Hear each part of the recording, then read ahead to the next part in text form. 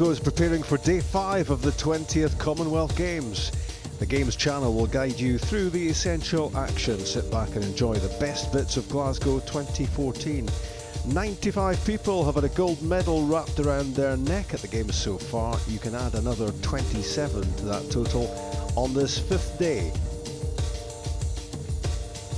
26 of those golds belong to Australia, out of a total medal haul for them of 73. England are second, 3 golds behind. They've 57 medals in all. Third placed host nation Scotland need 1 more gold to break their Commonwealth Games record. Canada have 7, India and New Zealand 6. 5 golds for South Africa. 2 each for Wales, Nigeria, Kenya, Cyprus and Singapore. 1 gold so far for Malaysia. Cameroon have a silver and a bronze. Bahamas, Bangladesh, Isle of Man, Jamaica, Pakistan, Papua New Guinea and Sri Lanka have a silver. Ghana, Mauritius, Namibia, Northern Ireland, Samoa, Uganda and Zambia have each won a bronze.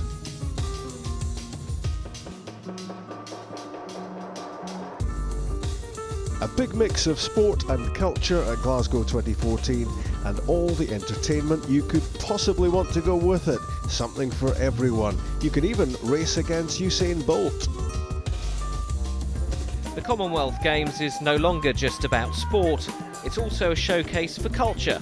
Music, dance, art and drama have all been entertaining the crowds in Glasgow's public spaces. Well, Glasgow Green live site has just been fantastic over the past few days. The crowds have been amazing and the atmosphere is just so buzzing. There's something really special about everyone having a place to go that's free and unticketed, and so whether they're from Glasgow or from across Scotland, or we've had quite a lot of Commonwealth visitors. If you have a look around, you see lots of families coming down. It's a great day out because I think the beauty of the Commonwealth Games, it's not just about the sport, and the organising committee's done really well to make it a festival and it's celebrating Glasgow and sport and the rest of the Commonwealth. So seeing lots of people come down, try out different sports and have a good day out.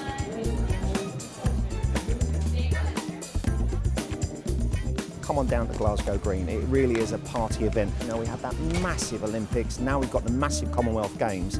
You know, it really is about getting people involved. Sport can be a complete family affair. Do you think that you're going to be able to beat the fastest man in the world? And he's off! What we've got is a fantastic graphic, and it's the entirety of the stage. They get in the blocks, they get the beat, and then it's off, it's showtime. And she's off! Somebody can actually here on Glasgow Green beat Bolt, and that's what we want to see. We haven't seen it yet, but we're looking forward to it. You could be the one to beat the Bolt. Very fast time now. I think this is going to be It's all about getting the general public of all ages. Don't forget, you know, you could be a tiny little kid. We've had, I think the youngest, believe it or not, was actually 18 months. We're up to the oldest. We've had a granddad of 87. And these are all guys that are trying their best to race Bolt on the Virgin Media stage here. 1, 2. We're down here at the SSC Go Glasgow installation. Basically, we're encouraging the fans to get behind their nation, show their support for the athletes in their country. We've got an interactive hashtag happening behind us so they can get a photo, and we'll upload that onto Twitter and that counts as a vote. Scotland! Between England, Scotland, Northern Ireland and Wales, whichever country gets the most support socially, SSC will fund more athletes in that country through their SSC Next Generation program and make sure the stars of tomorrow continue to come through. Well, in Glasgow we're known for being generous hosts, so as well as welcoming all the athletes from the Commonwealth, we've been delighted to welcome all the artists and musicians from across the Commonwealth as well performing.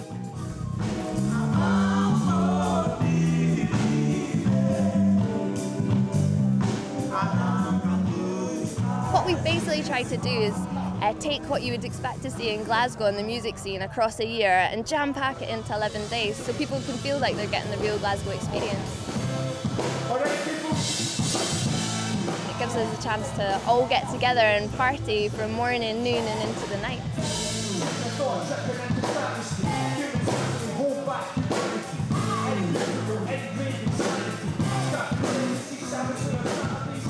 but it's the real place, I think, to feel like you're getting your full games experience. And that might even include watching the Bolt take on, well, the Bolt.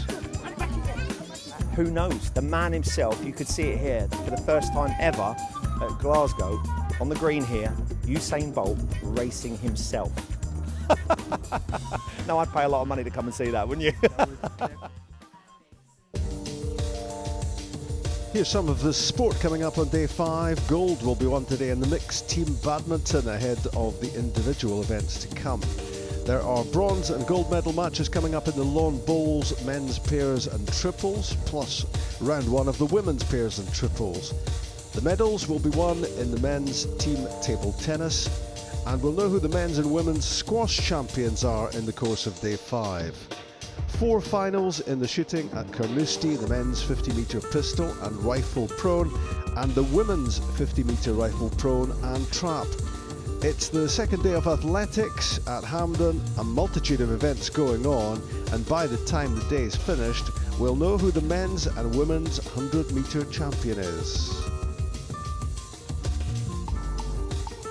In the rugby sevens, New Zealand's 30-match Commonwealth Games unbeaten run came to an end at Ibrox, with South Africa taking gold. This was the decisive try.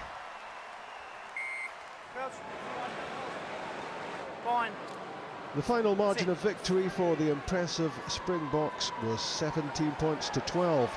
The 4-7 sessions over 2 days at Glasgow 2014 attracted a total of 180,000 spectators. I thought the game was fantastic. The atmosphere was brilliant, and there was a lot of mistakes at the end there, but South Africa just about did enough to win, I think. So second place, pretty good. Nothing wrong with second place. Could have done like better, a silver medal. All right. I hope our team brought one-way tickets because they're not coming home. I thought it was a fantastic game, fantastic day, all said and done. I think it was a great show of what rugby sevens can do. First event at the games so far. We were away in Wales on holiday there, been itching to come back, and that was just brilliant entertainment. Really, really enjoyed it. Great final. Scotland did pretty well as well. Not unfortunately didn't beat England, but England were pretty good, so no complaints. Good atmosphere, good crack, pretty good rugby. I think South Africa deserved to win tonight. I think it's good to see someone beat New Zealand. Quality game, really, from both sides. It was amazing, so good. We're going home to a Kiwi wife, and we're going to be eating cold porridge for the next few days, so it's not going to be much fun. But they can't win every time. Bit of team won, which is disappointing, but you can't win them all, so we're so proud of New Zealand, always will be. Yeah. Brilliant, absolutely fantastic. Yeah, I could hardly watch in the last few minutes. I was just wanting the clock to tick down. It was brilliant, wasn't it? Fantastic. Brilliant. First gold medal for South Africa, so absolutely over the moon. It was brilliant play, and properly outplayed as well. So it was a great result. Oh, that's fantastic! Get a gold medal, brilliant. Just add to the list of gold medals I got to. Oh, I thought South Africa were brilliant, of course. I've even lost my voice. Been waiting for this for a long time because New Zealand seemed to win everything, but tonight we showed them something, I think. Bit gutted, but I guess the silver matches our uniform. Considering New Zealand's record, you know, they've never ever lost a match in the Commonwealth Games at all. I mean, it's just brilliant, fantastic, just on cloud 9. We were here with some South African friends and neighbours, so we kind of had to support them, I think. But I do quite fancy New Zealand most of the time, but because of the neighbours, South Africa was, yeah.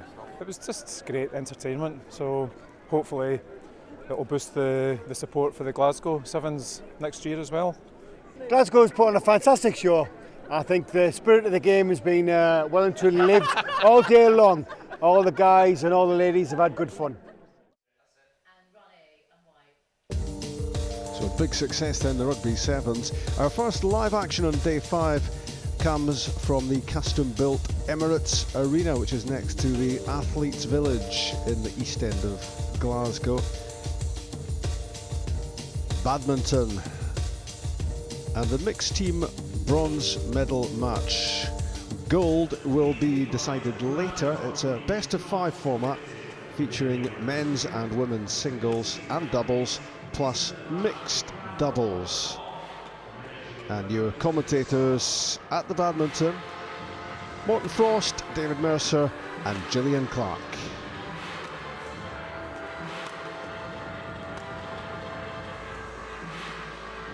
2002. Now here's a man we haven't been seeing throughout the competition in terms of the mixed doubles. He's just 24 years of age. Raja Gurusaidat comes from Hyderabad, and here is Ashwini Ponnappa, who will be trying to defend women's doubles title with Jwala Gupta, who we saw in mixed doubles action last night, running Chris and Gabby Adcock very close. The previous results, well, they had 3-5 wins in the group stages against Jamaica, South Africa and Norfolk. Australia were beaten 3-0, and then that fantastic semi-final against Malaysia, which went down to the final game of the final match. It was 2 wins each. It was 1 game each in that final match before Malaysia, the gold medalists in the last 2 games, just scraped through. India also came through their group without losing a match to Ghana, Uganda or Kenya. They beat Canada 3-1. They lost the women's singles in that, but England swept them aside. Well, not really. Ready players, please. Because 2 of the matches, both the mixed doubles and the men's doubles, went to 3 games, and the men's singles, well, in that one, Kashyap playing for India, and was within a couple of points of levelling that match when he led 19-18 in the second game. Confirmation that Jane Humphreys is our umpire. Michael Wright, also from England, is a service judge. All right, so you think that Singapore are going to win? Are they going to win the mixed? According to my calculations, I think that they are obviously top favourites to win. I think they are ranked as high as 9 or 10 in the world in the mixed doubles, and it's a very, very fine combination, and established and play on the world circuit, and got to the semi-final of, the quarter-final of, I think it was the All England this year, the Singapore, and one more. The Australian. The Australian, thank you. So it's a very good pair, and this scratch pair from India, Ladies and gentlemen, I don't really think they stand a chance, but they are good players, individual good players. So let's see if they can give them a good fight. Yeah, Raja Gurusaidat is a singles player, basically. That's what he's ranked in. On my left, Singapore, represented by Danny Krishnata how he adapts to mixed doubles. But he's a quick player. He's a very fast player, so he might be standing a small chance. Let's see whether he can cope India with the pressure. To serve, Ashwini Ponnappa to Danny Krishnata. Love all, play.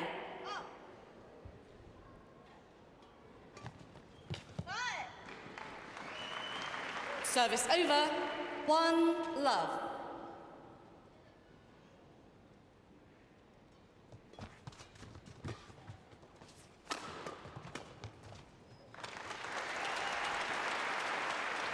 To love.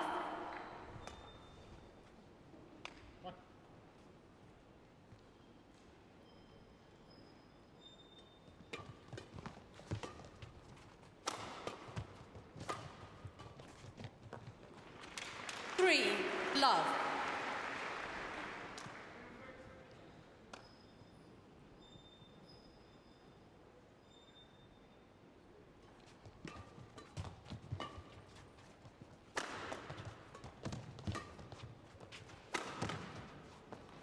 So a fast start indeed for the Singaporeans. Love. Yeah, they have the initiative, they have the attack, and what we see here is that Vanessa Neo is really controlling the net, and that means a lot. That is obviously setting good opportunities up for partner Chris Nanta. Anxious to make up for the fact that it was they who lost that decisive game yesterday. The mixed doubles was the 5th event then. They won the first game, but lost the next 2. 2-4. Nanta is having a very, very strong arm, and in his defence we often see that he's really whacking it cross court long towards the baseline, and not many players can do that. So he's got a very strong forearm that can twist it cross court. I haven't seen it yet, but I was very impressed when I watched him the other days.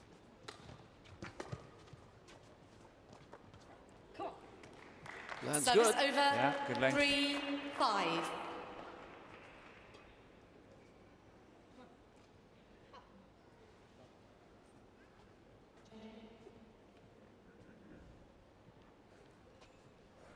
Yeah, it will be interesting to see whether the Indian pair is chosen due to the fact that we might think that De Walker was having a small problem yesterday in the men's doubles, or it's because this pair is really not so bad. Sorry for my expression.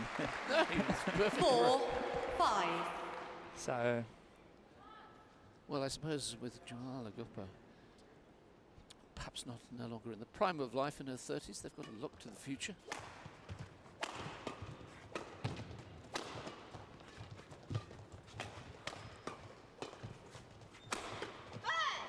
it's interesting to see that the Indian combination plays more regular doubles than they play mixed doubles. 6-4. Relying a lot on Ashwini to step up her game and really see if she can hold her fort against the power from Nanta. There she did it really nicely. Service over. 5-6. Perfect block. Yeah, and weight going forward into the shot as well. She did really well, yes. Oh, she's having problems. She's usually to play with somebody who's perhaps left-handed.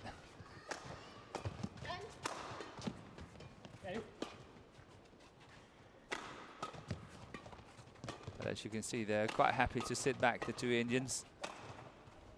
Giving away initiative again.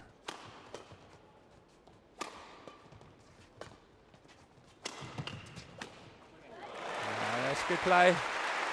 Solid defense. Eventually deciding to go on the attack. 6-4. And winning it here. Really solid play.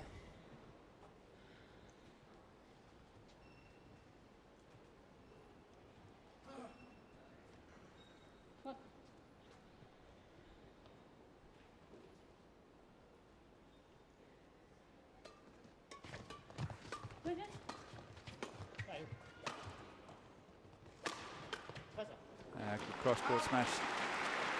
Service Not over. only that, but it was also placed right, 7-6. which is good. Onto that backhand side. Look at that. Ashwini was waiting, committed to her forehand defense.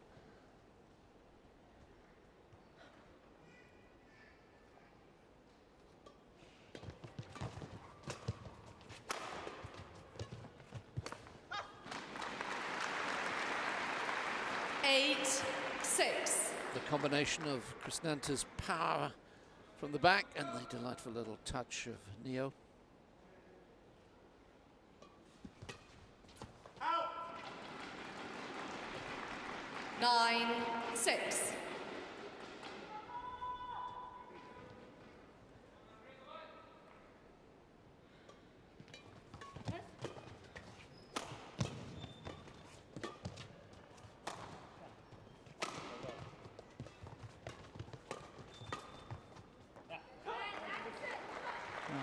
Service over. That's what I would call well left. 7-9. I don't think she really had a chance to play that one. Look at that. But very well left. In cricket terms, we would say she took her bat away after the ball had passed. Yes, something like that. That's beautiful play by Ashwini here. 8-9. But so far, I think the Indian combination here is playing really well. Standing their grounds, solid defense, but also sometimes able to go on the attack and win it. That's a good serve. Lovely serve. 9-all. Yeah, and the draw level certainly not being outclassed, which was the the worry you thought for a scratch combination. Yeah, what is so good about it, if you take them as individual players, is that Guru Saidud is a very, very good basic game player in singles. He's playing very safe. He's not that adventurous, but he's safe in what he's doing. 9. And if you take Ashwini, it's the same in the women's doubles. She's very safe. Whatever she's doing, she's good at it. So, you know, putting these two together, it will be a good combination. It will be a solid combination, not many mistakes.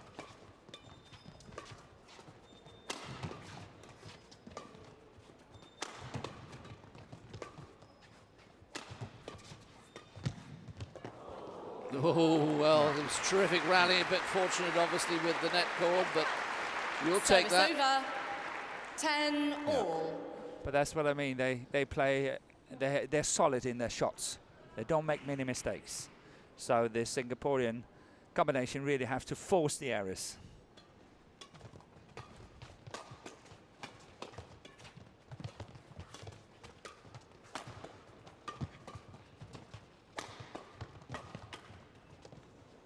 Terrific rally again. Yeah, but that's what I mean. Service over. This is Krishnanda really forcing the error from Ashwini, and that's what they have to do. It's 11-10.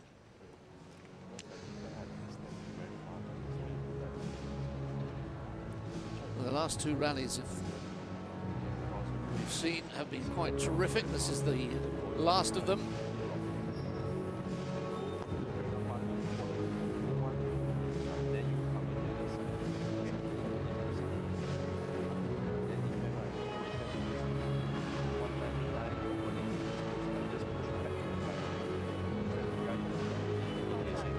Seconds. 20 seconds. Thank you. Yeah, there were some super exchanges. Here, this is the last one, as you can see. Ashwini is getting under pressure now. That's it.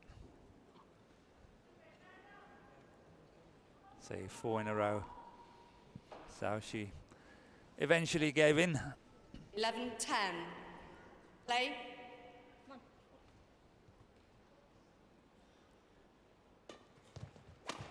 Fault. Service over. Yeah. 11 Hit it twice. Both players on the Singaporean side touched it. And the umpire caught it straight away.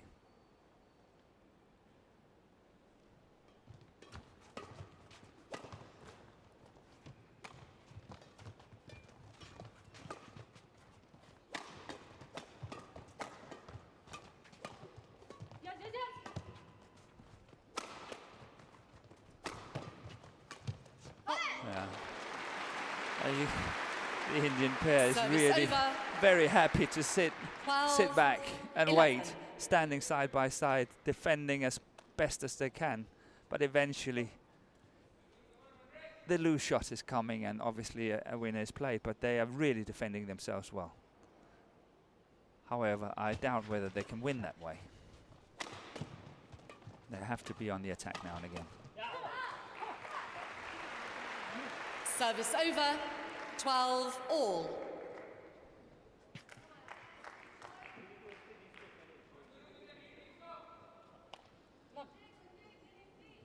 Ashwini getting on the attack that time.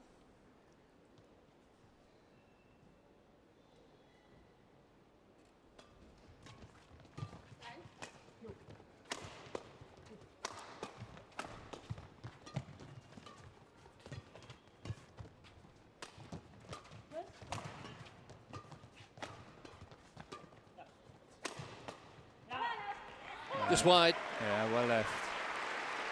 Good shout by Ashwini here, helping a partner.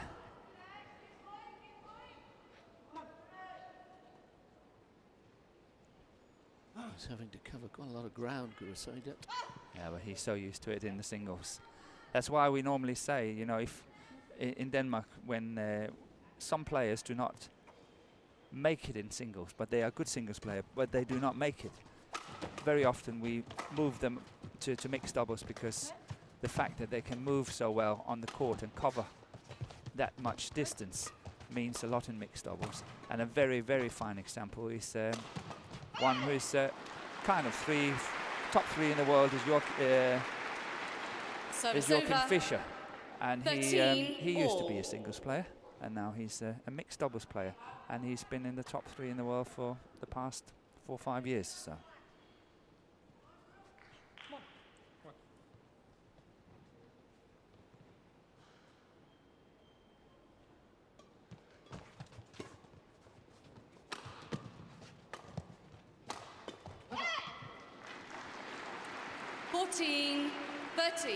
Yeah, Neuber herself then moving forward nicely, looking to be a bit more aggressive. Yeah, but look how committed she is to her backhand defense.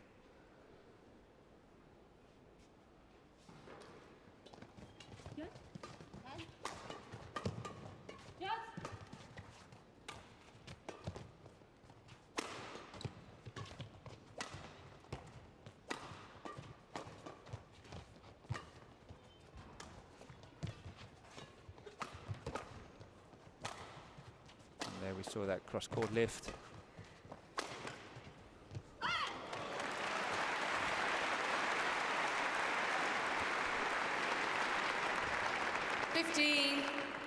So Chris Nanza and Neil really have to be very patient, work the rallies and wait for their opportunities.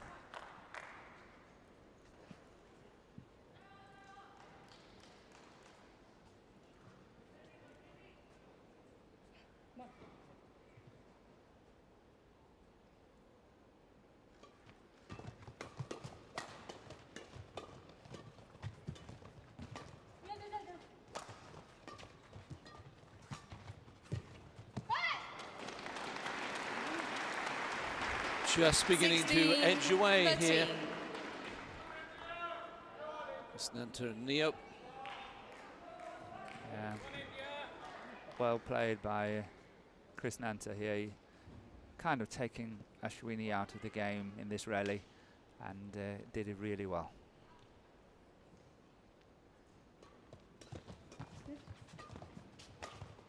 That's trouble. Good defender.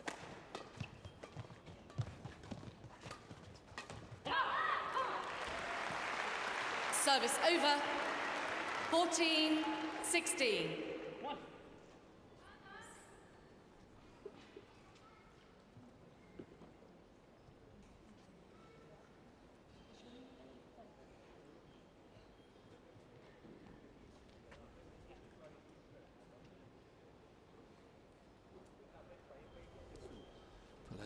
Gopichan, the chief Indian coach on the left, former All England champion.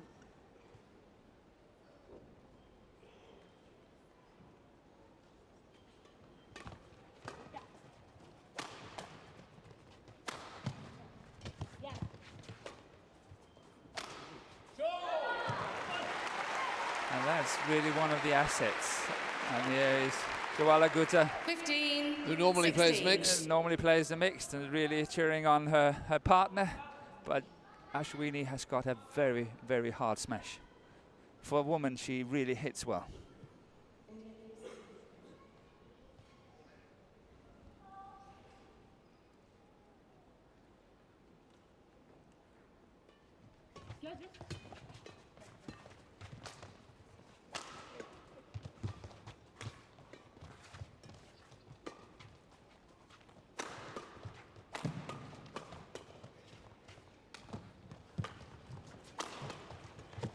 That's good defending.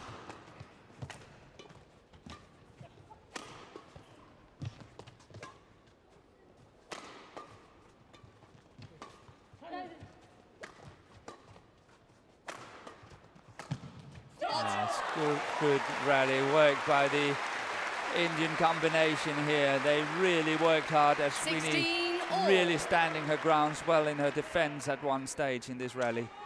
They got on the attack and won it eventually.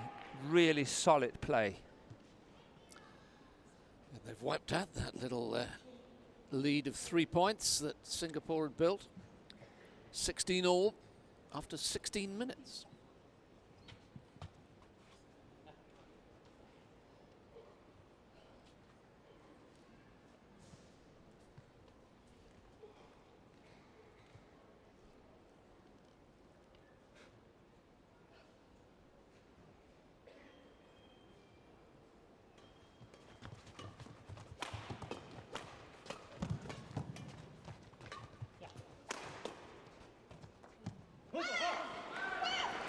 Service over. 17, That's a really 16. nice shot, that defensive shot there. That shot there played back into the feet of Ashwini is a very, very difficult. She's kind of stuck with it, and whatever she's trying from there is trouble. So I think it's a good choice trying to leave it and see whether it's going out. And that's real power this time from Service Glasgow. over. 17 all. Ladies and gentlemen, please be advised that flash photography is not permitted within the Emirates Arena. Please see the athletes, please turn the flash on your camera off and make sure your phone is turned to silent.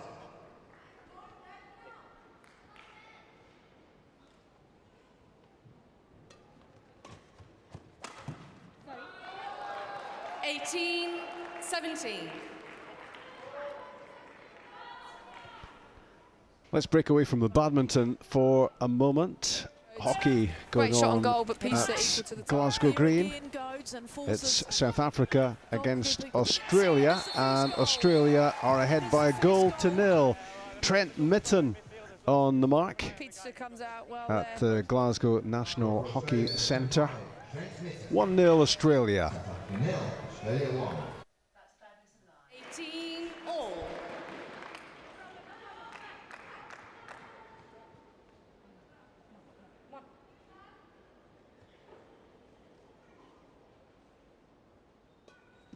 That smash there. It's not so much the power, it's much more the placement.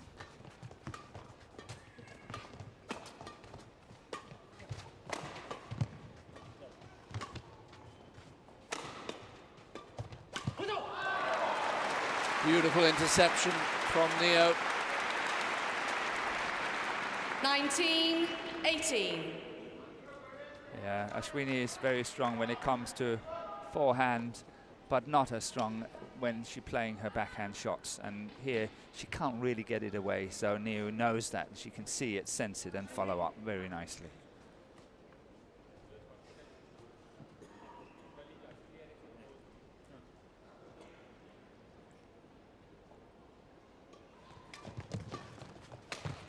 That's a poor serve. Service over. Put the Indian 19 player all. on the attack from the very first one here. That serve was not good. And a lot of pressure.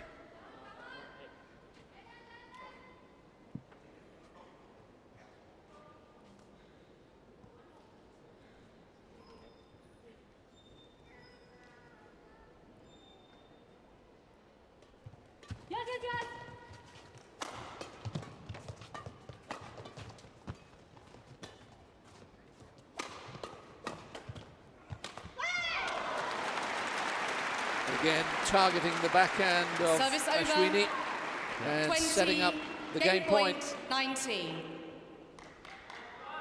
She hasn't really got the power to force it away.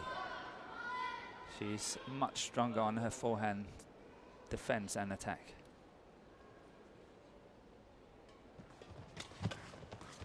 And there's another example of it.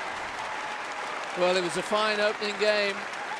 Just those last 2 points deciding it from 19 all. First game won by Singapore, 21-19. Krishnanta and Neo take it 21-19 in 21 minutes.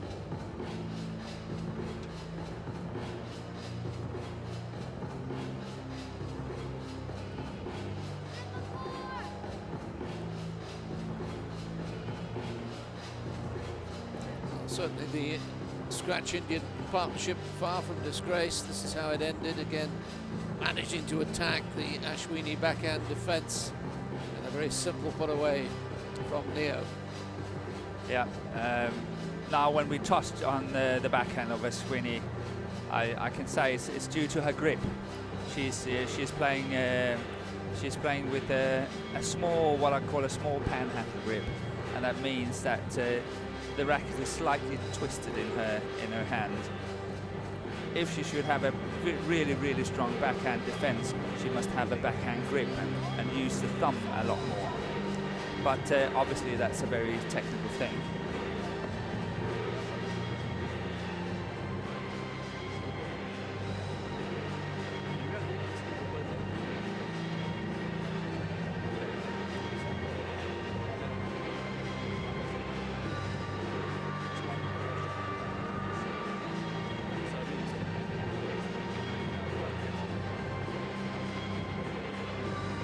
20 seconds. 20 seconds.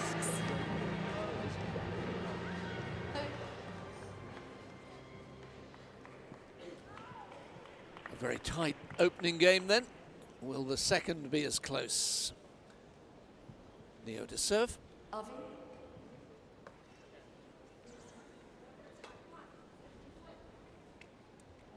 Second game.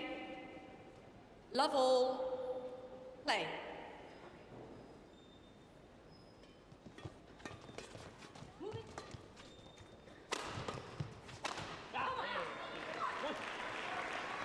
Service over. 1 love.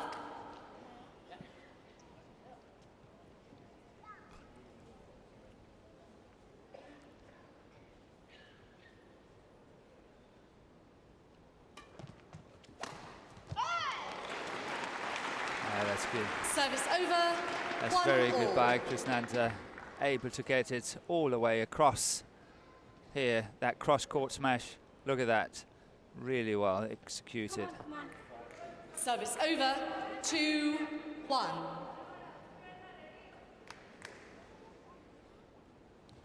And once again, Jawala Guda, the one supporting the team. Service over. 2-all. Is that cross court you were talking about from Krishnanta? Yeah, he's good. He's very, very strong.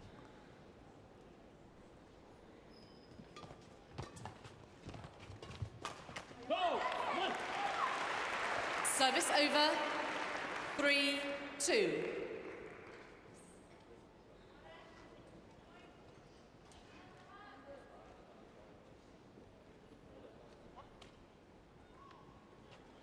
Vanessa Neo wasn't happy with that shot. Very understandable.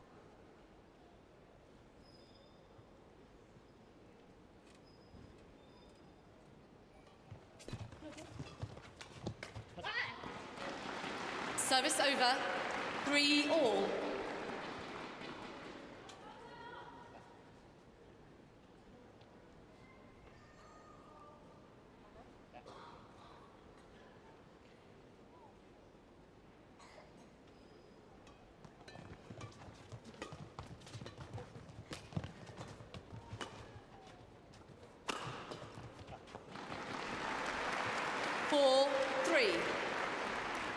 Once again, sorry to emphasize it, but look at the defense.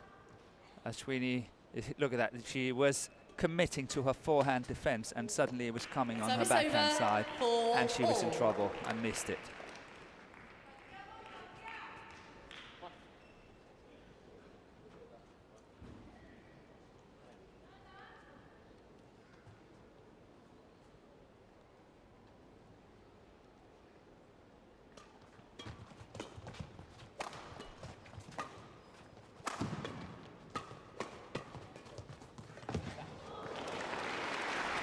Service over.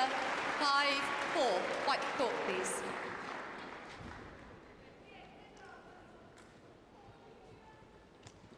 Lovely little block. We've seen so much athleticism during the course of the 5 days of team competition. Yep. It's a good shot by Vanessa. They have to stay composed. They know they have to fight very hard for this match. Service over. 5-all. And this doesn't help. Service fault called for off the waist. How the service judges make that judgment, I'm not sure. I wouldn't like to be in their position. No, it's very, very difficult.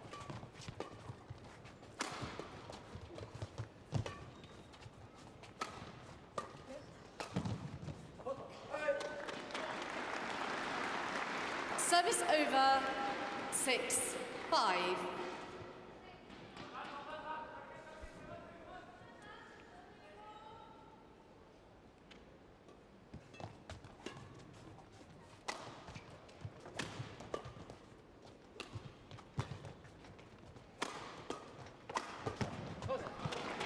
Good interception by Krishnanta here. 7-5.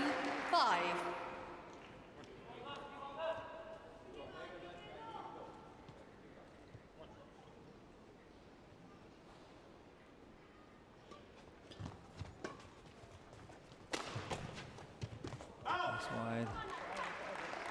Service over, 6-7.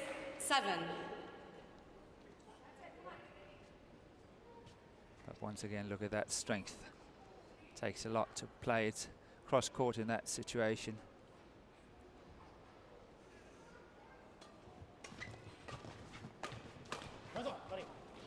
Service over, 8-6.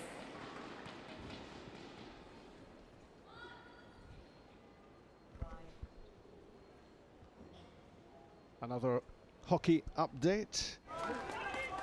Australia won the World Cup last month and 2 years ago took bronze at the Olympics, and going well here against South Africa. Still the preliminaries of the men's hockey competition, and it's Trent Mitten again.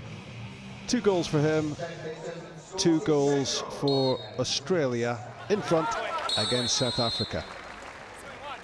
For me it was going in. You can video it if you want, but for me it was going in.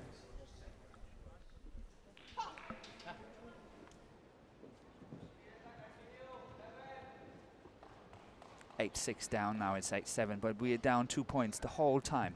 And it's time to do something. We have to try to make it up and get ahead. And I would actually try to go on the attack.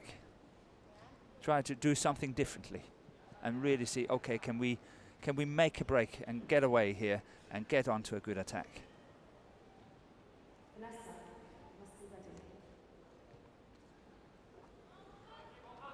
Vanessa Neo being told off by the umpire for delaying.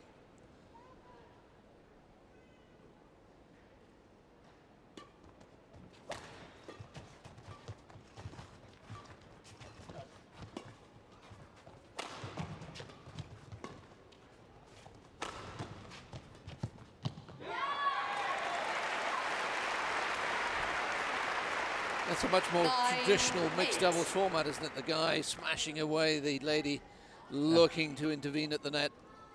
Yeah, but what I liked about this, there was no chance in it. There was just sheer pressure, safe shots, no problems.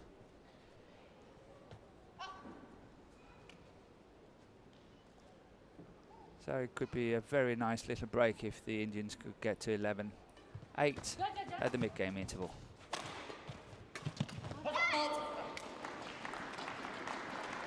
Service over, 9-all.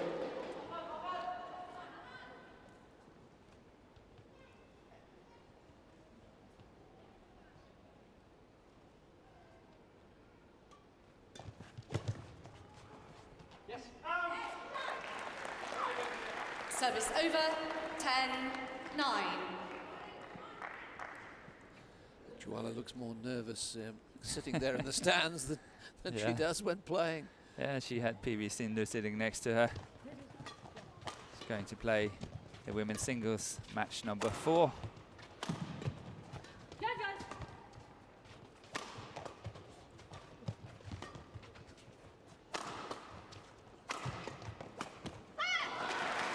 And there's the problem of sitting back.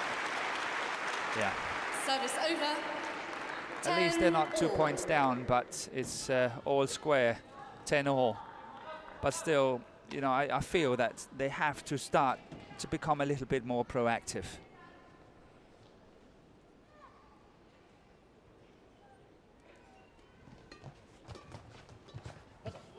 That's a lovely shot by Krishnanta. I love that shot because the lady normally go back and cover the straight one down the line, and then there's always this gap cross court. Beautiful shot. 11-10, then the Singapore pair lead at the mid-game interval. Let's look back at the penultimate point here.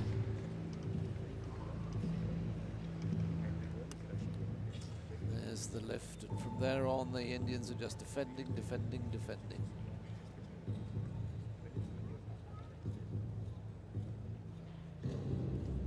Once again, the ladies 20 seconds, 20 seconds. And in the end, the defence wasn't good enough. It's good to see the athletes please turn the flash on your camera or phone off and make sure your phone is turned to silent.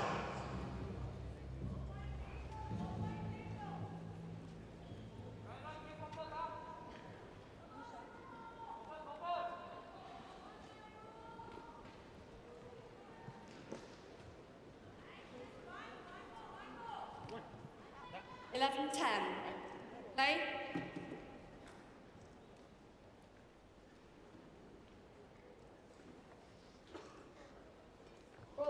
Service ball. Service over. 11 all. Again, above the waist. Yeah, that was lucky for the Indian. Look at this return. It's not good enough. And she's very happy with the call. Just wide. Service over. 12-11.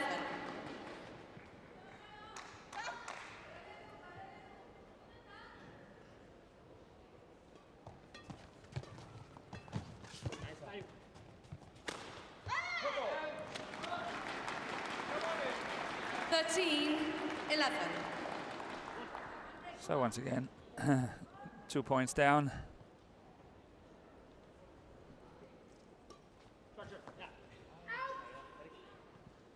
The idea, I think, was great. 12-13.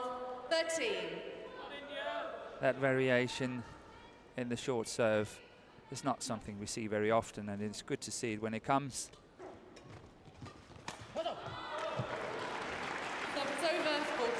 Well, she's been very sharp with her interventions throughout the mixed team competition. Vanessa Neo, who's the girlfriend of Derek Wong, another member of the Singapore squad.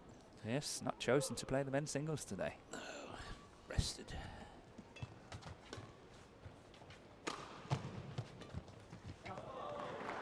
$15-12.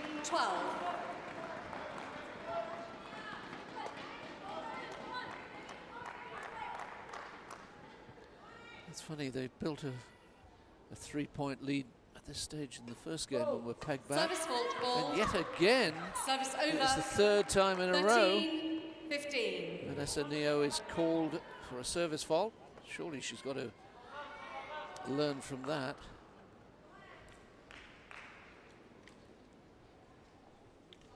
I must say, you know, if you compare this serve to many other serves on the circuit, I think this is, you know, at least the racket head is pointing downwards very nicely. So the service judge really have to be very, very adamant that that is above the waist. Just having a little chat with the service judge to find out what he's objecting to.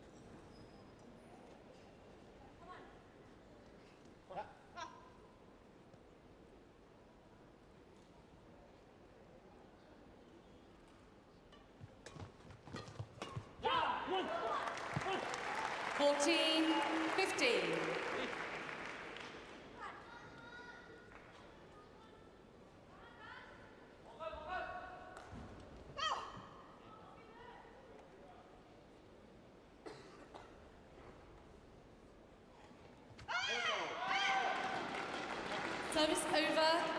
16-14.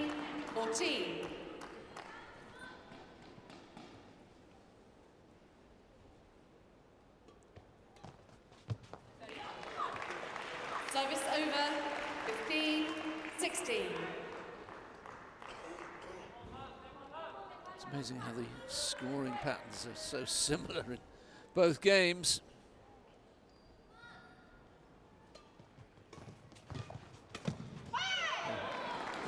Let cords all round. 17-15.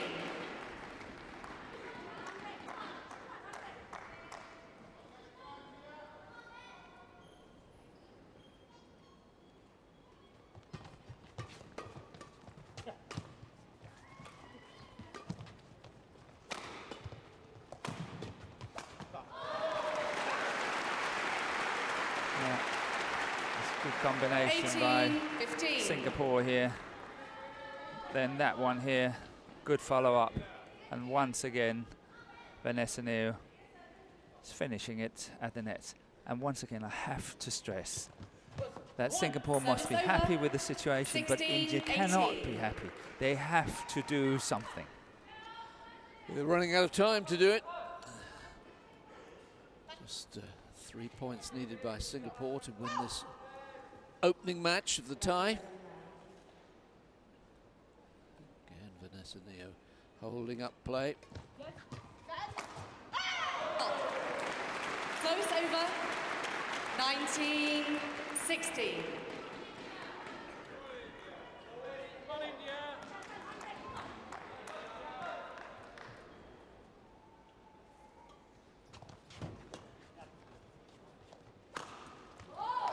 The left way too short, and That's a very good power from Ashwini here. She really hits well, and a nice reverse smash. Very well disguised, and obviously the grip she's having is favouring that shot.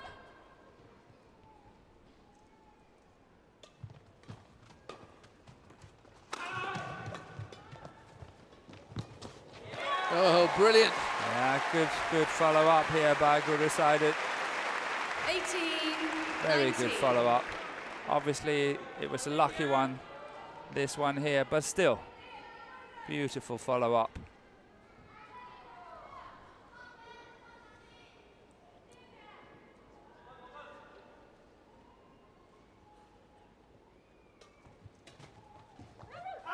It's wide. And once again, we are at 19 points all. Now, from here, of course, in the first game, the Singaporeans won 2 straight points and the game. But not 19 all after 19 minutes. That's what you had in the first. 16 all, 16 minutes.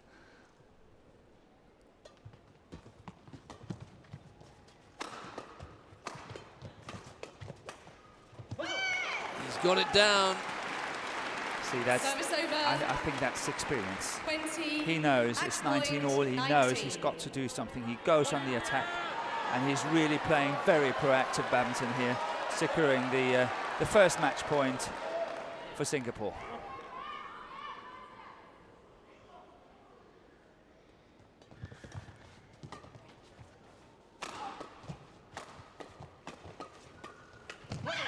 And they've done it by the same margin, 21-19, 21-19. Coach Chu Yong-ju, I think he might smile occasionally, but it's obviously not the nature of the man. But it is Singapore who claim a fine mixed doubles, particularly when you think the Indians are a scratch pairing. 21-19, 21-19 in exactly 40 minutes of play. Ah, well, at least he gave them a little high five before walking off.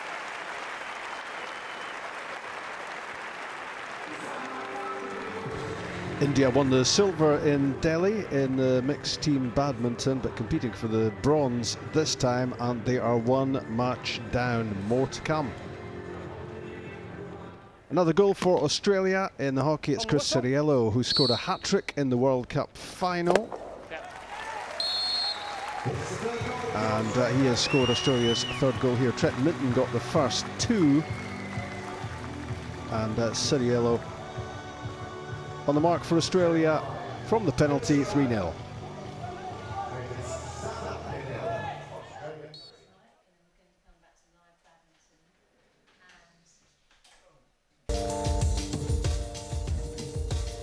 Glasgow 2014, the Games Channel, and we are at live badminton at the moment, the mixed team event.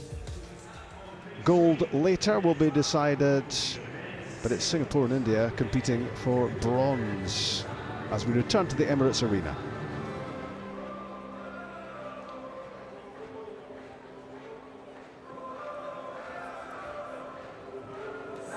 Now I am going to vacate my seat in favour of Joe Clark, who'll be joining Morton for our next match, the men's singles, but in the meantime we'll bring you the highlights of the mixed doubles with Morton.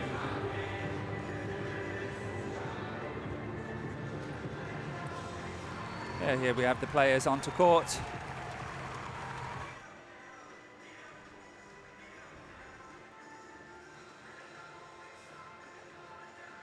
And I think that little difference between these two pairs were the fact that the Singaporeans, as you can see here, were a bit more on the attack, a little bit more proactive, winning the rallies and not just having to react to what the opponents were throwing at them. But a good solid performance by this scratch pair from India.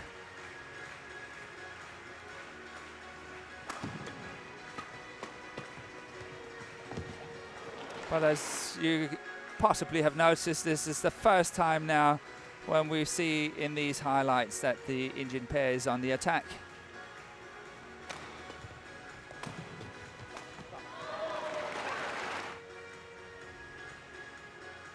I think this is match point. I actually think that, yes, that was the match point. And the highlights were really highlighting the situation in this mixed doubles. The pair on attack, Singapore won with a close margin, but still won it.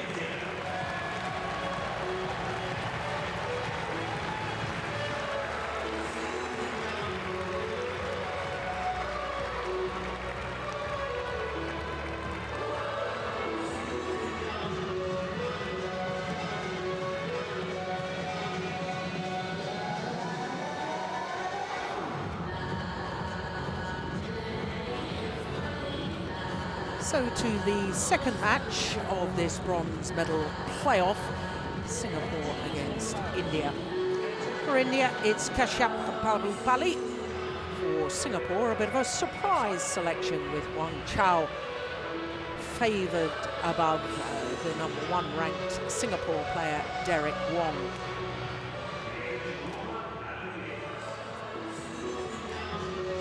Well, the fans enjoying the badminton, and so are we, and it's really a perfect start for Singapore. But this 22-year-old Wang Chao, born in Hubei province in China, moved to Singapore in 2004. 4 years ago, he showed huge promise, reaching a couple of quarterfinals, but since then hasn't progressed as many of us hoped he would. So to Kashyap Parupalli, 27 years of age, born in Mumbai, in India, now based in Hyderabad at the Pullela Gopichand Academy, where most of the national squad are based. Bronze medalist from the individual event 4 years ago, Kashyap, and their confirmation that Singapore are 1 love up in this bronze medal playoff.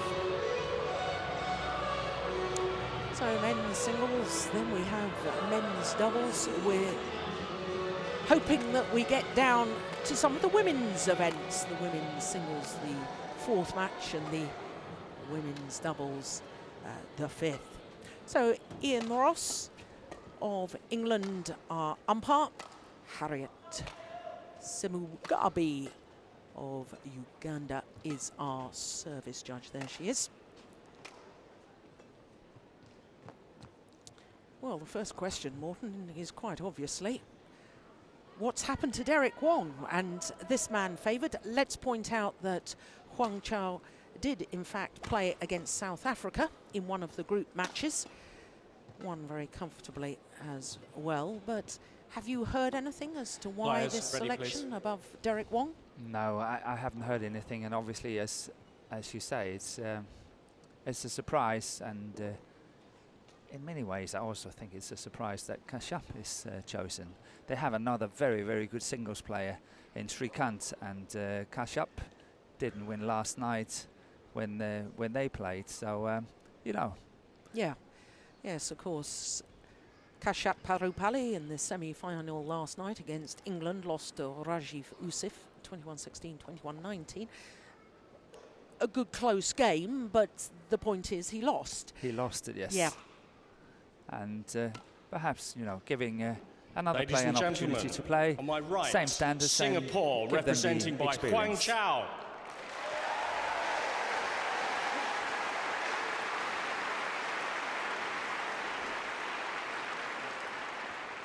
And on my left, India, represented by Kashyap Parapalli.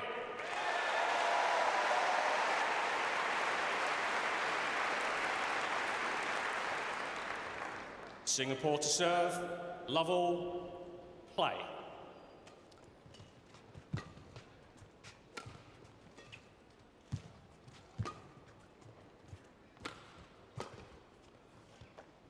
Just wide.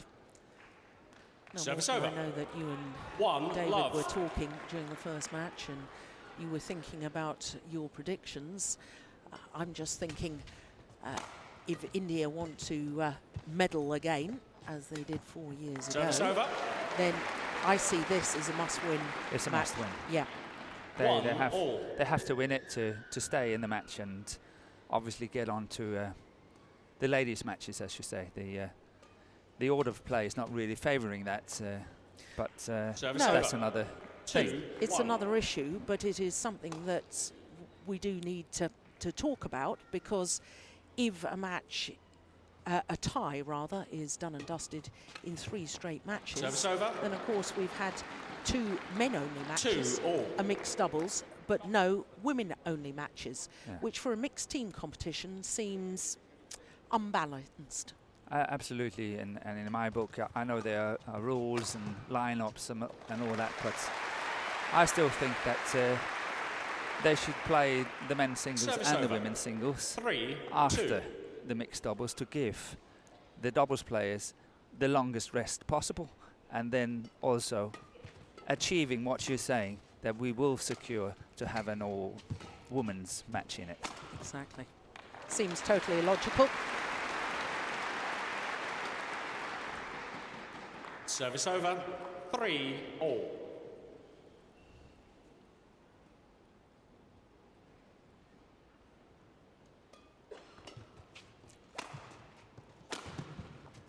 Yeah, good smash down the line here by Kashyap. Service over, 4-3.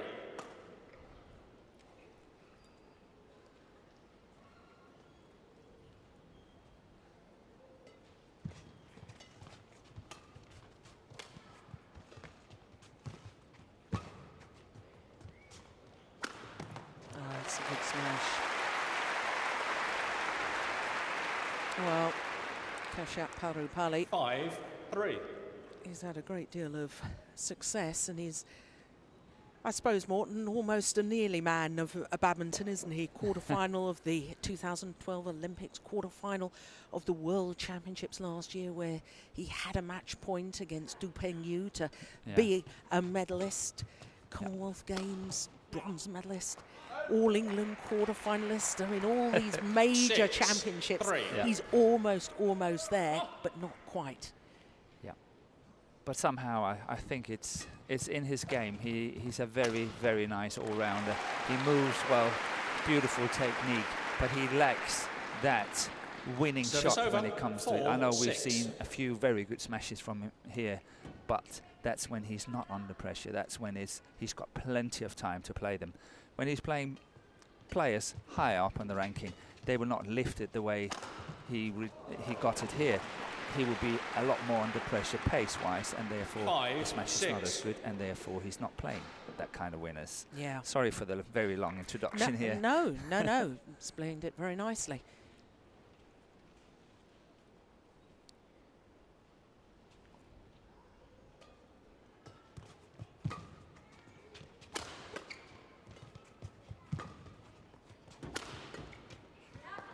Service over. Yes, and this man, Huang Chao, his father, one of the 7-5. national badminton players in China in his day, but Huang Chao moving to Singapore, as I said, in 2004. And he did show a lot of promise, didn't he? A quarter-final of the Youth Olympics in 2010. In Singapore. In Singapore. Yeah. Home advantage, of course. But I was there. Yeah. And he's a strong physical athlete, but he hasn't really broken through. I mean, he's 22 years of age now. You expect the male players, who obviously develop a little bit later than the women. Women or girls can physically cope with senior badminton at a younger age than the boys going into men's badminton. Yeah. But he hasn't quite developed in the way that I certainly hoped he would 7 develop. all. Is that a fair comment? That's a fair comment, and especially taking into account that, as you say, he's physically very developed. He's a strong guy. Yeah.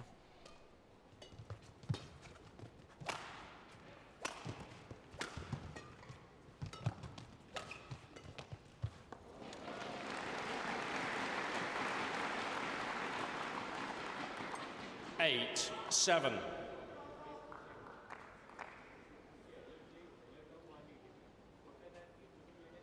Well, your point that you've just made about the selection of Kashyap when Srikanth Kadambi is also in the team. Another very highly rated men's singles player. I'm wondering, I just looked at that previous point with the backhand from Kashyap, and normally you would expect him, he's a very hard worker on court, to move his feet and play what we call the round the head shot rather than turning to play the backhand. And I wonder if he's a little bit tired from all the matches he's played so far. Oh, he easily could have been. But what I'm saying is that 9, 8. obviously there are lots of things we do not know what's happening in a team. Yeah. And it's so easy for us to sit here and speculate on why this and why that. That was a good call, wasn't it? It was. But somehow, you know, when you have two almost completely even players, even on the world ranking as well, why not 10, try to 8. give the experience to one of the other players as well? Yeah. I can understand the theory, but we are playing for a medal here, and you know, I know that 11, Srikanth 8. was used earlier in the group matches.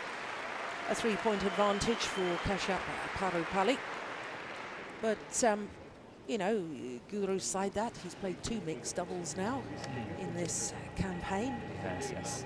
And of course they have been experimenting, but you want your best team out for the bronze medal playoff match because a medal's at stake. But that's why I say there are a reason that we do not know. I'm sure we are not into the team as such. We're sitting here outside looking in, and obviously they have all the information that we do not have. 20 seconds. 20 seconds. Very good point, because I've just had the pleasure of bumping into Akshay Dewalker, and I was asking, we were very concerned yesterday in his semi-final, weren't we, about an injury, a possible injury, and he said, no. He said, I'm absolutely fine, but having played 2 events last night, we felt as a team 11, 8. that I needed to be fit for the men's doubles, to give everything to the men's doubles. So again, that's an insider sort of idea of why the mixed 9, doubles 11. selection. Yeah. But they did well. Yeah. It was a good mixed doubles. Definitely not giving a walkover. No, definitely not. It was a good match. Service over. 12, You see, now that's 9. the sort of shot from Wang where he takes it so early. You know, he's in good balance, good position. You can't afford to make an error. No, and it's a very poor reply by Kashyap. That cross court there, playing straight into that short backhand is really a no-go. He was lucky to get away with it, and Huang Xiao was not happy with his performance on that shot, that's for sure. 13, 9. But you can see here he's getting late on that attacking shot. Yeah. A little bit caught with the attacking clear.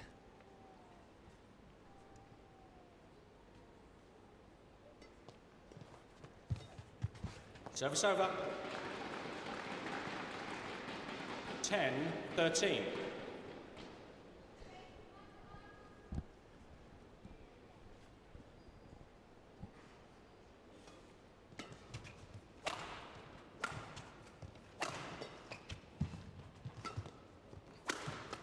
Oh, that's nice. Yeah.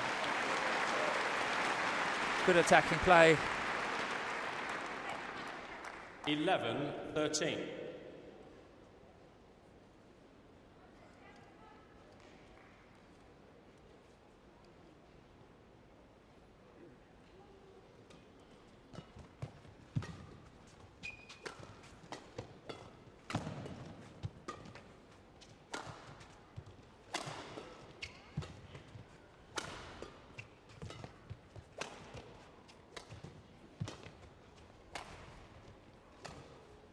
Oh, that's nice.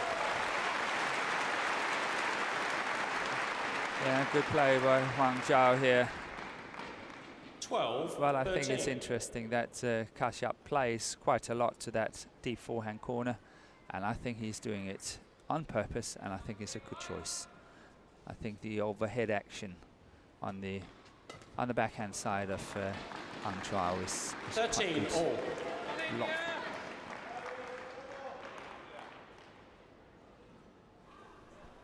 Back soon to that bronze medal match in the mixed team badminton, Singapore against India. Everybody wants to be inside Hampden for athletics, day 2 of the athletics events. Plenty of them, including the men's para discus. Let's see how it works. F42-44 is for field athletes with a moderate leg impairment or the loss of limbs. These athletes have to adjust for asymmetric balance across the throwing circle.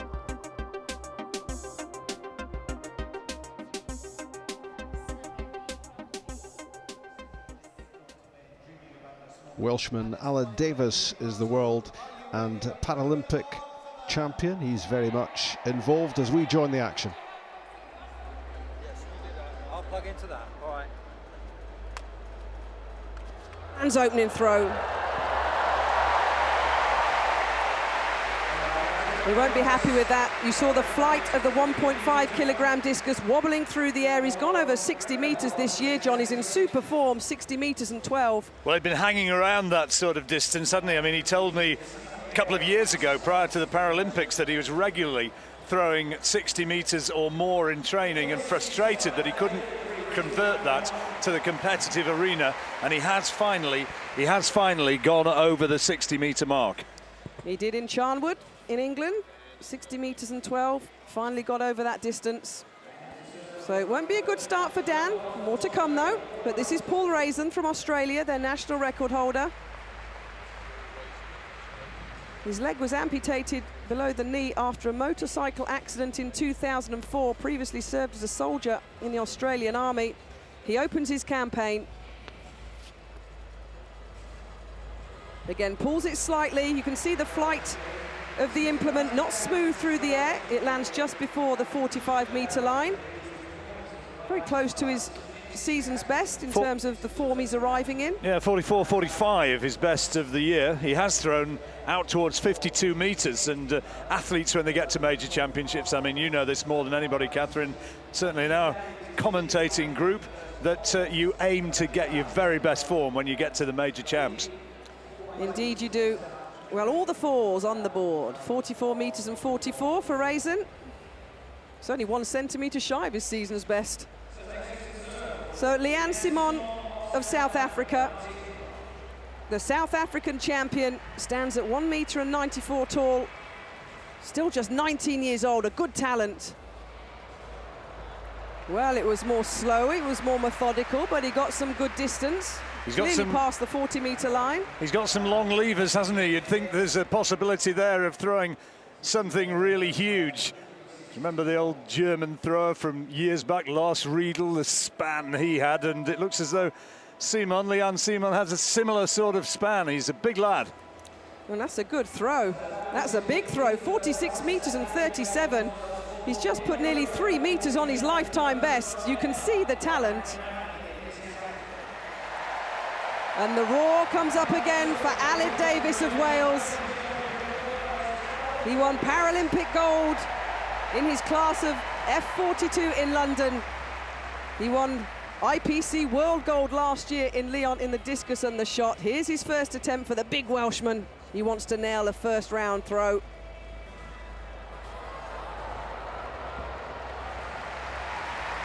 Not bad, not bad. He's capable of more. He's thrown 49 metres this season, hugely popular down in South Wales. Aled Davis MBE, I should say.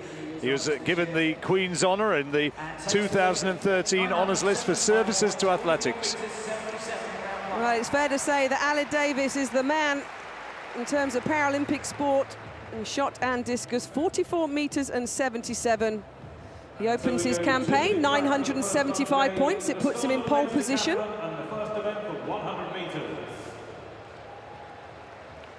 Well, we turn our attention to the first action in the decathlon. And they start off with the 100 metres. 2 exhausting days about to begin. Stephen Kane of Australia will start in lane 1, 7th in the World Student Games a couple of years ago. Nice cheer for him, and what a games it's turning out to be for the Australians. Martin Brockman picked up a bronze 4 years ago with 5 personal bests along the way. Scottish crowd giving him a good reception. Jake Stein, the World Youth Champion, alongside him. Thierry of Mauritius in 4. And then 2 brothers from Grenada, different surnames, but they are brothers. Lyndon Victor, and then his older brother Kurt Felix, 2012 US Collegiate Champion. Got a best of 11:08. He's the quickest in this field on paper. Fascinating 10 events to come across 3 heats in the men's 100 metres for the decathlon. On your mark. Safe, solid start required for these men. There's a long way to go. So Kane in 1, Brockman of England in 2. Stein of Australia 3, Thierry Mauritius in 4, Victor and Felix, the Grenadian brothers, in 5 and 6.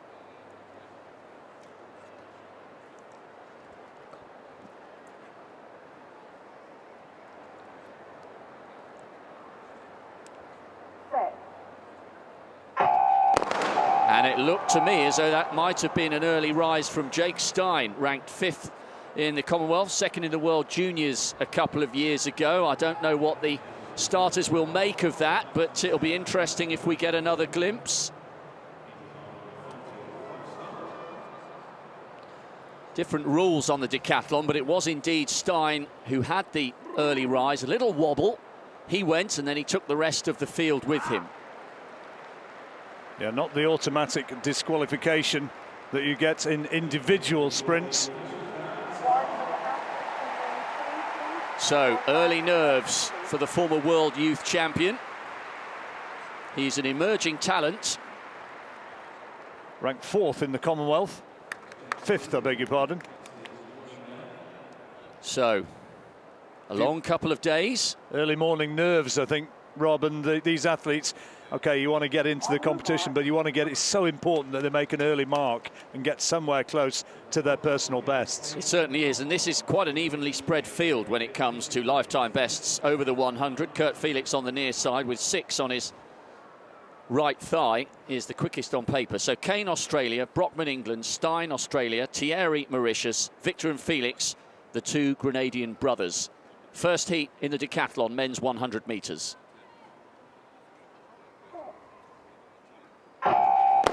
Oh, I can't believe this. I cannot believe this. It looks to me as though it's Stein once again. Head in hands. Oh, that could be a disaster. He knows it. He knows it. Well, look at this. He's 3rd from the top. He's wobbled in the blocks, and he has clearly gone. And Stein, I think it's over.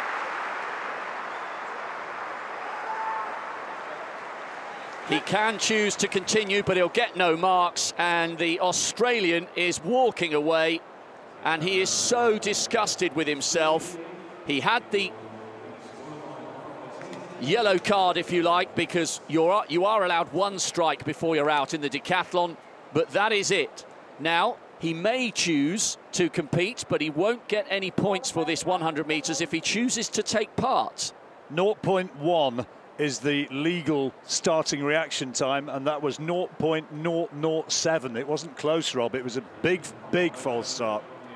Oh, that is such a shame. Silver medalist in the World Juniors a couple of years ago. I find that astonishing that he should do that at this stage. I really do. Well, surely, having had the 1 false start, you go down in the blocks. You go really gently, you lose a couple of tenths, and you try and make up for it on the other 9 events to come. Well, drama in the early stages of our first morning session here in Glasgow. So, 5 athletes now in this first heat. Kane, Australia in 1, Brockman, England in 2, Thierry Mauritius in 4, Victor and Felix, the 2 Grenadian brothers, in 5 and 6. This time they are away at the first time of asking. Good start from Kane on the far side, and look at the 2 Grenadian brothers coming through. It's Felix, the older of the 2. He's coming through to take it from younger brother Victor, and I think Kane got across the line in 3rd place, 11.02. That's outstanding, Rob. If that's right, it's his best run of the season. We talked about athletes needing to come here and absolutely do it and produce their very best form from word go, and Kurt Felix has done that. He'll be delighted with that. If that's confirmed, and it is, it's a new lifetime best, and I make that 856 points. Well, he won the US Collegiate Championship a couple of years ago. All credit to these men for managing to hold their nerve after Stein's disqualification. Kane had a good start in lane 1, but when the 2 Grenadian brothers came away, they were hugely impressive. Yeah, good piece of sprinting from both those lads. Felix and Victor coming through with 856 and 847 points respectively. And I wonder what the thoughts of Jake Stein are, because he'll be somewhere down in the bowels of the stadium now, wondering what on earth had gone wrong. He's just walking off the track in front of us now. And he was going to be a medal contender, you'd have thought. He was going to be there or thereabouts. And to come and false start, a real big blow for the Australian team. Twice false starting, and so registering no score in the first event of the day. Well, these 2 lads, well, they're going to be absolutely delighted, both of them setting personal bests, which is what they wanted. Well, a great story for the 2 brothers, 11.02 and 11.06. Younger brother Lyndon Victor being dragged along by his older sibling.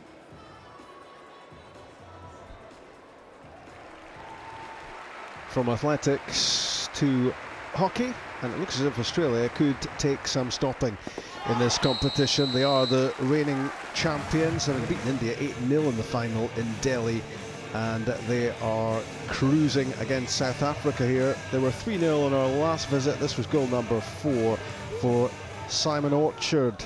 They're the Commonwealth champions. They are World Cup winners as well last month, thrashing Netherlands in the final. And that was Kieran Govers with goal number 5. 5-0 now against South Africa.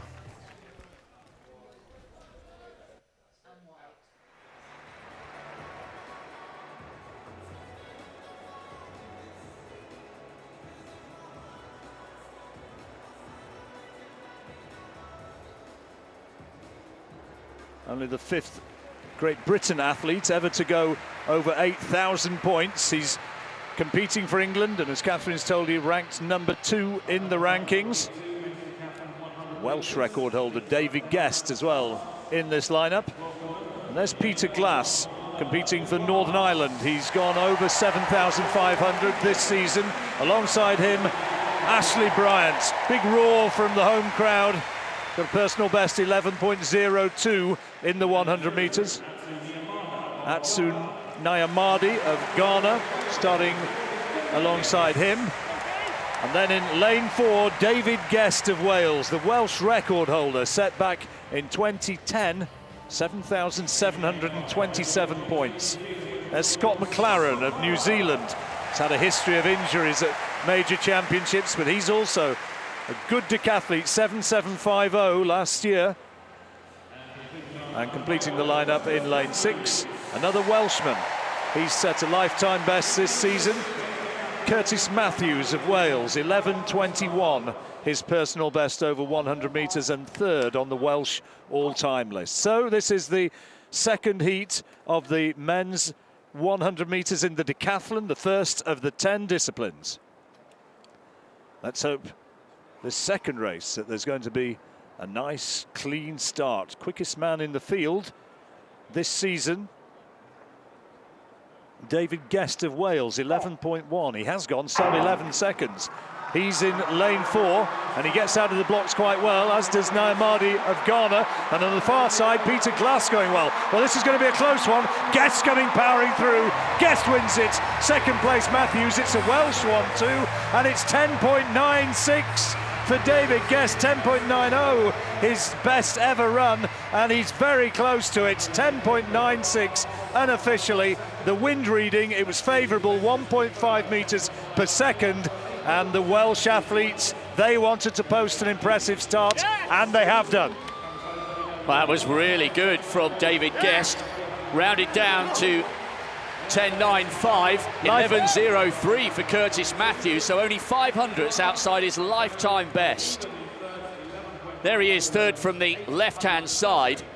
The Ghanaian got out well, and then when Guest started coming into his running, he was really good. Curtis Matthews, incidentally, on the near side, ending up with a personal best with 11.03. What a good start for the two Welshmen. Curtis Matthews, his best before he came into this. I'm sorry to sort of emphasise the stats, but keen athletics fans will know he had a personal best coming into this of 11.21, and he's just gone out there, first event of this decathlon, and run 11.03 for 854 points. That's a brilliant start for the second-placed athlete, Curtis Matthews, and Ashley Bryant, 11.1, also makes a good, solid start for third place for England.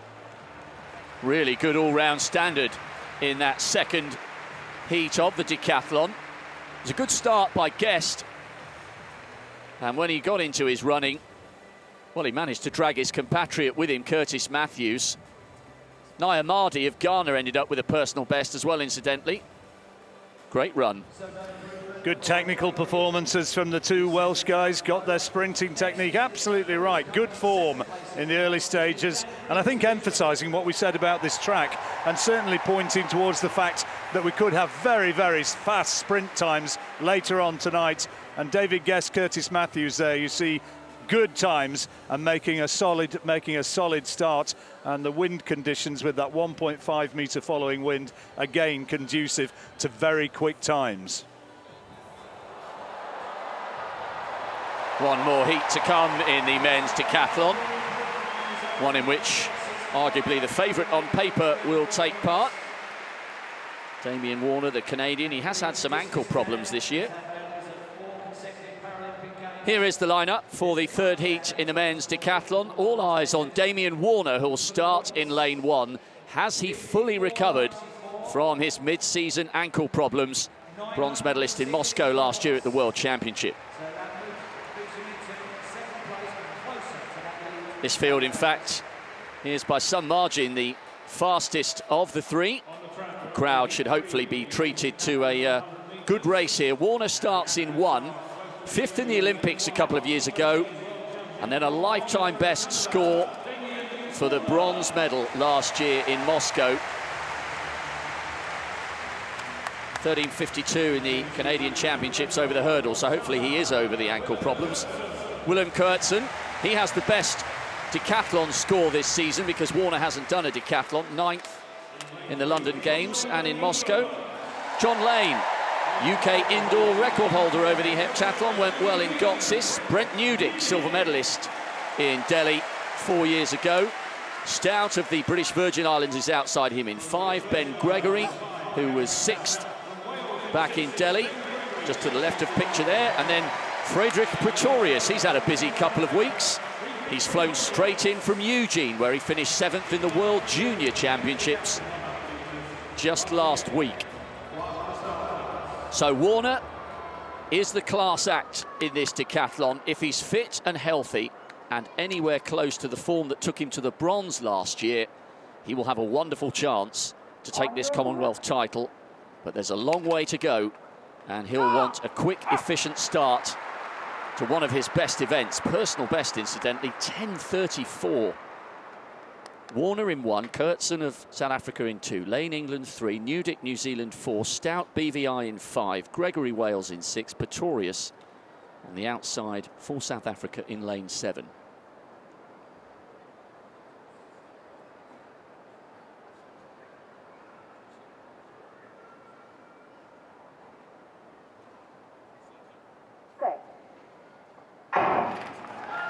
Warner took a long look down the track before glancing up, and look at this, he's pulling miles clear from the rest of the field. Good run by John Lane, the Englishman. Damian Warner with a new lifetime best, 10:29 the unofficial time. Good run from Lane and Coertson, but he's answered the questions. The Canadian is right back to form, and what a declaration of intent, John, at the start of the 10 events. Well, that is a world-class sprinting performance, 10.29 from Warner. The best time we had in the individual event in the first rounds yesterday was 10.15, so that gives you some idea of what an impressive performance that is for the multi-event specialist. He had an ankle injury early in the season. He's coming back, and the rest of them, well, they were just chasing shadows. There have been personal bests behind Warner for John Lane and for Willem Coertson, 10.71 and 10.88.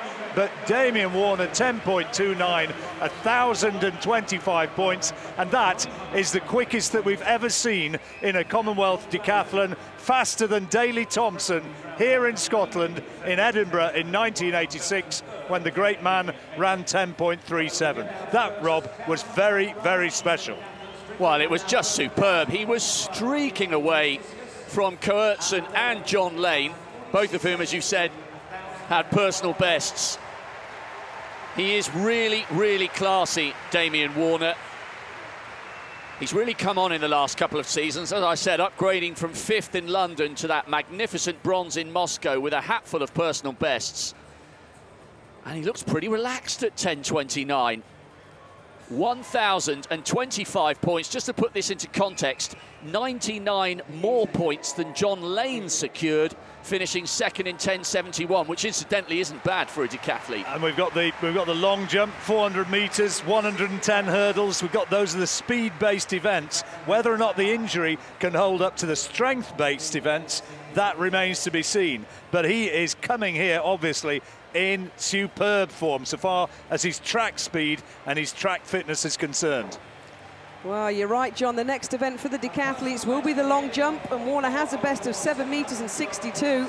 And as you say, if he can convert that new sprint speed, that brilliant sprint speed, then he could go further than his best in the next event.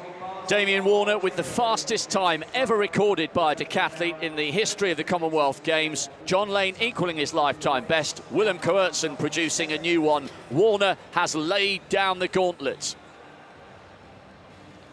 Best decathlete of all time, Ashton Eaton, so far as performances are concerned, his best ever, 10.21.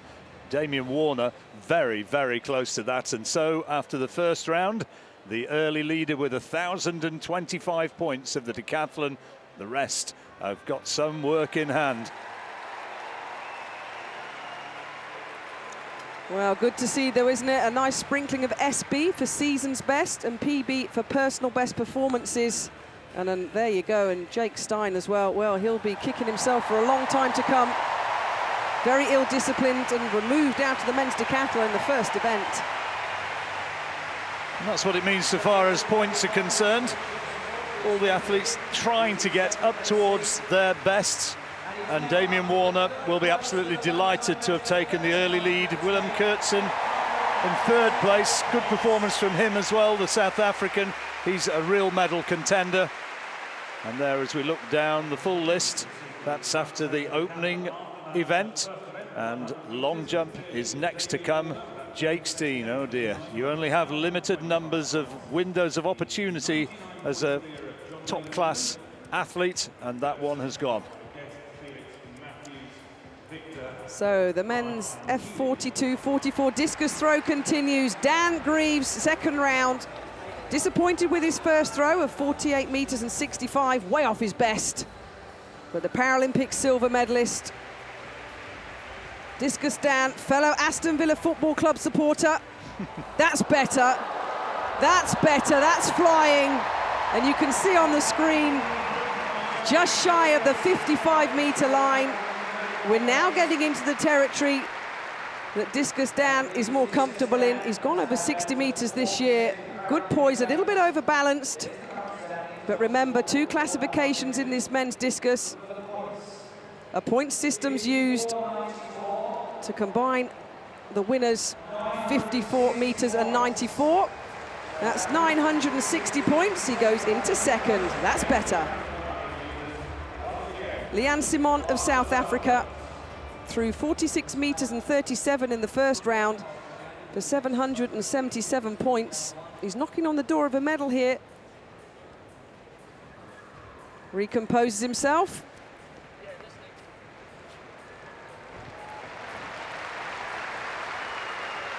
Wow, just over 45 meters. It's going to be potentially very similar to his first round throw. Tall, long, rangy, 19 years old, a big talent in para-sport. And the South African, well, 46 meters and 39. It's a 2 centimeter improvement points-wise. It stays the same of 777, but that is a very good throw. And Alid Davis, Alid's second attempt, 44 meters and 77. What has the Paralympic discus gold medalist got? Oh, that's a big roar. Oh, he likes that one. Anything over about 46 meters, he's going to bag himself over 1,000 points on the table. In super form, he really is. He's untouchable at the moment in his class of F42. Through the shot put last weekend in the anniversary games in the capital of London and won that competition. He knew, didn't he, Catherine? The moment that he let it go, you could see it on his face, and there you go, 46.83, big improvement for Aled. Yeah, 1,012 points. He goes into the lead. He's now heading his good friend, Dan Greaves. Sunday Eze of Nigeria, the 35-year-old, having the physique that Rob Walker wishes he had. This is a second attempt. I couldn't even dream of guns as big as that, Catherine. He's got bigger arms than my thighs. Well, he's looking for an improvement because he had a no-throw in the first round, and it was a decent no-throw as well, to be fair. So can he now want the standing position? Oh, he's launched that. Oh, yes. Well, he's got a lifetime best set this year of 42 meters and 30, John. He's gone past that, absolutely. And it's all from the standing position. It's all in the turn, the strength and the speed. Good extension. And he also has produced, I think, a lifetime best once more. Well, he's 110 kilograms of pure power, 44 meters and 4 centimeters, a personal best. He goes into sixth position. That's better throwing for the Nigerian.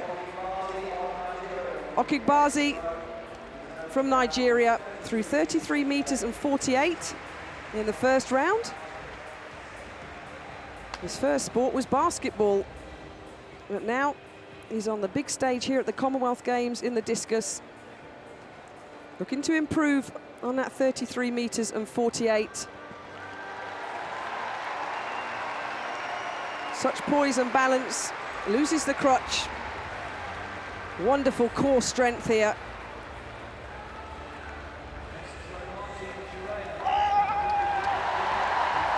Oh, that's good. Oh, indeed, that's very good. A lifetime best of 34 meters and 58 this year. The crowd absolutely loved that, Catherine.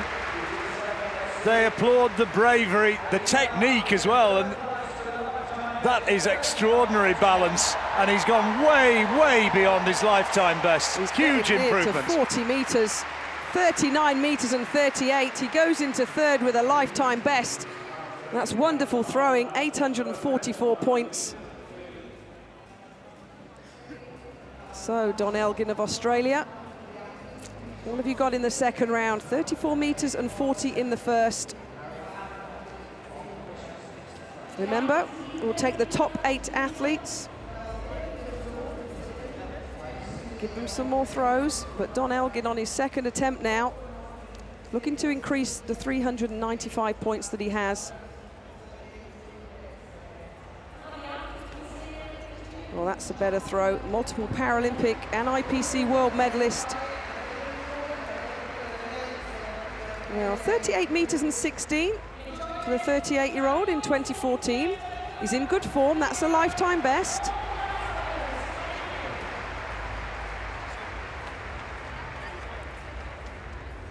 Using all of the throwing circle Remember, this implement in parasport, 1.5 kilograms. And that's an improvement, 37 meters and 37. Extra points for the Australian. So glorious conditions for the first field event action here on the second day of action in the athletics at the Commonwealth Games. And Galath from Sri Lanka.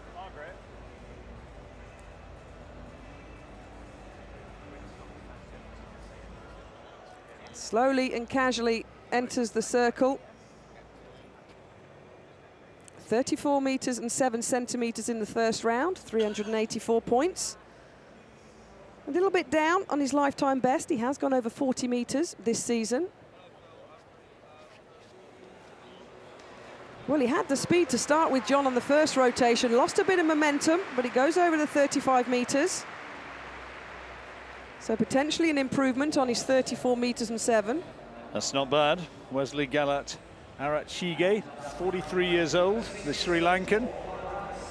And they're looking at the measurement. Looks as though it's around about 37 meters or thereabouts, 36.74. So it is an improvement, 476 points.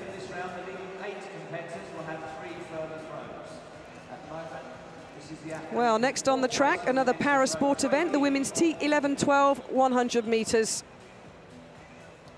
Let's give you a little bit of an explanation on what this category is. T12 is for runners with a moderate visual impairment. They have a restricted field of view and can make out the track lines when looking straight down.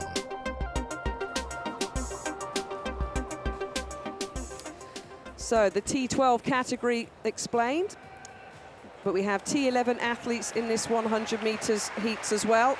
Visually impaired athletes, as just mentioned. T11 totally blind, guides are essential. T12 athletes, guides are optional. Hence we have 2 to 3 athletes lining up in each heat. In the third heat we have 4. And here's your lineup for the first heat then. In parasport, any classification, the lower the number, the more severe the disability or the condition. Hence T11 are for totally blind athletes. 3 athletes due to line up then in the first heat. It's the winner and the fastest loser to the final this evening.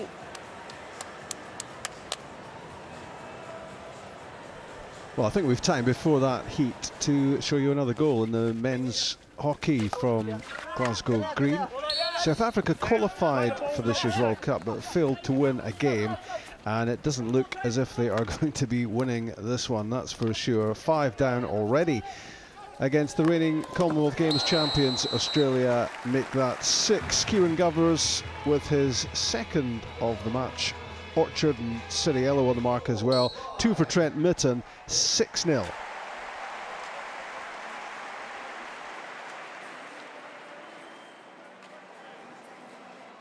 Good close relationship, of course, stride for stride. The trust is imperative.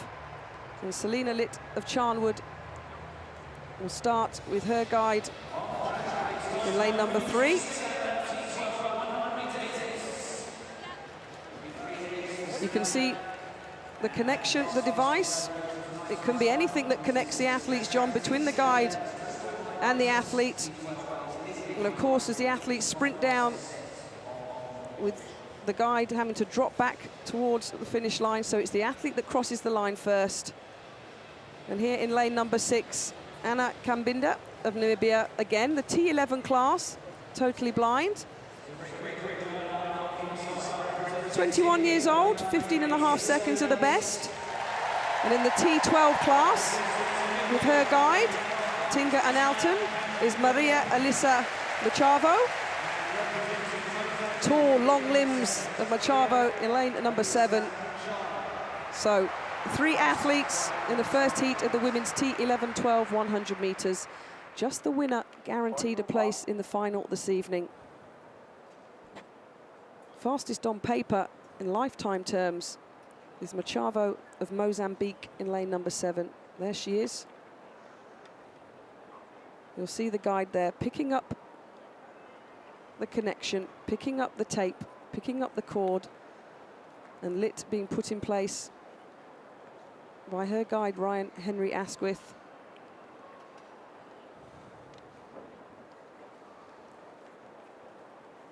Heat 1 of the women's T11-12 100 metres.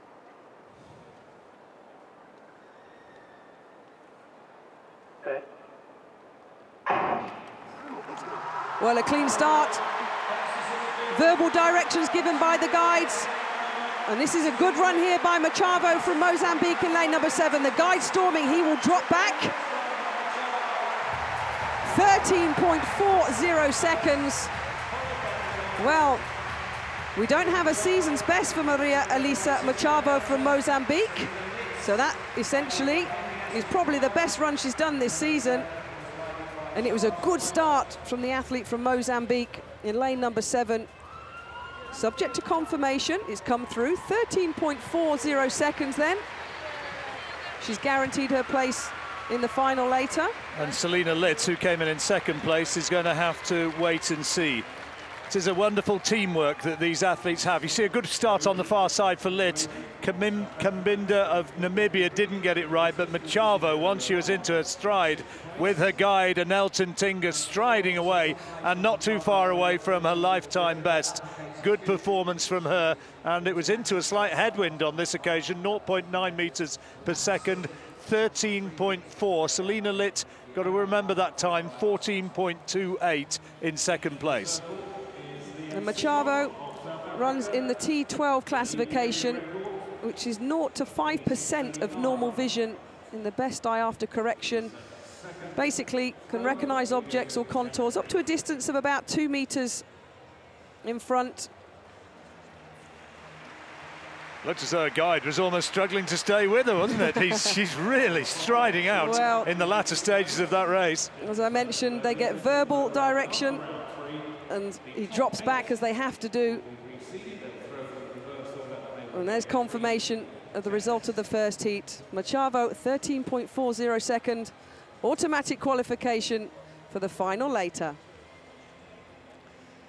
Well, the action continues in the field, and Dan Greaves of England, his third attempt in the F42-44 discus, 54 metres and 94 in the second round. That's 960 points. He is battling with his good friend Alid Davis, round 3. Oh, yes. Oh, Dan Greaves, you're landing just shy of the 60-metre line. That's better. Oh, yes. He likes that one, John. He's a showman, isn't he? Rising to the occasion, revelling in the atmosphere. An indifferent first throw, a better second throw, and he's banged that one out just shy of his personal best. Excellent throwing. He's in form. We'll make sure on the Games channel you miss out on nothing. And in terms of mixed team badminton, it's best of 5, and the match situation has become 1-1 because India winners here in the men's singles. Kashyap Parupalli has beaten Chao Huang. That's India against Singapore. And it's 1-1 now in the match situation. And 6-0 final score, by the way, in the men's hockey. Australia winners against South Africa.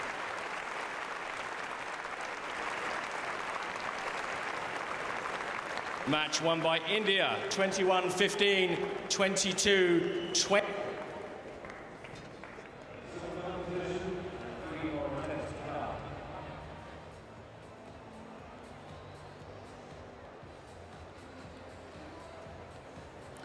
Heat 2 then of the women's Paralympic sport 100 metres T11, T12. If you're just joining us, this is for athletes who T12 class, which is Libby Clegg and Mwangi there of Kenya. They are legally blind with 0 to 5% of normal vision. It also includes T11 athletes who have total blindness, and that is the athlete who is going to be starting in lane 7, who is Larger Ishitila of Namibia. Well, they're in lane 3 for Kenya, Hannah Ndengo Mwangi.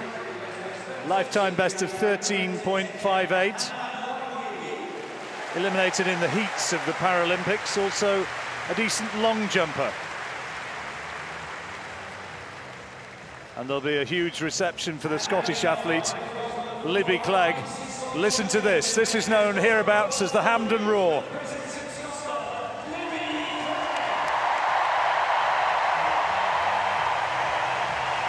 Paralympic silver medalist in 2012 and 2008, and a former IPC World 100 metres champion and a silver medalist last year.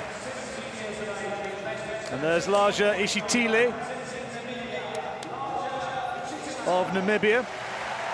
Just saw an athlete in the first race, incidentally. Selina Litt of Charnwood. Her guide was Ryan Henry Asquith. And I can tell you that Libby Clegg is being guided by his brother, Mikael Huggins, who is the son, like Ryan, of former international sprinter Lincoln Asquith. So now down onto their blocks. Lincoln, early in his career, or early in Libby's career, used to guide her until he found that Libby was actually running a little bit too quickly for him. 12.4, her best of the season.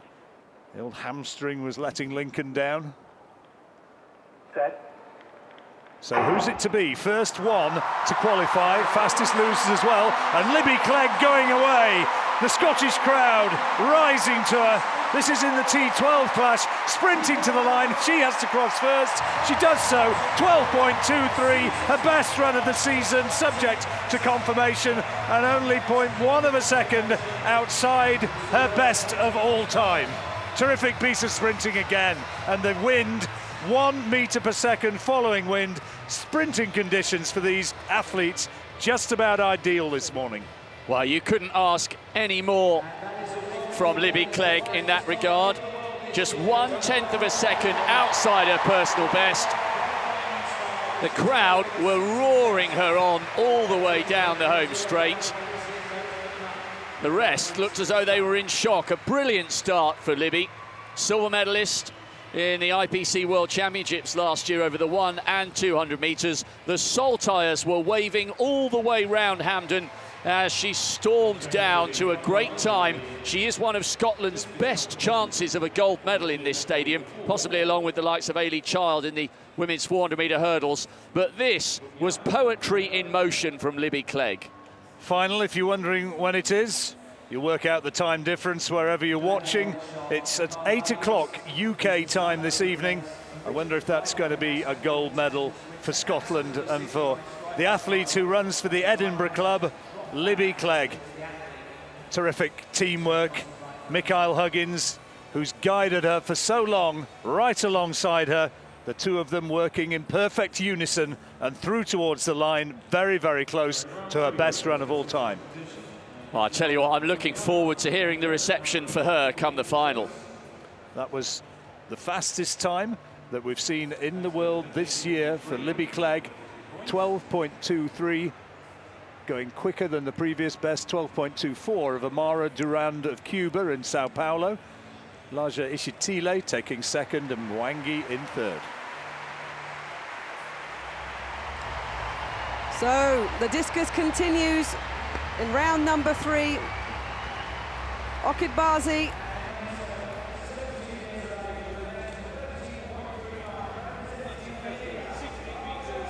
Well, he was in cracking form in the second round, wasn't he? 39 metres and 38, a lifetime best performance.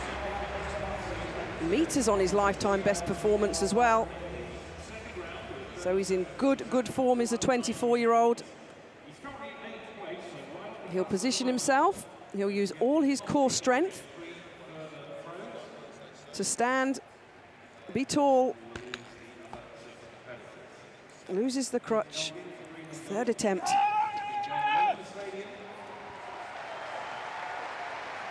Well, it was his second round throw of 39 metres and 38, which got him 844 points. He's not going to improve on that in terms of distance.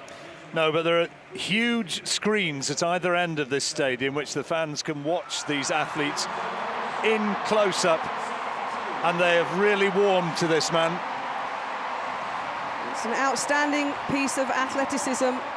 36 metres and 43. He stays in the bronze medal position at the moment. Zokibaze.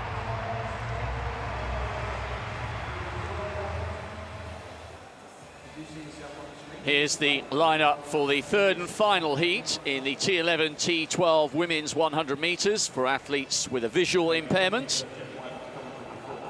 The crowd still pausing for breath after that scintillating world-leading time from Libby Clegg in the second heat. Just the winner to go through here to the final. Only 4 athletes in these races, of course, because some compete with a guide, so they have to allow for the guide to have their own lane. Hence, it's only the 3 winners from the 3 heats plus 1 fastest loser at the moment. That's Largi Ishitila of Namibia, who has run 13.40. So they're going to have to go some here if they are to secure a fastest loser berth. So we've got Nelly Nasimui Munialo of Kenya starting in 1. Johanna Kachaguru of Namibia in 3. Tracy Hinton will get a good round of applause from the Scottish crowd. The Welsh woman in 5. And Jolene Jeffrey of Papua New Guinea starts on the outside in 7. Here is the Kenyan woman. Bronze in the 1500 metres back at the World Championships in 2006.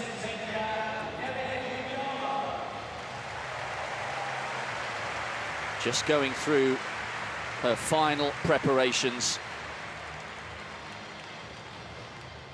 Then we have Johanna Kajakuru. Her guide is Even Chijivavu. She's got a season's best of 16.26, so could struggle here. And Tracy Hinton, what a brilliant ambassador she's been for Paralympic sport, and she will be richly rewarded with a big reception here from the Scottish crowd. Guided by Stephen Hughes, primary school teacher from Llanelli. Little kiss on the back of the head. The teamwork is done and dusted. Now it's time to deliver. So too for Jolene Jeffrey. She's a T12, choosing to run without a guide. Disqualified from the Paralympics in 2008 for running out of her 2-lane boundary. So Munialo of Kenya in 1. Kajakiru of Namibia in 3. Hinton, Wales in 5. Jeffrey, Papua New Guinea in 7.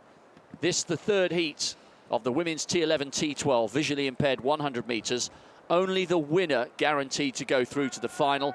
It will require a fastest loser time of better than 13.40 for the athlete who finishes in second place.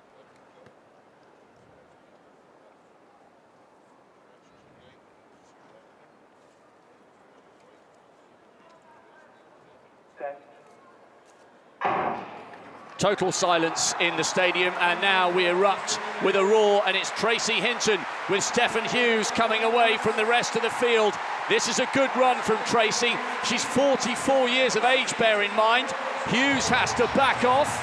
Munialo finished in second on the far side, but it's far too slow for her to go through as the fastest loser. 13.80, and that is a new season's best for Tracy Hinton.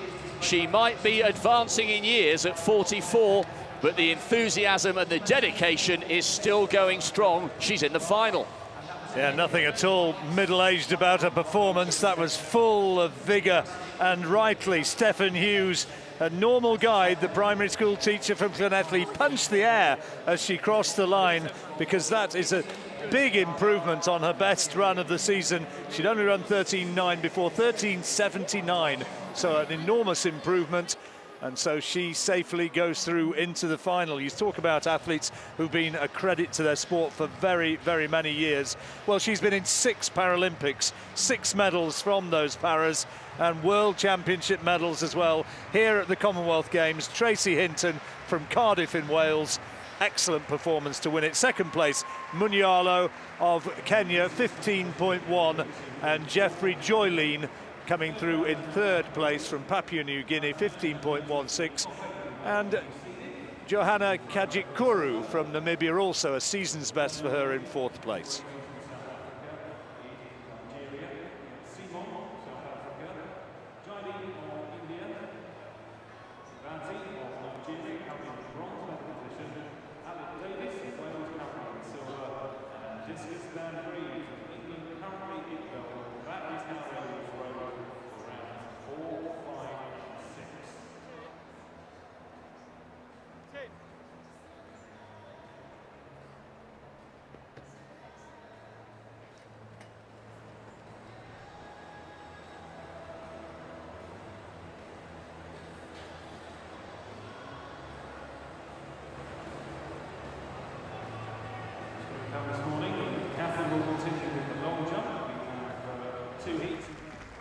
The bronze medal match in the men's triple bowls at Kelvin Grove is coming to an end. It's Wales against Australia. Paul Taylor, Jonathan Tomlinson and Mark Wyatt of Wales against Wayne Rudiger, Nathan Rice and Matt Flapper of Australia. And we are in the final end, 16-12 to Wales, on the brink of bronze.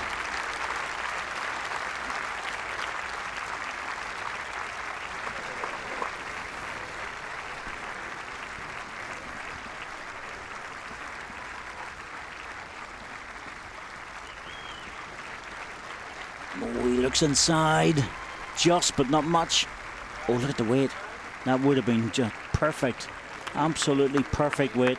Well, Wales now are in a situation of having to cover those bowls. Forget about the head completely. Not sure whether the Jack will squeeze through there, but they're going to have to try with their last bowl, Australia. Yeah, you can see just a shadow there of Jonathan Tomlinson, looking for the wide bowl. That's what they're looking for, a wide bowl. Just run it out. Oh, that's good. That splits everything. That's a beauty. Couldn't be in a better position than where it is. Not as wide as where John had his foot, but as soon as it went in there amongst the four Aussie bowls, this is miracle time now. That's the perfect bowl to kill this head off.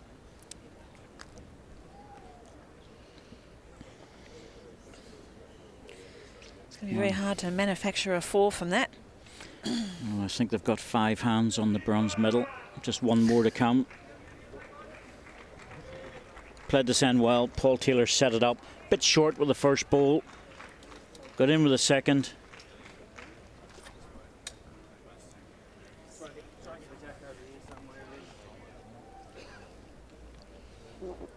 Very, very good leading performance, I have to say, from Paul Taylor.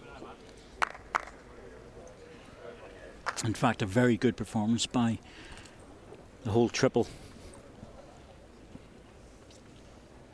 Jonathan's done his bit coming behind if Paul missed. And Mark Wyatt has been absolutely rock solid at skip.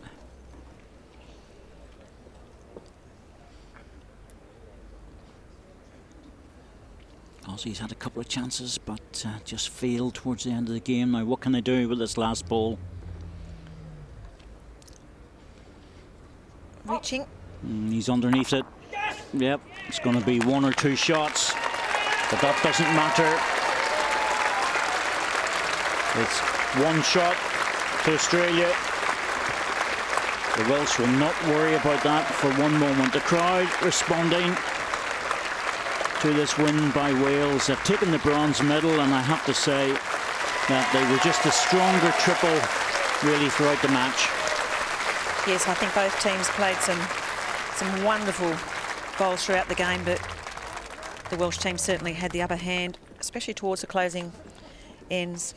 Yes, there wasn't much in it, I have to say, for most of the match. Just the last 3 or 4 ends as Nathan Rice, the boys come together just to discuss things, and Matt looks very, very disappointed, but one of those things, you were there for the playoffs, came out of the section play, won your quarter-final, just missed out in the semi and have just missed out on a bronze. Disappointing for the Aussies, but that's a big result for Wales. They needed a medal, and that's exactly what they've got today.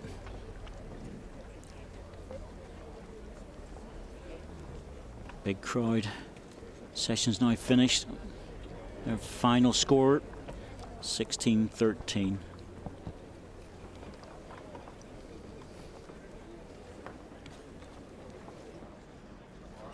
We'll bring you the gold medal match shortly, but meantime, it is back to Hampden for the athletics and the paradiscus.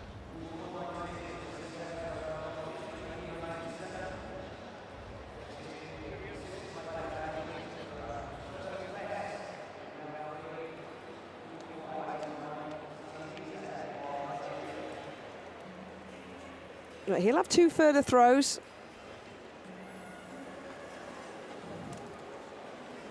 So the big, powerful figure Eze will be up next. Sunday Eze from Nigeria arrived here in super form. A personal best, 44 meters and 89 in the third round.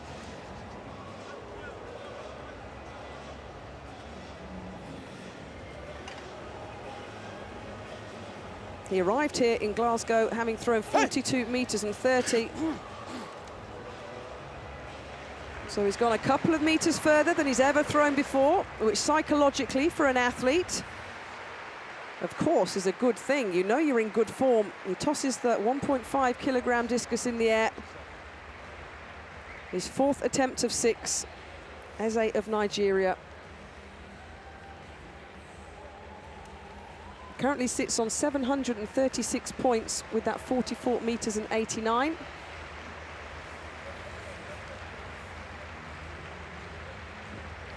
Needs about 40 more points to progress up. Well, the photographers are very brave to sit so close to the outer sector. Of course, the implement in all throwing events has to land between those white lines to be valid.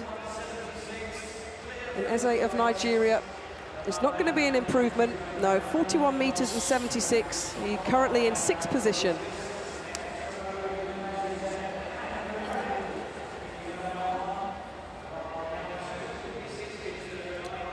So the sun beats down. A glorious morning here on this second day of athletics. Look at that, blue skies, white fluffy clouds.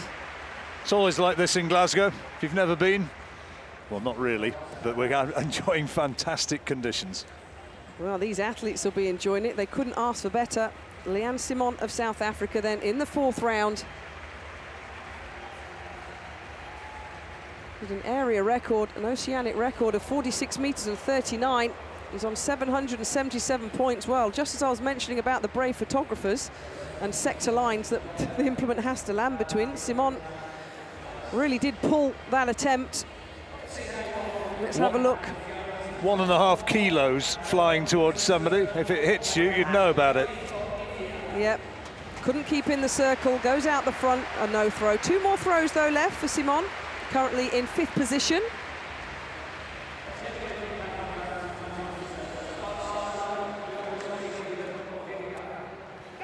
So Deep of India throws in the F42 class. Above knee amputee or similar disabilities is F42. With F44 being single below knee or similar. Well, 38 meters and 68 in the first round, 823 points. Shy of his season's best and his personal best, John. We know he's got more to come. He has a great stance and just pulls it a little bit too much. Yeah. As promised, let's get back to the bowls at Kelvin Grove. We saw Wales winning bronze in the men's triples. Now to the gold medal match between South Africa and Northern Ireland. And that's on green 1. Northern Ireland must go on this end to take it into the last end. Can't afford to drop one, it's game over. Gotta find something. But you can't afford the first 3 of your four balls to be short. It sounds so simple, but had to try and be grouped somehow. Yeah, well, it's basics at this stage. You need your 4 balls at least up to the jack, but preferably just past.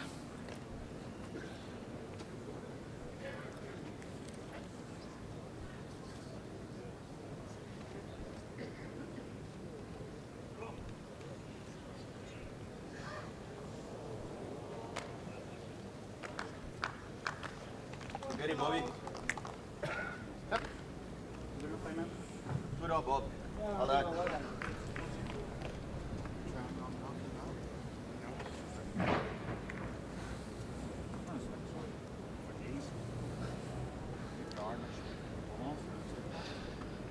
A long discussion here.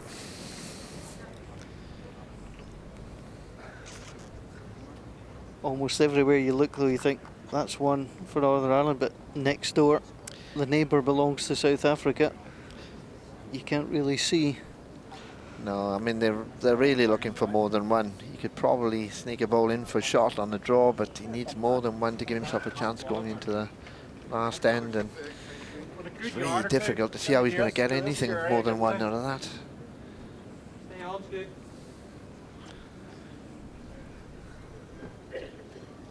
Just find it a little bit more difficult at this length, Northern Ireland.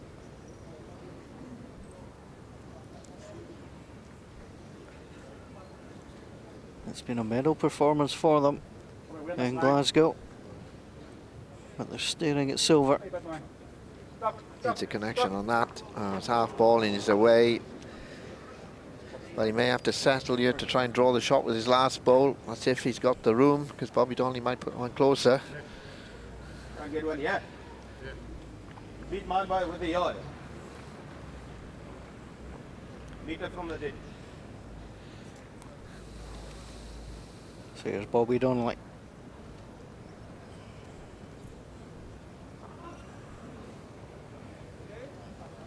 On the verge of another gold medal.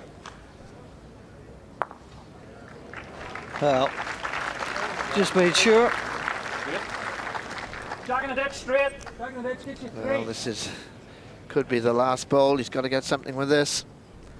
Setting for a big drive. The call is jack in the ditch, and Northern Ireland could get 3. They like it, but it goes sailing by. Time for handshakes. Goal for South Africa.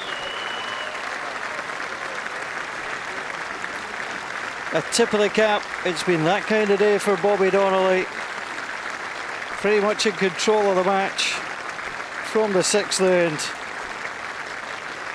South Africa finish it off with a 2.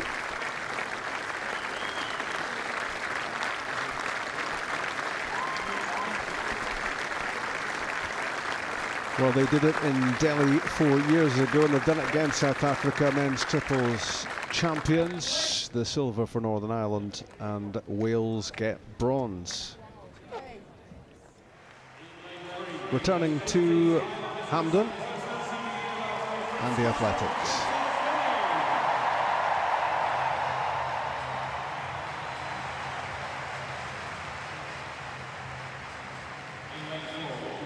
Lane 4, he's come over from the Seychelles Islands. Long journey for Andy Labrosse, the 29-year-old.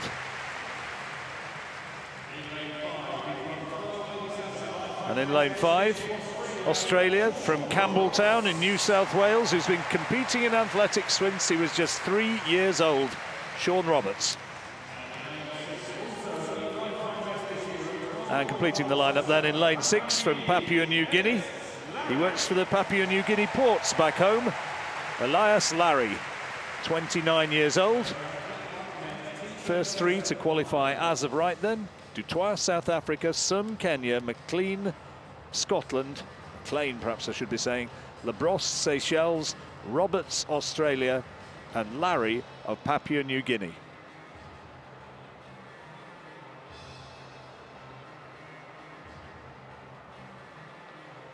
Final for this event will be tonight at 20 to 9 at UK time.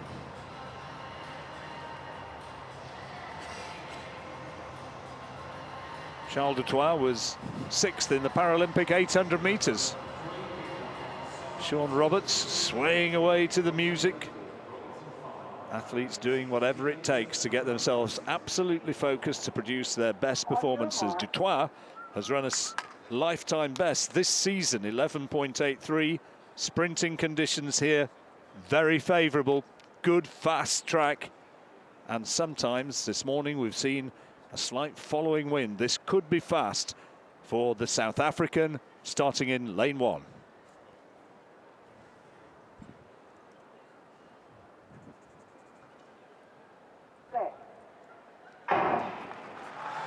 Dutoit choosing to use blocks, and look at the way he's away from this field already. McLean trying to go with him, the Scot and also the Australian Roberts, but Dutoit against the clock, up to the line and through in 12.03, which is only 0.2 of a second outside his best ever, and I think he was easing down a little bit there. There's more to come from the flying South African when we get to the final. Well, great stuff from Dutoit. And I thought that McLean was absolutely brilliant coming through for second place. His time confirmed just inside 13 seconds. He's beaten Roberts by 3/100ths. But the South African, very cool and calm there. But the youngster, Jason McLean, just 18 years of age, pushing Roberts down into third place. An excellent run by the Scot, but the South African in one, the two-time bronze medalist from last year's World Championships, well, he was in a total class of his own. Great start, wasn't it? And you can see there, as I thought, last 10, 15 metres, he was really easing down and going through impressively.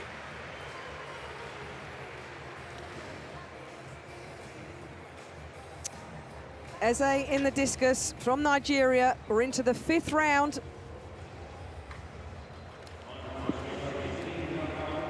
He dusts off his implement. And Sunday Eze from Nigeria, 44 meters and 89 for 736 points. He's currently in 6th position.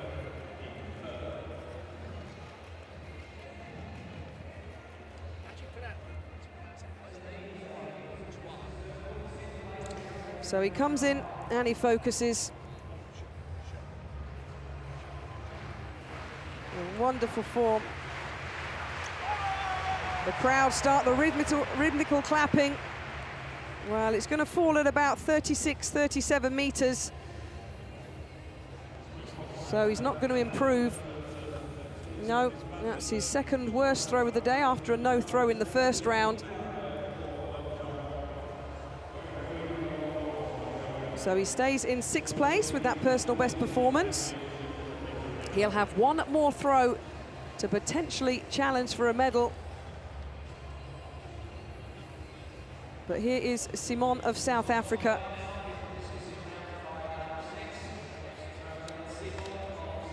The South African champion this year.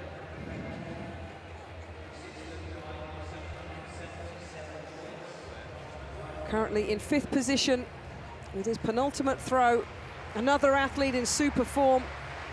He went 46.37 in the 1st round, 46 meters and 39 in the 2nd. And that's going to fall at about 44, 45 meters.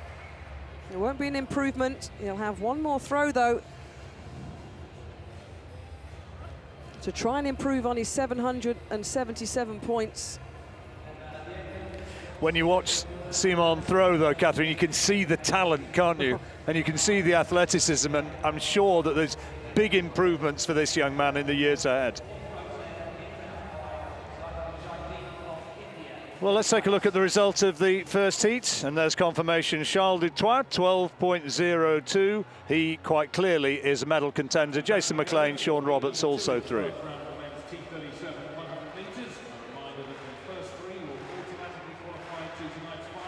Second heat of the men's T37. Fanny van der Merwe is the class act here, but watch out for Rhys Jones, the Welshman, in 2. Should be a good competitive race, this one. Juliette of the Seychelles goes in 1. There's Rhys Jones, 3rd fastest in the field. Made the final of the 200 metres in the Paralympics 2 years ago. Lewis Clough next to him, 18 years of age. PB of 13.21 this year. And listen to the Scottish reception for him. Andrea Daleava of South Africa goes in 4. Got a bronze medal in the long jump last year in Lyon and made the 100 final as well. He'll be hoping to chase his fast finishing compatriot home. Daniel Hooker, British University champion this year. Lifetime best of 12.76. He's outside 13 seconds so far this year. And here's the class act. Fanny van der Merwe, Paralympic champion in 2008 and 2012, but he'll be smarting because he was only 4th in Lyon last year. And he wants to go better than that. And the director just showing us Jean-Paul Juliette, who starts on the inside in 1. He's got a season's best of 31 seconds. So I'm sure he'll be roared home if he is bringing up the rear. But there's Jones in 2. Remember, only the first 3 to go through as of right to tonight's final. Juliette of the Seychelles, Jones, Wales, Clough, Aberdeen, Proudly flying the flag for Scotland. Daleava of South Africa in 4. Hooker 5, the Englishman. And van der Merwe on the near side, the South African, hoping to lay down a marker to rival that of the 12.02 Dutoit performance from the first heat. So van der Merwe on the near side, trying to get into his running. Good run by Jones up in lane 2. Now van der Merwe's coming through, streaking away from the rest of the field. 11.75, the unofficial time. Well, he was smarting in Lyon last year after finishing out of the medals as Juliette is coming home. We said he'd get a good reception, his lifetime best nearly 30 seconds. But as for the winner, van der Merwe was devastated to finish out of the medals at last year's World Championship. And if he can reproduce the kind of form that's taken him to 11.75, he's going to be very, very hard to beat in the final. Yep.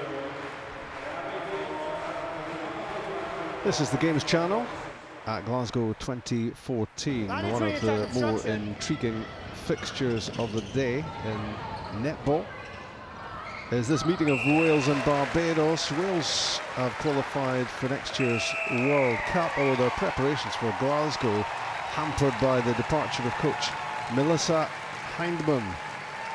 Barbados 7th at the last Commonwealth Games.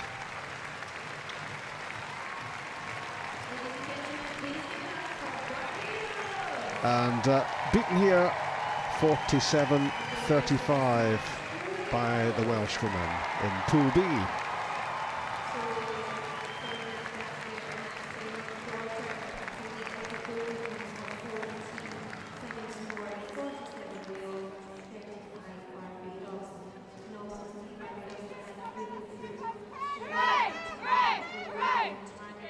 The friendly games.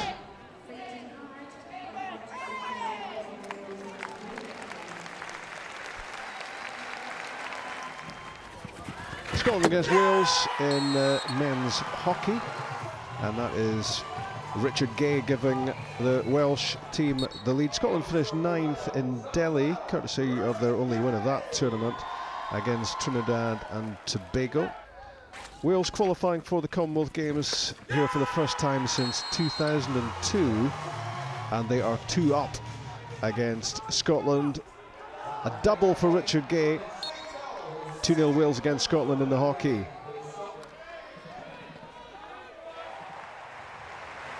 we go.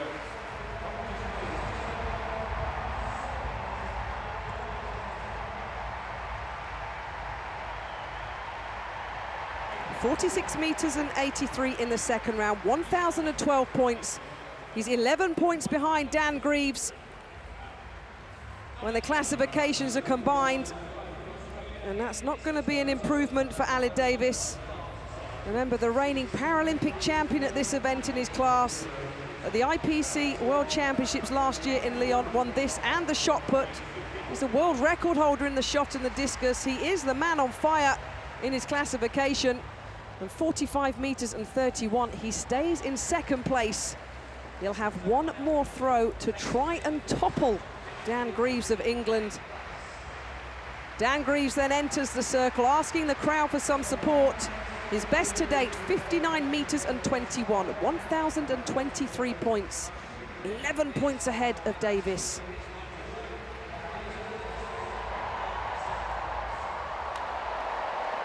No, it's going to fall at about 56.5 metres, so it will be no improvement on his lead. He'll stay ahead of Aled Davis.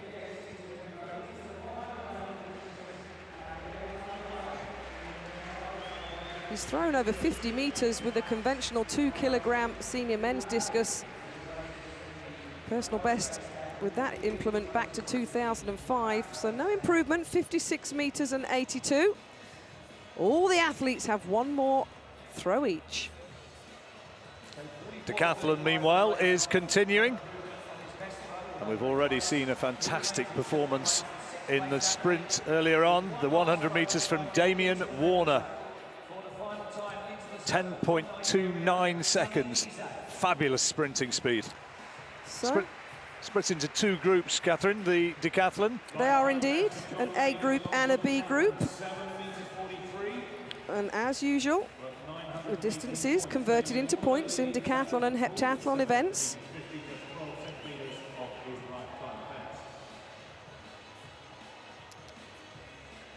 And so the first event of 10 is underway. We had the 100 metres. We can bring you the standings after that event. Going into the second event, which is the long jump.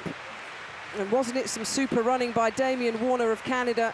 There were some good sprint performances right the way down. There were a whole raft of season's bests and personal bests, which is what these athletes absolutely want to see. And this was a Commonwealth Games record from Damien Warner for the decathlon. Let's get you up to date on the mixed teams bronze medal match in the badminton at the Emirates Arena. And Singapore here, about to take a 2-1 lead in terms of matches. Best of 5, of course. Chayut Triakart and Dani Krishnanta beating Ashleigh De Welker and Pranav Chopra. 2 matches to nil, 21-12, 21-16, and overall it is 2-1 now, Singapore against India.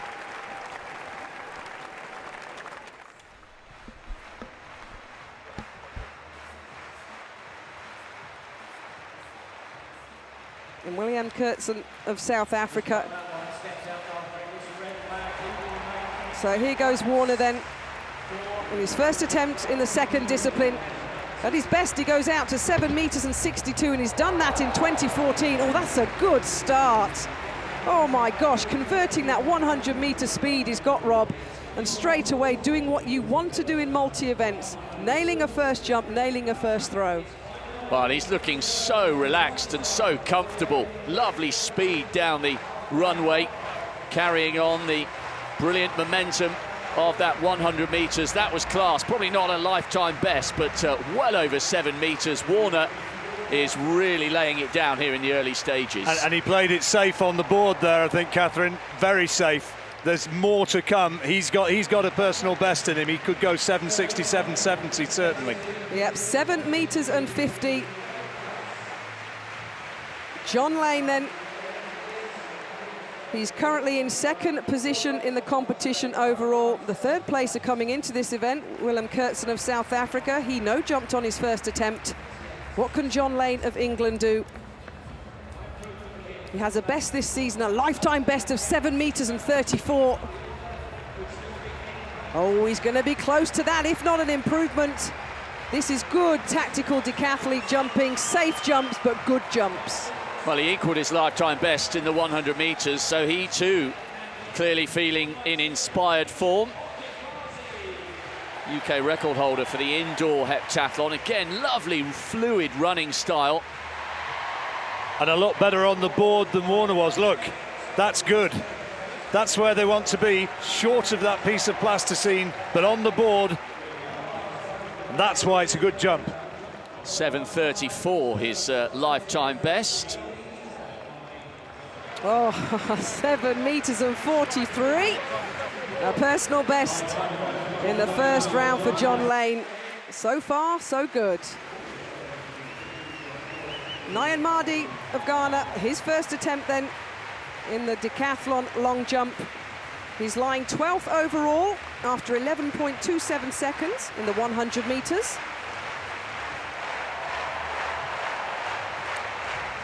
Another athlete in form, 7 metres and 30 is his best in 2014, a lifetime best. And I think the officials may as well hang around at 7.5 metres, Rob, at the moment, because we're getting some good jumping early doors. Really good standard. Just reading the Ghanaian record holder's biography, what a baptism of fire. The first time he took part in a decathlon was the African Junior Championships in 2012. He'd never done the pole vault and somehow managed 250. Well, he's improved a bit since then, and look at that, absolutely spot on with the board. And the Ghanaian could be approaching a lifetime best, and he's done it. 7:36. Well, great standard in the early stages of the decathlon long jump. Well, we're coming towards the conclusion of the F42-44 discus throw. Aled Davis of Wales enters the circle He is 11 points behind Dan Greaves of England. He needs a few centimetres, and the distances are combined, different classifications. Ali Davis, F42. Can he improve? 46 metres and 83 is his best.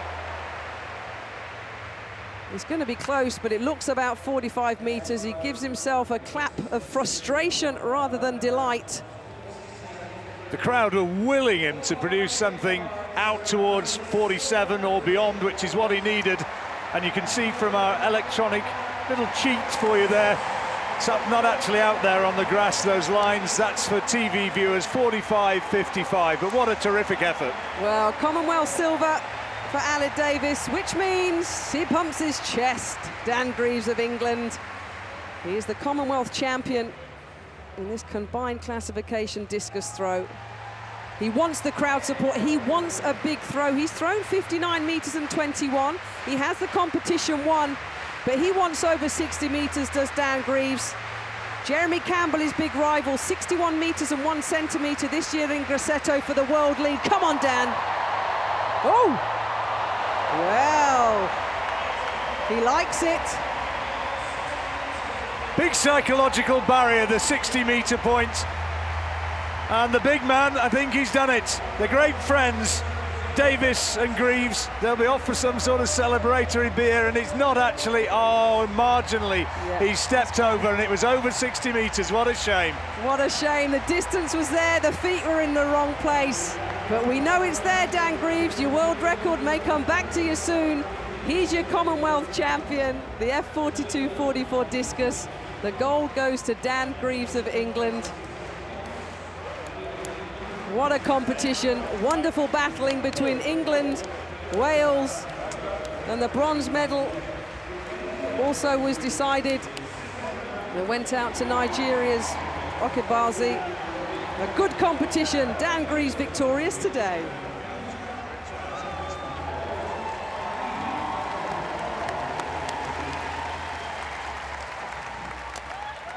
Next on the track, we turn our attention to the heats of the men's 400 metres. This is going to be one of the real events of the championship. The brilliant Kirani James, fastest in the world this year, will be going a little bit later. Ewan Thomas, Commonwealth record holder, Games record holder. And Michael Johnson, the world record holder. There's the lineup for the first of these heats. First 3 plus 3 fastest losers. Watch for Jarin Solomon in lane 4 from Trinidad and Tobago, the Caribbean champion. And on the outside, there is a very experienced 4 times UK champion, Nigel Levine. Runs for Windsor, Slough, Eton and Hounslow, competing for England, starting in lane 8. Alongside him, the Guyanese record holder, Winston George. And then in lane 6 from Jamaica, the Jamaican champion. He's run 45 seconds this season, Akeem Gauntlet.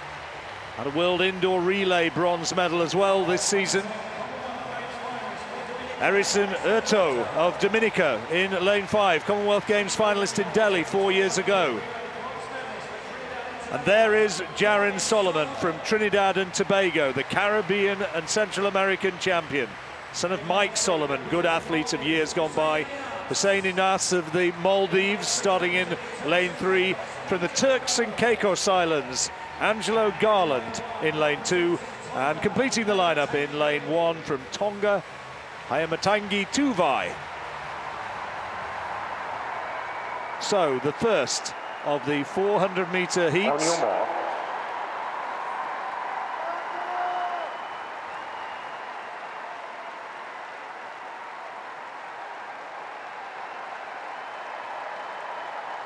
A lot of noise in the stadium. Discus boys walking around and getting a fabulous ovation for their competition, which has just ended. The gold medal for England, Dan Greaves. Who's it going to be in the 400 metres?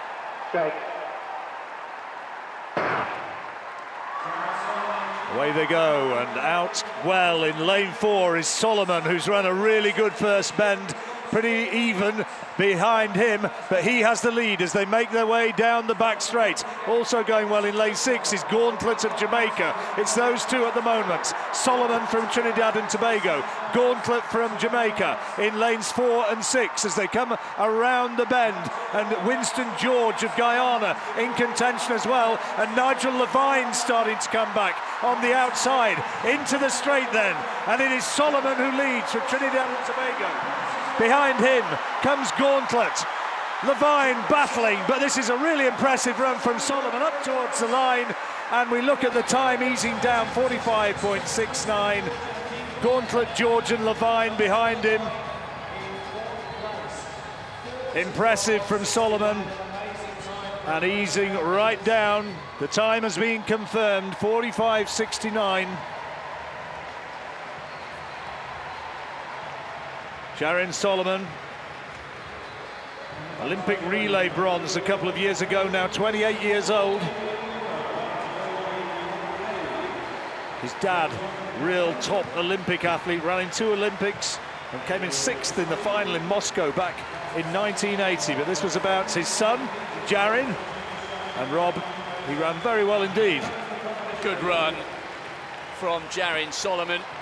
Gauntlet, I thought, just faded a little bit towards the end. Perhaps he and Nigel Levine on the outside, a little bit surprised by the quality of the performance from Winston George, the Guyanese record holder. He was 2nd from the outside.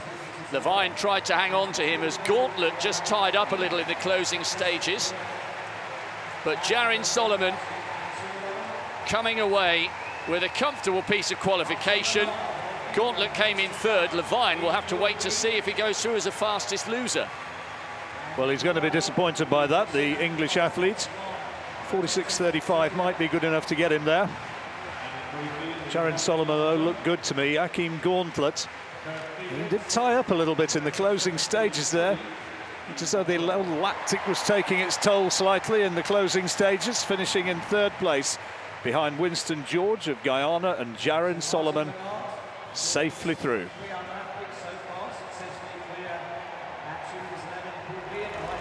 So Dan Greaves wins the discus F42-44, drapes himself in the English flag. He'll be delighted with that. Works hard. One of the best athletes going in the discus circle. He's the Commonwealth champion. And there's confirmation. Dan Greaves of England, 59 metres and 21, 1,023 points, just 11 points ahead of Alid Davis. Okibaze from Nigeria took the bronze, different classifications. Distances are converted into points. Dan Greaves was your champion.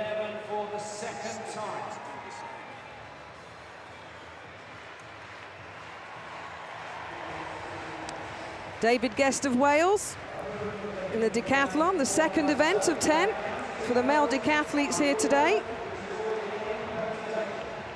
Well, you're on his 100 metres in 10.95 seconds. He entered this event currently in 4th position overall.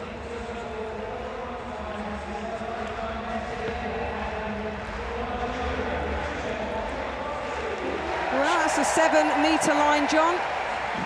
Short of the board there, Catherine. He didn't hit it as he would wish. He's in sprinting shape, as we saw from the 100 metres earlier on, but he's got a lot more to give than that. Well, the Welsh record holder at his best has gone out to 7 metres and 37. He's done a windy 7 metres and 44. 22 years old still, though, David Guest. Plenty of room on the board, as you can see, really muscling it. He's got real pedigree, the Welshman. 4th at the World Juniors 4 years ago, and a lot more room to work with on the board. Just over 7 metres. There will surely be more to come from the young Welshman. Good to see him smiling, though. Kurtzen, good campaigner, this guy, and he's in with a chance of a medal today, Catherine. Well, he is. He's in 3rd position after the 100 metres. Oh, yes, 7:30, 7:40 there. He ran 10.88 seconds for 888 points in the 100-metre discipline earlier. And Kurtzen at his best, 7 metres and 58 in the long jump, leading those Commonwealth lists, as you mentioned. Damien Warner not having contested a decathlon this year. Well, 16 centimetres spare at the moment. It's a 30 centimetre takeoff board. Good height, though. And Kurt's... Again, it's sunshine on Glasgow 2014, and the home fans a little bit happier at the men's hockey now, because Scotland have got a goal back. Chris Grasick finding the net, but it's 2-1 Wales. Back we go to Full House Hampden. In lane 6, he was an Olympic finalist in London 2012, while still a teenager, representing Australia, Stephen Solomon.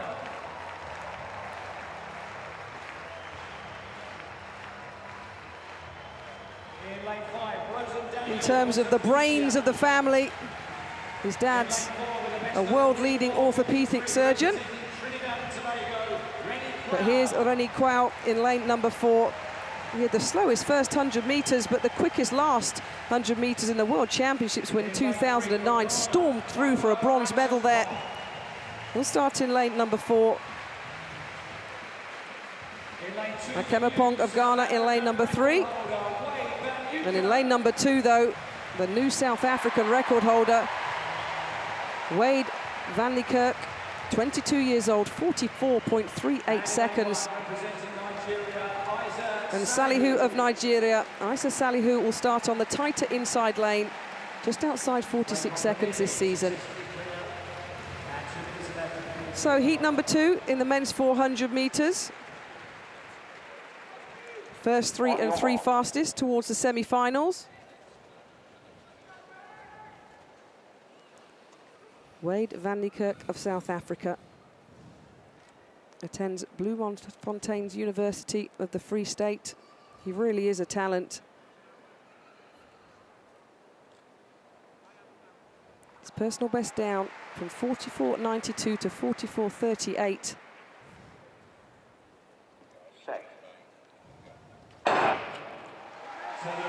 So keep your eyes on Van Niekerk in lane number 2 and Rennie Kwao of Trinidad and Tobago in lane number 4.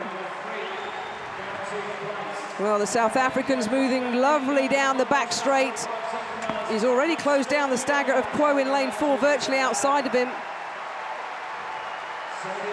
And Van Niekerk of South Africa will lead at the 200-metre point.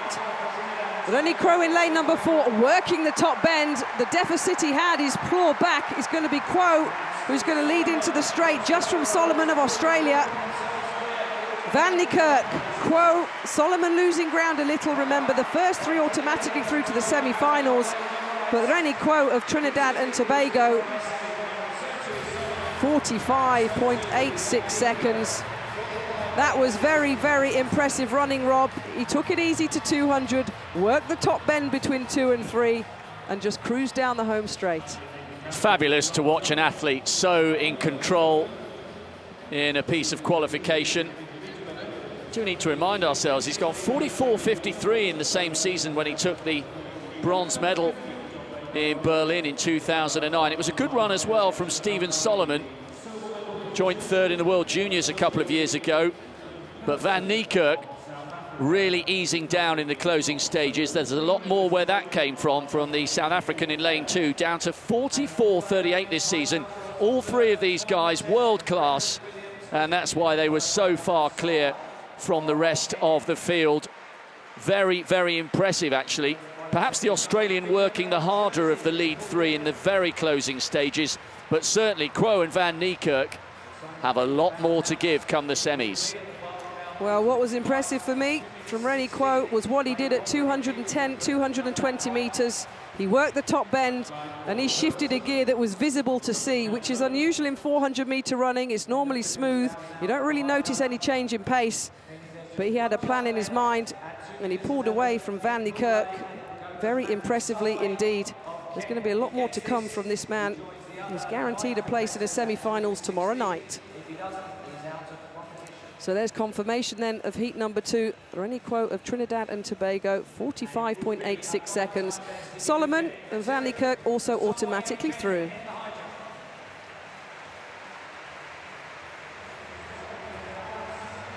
So John Lane then, round 2 in the decathlon long jump.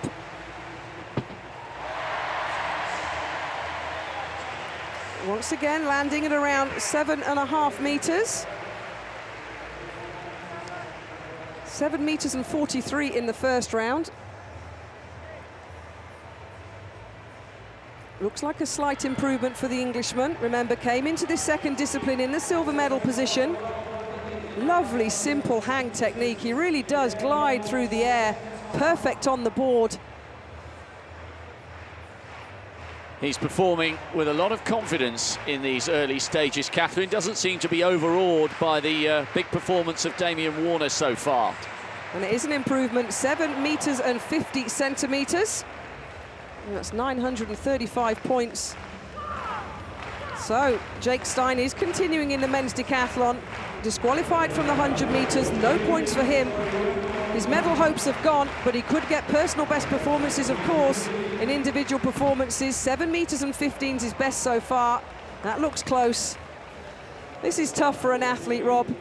You have no hope of a medal in a competition, but of course, as he gets the red flag, he can continue to potentially get individual personal bests over the remaining 9 events. Just 3 centimetres over. I couldn't believe it this morning. One false start, okay, you are allowed one in the decathlon. You are allowed that grace and favour.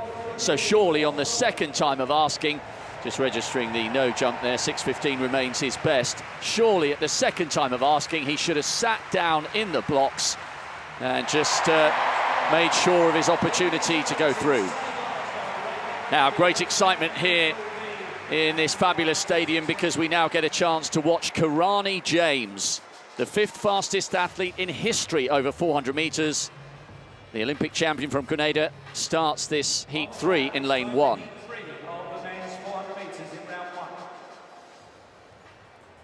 And he's had some great duels with the American LaShawn Merritt, who stormed away to take Karani James's world title last year. And James, I think, has recovered really well from the psychological blow of losing in Moscow, because he didn't just lose and finish second. He completely disintegrated in the last 100 metres. He seemed to lose heart when LaShawn Merritt came past him. But he said this Commonwealth title means a great deal to him. And his progress has just been absolutely amazing. Gold as a world youth in 2009, gold as a world junior in 10. Then he won the world senior title in Daegu in 11, and then the Olympic title in 2012. The only blot on the copybook was losing in Moscow last year. So, Noah Akwu goes on the outside in 7. Then Michael Robertson, second in the national championships for Canada in 6.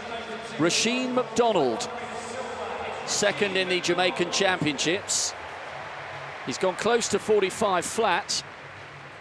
The world silver in the relay last year, ran the first leg. Then Michael Bingham, the Englishman, running back to something like his best form. 45.13 in the New York Diamond League. That was his best performance for almost 4 years. Brandon Valentine Paris, St. Vincent and the Grenadines, just 19 years of age in 3. Then Nelson Stone, 2 times Oceania champion from Papua New Guinea in 2. And here's James, the reigning Olympic champion, the joint 5th fastest 400-metre runner in history. It was this season, 43.74. It's a tight lane for the big Grenadian. He's on the inside in 1, but this, by the form he's shown this season, should be an absolute doddle. First 3 plus 3 fastest losers. Karani James in 1, Stone, Papua New Guinea 2, Valentine Paris in 3 for St. Vincent Grenadines, Bingham, England in 4, McDonald, Jamaica 5, good performer, Robertson, Canada 6, Akwu, Nigeria on the outside in 7. What can Karani James bring to this Commonwealth party? Set. Karani James lolloping round the first bend. Michael Bingham started well. He's already up onto the shoulder of Machine McDonald. And James is now coming past Stone of Papua New Guinea, coming up on his inside. McDonald has re-established a couple of metres over Michael Bingham, and also the Canadian Robertson trying to run well on the outside, with Akwa, the Nigerian, just holding on. Karani James tucking in on the inside, not doing a great deal at the moment. James has it from Bingham. Rasheen McDonald just having to work a little bit hard there to ensure he picks up the third spot. Karani James sauntering across the line. Bingham takes second. McDonald is third in the end, 45.53. And I guess it looked exactly what it was, because if you can run 43 3/4 seconds, then 45.5 is almost jogging.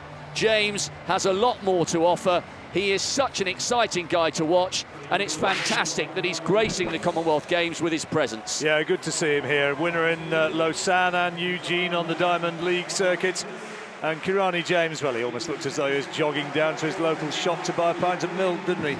He was just so easy there. He didn't really go out of the blocks particularly hard, worked a little bit harder down the back straight. Michael Bingham ran pretty well. He was in lane 4, running for England, but look as the way he's going as he comes off the second bend here. He's just jogging there, James, and down the straight. What's he run? 45.52. There's another second at least there. He's going to run 44s and low 44s. He's running really, really well. Maybe even quicker, who knows? Well, I mean, he's surely got Ewan Thomas's games record of 44.52 in his sights. It's fantastic to watch him. It's raw, it's a little bit ungainly, but my goodness me, it's so effective. Well, the semi-finals are tomorrow night, and what they're running for here is not times, it's places where they finish, because now, having won that, Kirani James has had to run from lane 1. Good run, incidentally, from Bingham, taking second there. He's had to run from lane 1, but he's assured himself a decent lane in the semi-final when the performances will be ratcheted up, and he's going to have to go probably sub 45 to be sure of getting to the final. And actually, you make a very good point there about the lanes, because I remember at the World Indoors a couple of years ago, he dawdled through and didn't qualify first, and ended up with a poor lane in the final, from which...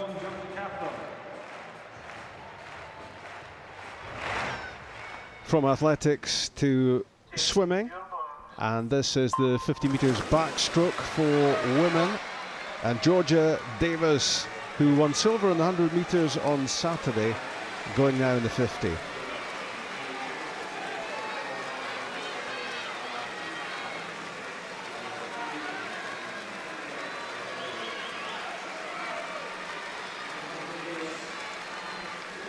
Can she add another medal to her tally? Well, she's won that very convincingly, and in a games record time of 27.9.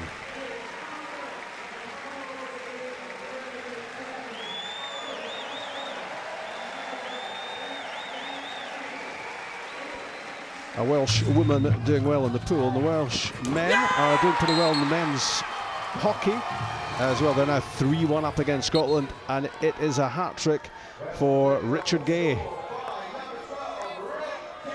3-1 they lead at Glasgow Green.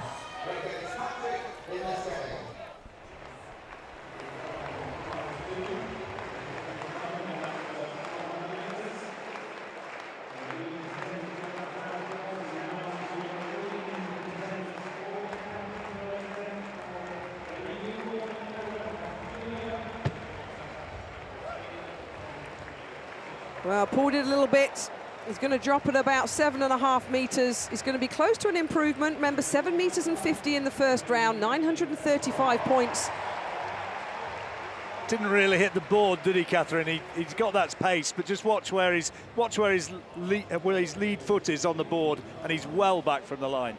Yeah, decathletes, multi-eventers, 3 jumps. He's got more. I mean, it's okay. It's not a long way back, but he's got more to give, hasn't he? He'd be disappointed if he was analysing that. Yeah, but he did it sensibly. He nailed his first round jump of 7 metres and 50, and gave it some welly, as we say, in the third and final jump. 7 metres and 44. Is that a technical term? In long jump decathlon, it is. Kirani James barely had to break sweat in securing the victory in Heat 3. A lot more to come in the semi-final. Good qualification from Michael Bingham. McDonald of Jamaica coming through for the third automatic spot. So now we move on to the 4th heat. A reminder, 3 fastest plus the fastest losers, 3 of them, to make the semi-finals tomorrow night. And we've got the defending champion there in lane 4. A little bit of a surprise gold medal for the Kenyan. There he is, Mark Mutai. Ran really well in Delhi, but he's not been in that sort of shape this year. Ran 45.28 in Delhi, but he's not cracked 46 seconds this year. But there's Robert Simmons alongside him from Nigeria. Another of the athletes who've made the switch from the United States to Nigeria, and he's run close to 45 seconds. Ugandan in lane 2. Tugumazirizi, I beg your pardon. Mussington goes in lane 1 for Anguilla. Akeem Mussington completing the lineup. Decent athlete out in lane 8. Didn't get a close-up of him. Watch for him.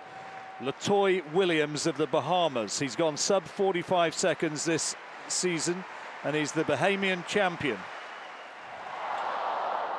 There's Mutai, the defending champion. But I think Williams on the outside in lane 8. He's going to be running blind. He may be the athlete to watch out for here. There's Simmons in lane 3. Powerfully built 25-year-old running for Nigeria. So away they go, first 3, and on the outside, as you might anticipate, Williams has gone out hard. The Bahamian has the lead as they go down the back straight, and also going well is Simmons for Nigeria, who's already caught up the stagger on the defending champion Mutai outside him. And there's an athlete who's stopped on that back row, on that back straight. I think it's John O'Brien, the Ghanaian, but around the bend they come. And Williams not running quite as freely on the second bend, and Simmons looking strong. And Mutai's got a lot to do if he's going to qualify here, but it's Williams who leads into the straight. And then coming right through on the inside is Mussington. Barnaby of Canada as well going through. It's Williams who wins, Barnaby takes second. And I beg your pardon, it's the Ugandan, I think, in lane 2, is it? Tugumazirizi. He goes through in third. Not the easiest pronunciation, and he, though, will be pleased with his win, with his run. A disappointment there for O'Brien, and he's receiving treatment there on the back straight. Mark Mutai, as we suggested, not really in any sort of shape, Catherine. Latoy Williams going through as the winner. You have a go at the pronunciation of the Ugandan who takes third. The Ugandan indeed did take third, and Williams, as you mentioned before the race, was potentially one of the ones to watch. Well, a winner in Madrid on the European circuit. He's the Bahamian champion. He's in good form, isn't he? And you can see on the replay, you can see the withdrawal, the sad withdrawal of O'Brien from Ghana in lane number 6, but this is smooth running. Well, Mark Mutai, Latoy Williams. We lost a couple of athletes from that race, I think, in total, potentially. But Williams has come through confirmed at 46.07 seconds. Here you see on the replay, well, you can see O'Brien in lane number 6 from Ghana. Slowing down, he had an issue. Other athletes continuing and focusing. Not letting anything around them distract them. It's so hard, especially with athletes that move up from the sprint events to 400 meters, as we lose the athlete in lane 3, Simmons from Nigeria, to teach them to concentrate on their own race pattern. You do not follow what anybody else is doing. There's a tendency to want to, but Latoy Williams from the Bahamas in lane number 8, running on the outside, having a quick look around. Barnaby making sure he gets himself in the top 3. And Emmanuel Tugumazirizi, who's been running on the United States collegiate circuit, takes third place. And Mark Mutai, I don't think is going to have any chance with that run. 47.6, no chance of getting through to the semi-finals. So the defending champion goes out, and there is confirmation of the first 3 who get the automatic qualification: Williams, Barnaby, and Tugumazirizi. Boom. Ashley Bryant of England then, round 3 in the men's long jump decathlon.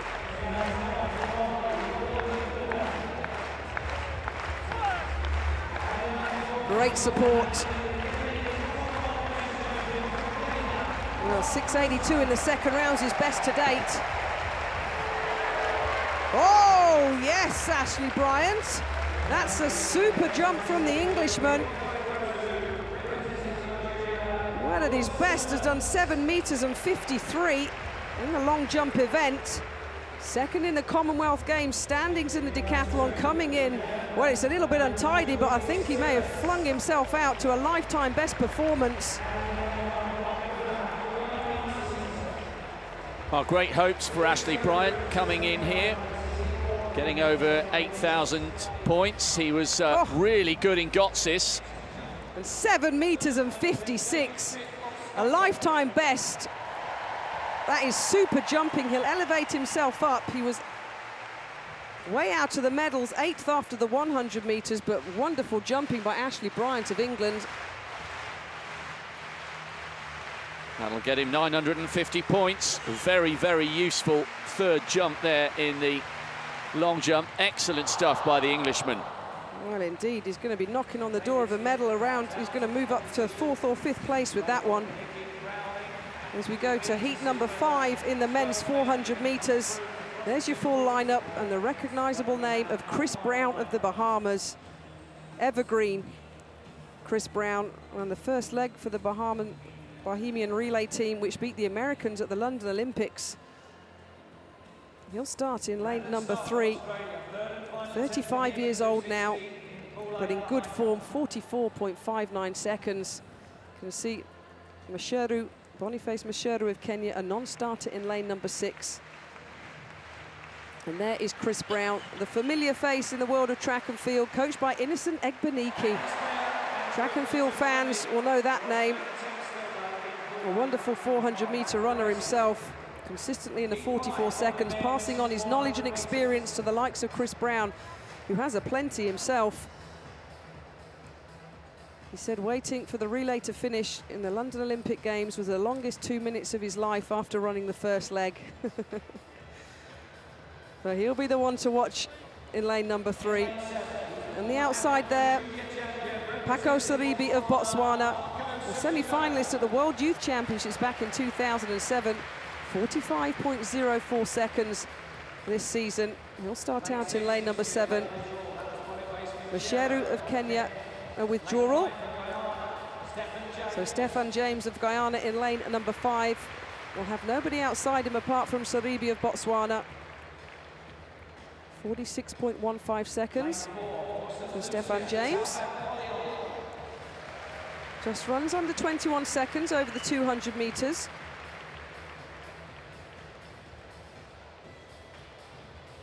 Talbek Polion of St. Lucia in lane number 4, 20 years old now. Well, he was second recently at the Glasgow Diamond League meeting. A series of 14 events is the Diamond League series around the world throughout an athletic season. And 2 weeks ago, he came second here in Glasgow. In lane number 2, Lestrade Roland from St. Kitts and Nevis.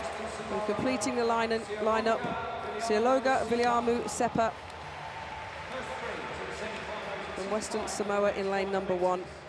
But keep your eyes on Chris Brown in lane number 3. We've seen how impressive Karani James has been. Chris Brown potentially would be the rival to the athlete from Grenada.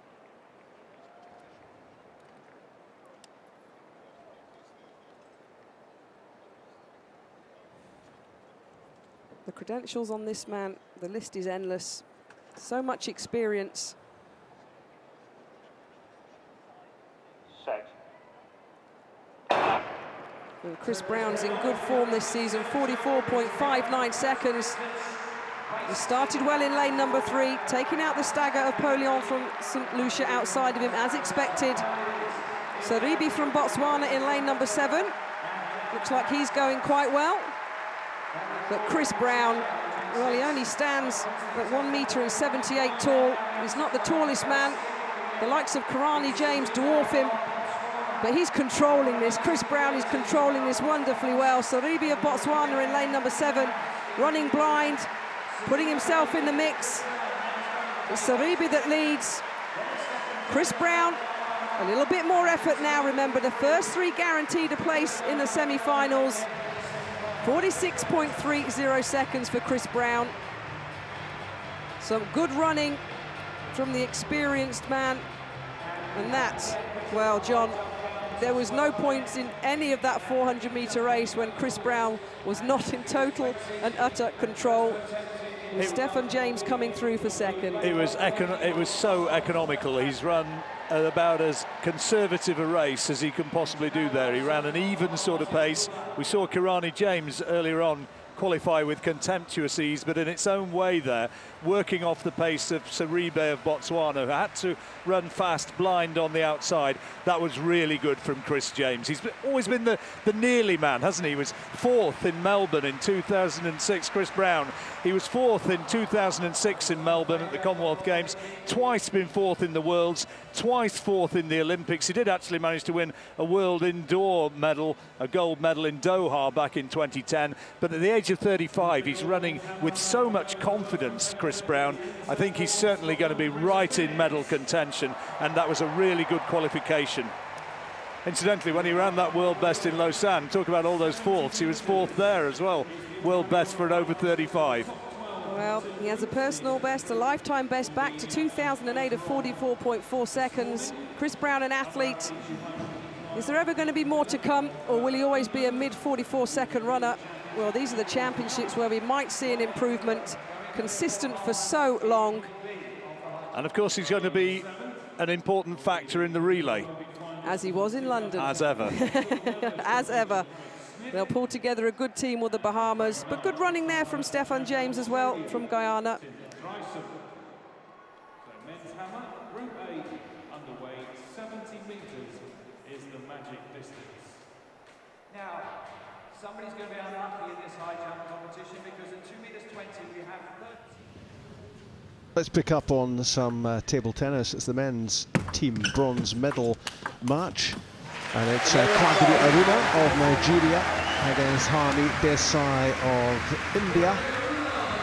And victory for the Nigerian, 11-7, 11-8, 9-11, 11-5.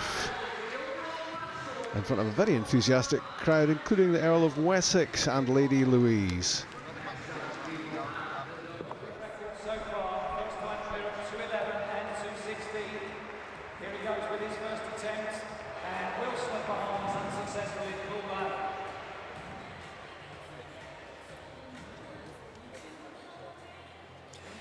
There's the lineup for the sixth heat coming up now. And a sensational new talent on the outside there from Botswana, lane 7. He's run 44.01 this season. New African record holder, Isaac Makwala. Good Jamaican, Hugh Graham there as well. And on the inside, Braylon Taplin of Grenada. So this is going to be dominated, well, not by the Caribbean athletes, as we've seen so far. This, I think it might be about the man from Botswana. Wonderful talent. Second fastest ever in the Commonwealth countries. Kirani James, 43.74, and Isaac Makwala, who's also gone sub 20 seconds at 200 metres, and he did that in a meeting at Le Chaux de Fonds, and he broke 20 seconds only 90 minutes after running 44.01. That is some performance, Rob.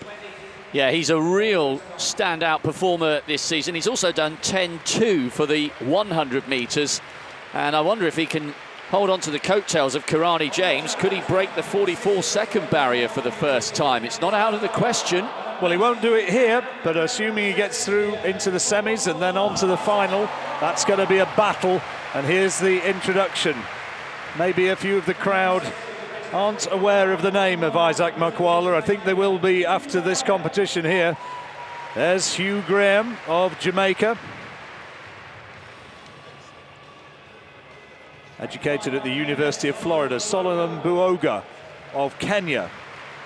Second in the Kenyan Championships, but he's not gone sub 46 as yet. Lane 4's empty. Lane 3, Philip Osei of Kenya. Another athlete educated in the United States, Tom Druce of the Channel Islands in lane 2. Guernsey record holder, and completing the lineup, Another athlete from Grenada. We've already seen Karani James look superb in qualification, and Taplin, I'm sure, would love to join him in the semi-finals tomorrow night. So first three to qualify and three fastest losers. Makwala was third in the Monaco Diamond League, won here in Glasgow as well. He's an amazing talent and very much a medal contender. And I'm sure that most people who appreciate great 400-metre running would love to see Makwala make it through into the final. This is his first step along the way, the sixth heat of the men's 400, and aiming to get into the first three for qualification for the semis.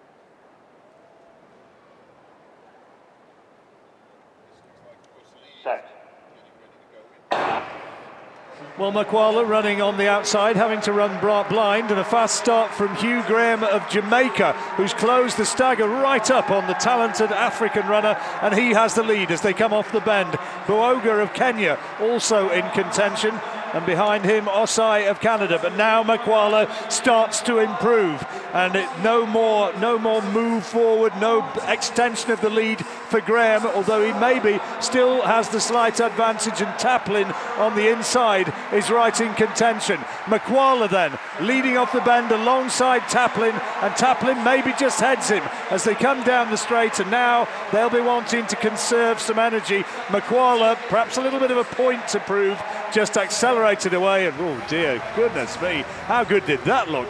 45.3, and he didn't run the last 20 metres. He did the work off the bend, stormed past Taplin, and just made absolutely sure that he's going to get the ideal lane draw in the semi-finals. And in that last 100 metres, I tell you what, he was running so easily for the first 300, and then off the bend he just blitzed Braylon Taplin. I tell you what, John, that could be one of the races of the games. Taplin has made it through, qualified second in 45.90. Graham Jr. went through 46.11. But Makwala against Karani James is a mouth-watering prospect. Obviously, they've got to get through the semis as well.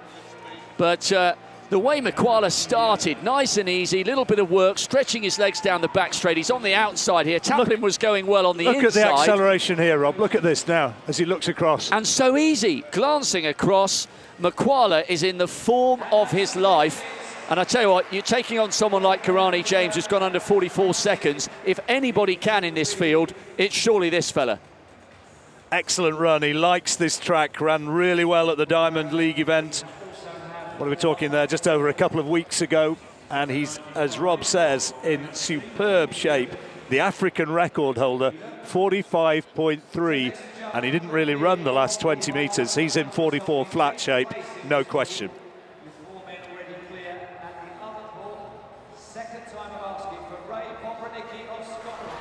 Scotland have a goal back in the hockey against Wales. Richard Gay's hat-trick. The Welsh in a very strong position at 3-1 up.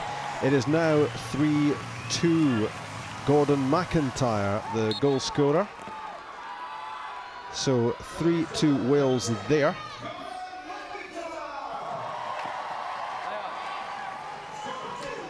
And parity in the badminton mixed team bronze medal match. Victory for PV Sindhu against Chao Liang of Singapore. 2-0 India, 24-22, 21-13. 2-all in the match, all to play for in the deciding one.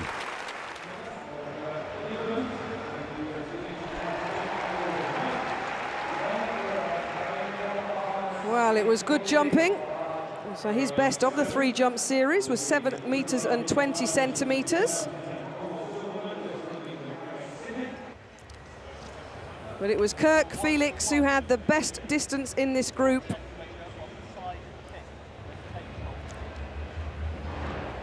Well, he really elevated himself up. It went out to 7 meters and 43. He's put himself up now into 4th position overall after the first 2 events.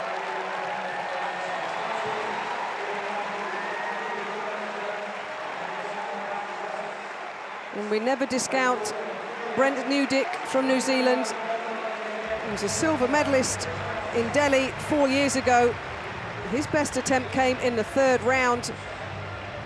He launched himself out to way over 7 metres with the defending silver medalist.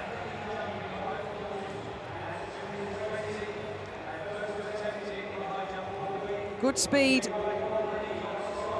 And Nudik, well, 7 metres and 22 centimetres. The season's best performance. And overall then, the Group B standings, well, Kurt Felix led the way with 7 metres and 43. Nudik with his season's best came in the second best distance in that group. Some very, very good long jumping here in the second event of 10 in the men's decathlon. But in terms of the overall standings after 2 events, it's still Damien Warner of Canada leading the way from John Lane, 1,960 points. Very similar point difference between himself and John Lane of England. Exactly the same, 99 points. What are the odds of that? 99 points, but some shakers and movers after the second event of the long jump. And Jake Stein of Australia, 850 points. What could have been for the Australian had he not been DQ'd out the 100 metres.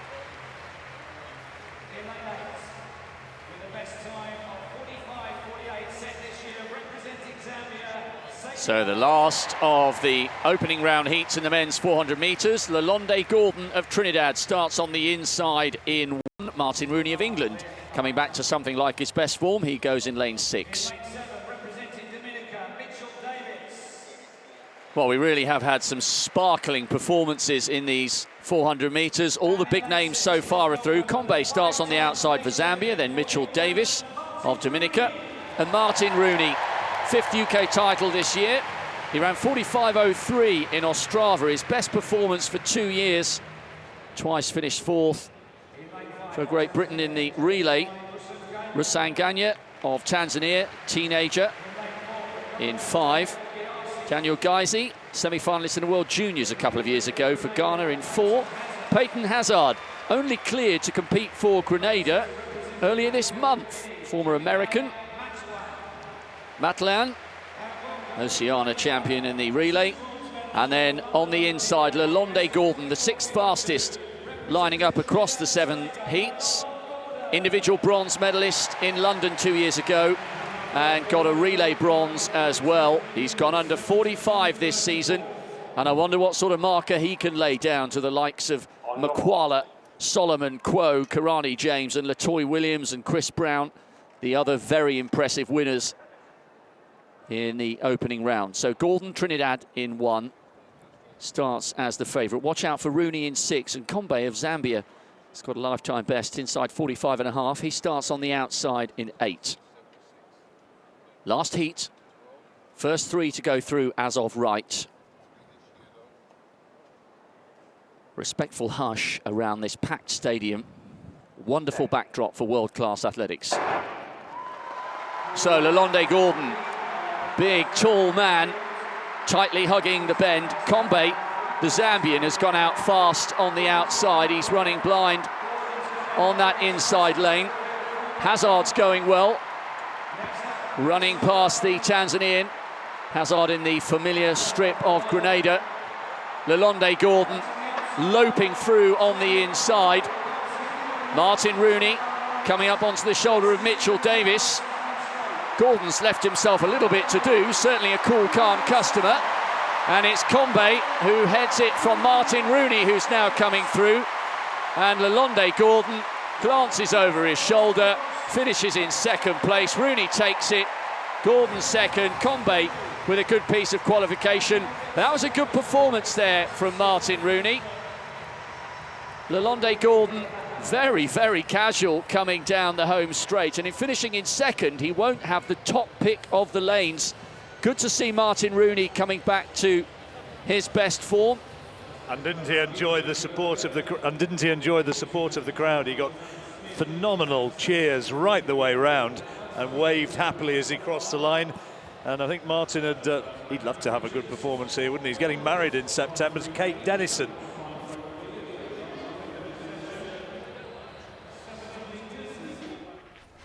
The home support are happier at the hockey because they've just seen an equaliser for Scotland. Daniel Coultas scores from 3-1 down to Wales. It's now 3 goals each.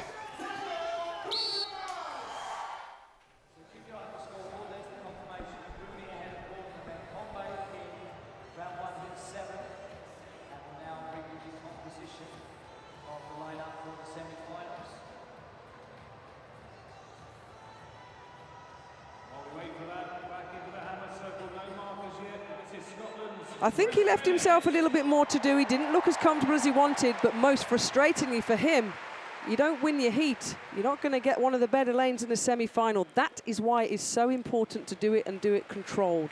And if you look at the names of the other heat winners, all the big guys will have top pick. Karani James, Latoy Williams, Chris Brown, Rennie Kwo. A brilliant set of semi-finals to come.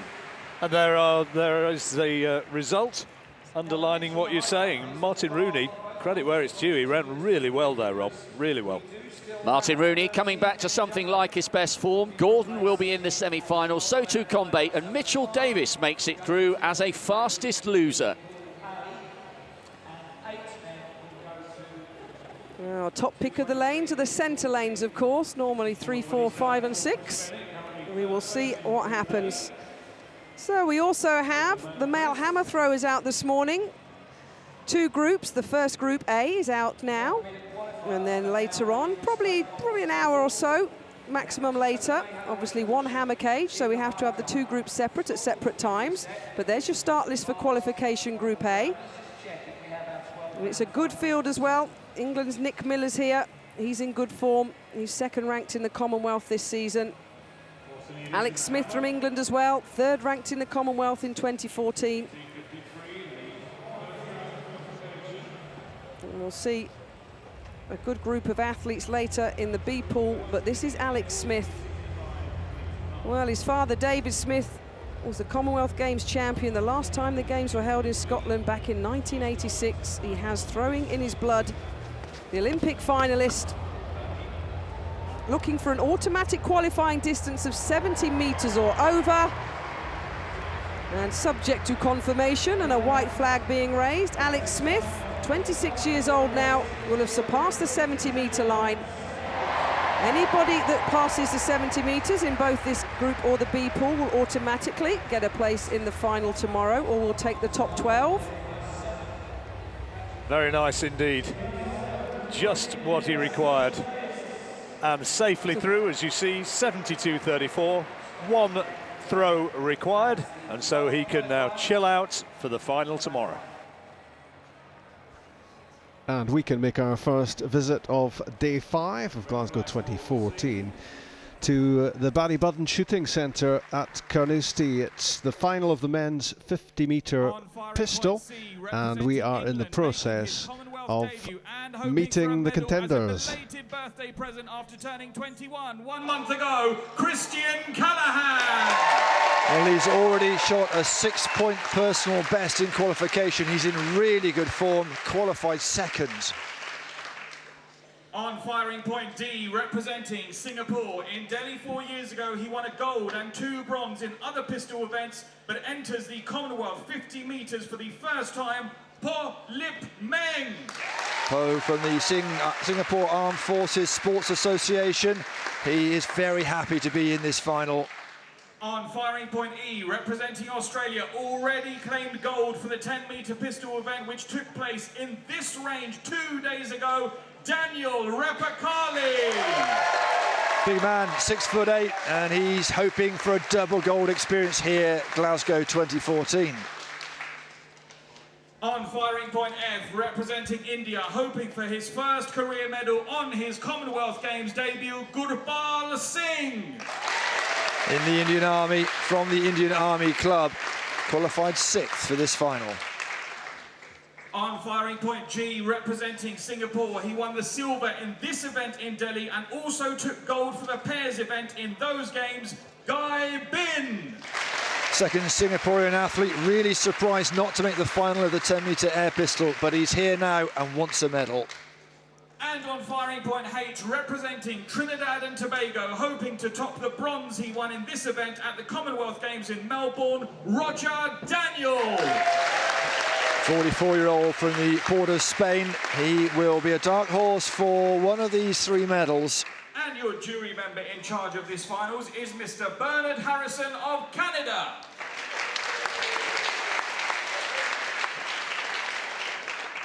Your chief range officer for this finals is Mr. Paul Gunn of Wales.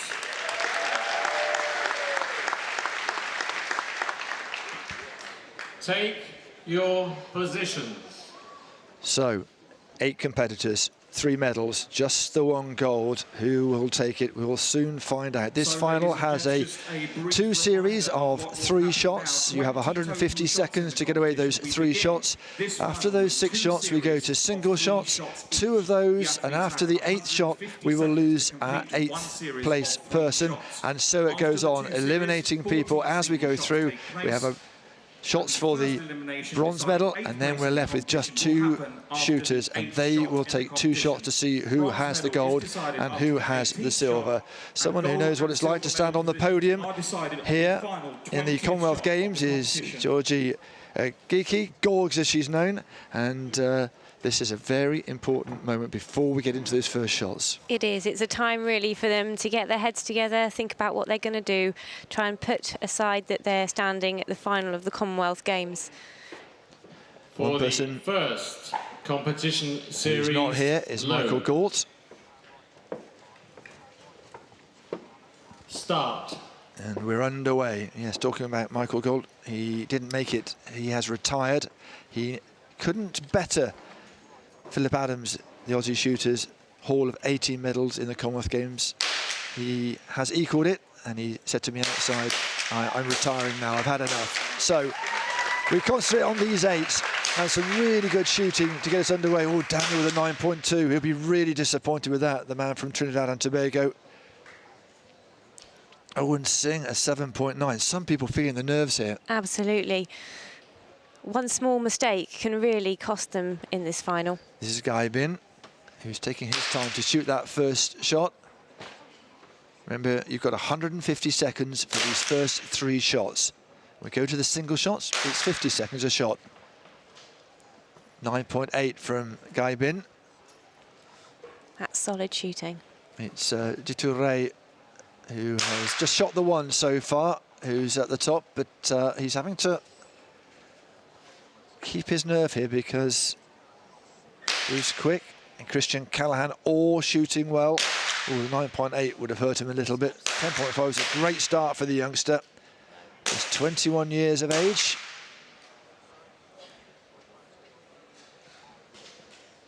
Repicali, well, again, variable. People feeling the pressure here. 3 shots in this first series, and then we'll have a better idea of who is doing what. Long hold. Good shot. Good Got a 10. He is in second place at the moment, but Guy, of course, always slow to get that last shot away. He's had a terrible first series, just what he didn't want.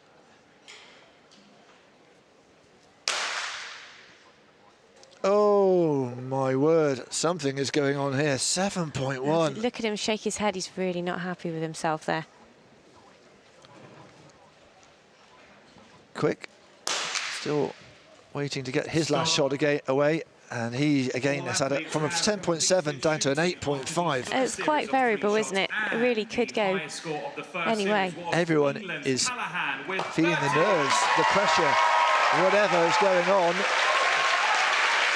It's a little bit weird out there because no one's really shooting well. Christian Callahan, the youngster who had such a good qualification, second in qualification. Here he is, the man who had the 6-point personal best, which is absolutely outstanding, and he is shooting an average of 10. Everyone else just a little bit wobbly. Absolutely. Christian's really holding it together. It's very impressive to see on his first time at the Commonwealth Games. The man from Bath University has a chance for a medal here, but the key is to get as many good shots in these first 6 shots, because once the elimination shots come, you don't want to be hovering around the zone of 7th or 8th. Start. Another 2.5 minutes on the clock. 3 shots to get away. Callaghan, the man at the top of the pile at the moment. You can see him there in the red and white.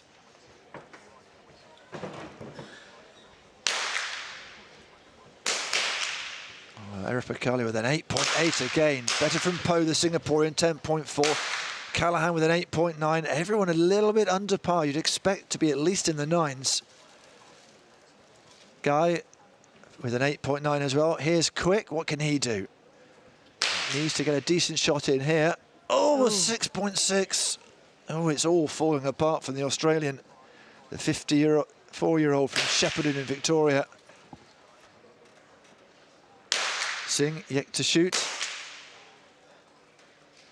Rai shooting an 8.9. You expect better from the man who's the world number 4. 8.4 first shot. Can he shoot better here? Just, but it's still not good enough, is it? He is all over the place. He's in 8th place at the moment.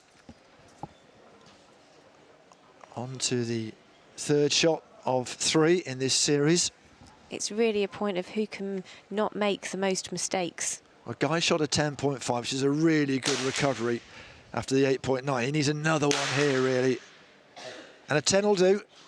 This is not a high-scoring final. People at the moment just need to find their composure. Daniel, again, shooting an 8.4.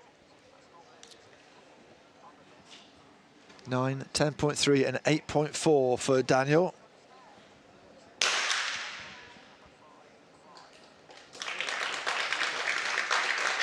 Good shooting from Singh. Guy with a 10. Singh with a 10.7. That's the best shot of the round. And Quick with a 7 to finish off. He won't be happy. Stop. Repicali just about getting the shot away, but it's 7.5. And, well, we've been so used to really good scores, certainly through qualification. The nerves must really be affecting them here. Jitu Ray, though, has kept his calm. We've told you he would really be a contender. Christian Callaghan is there or thereabouts, and Daniel Repicali, despite that last shot, is in 3rd place. 7.5, unheard of, really, in a final of the Commonwealth Games. It's such a difficult competition, this. The 10 that they're shooting at is 50 millimetres in diameter, and that's 50 metres away. So, 2 shots more, and someone will be taking the walk away, having been eliminated in 8th place. 2 single shots, or series as they call them, and then we will find out. 50 seconds per shot. Now is the time really to find your composure. Start. Clock starts to count down. Very quick into the shooting position is Callaghan of England. By all means, take your time, but make sure you're accurate. 9.8 from Repicali, still not on the form he showed in the 10-metre range. 10.3 from Quick is better. Singh with 10.4. Callaghan 8.1. Stop. Well, it's Bruce Quick who shot 10.3, but he's still in trouble. He's 0.4 behind Roger Daniel of Trinidad and Tobago. He's in 8th place. He has 1 shot to try and get himself out of trouble and to stay in this final. And the lead has increased quite marginally to 2.2. Callaghan down into 3rd after that series. The 7th series out of a possible 20. And Callaghan occupies position number 3. This is the 8th shot, a very Jitu important shot in Rai, this competition. the Indian, still at the top. 8th place will be decided. For the next competition shot, load. Start. These are the 2 shooters in danger. Bruce Quick, Roger Daniel on the left-hand side. Needs a big score, the Australian. 7.4 is not it. That will see him go. Waiting to see what Daniel can do. Just needs to be steady. 9.6 will do it. Oh, that's really disappointing from the man who has 14 medals in the Commonwealth Games, 1 gold at the Auckland Games. There won't be a medal today, though, for Bruce Quick. Congratulations to Australia's Bruce Quick. It's very good to be in the final there. 8th place is good. He'll be disappointed, but we're all behind his fellow Australian. It's tight behind him.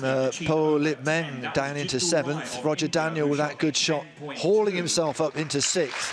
Jiture at the top. Just goes to show one good shot, or for that matter, one bad shot can really affect your prospects. So, Jiture and Daniel Repicoli, there's 3.5 points difference between these two. He has opened up that lead. Everybody else seems to be shooting so badly, but a 10 and a 10.2 in those last 2 series from Jiture has really helped.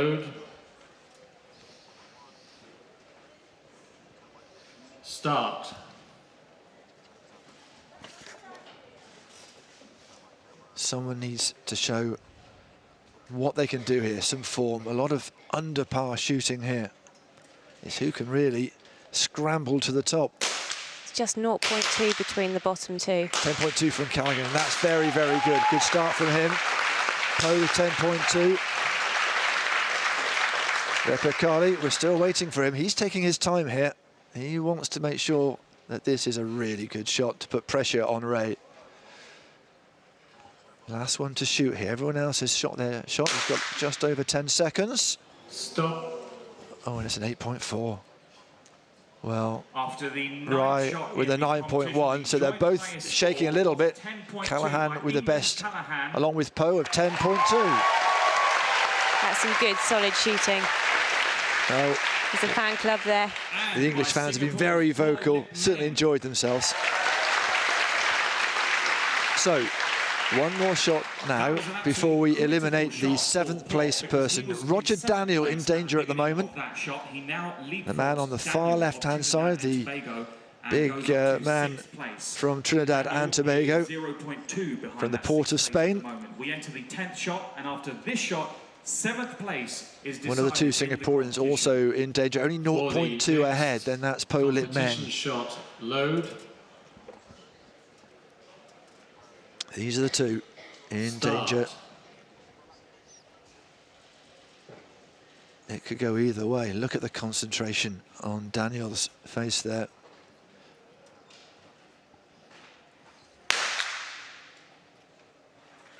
Repicoli shot another 8.3. These 2 decent from Daniel. Ooh. Campo shoots something a little bit better. Oh, he has as well. Stop. And that hauls him up to 5th place. In fact, Repicoli with that very poor 8.3 has gone down to 6th place.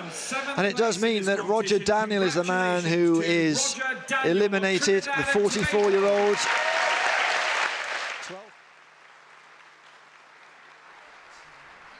We'll keep you up to date on the shooting, but let's go back to Hampden and the athletics competition. And this is round 1, heat 1 in the women's 1500 metres. And Helen Obiri of Kenya on her way to a very impressive time here. It's a new games record of 4:04.43 for Helen. Meanwhile,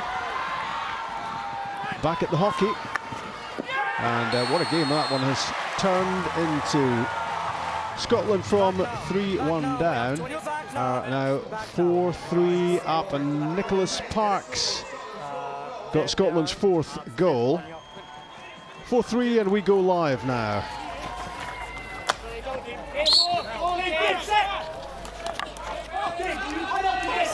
It's all a bit chaotic now as the seconds tick away. Good pickup, excellent interception. Kenny Bain taking it on. He's backed up here by Forsyth. Forsyth will try and whip it across. He's stopped in his tracks. Good breakaway from Scotland.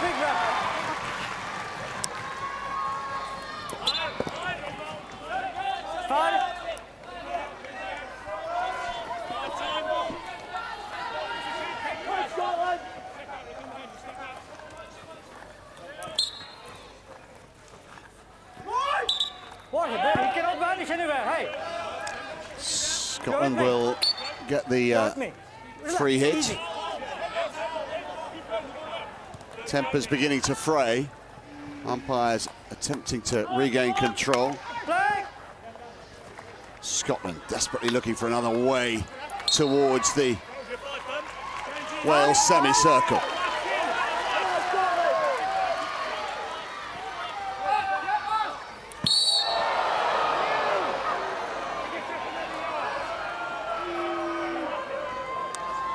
Hugh Jones a little heavy-handed. And they're stuck in the corner here. Scotland won't mind too much with the seconds ticking down. Wales desperate to retrieve this ball and head to the other end. Niall stopped doing that, really holding the ball in the corner to waste time. And he has wasted a bit of time, but there's still plenty of time for Wales to get a goal. Not with that sort of passing from Swainson. Scotland with numbers, 3 men forward. Little flick back. Baines' attempt intercepted. Grassick forward to take the long corner for Scotland.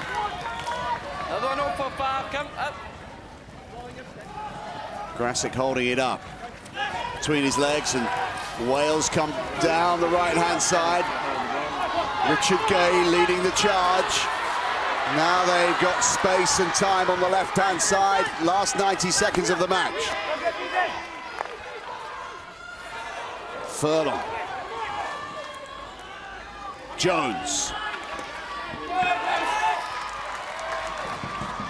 Stott high and away.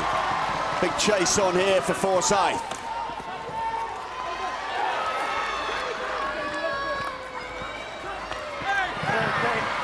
Into the D. Caught at the edge and moved out of danger. Into the final minute now. And the Glasgow National Hockey Centre crowd have had terrific value out of this match. 7 goals. What a contest.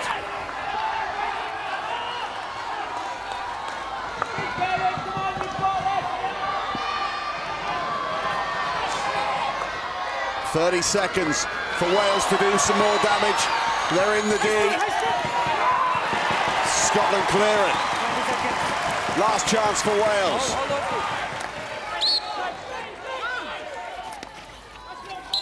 Scotland just need to keep the ball out of the semicircle.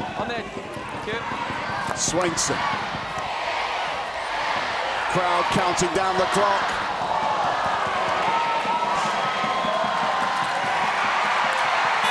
And Scotland have the victory over Wales. What a contest. An enthralling match between 2 of the home nations, with the host nation coming out on top. Victory for Scotland. A sea of blue and white around the stadium now as they celebrate their first win in the Commonwealth Games hockey tournament by 4 goals to 3, having recovered from an early 2-0 deficit inflicted by Richard Gay of Wales. What a fight back for Scotland. Showed great character and discipline, and they take the victory over Wales by 4 goals to 3.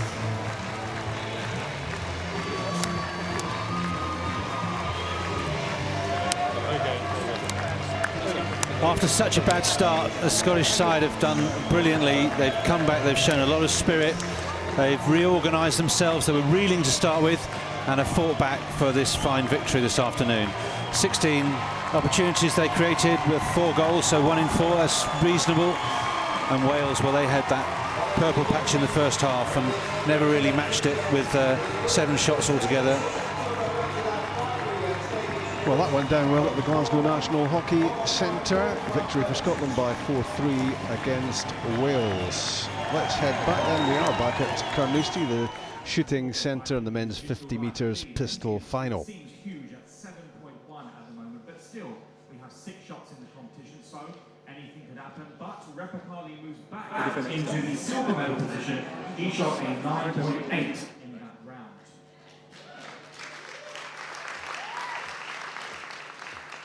The rest of the margins are quite small. A man who was born in Nepal, who moved down into India and has been shooting so well recently.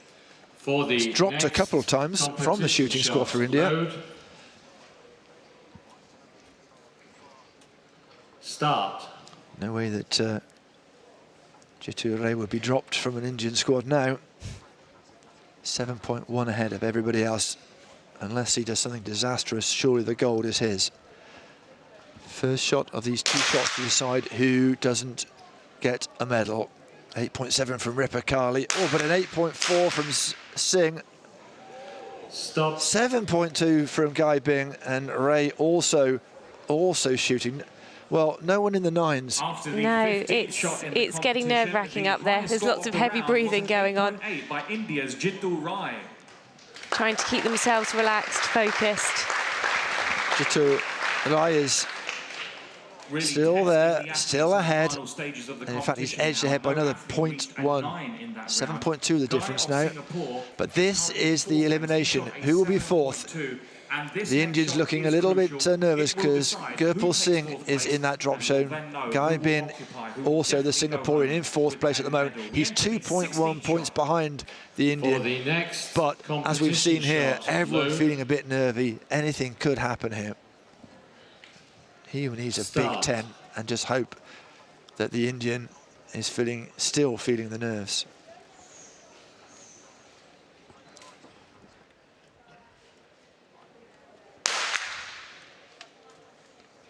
8.7 from Ripakali, still shooting low. Singh with a 9.8, sure that is enough to keep him in the competition.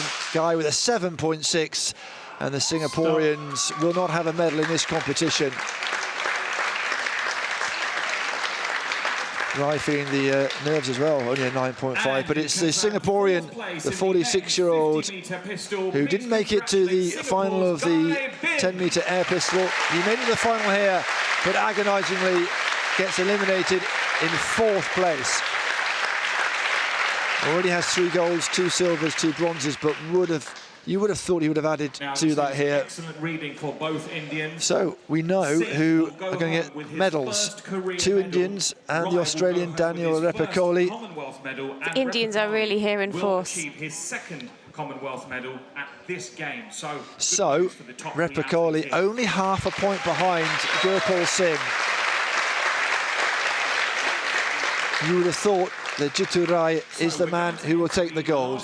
He's feeling the nerves as well, but he's still shooting 9.5s and 10s.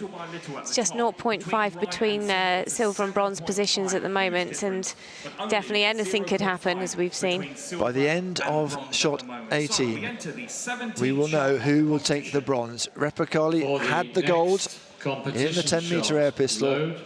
What colour will this medal be here for the Australian? He has his lucky socks on.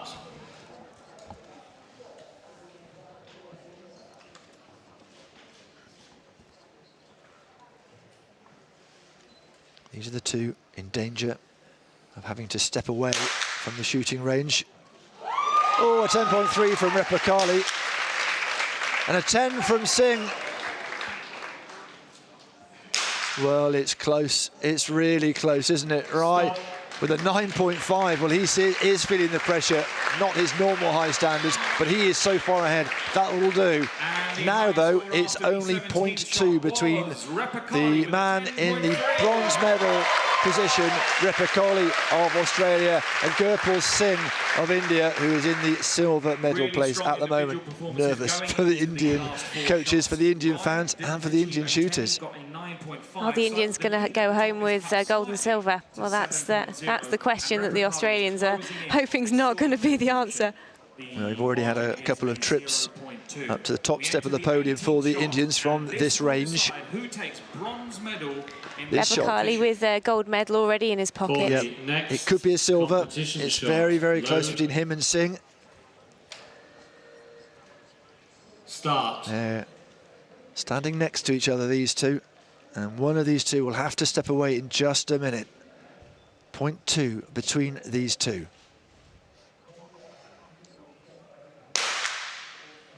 .9 from Ripakali. He doesn't like that at all.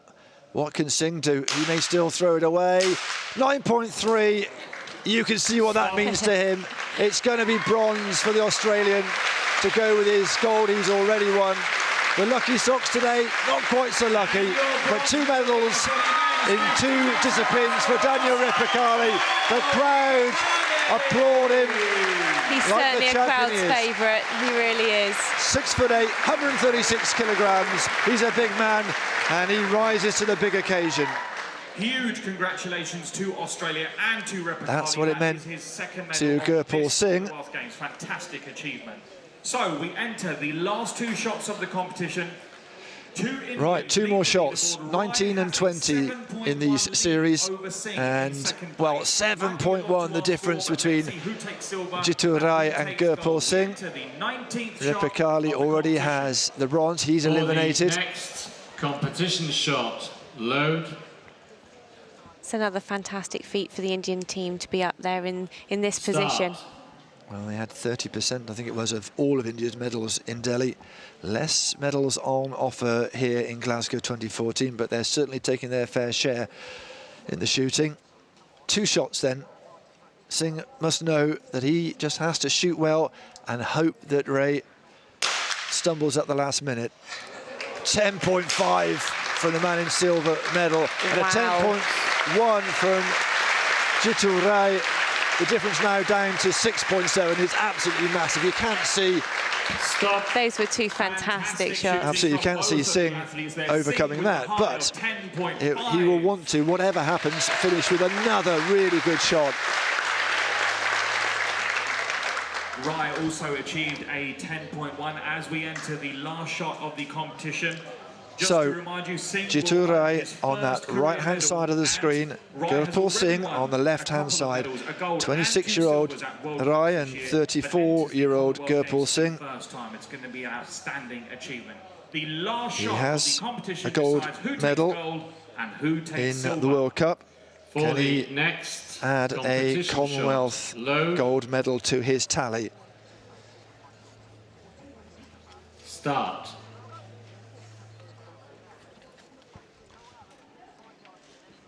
Here we go then, last shot of this competition. 2 Indians contesting the top 2 places. 9.7 from Singh, bit of a disappointing end to the competition from him. And a 9.9 from Jitu Rai. It was never in doubt, he's shot so well, first in qualifying, the world number 4 in this discipline, takes the gold medal here at the Commonwealth Games. Celebrations from Gurpool Singh. He knows just what quality shooting that was from Jitu Rai. Everybody a little bit nervy, girls, but in the end, the class came to the top. They did, really did. He came out of the qualifying stage with a 15-point lead in front of Christian Calapahan, who qualified in 2nd, but now really to hold it on and actually come up with the gold medal. He's done well. Celebrations from the little man from the Army, shoots for the Army in India. Well, that'll get over some of the disappointment of not being sorted out and put in by the Indian selectors for the 10-metre air pistol. Here's the man with the silver medal, 34 years of age, not done too much on an international stage, but he certainly has announced himself now. India, gold and silver. Daniel Repicali, the big man from Australia, takes bronze, but the celebrations really are in the Indian camp.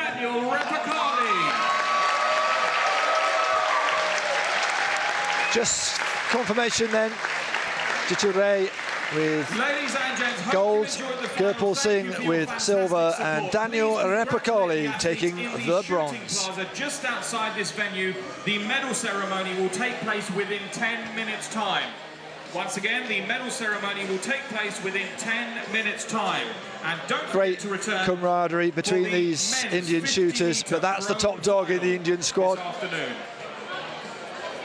Man who plays the flute when he's not holding a pistol, and he has such composure all the way through qualification. He looked the man to beat, and although it was a wobbly start for everybody at the beginning of this final, all of a sudden he found his mojo and he won by a country mile in the end.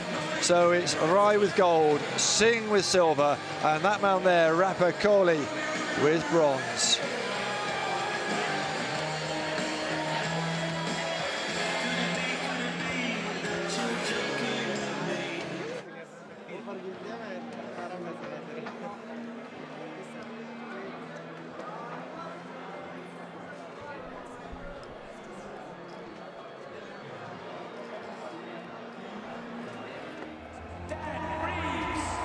Dan Greaves of England, gold in the para discus.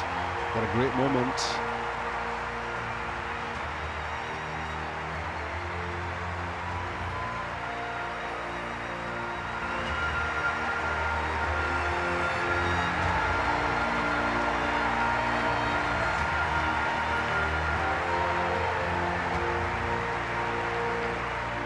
Alan Davis of Wales about to get his silver, but let's head for the table tennis, and Nigeria beating India in the doubles in the bronze medal match. 2-1 now in terms of matches, of course best of 5.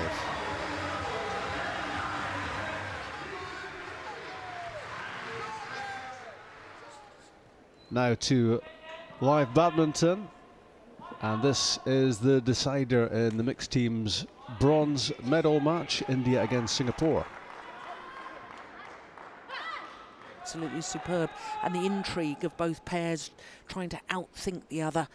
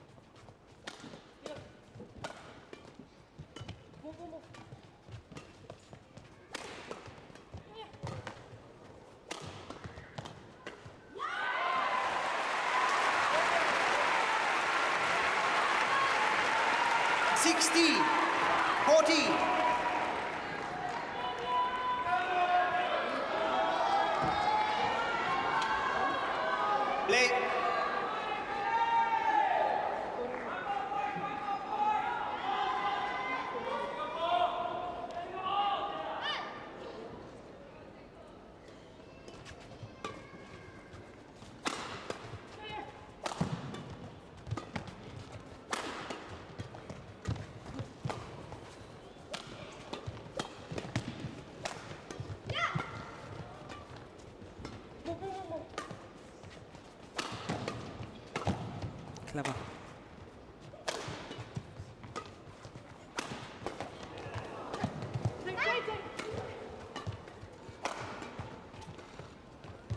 This is a big point.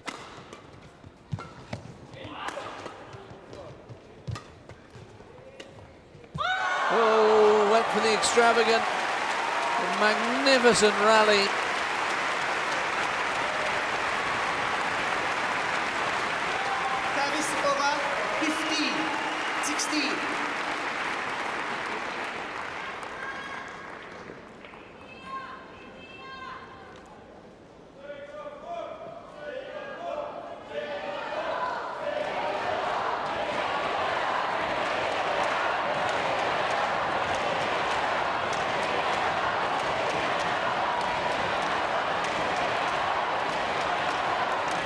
How wonderful for the players to have this sort of atmosphere.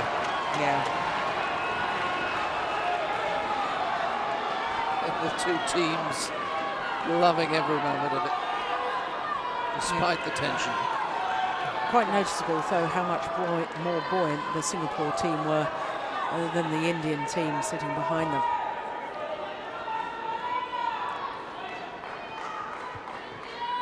I suppose they hadn't won that long rally.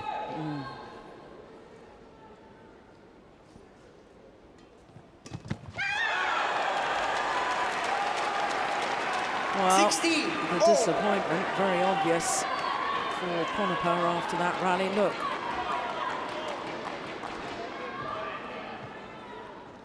You can't afford to let your opponent see that sort of thing.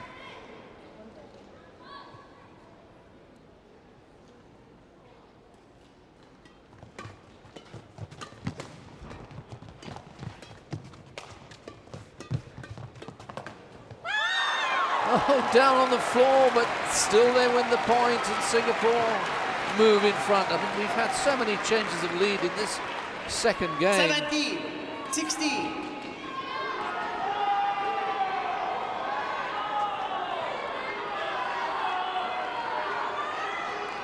Did very well to get that first one back. What a contrast in body language between the two pairs.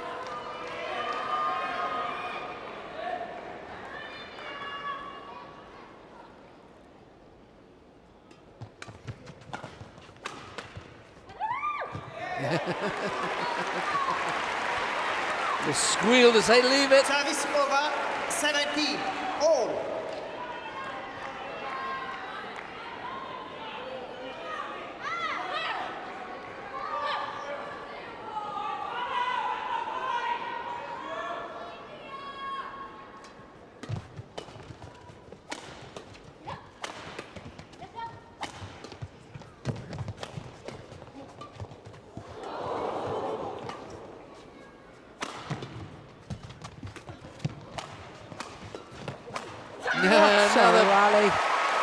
Another brilliant exchange.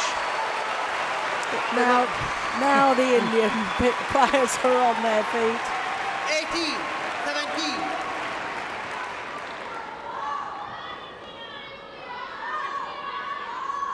What a match.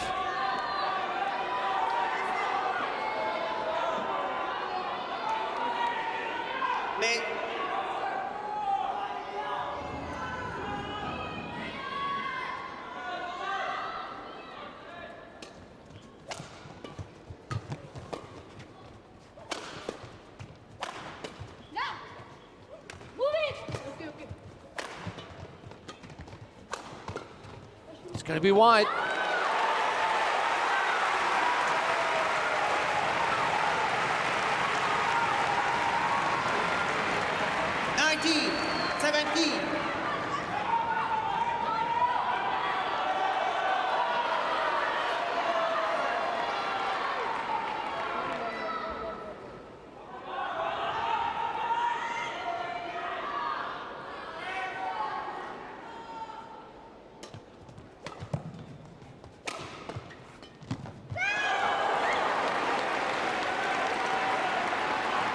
Service over, 18, 19. Right idea. She has missed a few net points in this second game. Most unusual.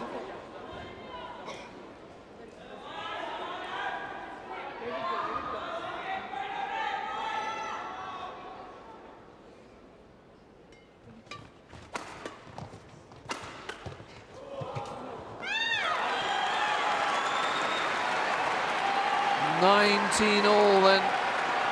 Singapore 2 points from a medal.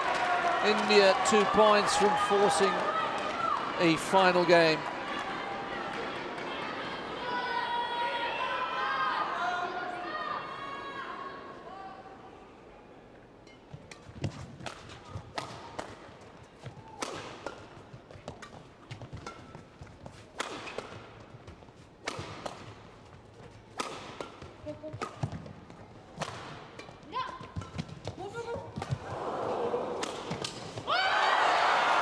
It's match point and bronze medal point for Singapore.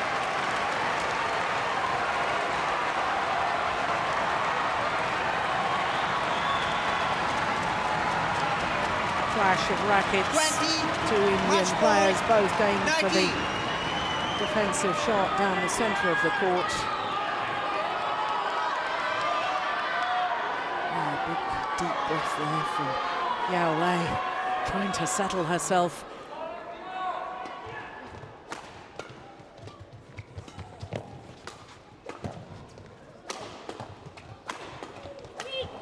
Irresistible attack from Ponnappa. The match point is saved. It's 20 all. Service over, 20 all.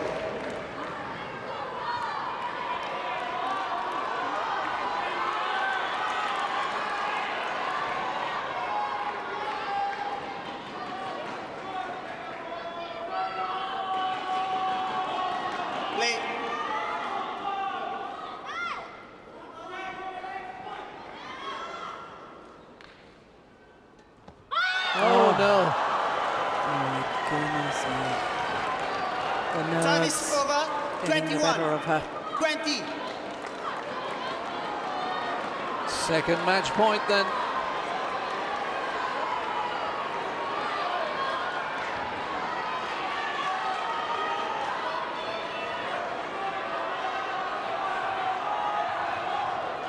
Lead.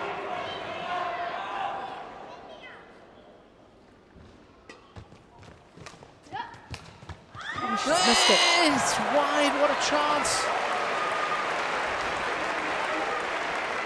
Service over. 21. All. Yeah, it was a good flick serve, but it was a little bit predictable because of the nerves. It's so difficult to serve well low. The last two serves from the Singapore players have been flicks. Oh my word. And the last two serves from the Indian players have both been errors. 22. Dear 21. Be still my beating heart. Easily said.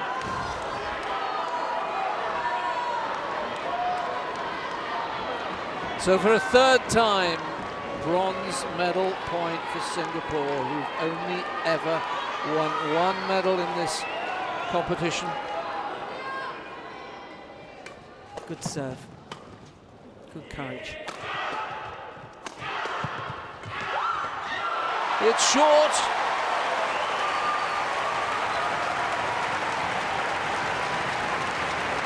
Service over. 22. All. Went for the change of pace.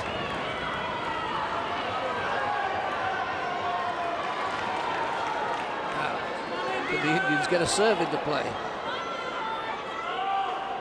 She'll flick. Oh no, she didn't.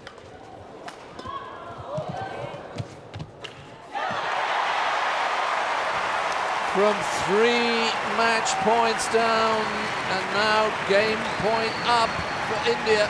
23. 22.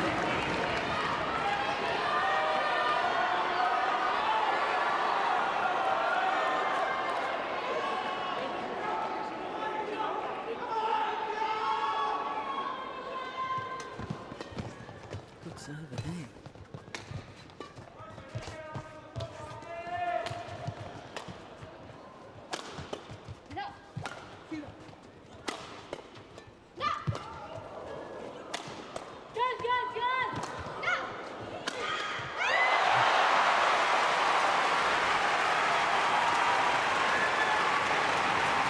It was clever play by the Singapore pair. Service The whip over. defence moving 23. Dwalagota All.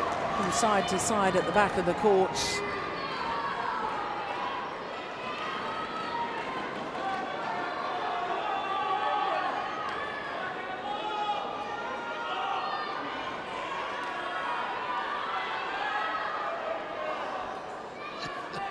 It is tough to watch, isn't it?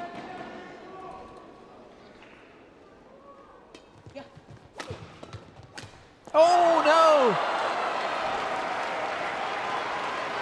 Another mistake 24. from Gutter at the net. 23.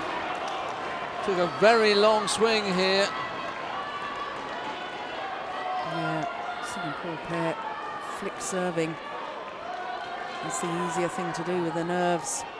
India should be aware of that. For a fourth time then. Go. Bronze medal point. No, what a time to warn her for time wasting. This is, well, Yeah, unnecessary. Yeah. In the moment of high drama, you have to have sympathy.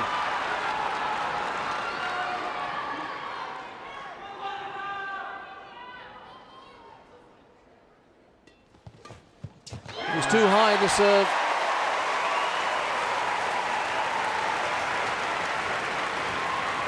Service over. 24. All.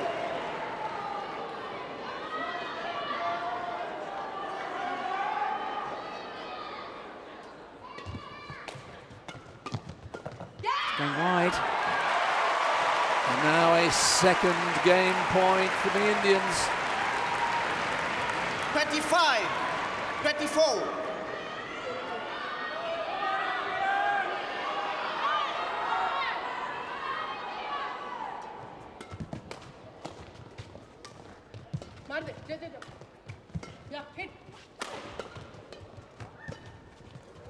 Oh, it was going wide, surely.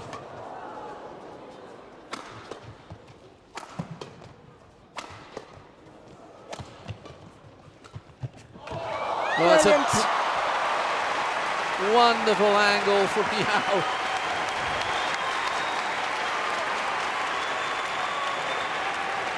Service over, 25. All. Yeah, Jualaguta covering the straight one at the net. Not ready for the cross court. Clever play by the Singapore pair.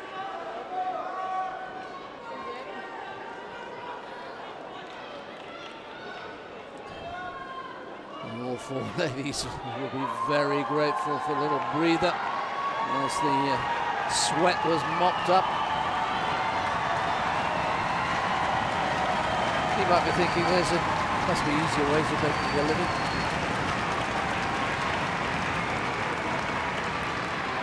Two-game points to the Indians, 4 match points for the Singaporeans. It's 25 all. You get to 29 all, it's sudden death.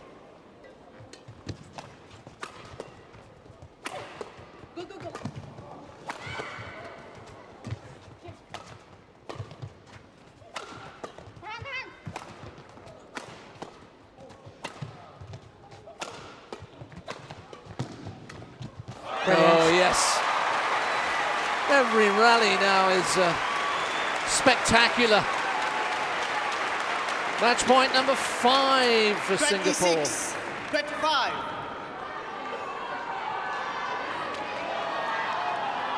Made it look so simple. Well, it was a very, very clever shot and a good skill. And there was a little discrepancy as to whether the shuttle should be changed or not.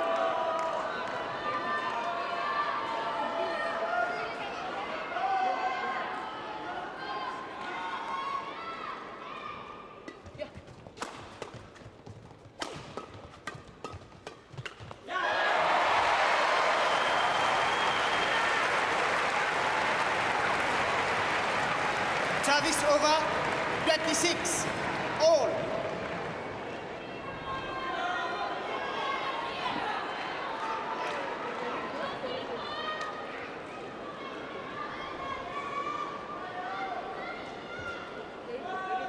Well, the only thing more dramatic would now be a sudden death point.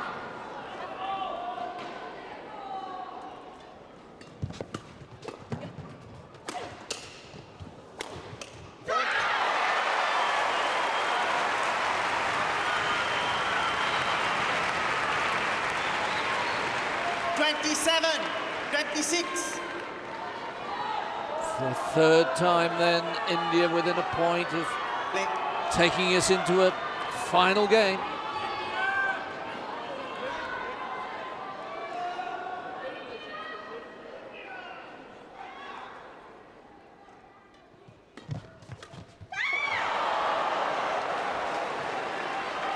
Service over, 27.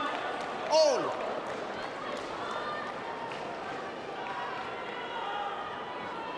Complete mishit. Unbelievable. Such tension.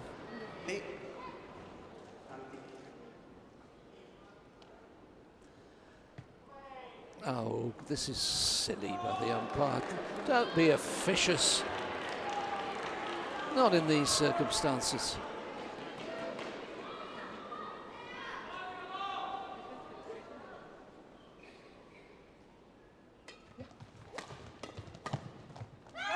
It's gone long. 28, 27. 6th match point. Yeah, clearly out.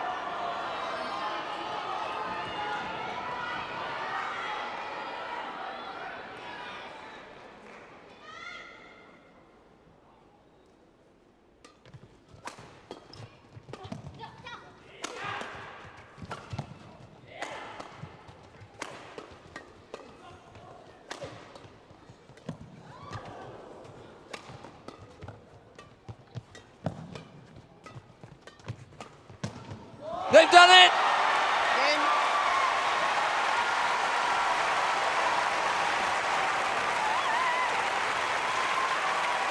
On their 6th match point, Chuntamulia Sari and Yao Lei claim the bronze medal for Singapore.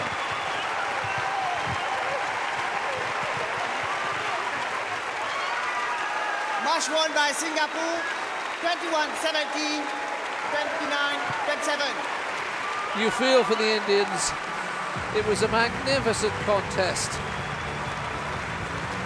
3 times they had a point to take us to the deciding game.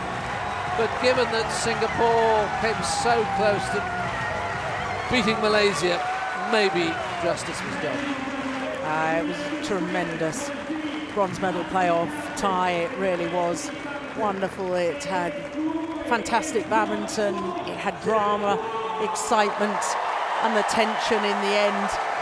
And obviously, for India, the heartbreak. But the celebrations you can see for Singapore, well, every player has played their part.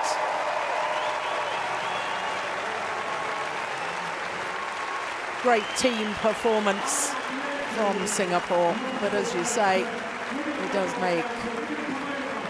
take 2 teams to make such a wonderful match. And everybody in the stands on their feet. It has been a superb bronze medal playoff.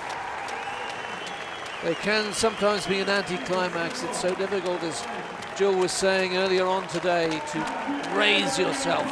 Although what she didn't say is that Jill in her distinguished career never lost a bronze medal playoff. 12 medals she won at Commonwealth Games.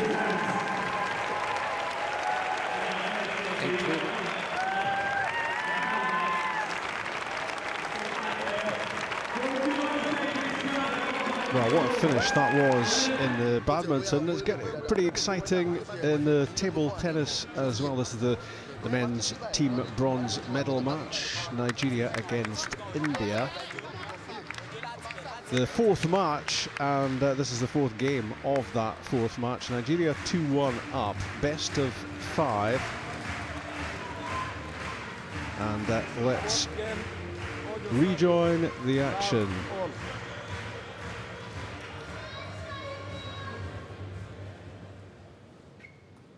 Let love all.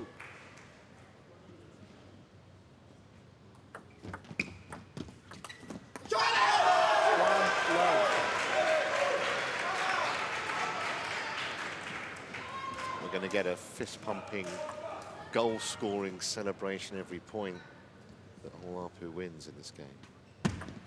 Heaven knows what he'll do if he wins the match. 1-1. Ashanti serving.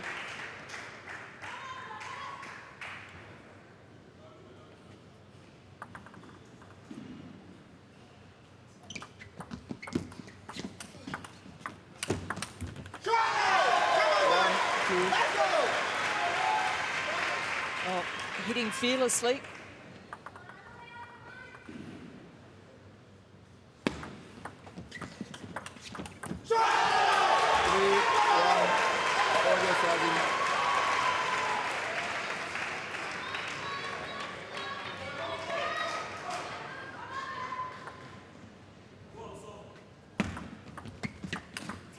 Well, this is unbelievable. And we're talking about a player in Sharath Ashanti, who's ranked 44 in the world. And Olapu, well, you have to go to about page 63 of the rankings to find him. Time out. And it's Peter Engel wanting to break the momentum of Olapu, who's absolutely on fire.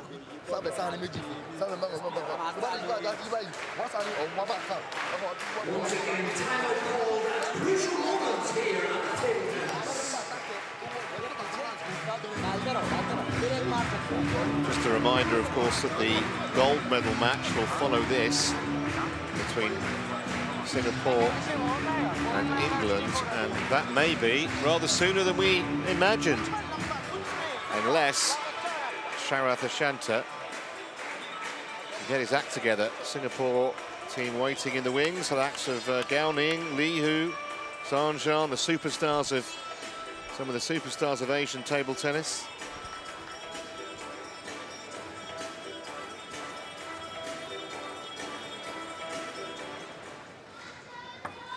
So the Indian coach, Peter Engels, played his last trump card, 4-1 in Nigeria's favour. Oh, that is such a significant point. What a way to win it. Showed that taking the time out has not broken his momentum. 1-5, Ashanta serving. Stark contrast in their respective body languages.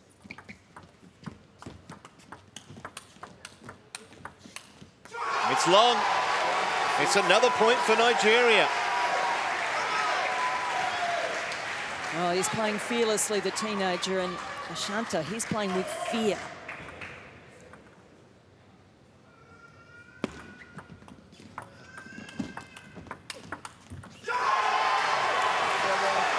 What's going on out there? He's being bombarded.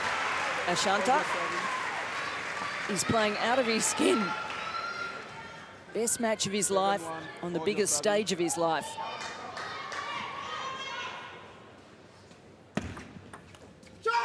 Well, I'm absolutely sure that the Nigeria coach, Noziru Bello, put Quadri Aruna in as the fifth for the fifth singles, thinking he's the man to take it home for us.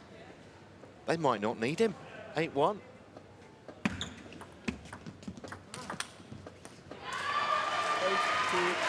How Ashanta needed that.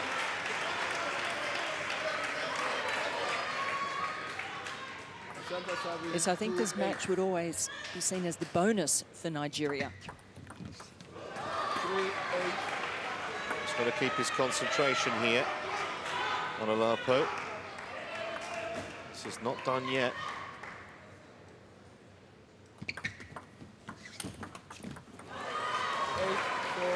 You'd think there'd be a timeout called soon for Nigeria with a run of 3 points against Olapo.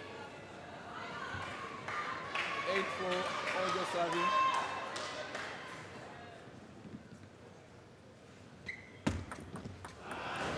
It's pure tension in the arm, isn't it? It's tension in the arm. 4 consecutive points going Ashanta's way.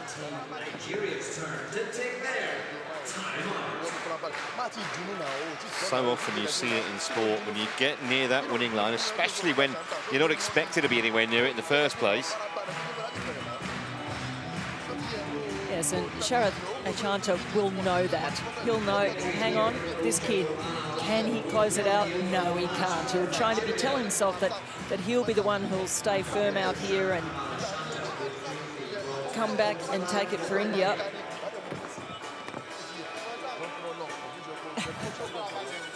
He just can't believe he's done that, can he? No.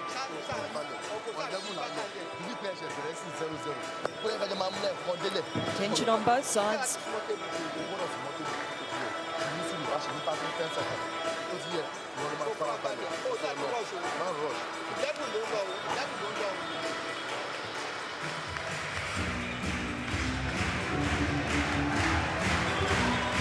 How will Olapo react here?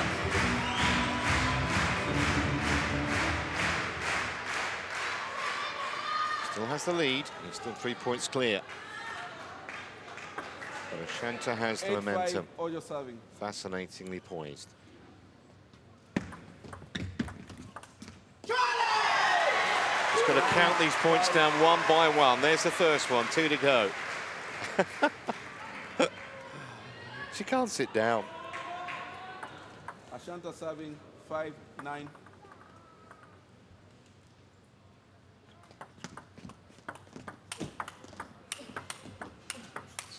Yes, one away now.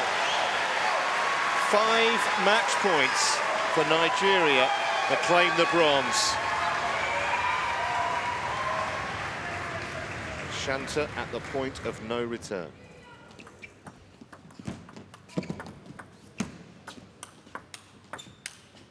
He's done it. He's done it. And look at the Nigerian team. You'd think he just won the World Championship. It's a bronze medal for Nigeria. A massive turn-up in the four singles. Ashanti beaten in 4. He deserves that, doesn't he? What a performance from the 19-year-old. A terrific teenager that has brought it home for Nigeria.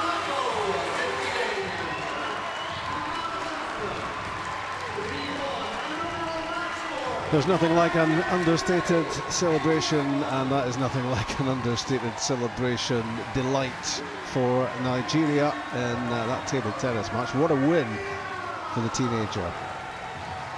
We're heading to squash next, and it's the men's singles bronze medal match between Peter Barker of England and Saurav Ghosal of India.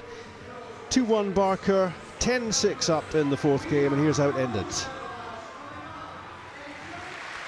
6-10, match ball. Will it dwindle further?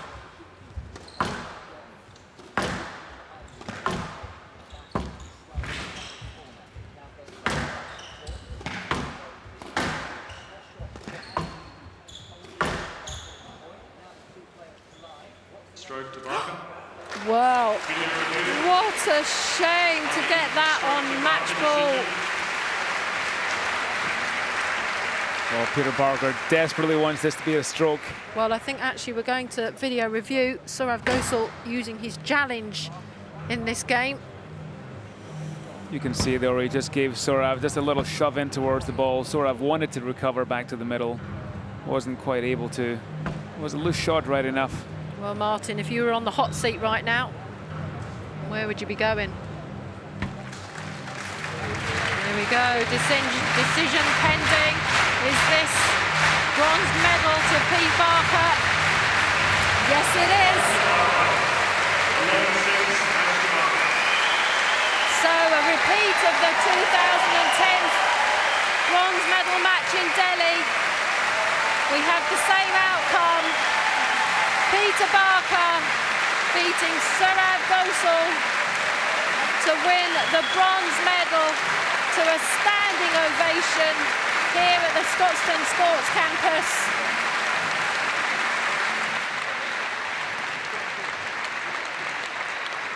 His wife there, I'm sure, very, very proud.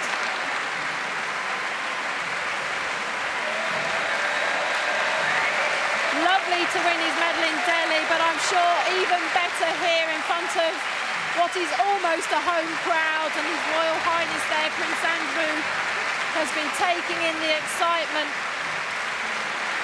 and a really great display from Peter Barker. He takes the match 11-5, 6-11, 11-5, 11-6. So bronze for England there, and it could be bronze for England here as well in the women's singles bronze medal match. It's Alison Waters of England against Joelle King of New Zealand, and it is 5-4 in favour of King in game one.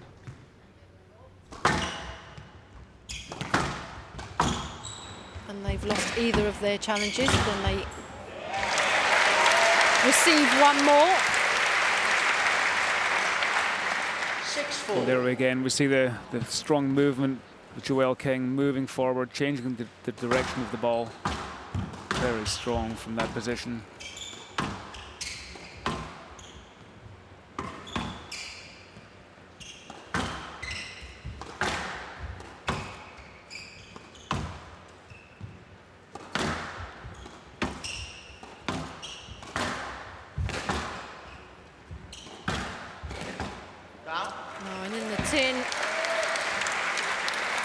Plenty of twisting and turning right now. 7-4. Alison Waters just moving side to side there. I wonder whether she's harbouring any stiffness from a match against Laura Massaro yesterday. Yeah, it was a wonderful match. A little bit feisty on occasion.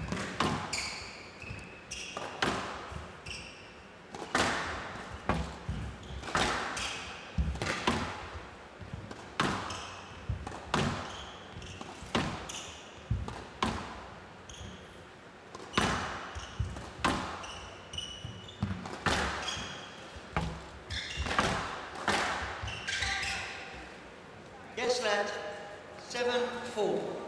A wry smile from Alison Waters. Well, Alison Waters, obviously, she won't want to lose this first game, but she does employ a long game tactic. She really wants to dig away at her opponent over a long period and then gradually expose more and more spaces that she can attack into. She's not a devastating shot maker, but very consistent over the long term. She is still trying to find her line and length, get the ball in the corners. Well, a good pick up, but coming straight back to the middle. That gives Alison Waters the point, and it's 5-7.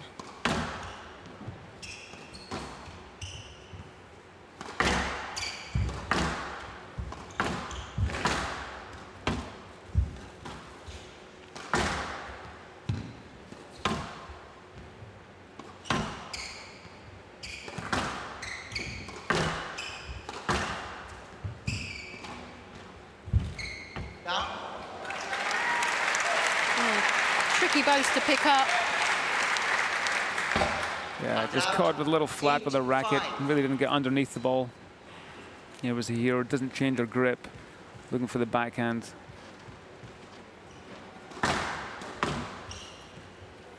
Stroke to king, 9-5.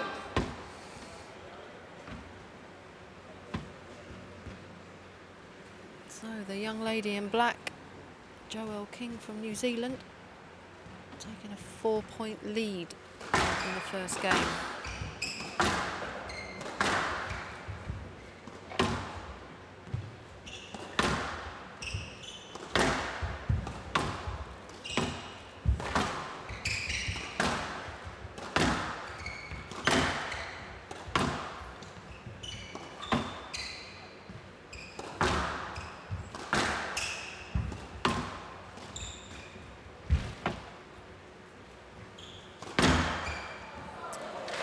A little unfortunate there for Alison Waters.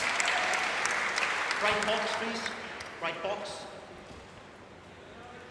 10-5. Well, that ball just hitting the wall between the joint and the floor. Sorry, the joint between the front wall and the side wall. A little bit lucky. 10-5. First game point of the match.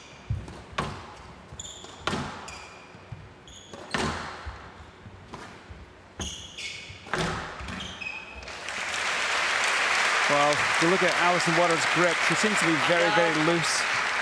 Allows her a lot of different options. Also allows her some momentum with the racket head to change the direction. Too often we've seen that. We leave the court loose in the middle. That can be the devastating effect. Well, you need the racket control around the middle, but Alison Waters obviously possesses that.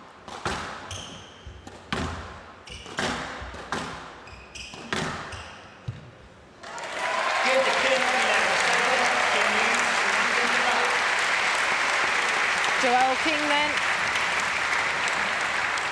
takes the first game. She wins it 11 points to 7.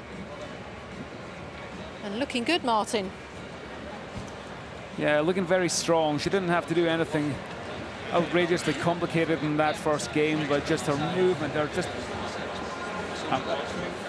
her movement, just that one step in each direction, very solid with her racket. And that's something that Alison Waters is going to be very careful of. She might have to slow the game down, really get the ball into the corners. Well, let's see if we can just hear what Paul Hornsby, one of the New Zealand coaches, saying to Joelle. Just a bit of a lack of concentration, straight in the forehand volley. Yeah. All right, she'll punish it. Put it there, she'll punish it. All right, so just got to make sure they go in there. You're either putting it very wide or taking it very wide. Apart from that, looks good. It's settled as the game went on. You've got more and more confidence in the back of the ball. And that created your opportunities to take it shot. Yeah. Yeah, I felt like I felt like panicking and thinking I had to do something probably for the first loose ball.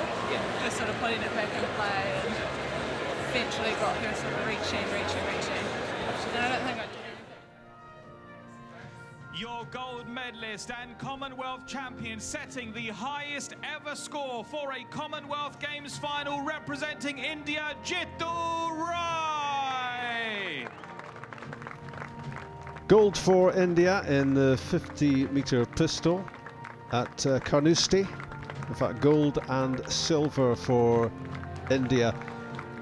And Daniel Repakuli of Australia getting the bronze. But another gold for India's total.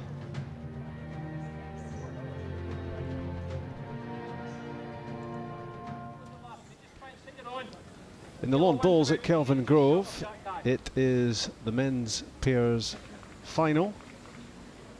It is Scotland against Malaysia. And it is 12-0 Scotland, homing in, and another gold medal.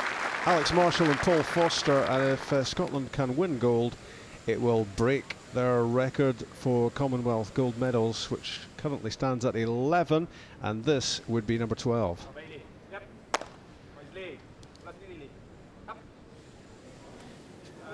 Good weight on that again, just inside the line. Just past Jack high.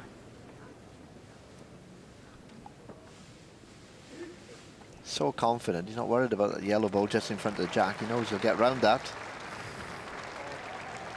Look at this again, gets past it. Look at this again, look at this again. Oh, world-class stuff. Exhibition bowls, exhibition bowls. In front of the perfect crowd. That's what I was talking about, the missing link, winning the gold in Scotland, and just showing exactly how good they are to everyone back home.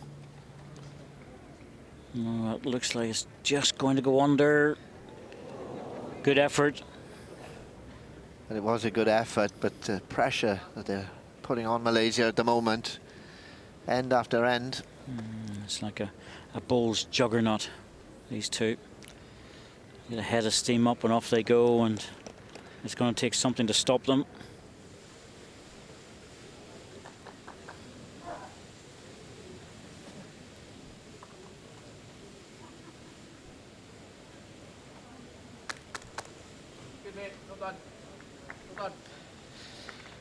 Well, that was predictable. Alex had to go deep, covered the yellow balls.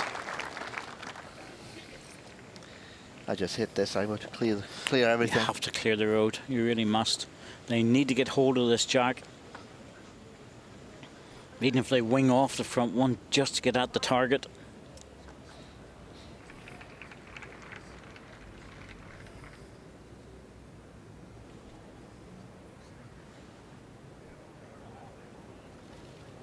Big drive.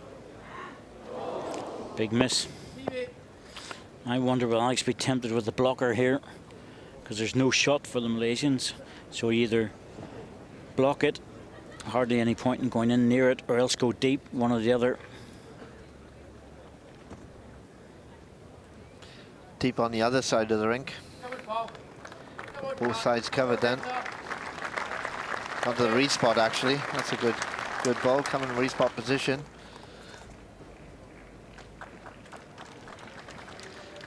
Read spot, if the jack goes dead, go again. No, he's changed weight. He's changed weight with this. I can't believe he's changed weight. Just let him just whip across.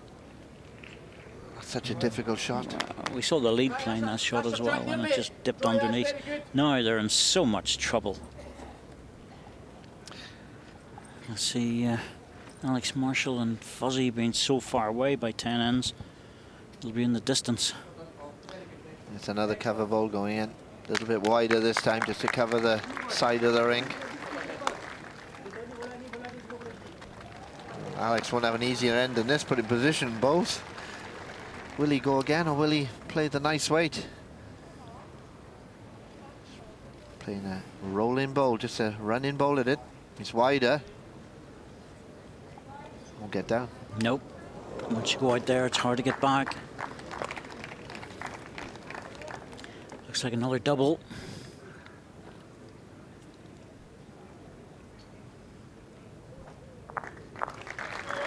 Two it is.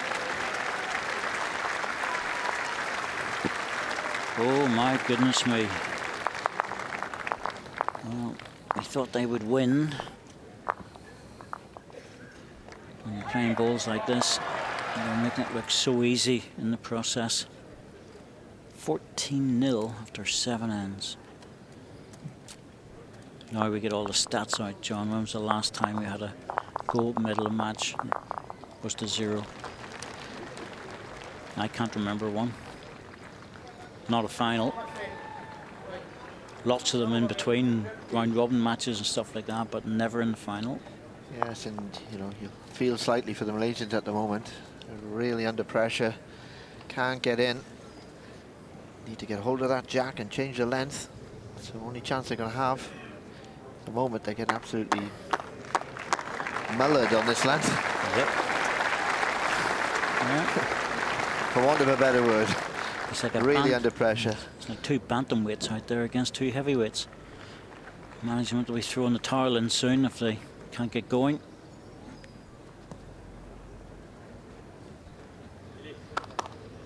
It's a decent start again. The lead's fighting hard here. They're trying to stay with Paul. And they haven't been terrible, but they've just been overpowered.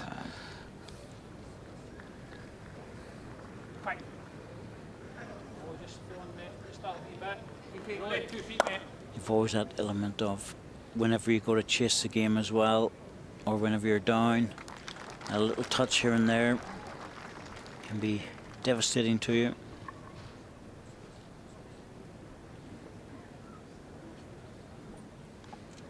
With the same line, mate.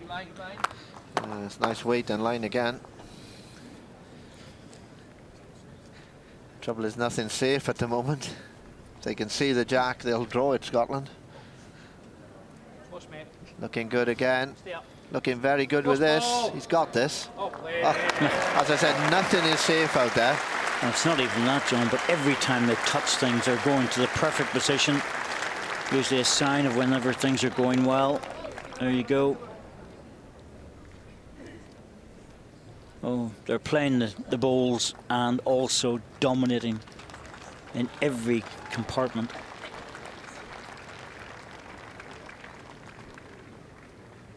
Chance with this. Good try, good try.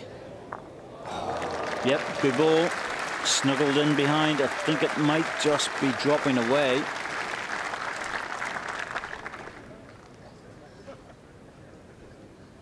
Yes, come on, my son, he said, come on.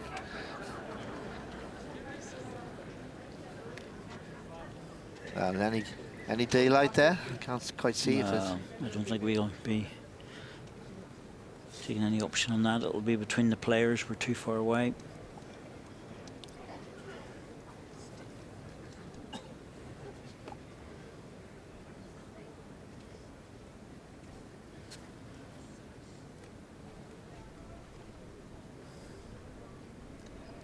It's another cover ball, trying to get to the foot of Paul Foster. Yes, it's out a bit wide. Probably didn't have the pace on that ball to get back.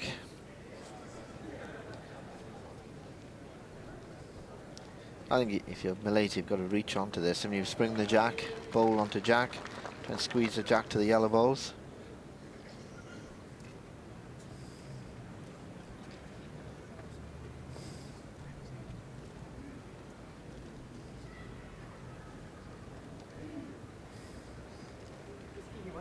Try and hold it in a touch, mate, if you can. Ideally there.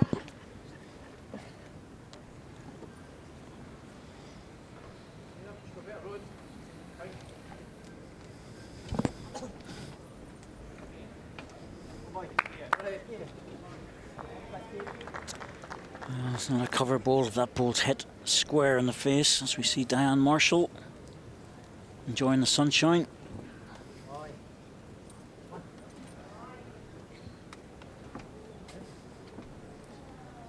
He's right on line, you see. Yes, that's not going to help the next effort. Well, Alex, if he is old in the one, there's not a lot he can do about this. Why bother?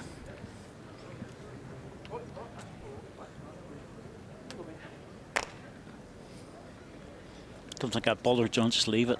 If he's lining the shot, 14-0 up. The only thing he wants to make sure of is that he's definitely lined, but I think he must be with the previous delivery. He's going on to the backhand, which would suggest he might be trying to draw the yellow ball. Well, must think the shot's against him. He's playing this.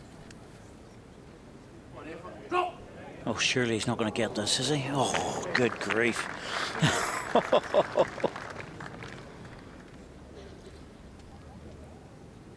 Oh, he was very close to it, but he just a little over the weight he wanted.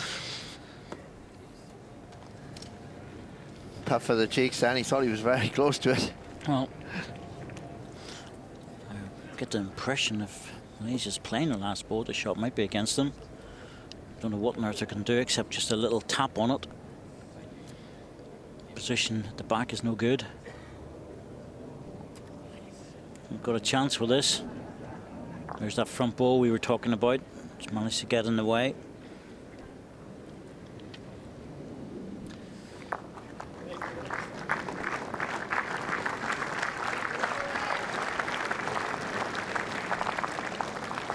Played end. No shot. No shot, yep. Tied end. Doesn't happen very often, but it's an end played and no score. So both balls were touching the jack, Corky. Yeah, that's why both players were trying to reach it. Doesn't happen very often. There we go.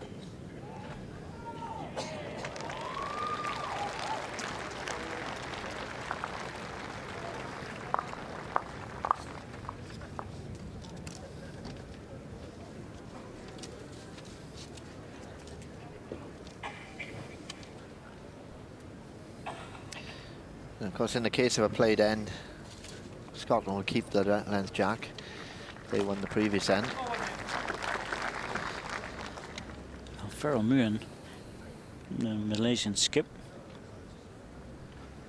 Bronze in Delhi in the pairs. Bronze again the Christchurch in the World Championship. So he's been around this guy. He knows the game.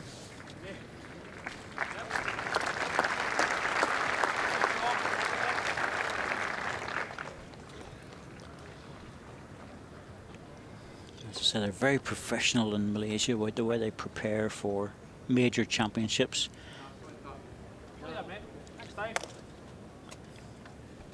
Even getting selected is a pretty tough situation. Yes, if performed well. Good record. Commonwealth Games recently and done well here in the pairs. Two good bowls again. A relatively loose end for Paul Foster. Shows he's human.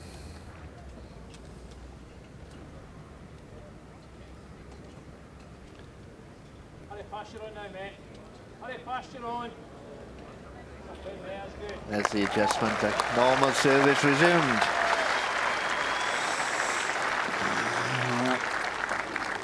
He's not going to have a bad end with 3 balls.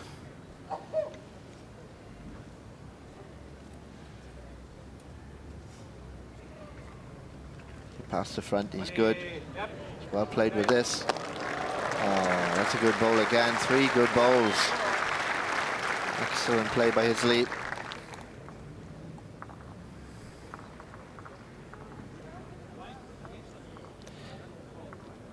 You like? It doesn't alter your shot, mate.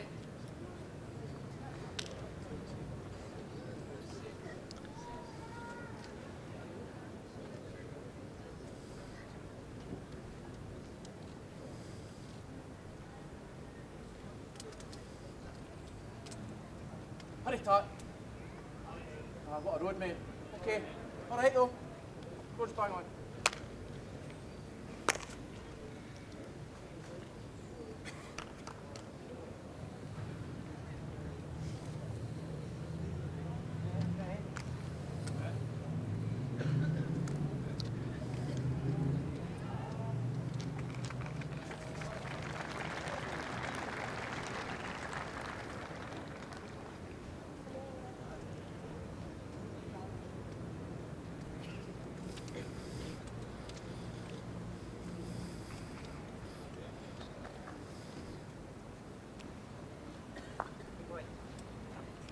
Backhand, mate. Well, dropping short. That was a tired ball.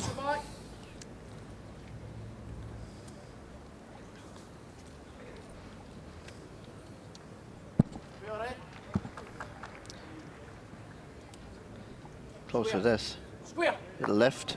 That's it. It's a lot better. 2 shots out of that.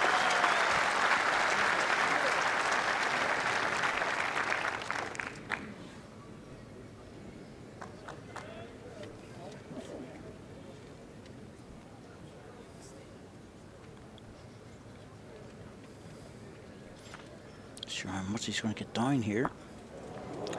That's worse. Oh, dear me. Well, he's tucked it in round the corner. Yes, he's narrowed the target. You can see it from that angle. Our camera looking at it, and he hasn't got a lot on now.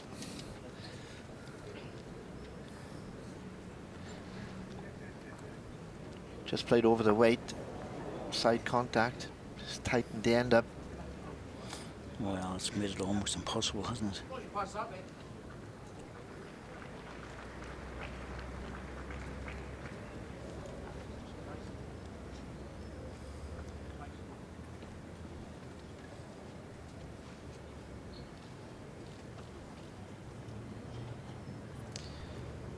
Yes, and that was predictable.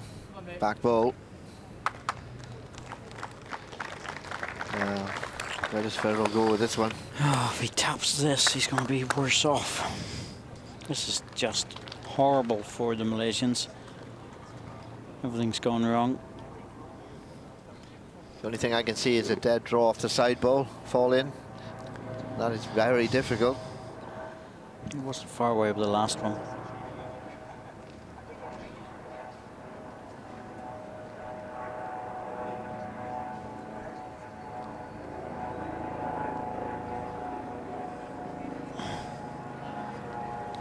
That was a problem. Too keen to reach. Another double. Well, I'd give this about another 3 ends, John. This continues, maybe 4 at the most.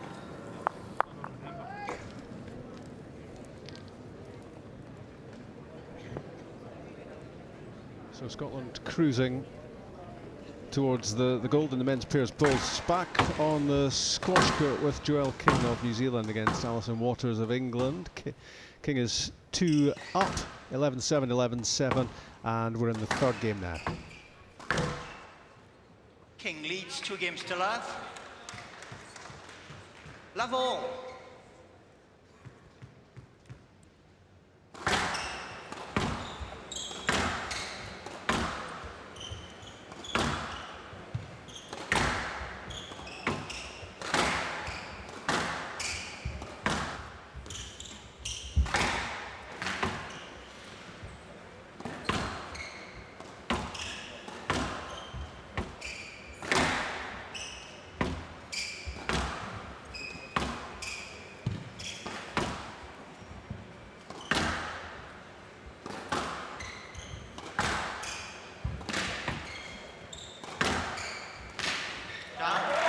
Well, I don't know about you, Martin, but I almost feel like Alison is, well, actually flagging somewhat. Towards the end of that rally, she was really struggling to push back onto the ball. Well, it was a hard match with Laura Massaro yesterday, but I think it's more to do with just the pressure that Joelle King is putting on her opponents here. Alison not able to get her Kiwi opponent behind her. And we see the first couple of rallies in the 2nd game and in this 3rd game, trying to hit through the ball, get it to the back. Really has to vary the pace a little bit, give herself time to get forward, force that loose shot, then she can use her skills.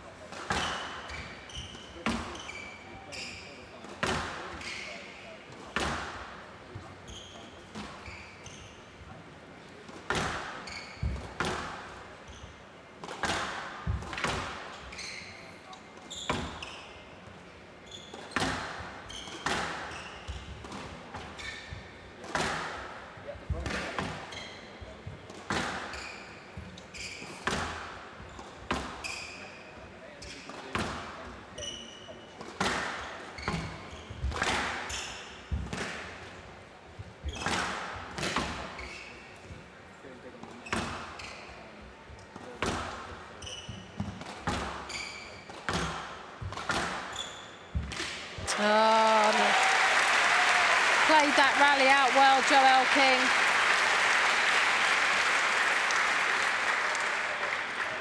Well, see this change of direction. It's very strong. Use of the forearm and the wrist. Pumping her fist. Worth pointing out, Sue, that while the head-to-head does stand at 5-2 to Alison Waters, they have split the last 4 times they've played.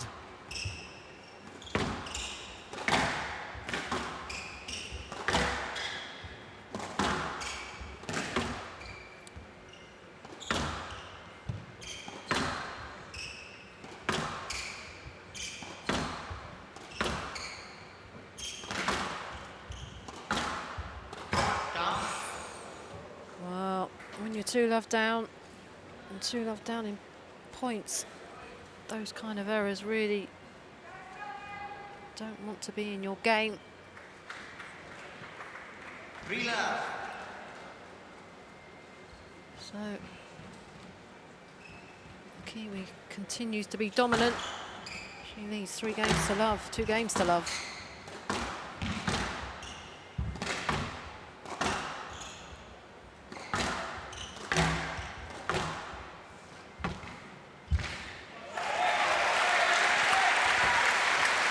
Well, 4-point spread this time of the game.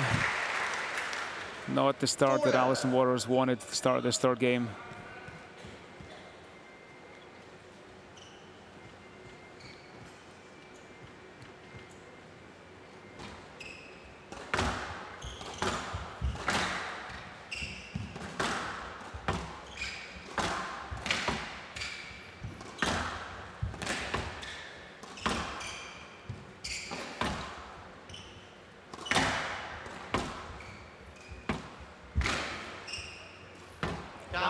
Wow, bit of a gift there.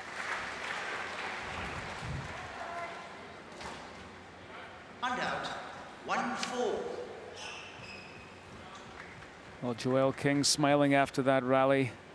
Obviously loosened up quite a bit. 2 love lead. 4-1 lead in the 3rd game. She feels pretty confident at this stage.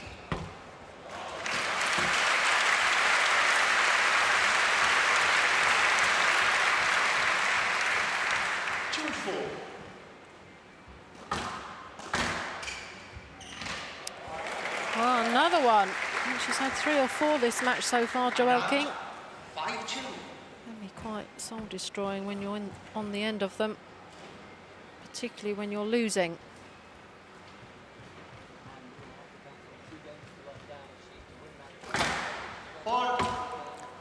Well,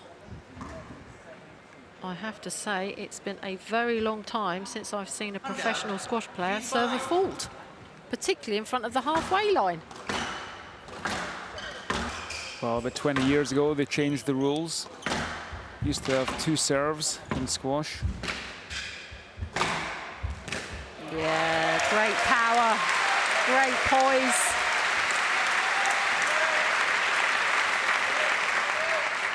And out. 6-3. Well, it's very difficult to see how Alison Waters is going to battle her way back into this match. There's nothing in this match that you can really point to and say, okay, if I hit it there or I think like this or get in this position, I'm going to get some change from it. Joelle King just seems to be so dominant in all areas of the court.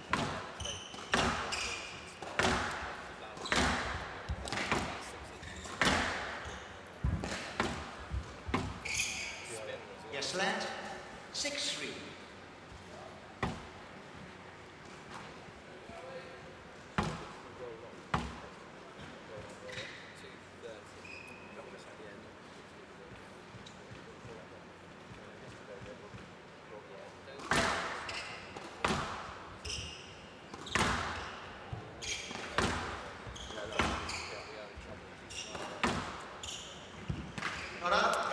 Oh, shoe on the other foot this time.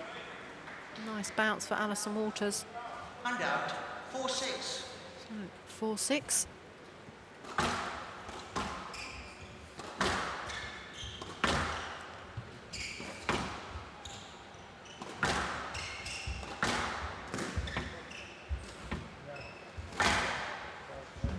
Well, gentle to put Joelle King there, Martin. Well, again, great lunge forward, using her strength, her balance, really hitting a perfect width.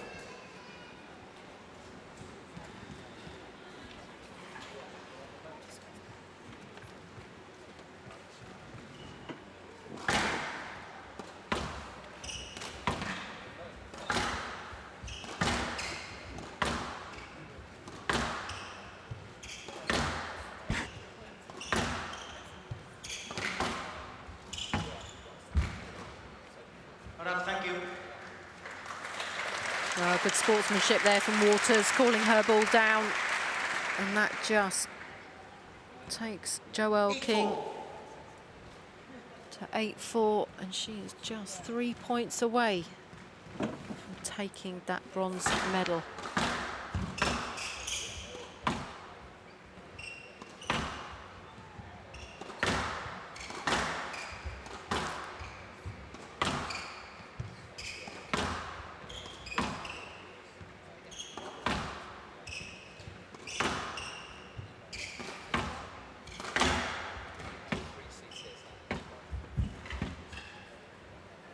Stroke to King. Video review, please, Miss Waters. So, stroke decision. Challenge.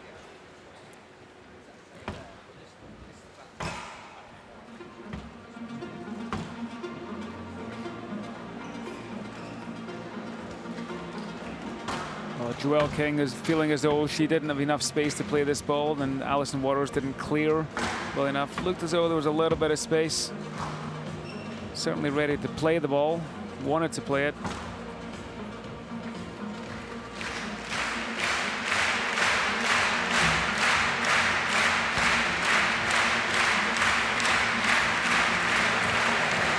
Well, that's an interesting decision for Joelle King, because she did have a little bit of space. There was a little bit of interference, but you felt as though if she got through there, she had enough space to hit cross-court low and hard 8-4. and pick off the point, and that would be huge at this time.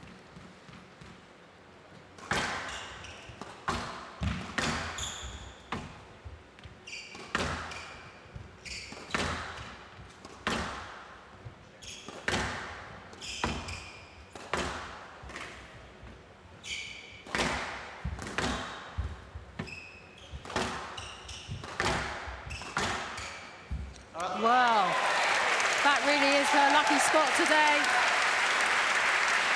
Well, when you keep it on hitting in these areas, that's obviously what the players practice, to try and get it as close to that nick as possible. 9-4. It is going to go in there sometimes. You might call it a lucky shot, but the more they practice, the luckier they get. Please don't do that. Well, they do say you make your own luck.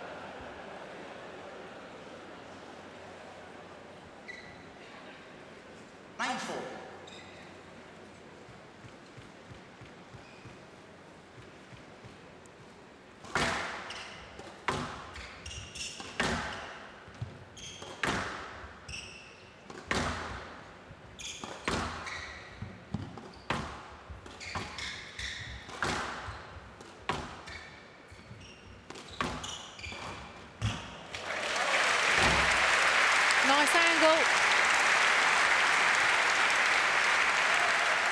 Well, those are the kind of shots that Alison Waters wanted to use earlier on in this match. Try and get opportunities round about the middle of the court. She has them the last couple of rallies.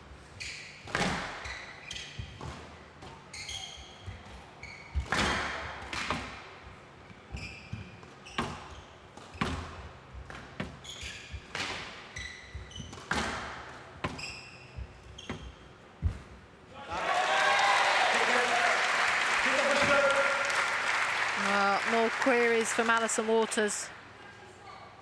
No, she played on. No, she didn't stop. Oh, yeah, so Alison Waters claiming that Joelle King's pickups were actually down. And even querying whether Joelle stopped, but in fact, the referees have called all balls good, and that gives Joelle her first match point.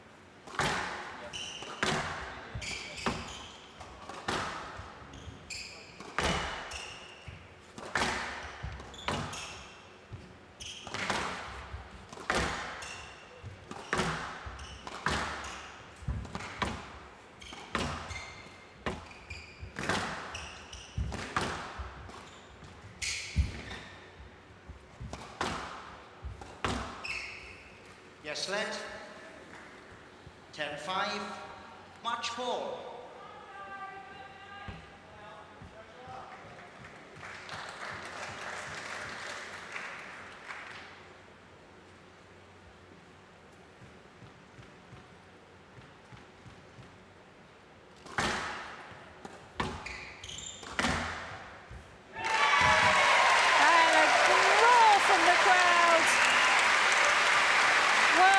To Joelle King. She was absolutely determined to come through in this match and absolutely delighted to take this medal, and her coaching staff there supporting the New Zealand players. Hugs all round. Congratulations from them to Joelle King, and a very, very happy young lady. A nice congratulations there from Chris Robertson, the English coach, but very sad for Alison Waters, again finishing in the same position as last time in Delhi. But it's this lady's day today. Joelle King from New Zealand, she takes the match 11-7, 11-7, 11-5, and she is the 2014 Commonwealth Games bronze medalist.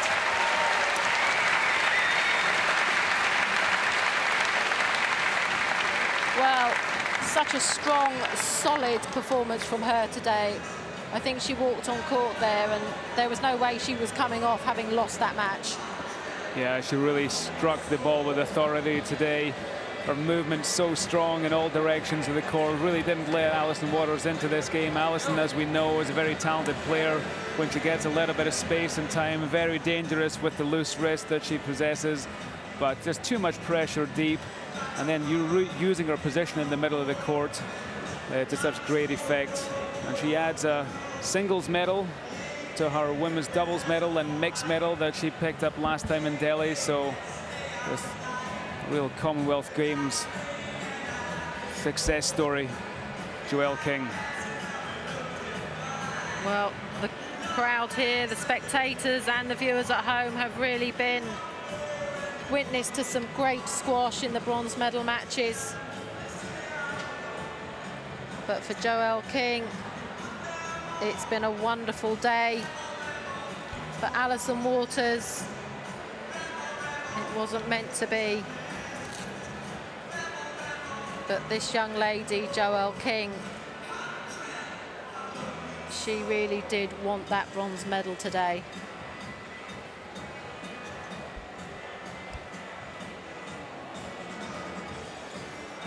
Well, there we see the movement of Joelle King across the court. Incredibly strong, very tall player, but incredibly strong, able to lunge all over the court. There we see again that incredible lunge. Great touch at the front of the court.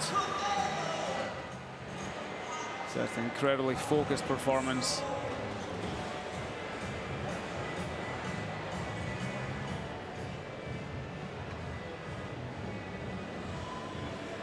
Well, that was conclusive, wasn't it, for Joelle King against Alison Waters, winning bronze for New Zealand. And talking of medals, we are one away from the 100th gold of Glasgow 2014. Australia lead the way on 26 gold, England a couple behind. Scotland on the brink of a record 12th gold. And further down, great news for Wales as well. 20 medals in total for them, and that is one better already than what they achieved in Delhi 4 years ago and in Melbourne 2006. From Glasgow to Carnoustie, the Ballybutton Shooting Centre and the 50-metre rifle prone final, men's.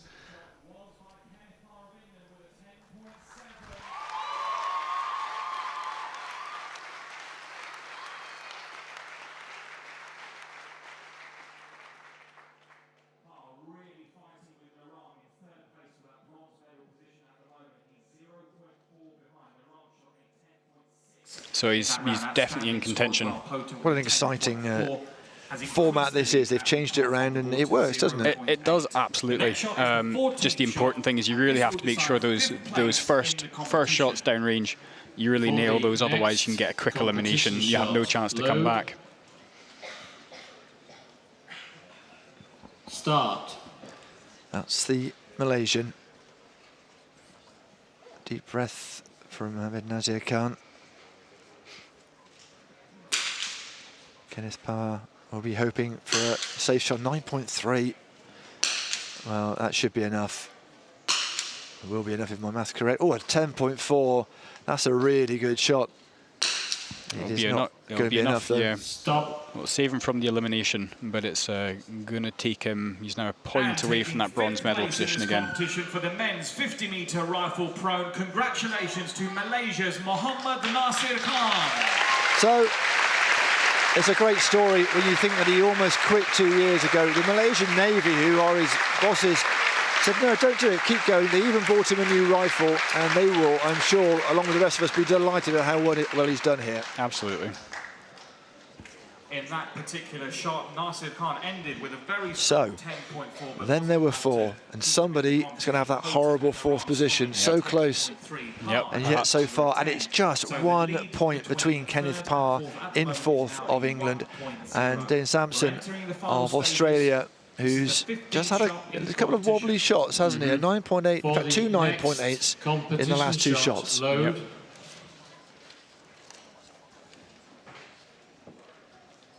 Start. Kenneth Parr, who's qualified 2nd for both this and the air rifle competition, didn't get a medal in the air rifle. 9.9 from Parr. Sampson, as long as it's not a horrible shot, should be okay. Yeah, it's enough, 9.4. Oh, and a 10.8 from Potent, that's fantastic. Well, you called it earlier on that Potent, living up to his name really, absolutely fabulous shooting. An outstanding shot. So the lead now between 1st and 2nd place increases to a 2.3. Potent was the only athlete in that shot to reach over 8. Well, he clawed back half a point. It's still half a point behind Kenneth Parr. It's a real big ask, but it's not impossible. Oh, by all means, it's not impossible. This wind is doing all sorts. Good shot, couldn't see him through. Shot. Load. Start. So this one is an elimination shot. Kenneth Parr, half a point behind Sampson. Oh, a 10.6 from Sampson. And what's Parr done there? A 10.6, yeah. Sampson with a 9.7. Stop. And now a 9.7 from Sampson, and Parr is saved. He's leapfrogged Sampson, who was in the top 2 for such a long time. Well, whether it was the wind, whether the pressure got to him, but the Australian is the one who misses out on a medal. Yeah, 4th place is a horrible, horrible place to finish. But congratulations to Dane Sampson. He did all he could in that final. 27-year-old finalist in the air rifle. He finished 8th. Did better here, but agonisingly not quite good enough for his very high standards. So then, 3 left. Who will have the bronze? The next 2 shots will determine who is eliminated and has to settle for bronze. Parr is 0.9 points behind Gagan Naran, but he was a point behind going into the last couple of shots, and he turned that around, didn't he? Absolutely, it's still all to play for.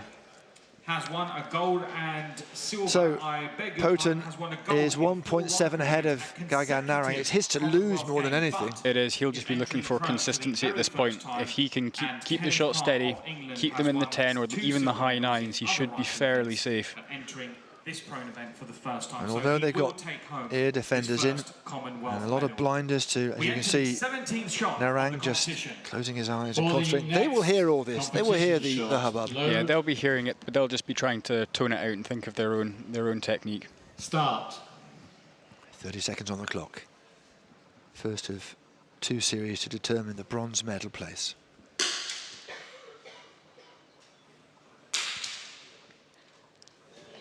10.4 from Parr, 10.2 from Narang, so he's clawed a bit back there. Potent with a 10.4, solid. That's what's going to keep you in the gold medal position. Yeah, absolutely. Really strong shooting from all three athletes, Potent and Parr getting the highs of the round. 0.7 the difference between Parr and Narang. The lead between gold and silver at It's the very moment doable, is a 1.9. but it is an ask. The wind is just getting up a little bit here as well. The flag's straining. The next shot is the 18th shot, and after this, bronze medal will be decided. For the next competition shot, load. The Australians Start. can hardly bear to watch, but he's the man in pole position at the moment. As the other two are scrapping to make sure they don't have the bronze, they can fight for the silver and the gold. Oh, it's a good shot from Parr, but it's not going to be enough. Stop. That's a really, really good effort from the Englishman, Kenneth Parr. Fought his way from what looked like certain elimination. He'll take the bronze. The English fans, and there are a lot here, absolutely delighted. Everyone in this auditorium clapping the 27-year-old. Couple of silvers in Delhi, and he has a bronze to add to the collection, as well as a big hug from his dad. Yep. That is the third Commonwealth medal of Parr's career. Very, very well done. Really close-knit bunch of athletes. They'll congratulate Kenneth Parr as well. But he's been eliminated now. 2 more shots, and we will know who has gold and who has silver. For the next competition shot, load. Start. 1.6 the difference. Oh, a 10.8 from Narang. Well, Potent will just need to make sure he has a covering shot here. Taking his time. 15 seconds left. Oh, down by a point. Narang, all of a sudden, it's all very, very different. Gagan Narang of India with an outstanding 10.8 in that round. It is very, very close. As you can see, 0.6 the difference. It really is coming right down to the wire. The difference. And it is all down to this last shot. 0.6. India guaranteed at least the second. Someone will go away with the silver. Someone will claim the gold. Warren Potent has a Narang on the right-hand side. The 31-year-old, the veteran Warren Potent, the 52-year-old from Australia, watched by his coach and his team. Competition shot, load. 0.6 the difference. Start. It's certainly within the ability of Narang. Shot very quickly, a 10.2. Potent's looking for a 10 then. 10 will be fine.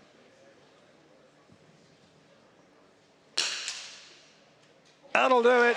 That will do it. Well, great composure at the end from Warren Potent. He's had silvers, he's had bronze before in the Commonwealth Games. This, though, is a gold for Australia and for Warren Potent. Our final.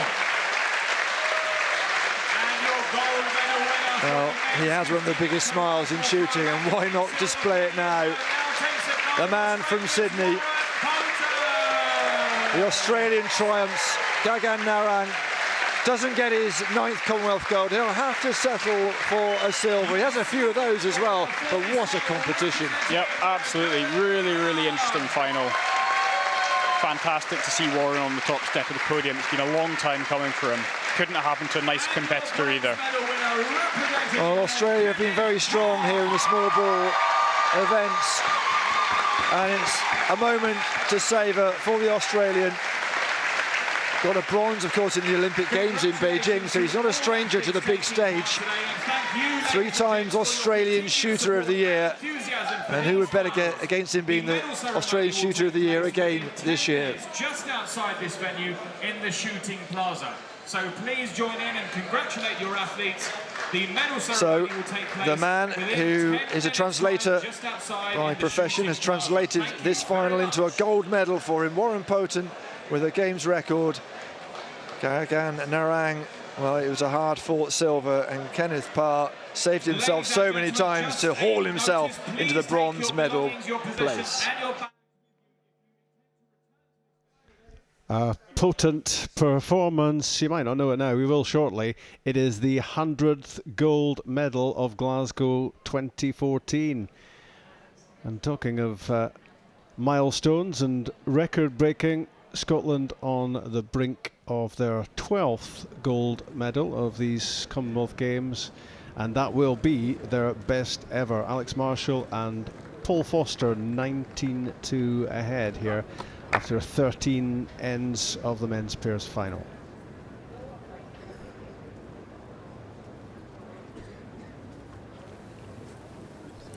So it was just over the draw, maybe a metre or so weight. Oh, at least that, I would have thought, because the position at the back is good. He's playing it a lot firmer. Oh, he's wide. Put his Didn't hand like out that, immediately. yes. Yep, he's wide. He knew he was wide.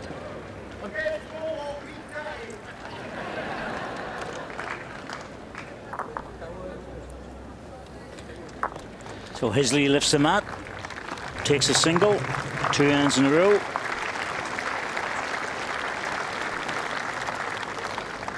(19-3). Well, Paul, academic really, he missed, but doesn't make much difference. Only a single. They'll be happy to lose 2 more singles. Shake hands. That's it, over.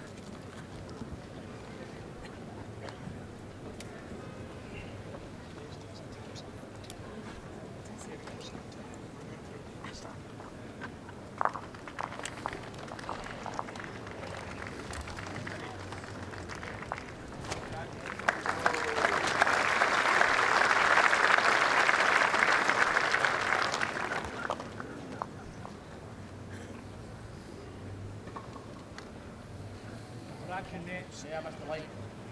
It's very good.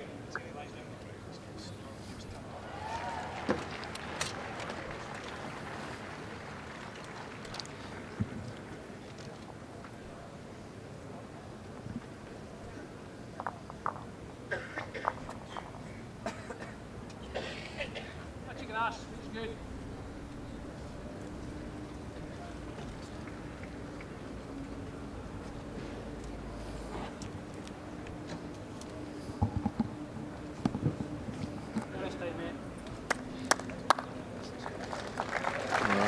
Good adjustment. Great adjustment. Nailed it. There's the correction every time, isn't it? Yeah, it's good control, isn't it? Weight and line, you know, if they just miss the line, they just adjust the line, but keep the weight. Not only that, but it's a front toucher.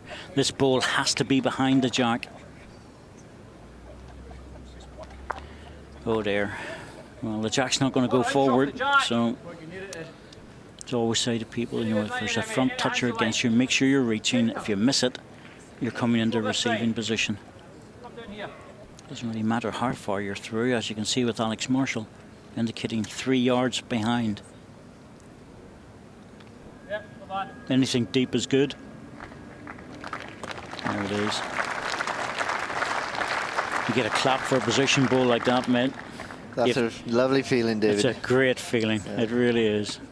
Commonwealth Games final. 19-3 up. Front toucher, 4 yards behind. Wow. We'll be shaking hands after this end. Paul's glancing at his watch. Got somewhere to go. Why am I still here? I don't believe he did that. Got somewhere to go. Man in a hurry. We runs a taxi firm, so maybe he's got an order. I don't believe he looked at his watch as if to say, why am I still here? Oh dear, oh dear. We'll wind him up about that later. Split them, mate. And he's got a back bowl now.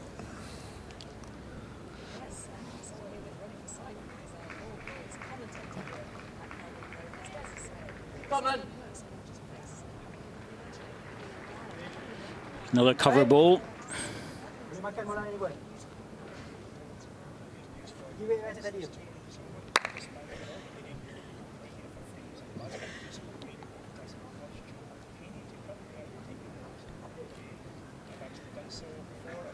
Well, trying this off the angle, I think, off the blue bow.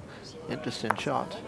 Oh, good effort. Didn't drop, though. That was an interesting shot, that. It was, because the normal shot would be to try and open it up and then to draw to it. He was actually trying to come through the channel there, which was very, very narrow.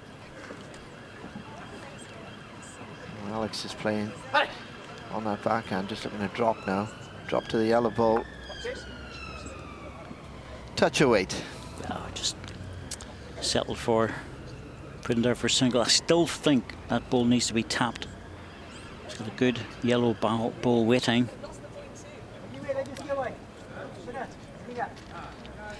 Now, he's got to try and move it up. What side he plays? Well, he pointed the other side this time. That's his backhand, and I just wonder if they miss this, will they shake hands? Looks under it. Oh, he's missed this.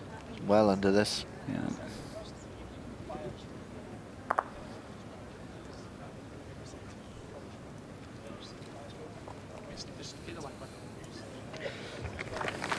Alex Marshall not bothering even to play the last ball, takes a single.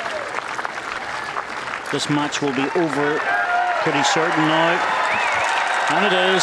They've shaken hands. It's all over. Scotland have won the gold in the men's pairs. The talisman for Scotland, Paul Foster and Alex Marshall, came into this event as hot favourites, and my goodness me, they've justified it, there's no doubt about it. 20 shots to 3 after 15 ends. Best friends on and off the green, and they've done it again. Second time the gold for Paul Foster, third for Alex Marshall. Saluting the crowd. There was so much pressure, so much publicity with these two guys. They just had to perform, and that's exactly what they've done. They have delivered in every possible way, got the gold, and my goodness me, they'll be Scottish heroes tonight. It was all just too easy, John, but my goodness, didn't they play well? Yes, and they've played well all week. They had some close matches, but they're a great pair, world-class pair, the best pair in the world. They've justified it here, and they've won on home soil. And what a proud moment for them and their families. Absolutely. Indoor and outdoor. They're the best in the world. There's absolutely no doubt about that.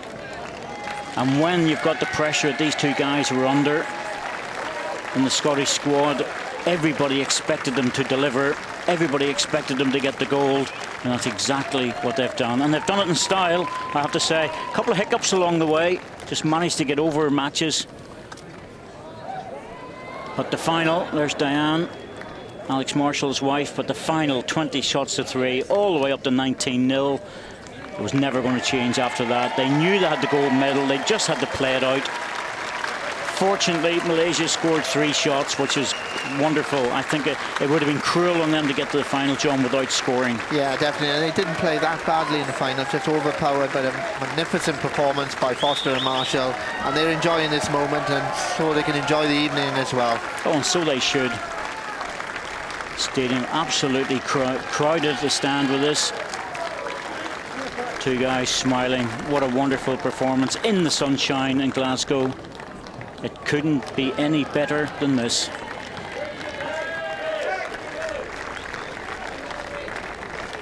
So that is Scotland's 12th gold medal of Glasgow 2014. It is a record breaker, and it's some performance from those two who struggled against South Africa in the group stages. They produced a Herculean comeback in that match. Also an amazing recovery to beat England, and they've now gone all the way to gold. Alex Marshall and Paul Foster on the greens of Kelvin Grove. To the Glasgow National Hockey Centre, and Australia against England in the women's competition. And what a prolific scorer she has been in the tournament so far. Jodie Kenny on the mark again, 1-0 against England, and now 2-0 for the Australians, and this time it's Emily Smith who is the goal scorer. Australia 2, England 0, our latest score in the women's hockey.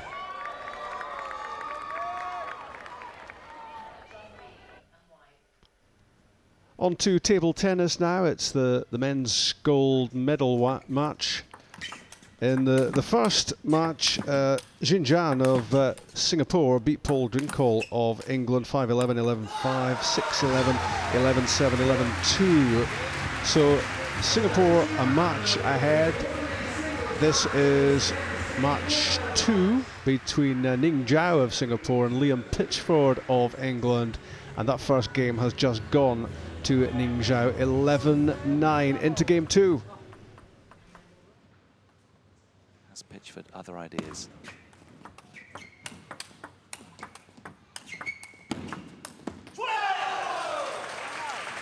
A grimace after missing that flashing forehand from Pitchford.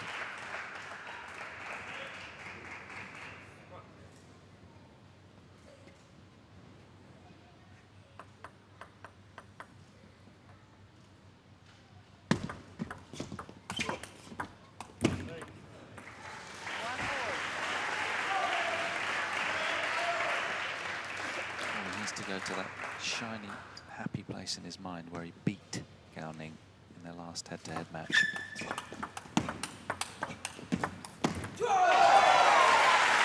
Recreate those memories and try and draw on that right now.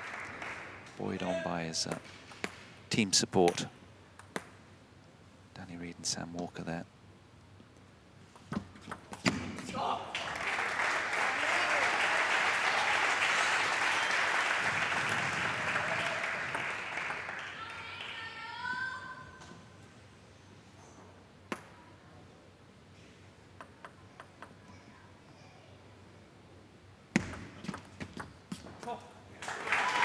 Terrific return.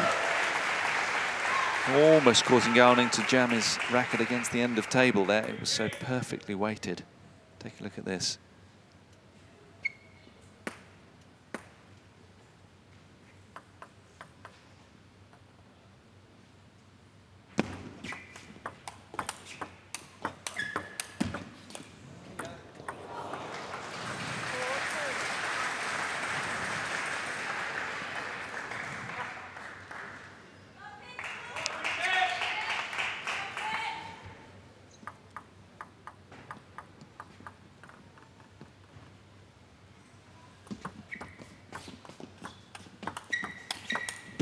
Oh, he's found the faint edge off the forehand. That could be very important in the context of this match. Extending his lead then to 5-2 now, Pitchford.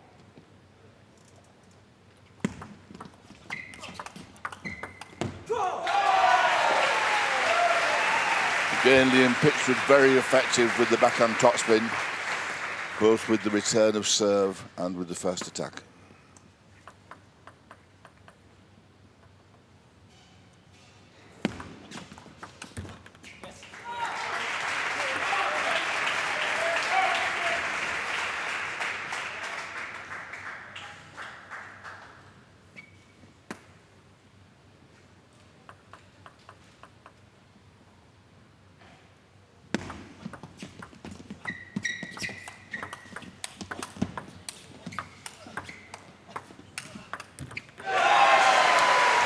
Terrific point to the delight of the crowd.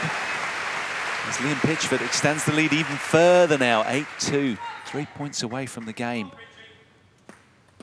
Look at the distance that Liam Pitchford is on the backhand side when he plays the forehand.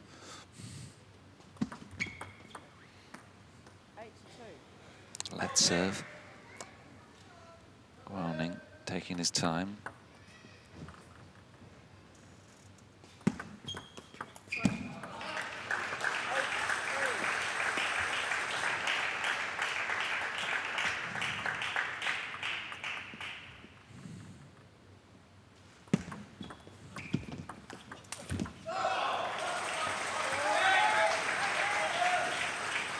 Towel down every 6 points, of course. Every player's entitled to that.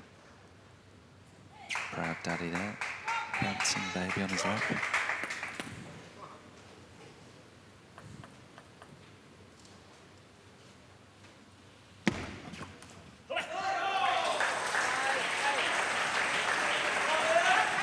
tricky serve.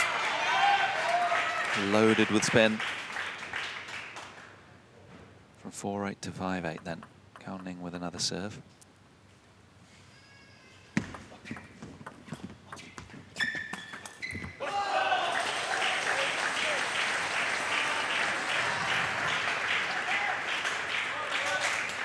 Pitchford then with 2 serves of his own at 8-6 ahead here. Can he consolidate?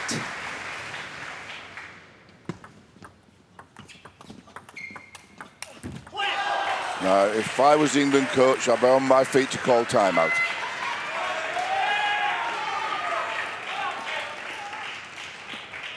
Doesn't want to pull the trigger just yet, perhaps, is what he's thinking. Gao Ning's won 3 in a row. Called it. Liam Pitchford proved me wrong. Yeah, exactly. Pitch with a timely forehand there to snatch the momentum back.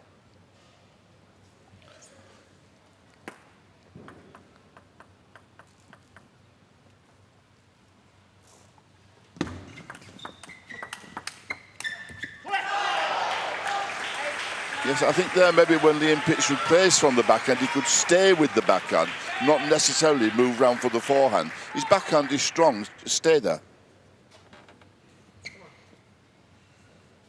Gao Ning then looking to get back on terms.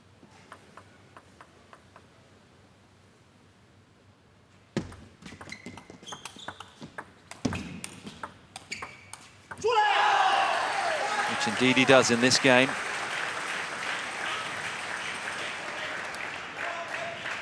Well, you can see the analogy of safe hands coming to the fore right here as Gao Ning has played really solidly at the back end of this second game.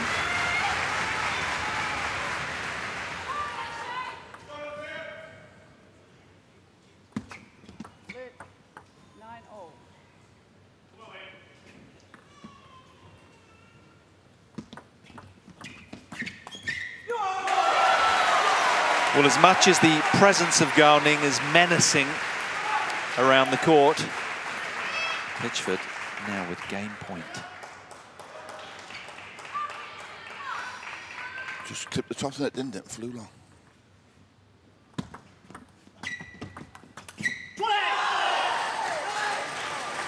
Disconsolate stare at the sky there. Well, suited the sky, but the roof here inside Scotstoun campus.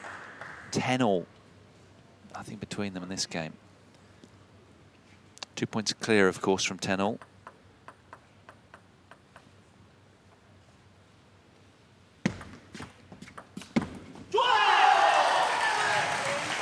All the Singaporeans on the bench up in delight at that point from their charge, Gao Ning. Tense moments then, nail biting from the fans. Gao Ning with points for a 2-love lead here.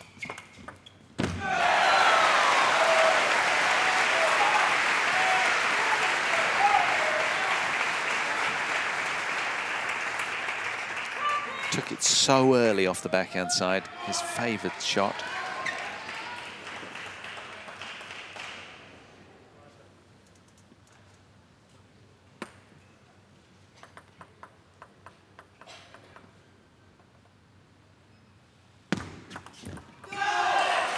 Clever service. Backspin service.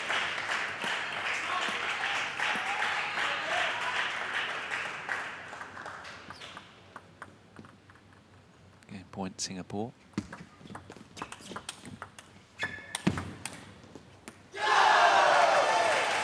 Two-thirds of the way there then, Gao Ning in this match. And a match to the good to reduce the pressure on his shoulders. From Gao Ning, as normal, the minimal reaction. That's the most about you get from Gao Ning. Thank you very much. He's not the most exuberant of players, but my word, he's a workman. There's confirmation there of on the graphic of the score. 11-9, 13-11. If I can take you back to November 2011, the World Tour Grand Finals that was staged in London as a preparation for the Olympic Games. Gowning, first of all, top 16 tournament. First of all, he beat China's Ma Lin. Then he beat Korea's Yu Sung Min, the 2008 and 2004 Olympic champions. And then the man who was to become Olympic champion in 2012, well, Zhang Jike sorted him out. Yes.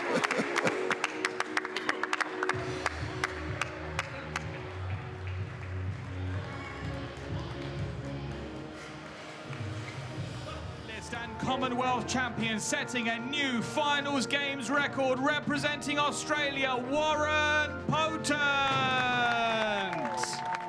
So gold for Warren Potent in the 50-metre rifle prone men's final ahead of Gagan Narang of India. Kenneth Parr of England gets the bronze.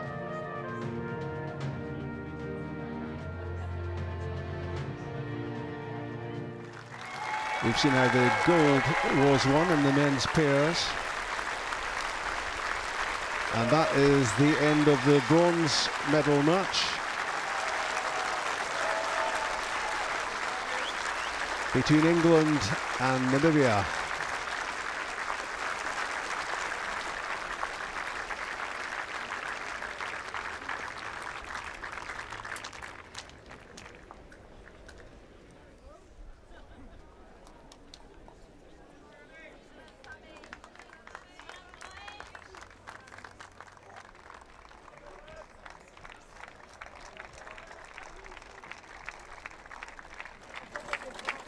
And here come the congratulations from Team England.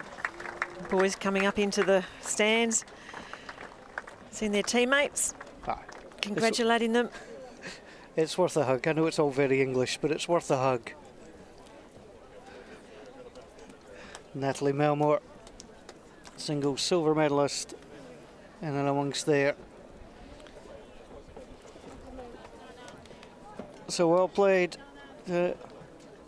Andrew Naparoni's debut in the Commonwealth Games. Sam Tolcher too, playing in his second games, and they've defeated Namibia by 19 shots to 12.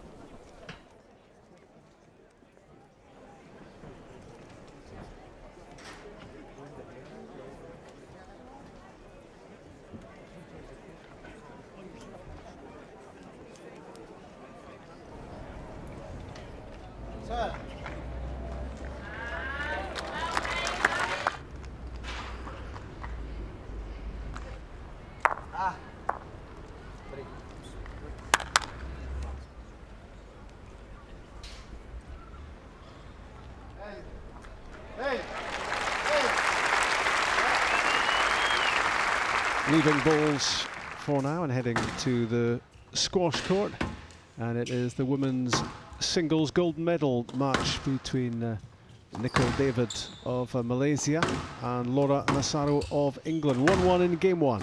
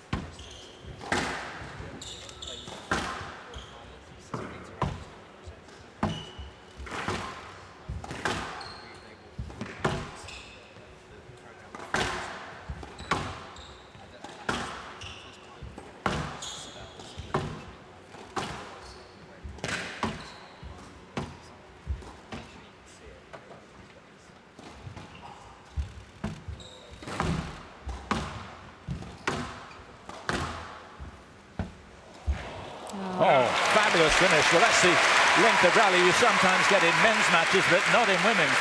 No, absolutely. Great play from both girls, and I think it's going to be this competitive all the way through.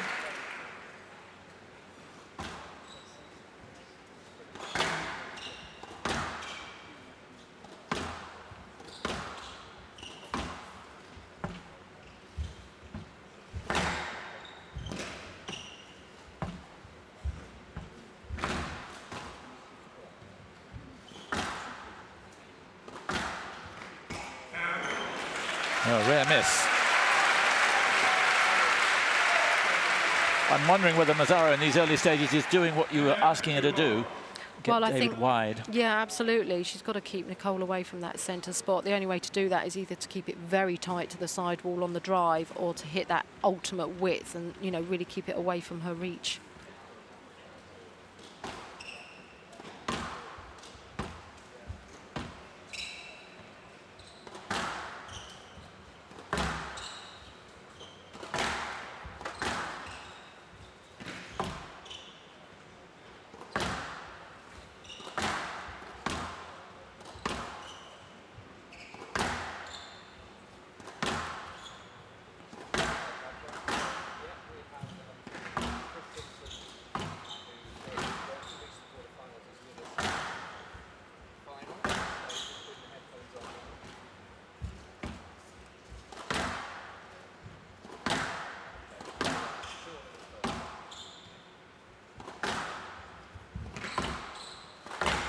Oh, that's a cracking shot. Lovely sound as it came off the racket. Yeah, she's looking very strong at the moment, Massaro. I think the great thing about Massaro is she knows that she can beat Nicole, having done it before, and she's going to play as to the very best of her ability, I'm sure.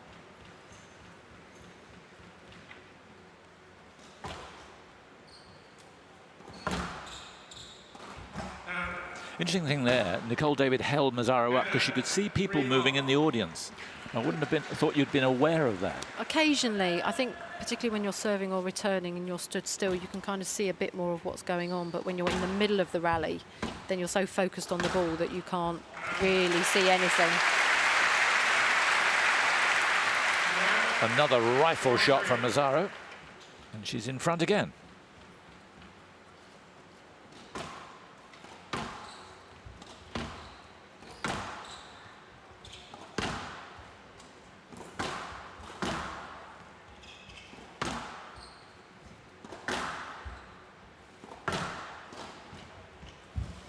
Yeah, well played. Forced her back, then the boast. Looking good. She is looking very good.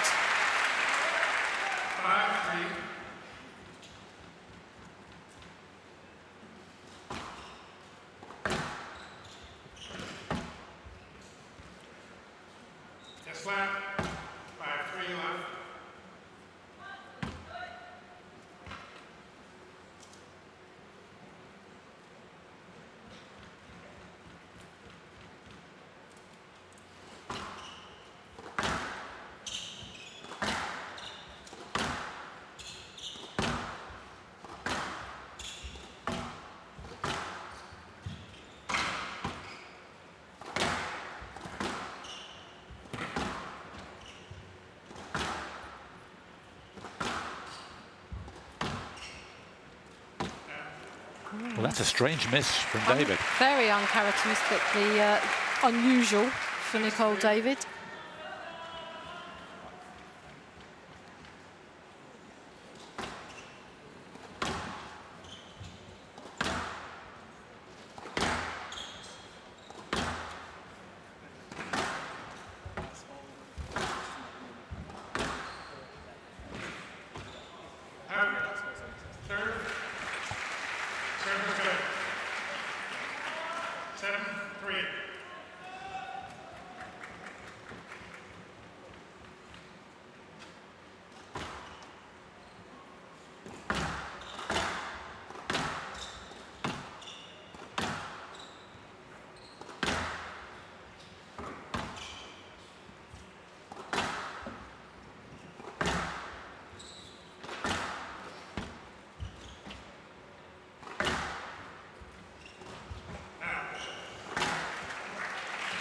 Well, Laura doesn't really need to throw that kind of shot in too soon. She's playing exactly the right game, getting a deep, getting a wide, and then waiting for the opportunity. Playing from the back too much, not really necessary right now.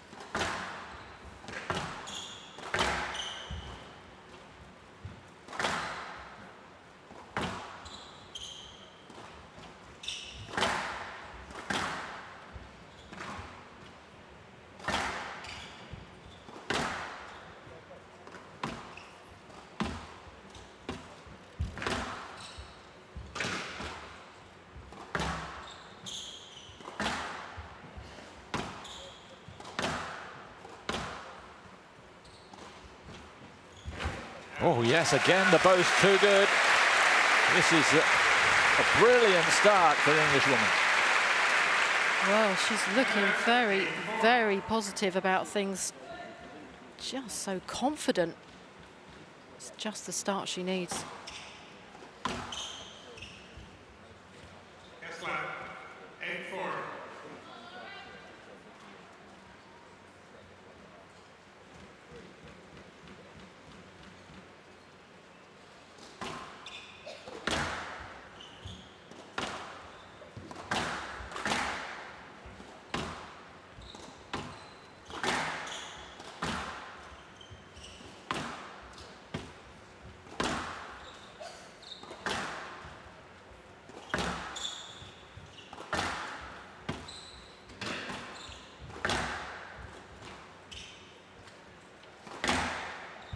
No, that's more like it from Nicole David. Full of authority in that rally. Certainly more what we're used to seeing from Nicole. A little bit more aggressive on the ball.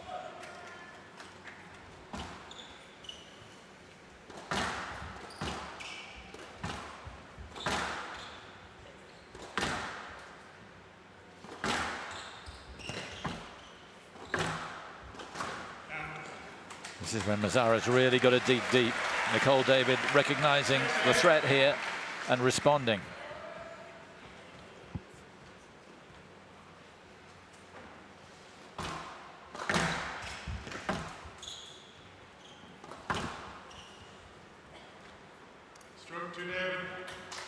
On appeal. Difficult one. I'd have thought she had a shot at that.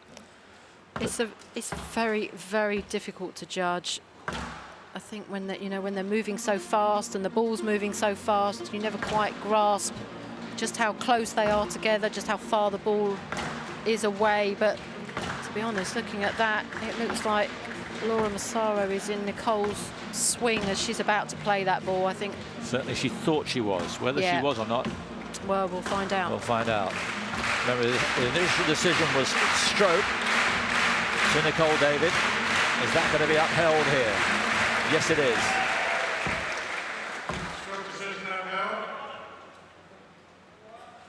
So that means that Laura Mazzaro doesn't have any more appeals here until it gets to 10-all, if it gets to 10-all.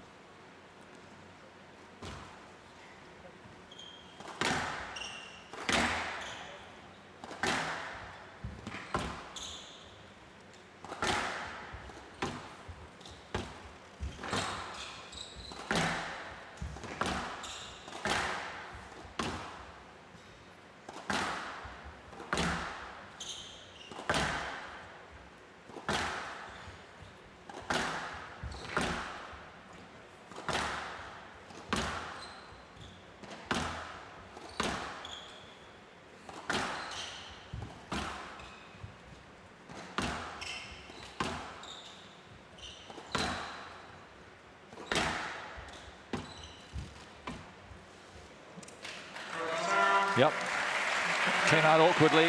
Mazzaro getting her stroke. David still not really on top form. And Mazzaro 2 points in this opening game.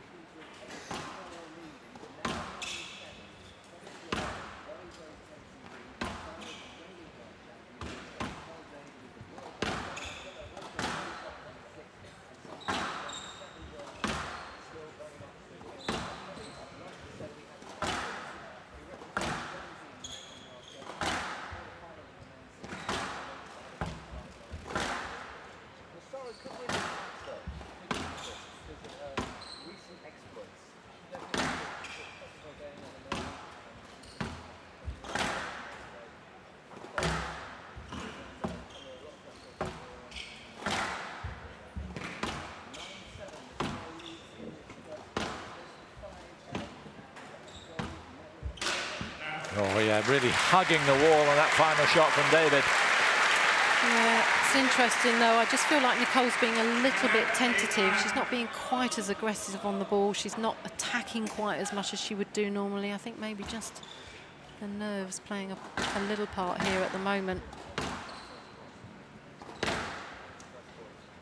Oh, that's a bad miss.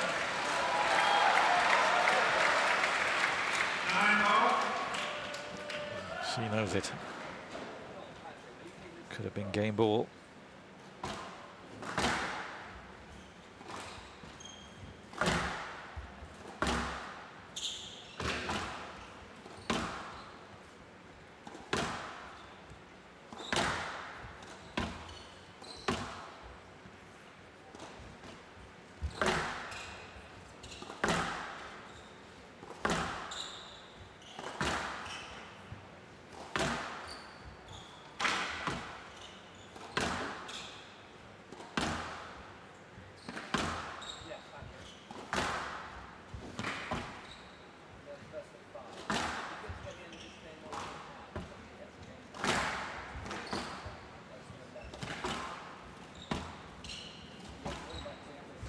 Yeah, well played.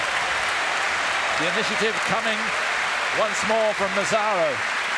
And how key is this? I think we're feeling that Nicole Davis not at her best. Mazzaro has to win this opening game. Well, I think it'll make a huge difference if Laura can take this first game. So game point.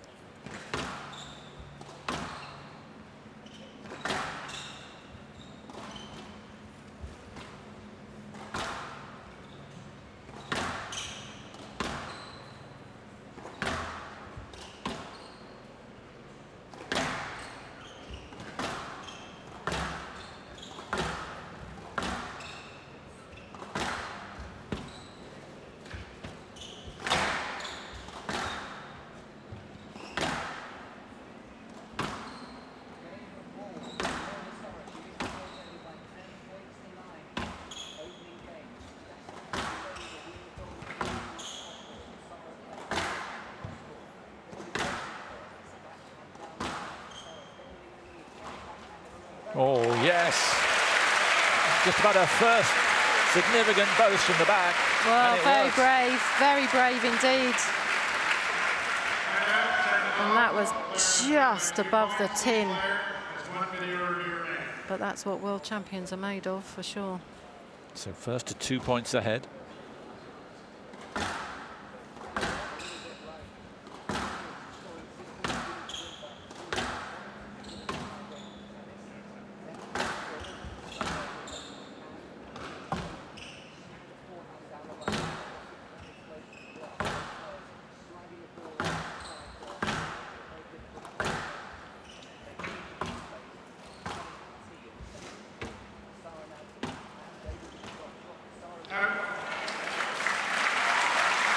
So now the ball on the other foot.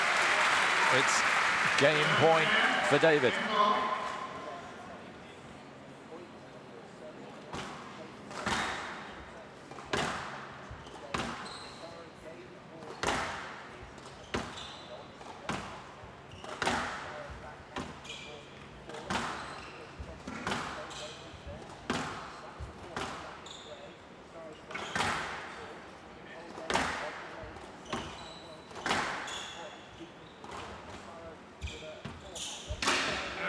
Well played.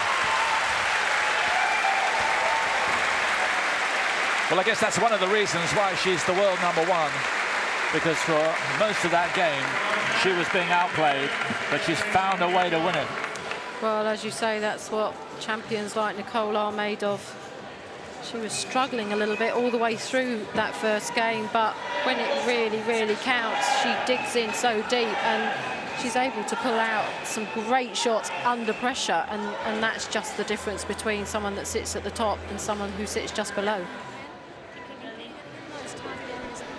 It's the world #1 and the defending Commonwealth Games champion against the world champion, and Nicol David is a game up. To the table tennis we go, and it is match 2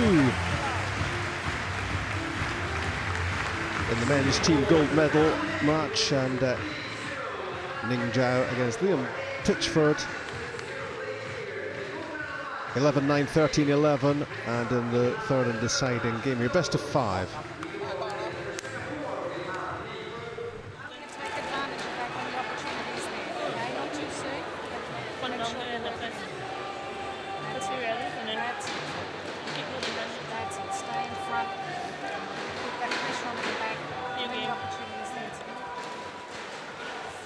But you're right, she did look tentative, and normally the shots that were hugging the wall were a foot away. Nothing seemed as if it was really clicking together for Nicole David, but she found a way to stay close, and then when it mattered, bingo. Yeah, she was just very tentative at the start. She wasn't as positive as she normally is. She looked a little bit frightened to go in short too soon, which meant that for most of the rallies at the start, we only saw the odd 1 or 2 shots from her. But the thing that makes her so great is that when she is in a winning position, she takes it, and I think that's what happened towards the end of the game. She took those opportunities, and that's what made the difference.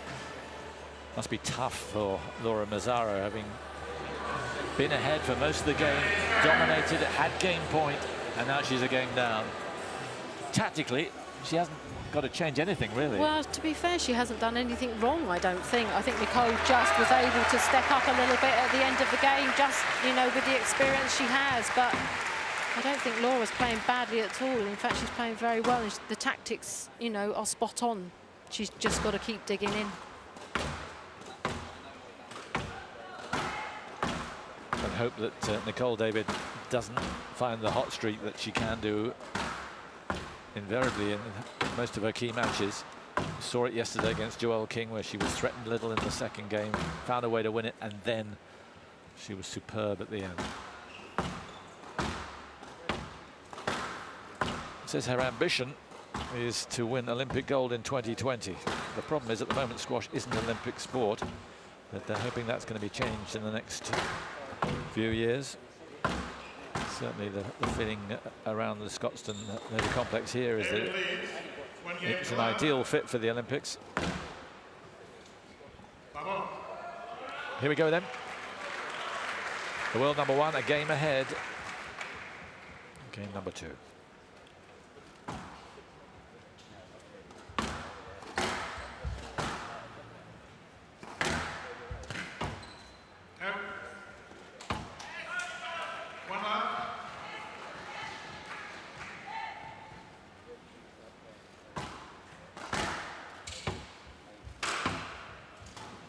Yeah, Mazzaro just flicking the ball away. She knew the stroke was coming.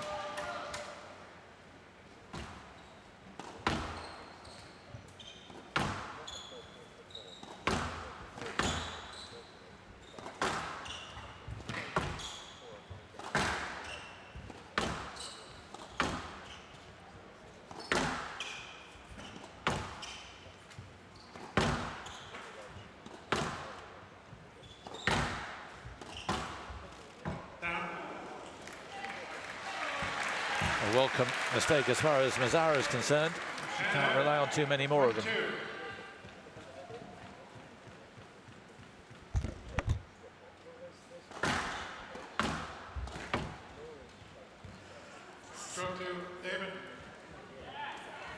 Mazzaro arguing the toss. Is she going to risk an appeal early on in the game? No. I shouldn't think so. I think most of the professionals know that they want to save that one challenge they've got to later in the match when it really will count.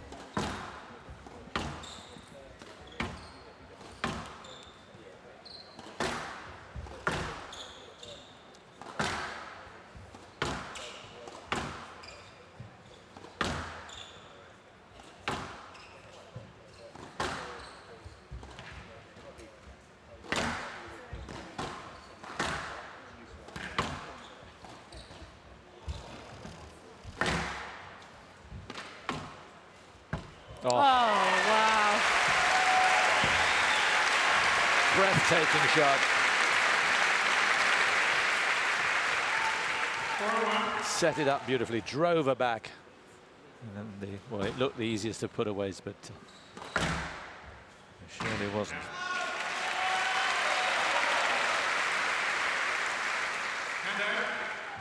And 2-4.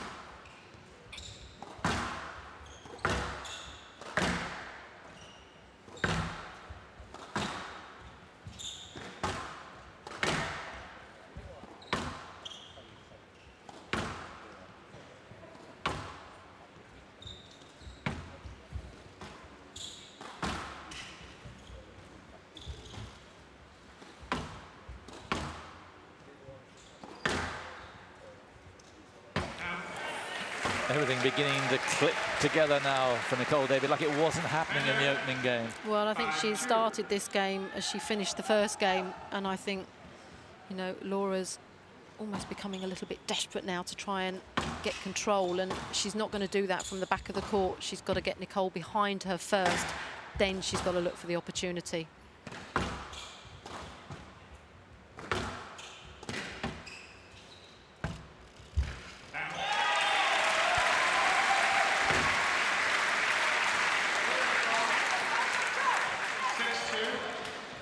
Prince Imran from Malaysia, who'll be presenting the medals at the end of the matches. Trying to be impartial, I'm sure.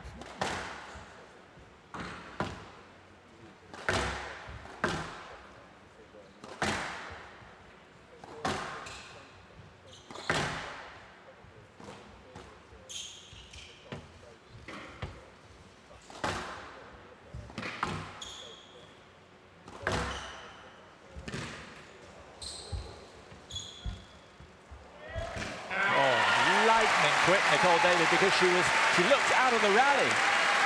Seemed to have guessed wrong, well, but made ground so fast. Yeah, she's just so quick around court. You know, I mean, there's just so many great qualities about Nicol, but she's one of those is that she's incredibly quick and just so fit.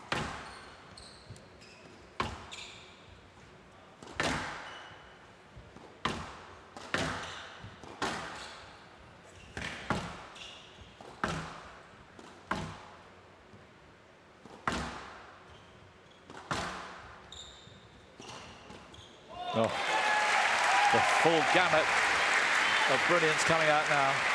And she never seems to be at 10/10. Always something in reserve, it seems. Absolutely, absolutely. And always so calm, and she just flows around the court. Even when she's under pressure, she seems to flow around the court. She doesn't get het up about anything. She just plays every point as it comes.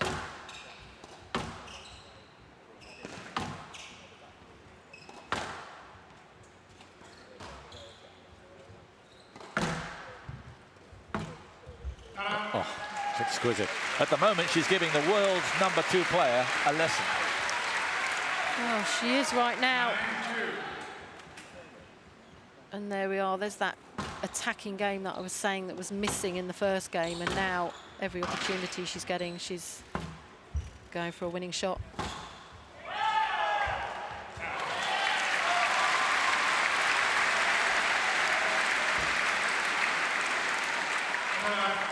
So 8 game points for a 2-game-to-love lead.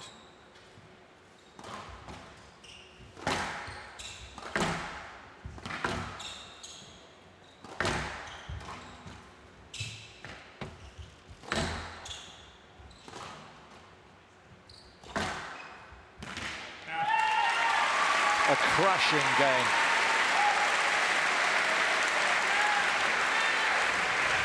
Nicol David has played well all week, but that was probably the best game that she's played in this tournament.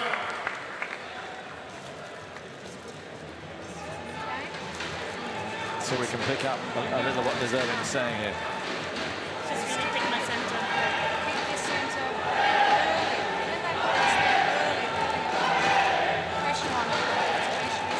The Malaysian supporters are making so much noise, it's difficult to pick it out. But obviously, this is just accentuating what's been going on, really. Well, I think just slightly here and there, she was saying to Nicol, just keep the pressure on. Don't let up now. Just make sure you keep the pressure on. Don't take your foot off the pedal and just keep going as you have done in the second game. And for Laura? Well, the tactics seemed right in the first game, but to be honest, the way that Nicol David was playing in the second game, no one on earth could live with it. Well, it's very hard to find your feet when you're in the mix of all of that and it's coming at you thick and fast. It's very hard to think on your feet that quickly, but I think the way she played in the first was, you know, again, you know, we say the same thing, but she's got to get Nicol off the tee. There you can see she's in the tee position and she's so dominant from that position.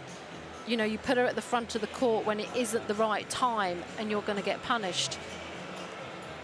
And again, you know, she's just so dangerous from there. So for me, Laura's got to really focus on the depth of the ball and looking for the opportunity when she's got Nicole in the back corners. And she's got to look for every opportunity. It can't be an obvious opportunity. She's got to now start looking for the ones that aren't necessarily so obvious in order to start mixing the game up and not allow Nicole David to stay in her groove.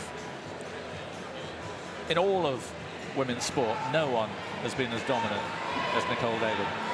8 successive years now as the #1 player in the world. Well, I mean, it is quite remarkable, you know, when you hear that. And she is just incredible. You know, as I say, the losses that she's had, she's the kind of player that goes away, sits down with her coach, decides why it went wrong, and then she works really hard again to put it right, even though she is the world #1. And I think that's what's special about Nicole. She always feels that no matter how good she gets, there's always room for improvement. Big roar as Laura Mazzaro came on court. But you do wonder, even if she plays at her very best, as she was near to doing in the opening game, what she can do to upset this phenomenon that is Nicole David.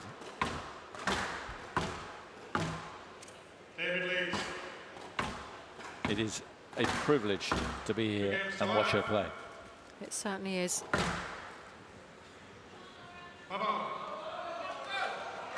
So game 3.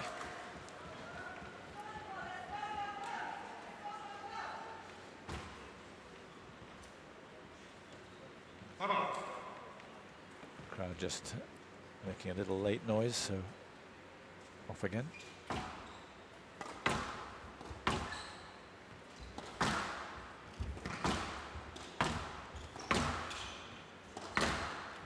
That's good. That's just the start she wanted. Yeah, good attacking squash from Laura.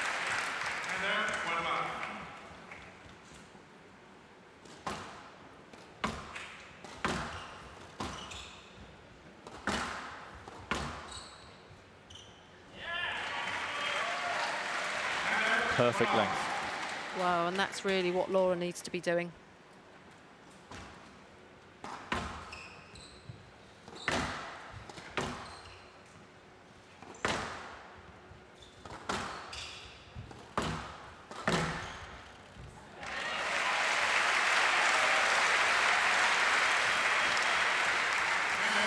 So the positive approach to the start of game number 3 from Mazzaro.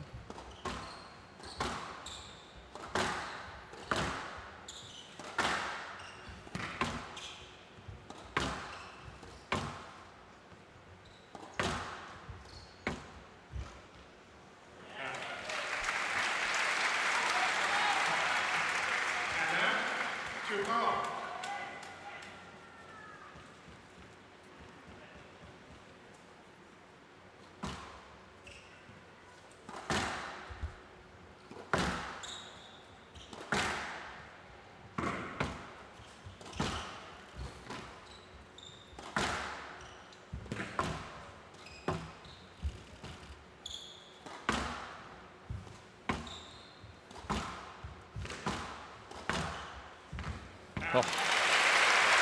Incredible defense from David, but credit to Mazzaro there. She kept on firing. Absolutely, and that's exactly what she's got to do.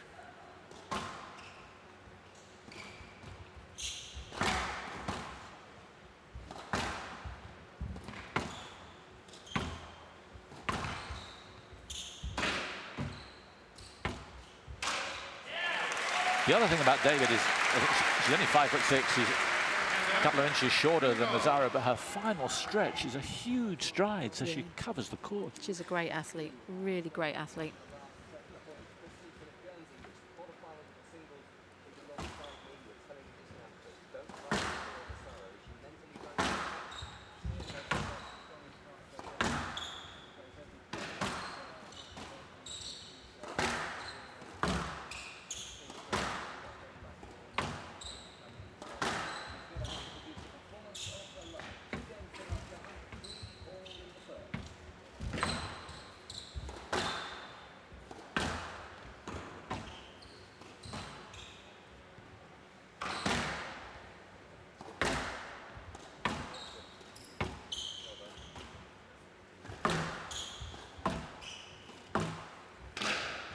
Yeah. Again, hugging that side wall, making it very difficult for Mazzaro to get anything out of it.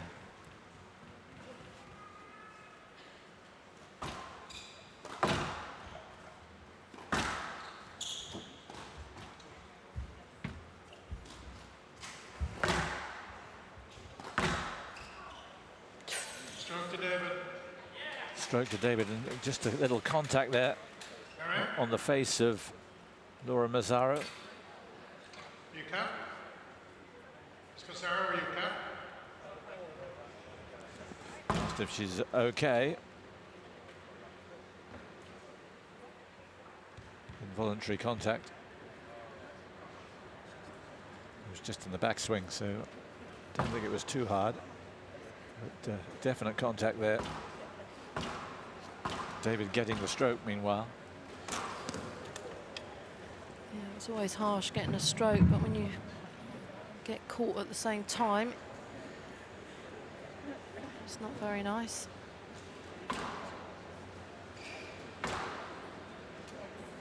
So opportunity for a little bit more advice.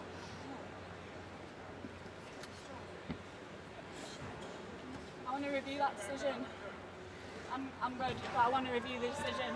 Well, she's going to review the decision. Remember, a stroke was given to David.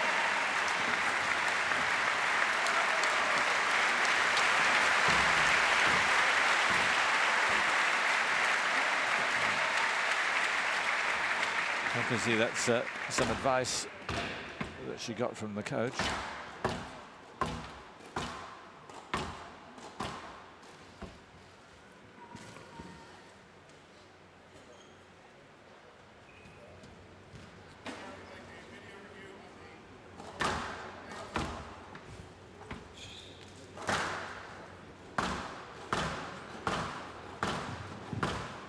So a video review has been offered. We'd like a video review, please, on the stroke decision. It's taken a little while to get this underway. Yes, you can see Mazzaro going to the side, Nicole going backwards.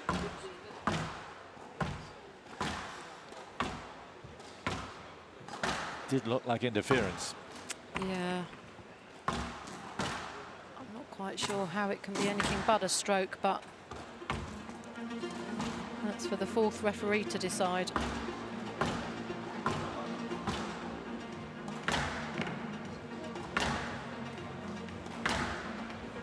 Showing what a good sportswoman she is, even though she was getting the stroke. She came straight across, did Nicole David, to make sure that Laura Mazzaro was okay.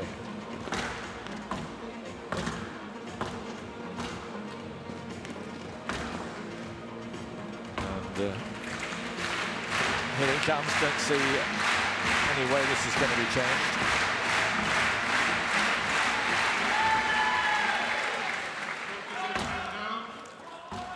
So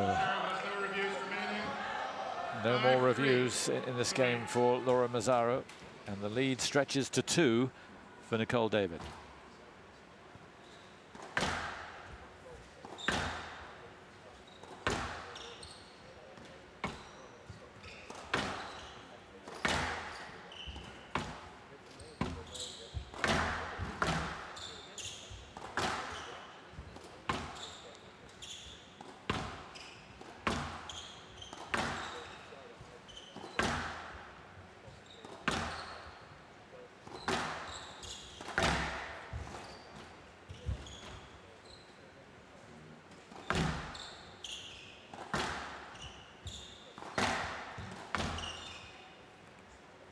Lap 5-3.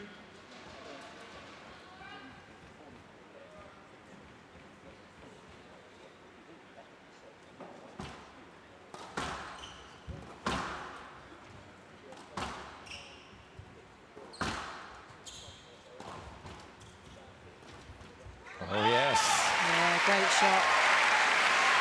Lovely deception. Looked like she was going to go down the wall with it.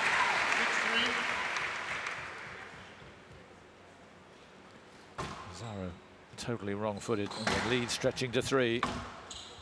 Mazzaro running out of time to do anything about this.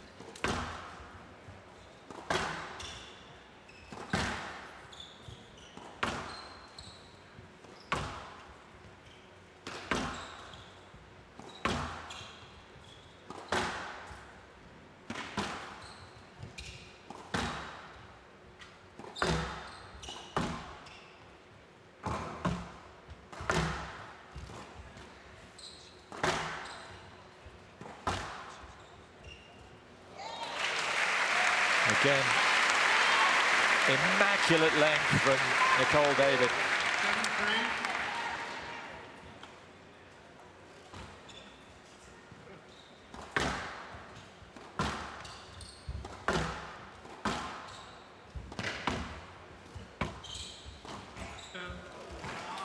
It's a bad miss. Yeah, I just think now the writing's on the wall, I think, for Laura Massaro.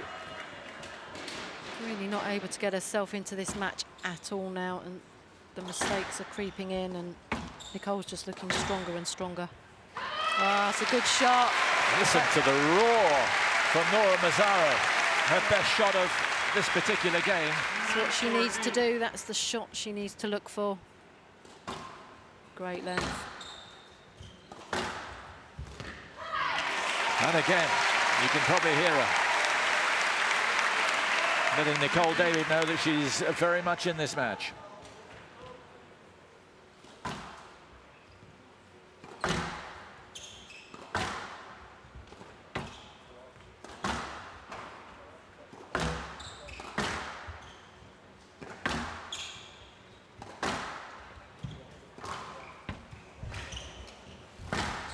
You're too quick. And she got to it, to be honest, in relative ease. I just think she's looking more and more comfortable now.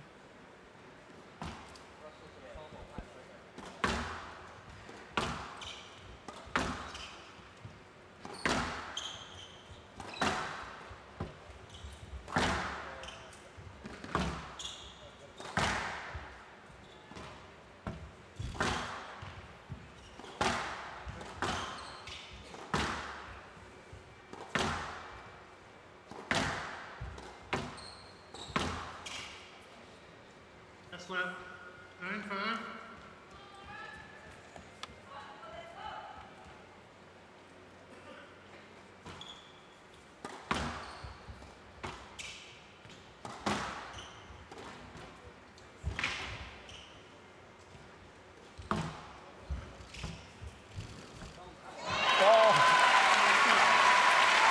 Mazzara saying it wasn't up, but it looked up.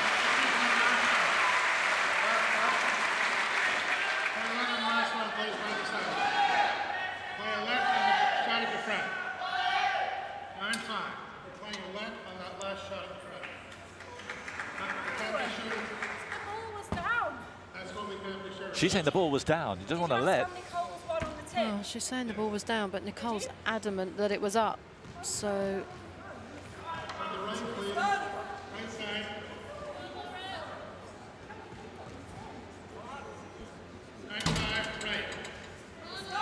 No. It was up. That looked good. Wasn't even close to being down. I think more desperation than the ball actually being down. But we are playing a let.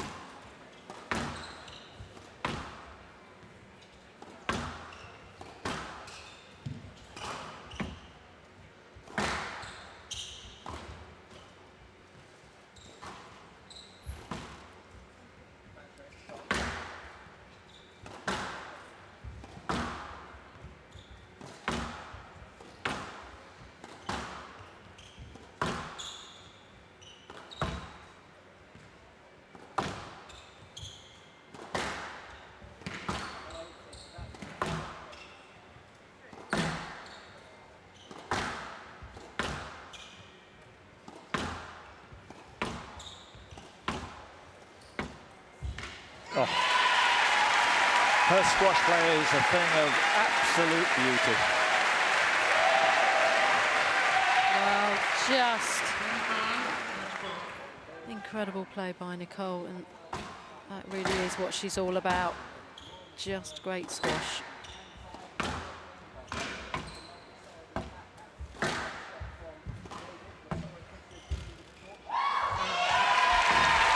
She's got it.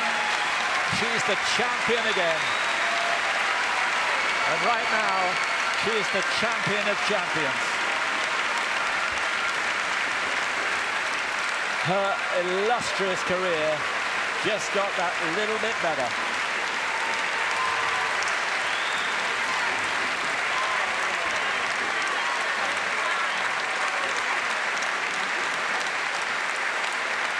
What a phenomenon she is. She's just remarkable. Not only is she a great player, but she's just probably the most wonderful ambassador for a sport anyone could have. Great scenes.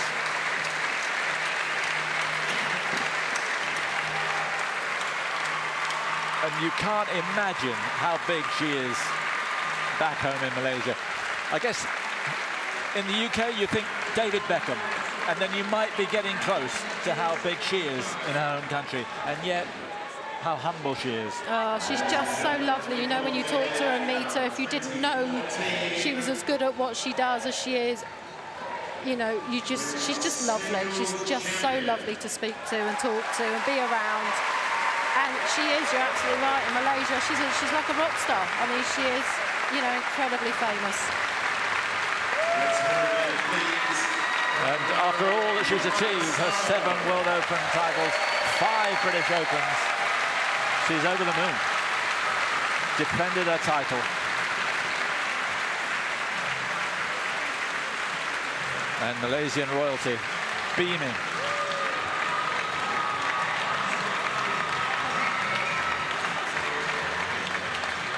Massaro leaving court.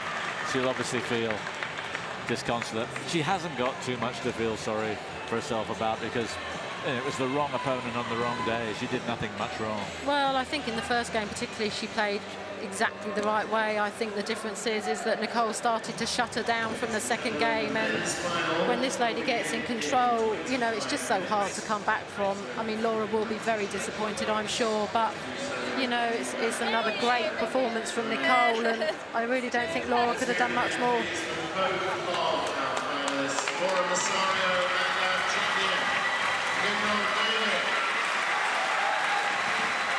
Well, I'm sure the vast majority came hoping against hope that Mazzara could do something, but they've left with their spirits lifted by what they've seen here.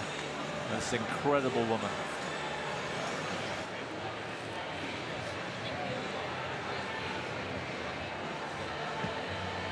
So gold again for Nicole David, and the silver for Laura Massaro in the squash court. Back at the table tennis, the men's team gold medal match. Bagley and Drinkall have beaten Lee and Zhao 8-11, 11-6, 11-8, 11-3. That makes it 2-1 now in terms of the match situation. Good news for England, it is the best of 5. Another goal in that women's hockey match, a third for Australia against England. Jodie Kenny, 2 in the match, and that is now 9 in total in the tournament for Jodie Kenny. 3-0 Australia against England.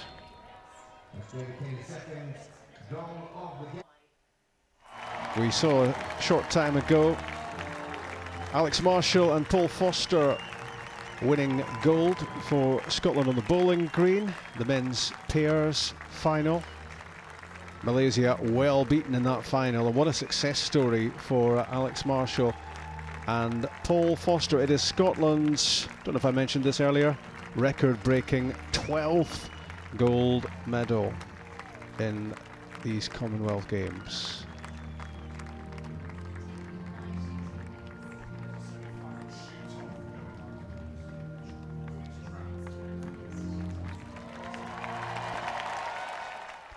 To Carnoustie, and in the women's trap there's a semi-final shoot-off underway.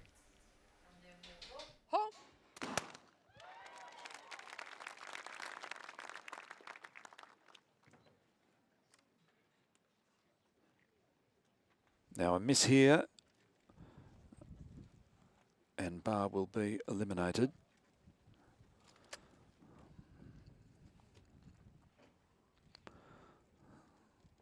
Barr of Northern Ireland. And so Barr stays in the race. Now the pressure on Rooney from New Zealand. So Skinner and Barr will proceed in this shoot-off. It's up to Rooney to see if she can join them at the next stage. And she does. So one target apiece, and they now move to station number 2. This time it will be a right-hand target, and it's 40 degrees right, 2 metres high, 10 metres out from the trap house. So the pressure back on Skinner now, being the first to shoot. So Skinner stays in the race. Kirsty Barr now from Northern Ireland. This is the shoot-off to determine who will battle Caroline Povey from England for the bronze medal. And Kirsty Barr drops a target, so Barr is now eliminated. And if Rooney hits this target, the shoot-off continues. If not, it will be Catherine Skinner who goes into that bronze medal match. Natalie Rooney. And so Rooney stays alive. And so the shoot-off continues. Now to station number 3. Kirsty Barr will watch on now as the shoot-off continues. Now on shooting station 3. This will be a left-hand target. It's 40 degrees left, 2.2 metres high, 10 metres out from the trap house.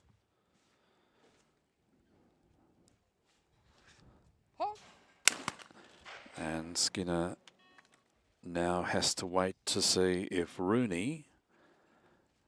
Natalie Rooney takes this target, she is into that bronze medal match.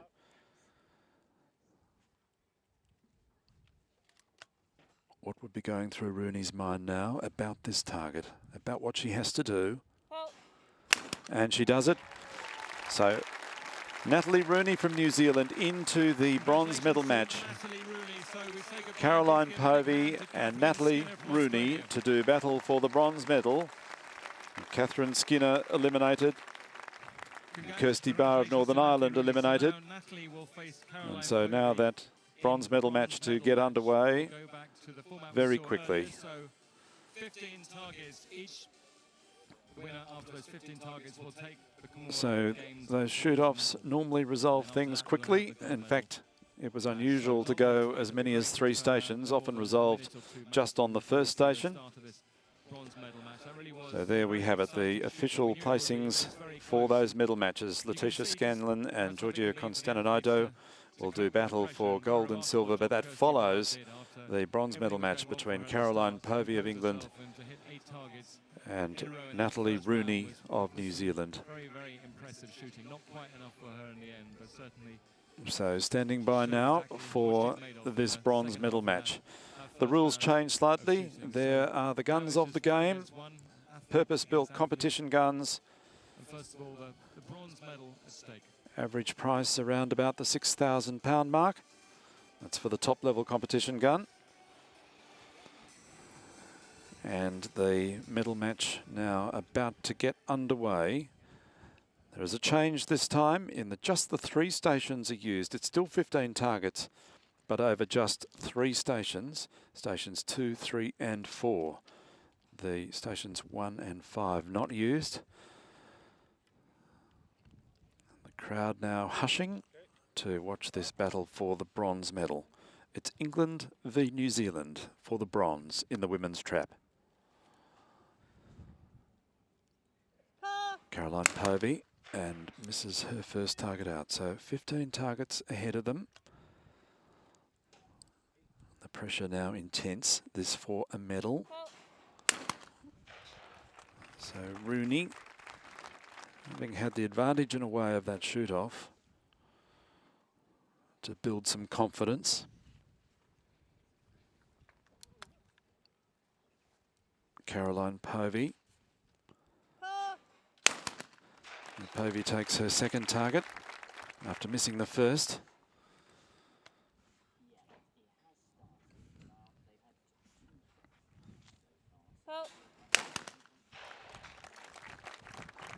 So just the 1 target in it after 2.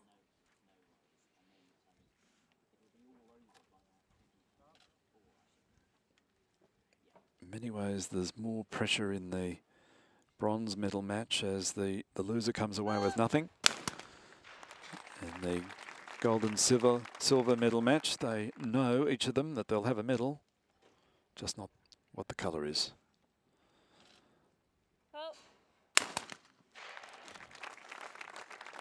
So 3 shots fired, and so far 100% record for Natalie Rooney, 1 shot ahead. So Rooney's confidence clearly up after that shoot-off.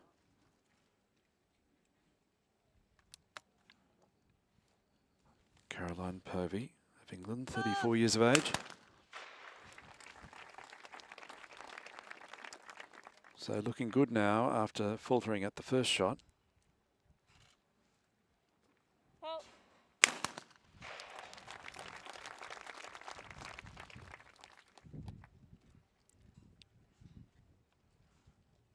So this now the 5th target. This is the race for the bronze medal in the women's trap.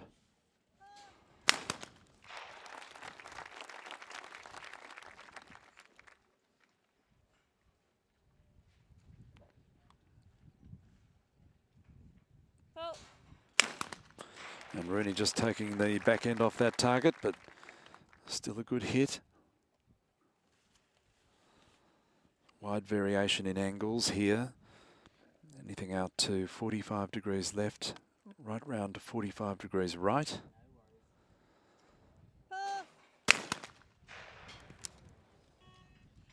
So Povey has missed her 2nd target now, giving Rooney potentially a 2-target lead after this, and she does. So Rooney now 6 from 6.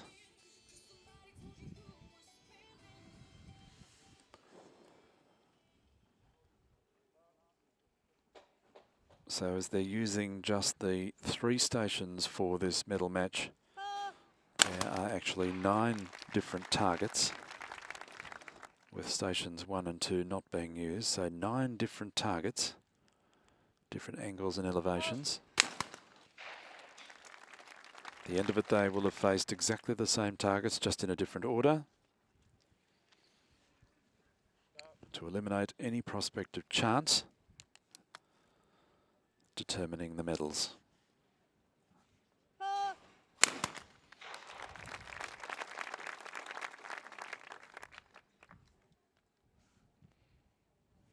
So passing the halfway mark now in this medal match, as Rooney drops her first target, but still holding a lead of 1.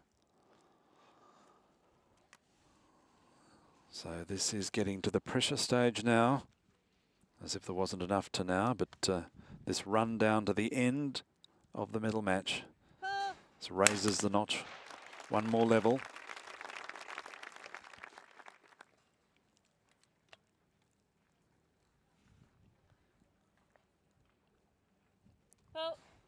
Rooney of New Zealand, just the 1 target missed.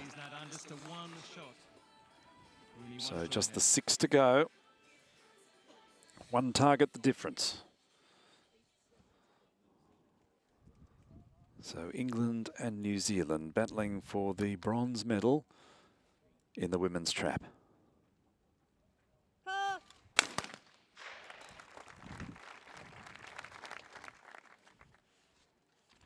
So the crowd is hushed, absorbed in this battle.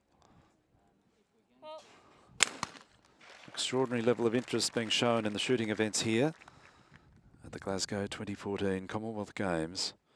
The shooting events being held next to the Carnoustie Golf Course on the North Sea coast of Scotland.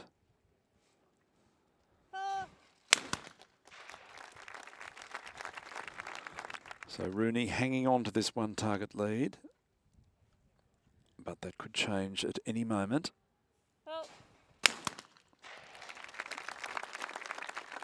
So just the 4 remaining now. Povey can do nothing but shoot every target and hope that Rooney falters.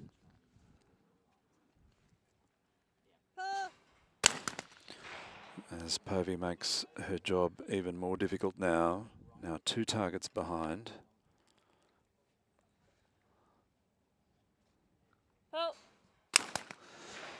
But the margin back to where it was as Rooney also puts down a target. So just the one target, the difference. So down to the final 3 now. Crowd hushed. Silence on the field of play and in the stand.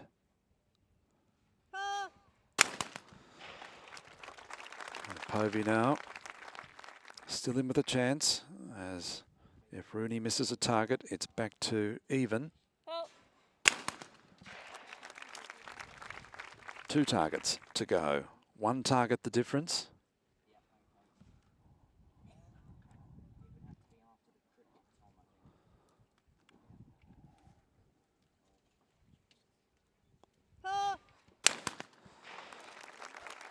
So the pressure now back on Rooney. She misses 1. We're heading for a shoot-off. And so it's a deadlock now. Will the last target resolve it? 11 from 14 apiece. We're heading for a shoot-off unless this last target resolves it. 11 from 14 for Povey and Rooney. So the pressure now back on Rooney. Povey with 12 from 15. What can Rooney do? Can she force a shoot-off? And she collects it, so there'll be a shoot-off now.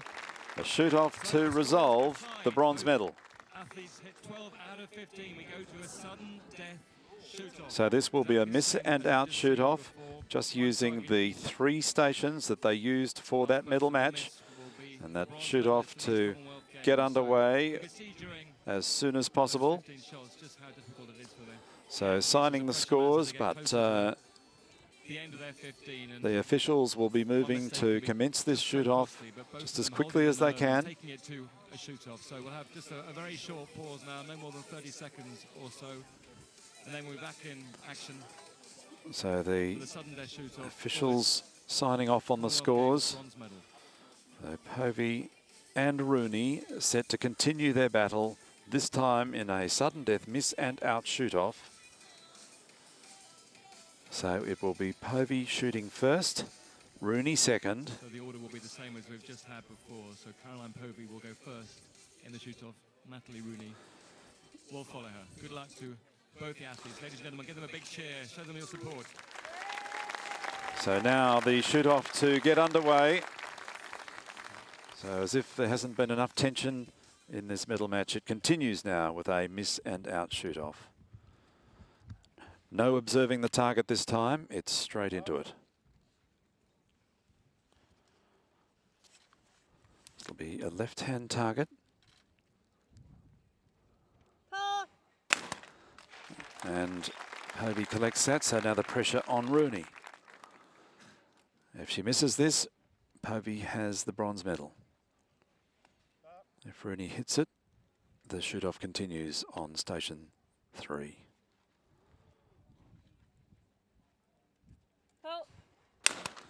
So the shoot-off continues. Both +1. Continues until 1 misses.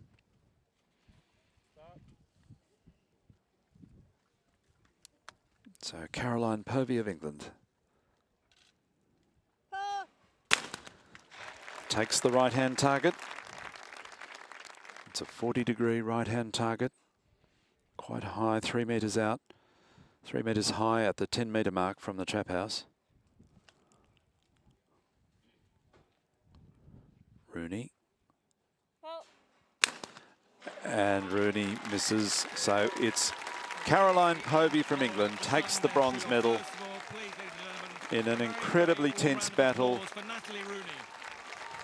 There was a shoot-off to determine who would go into that bronze medal match, and they were locked even at the end of it and had to shoot off to determine who would take the bronze medal.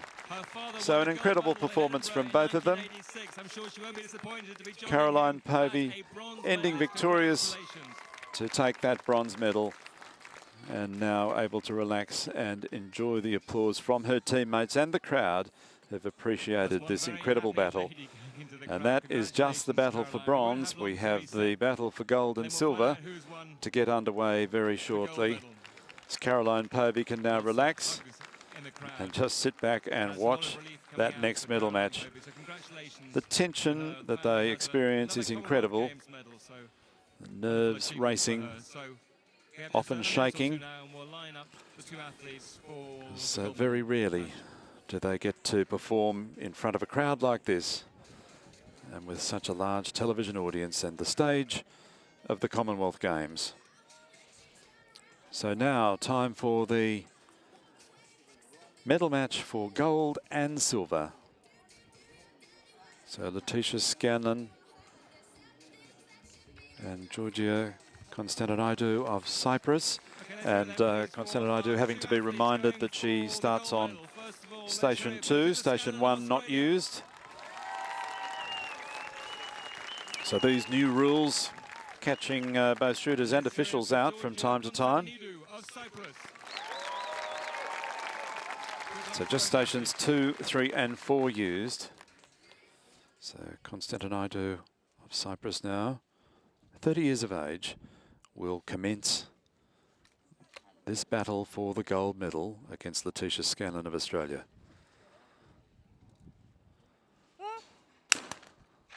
And so the 0 degrees straight ahead target. And so 1 from 1 for each of them. This is a battle over 15 targets. 1 down, 14 to go. This to determine gold and silver.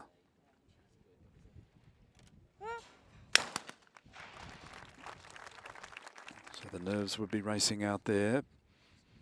Both these shooters have global experience as Letitia Scanlon drops 1, but still 13 targets remaining.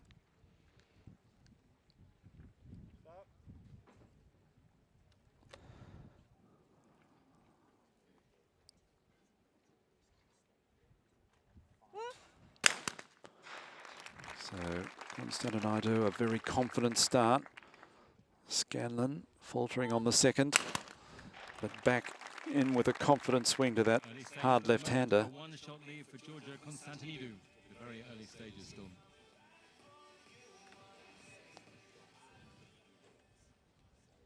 So 12 targets now remaining.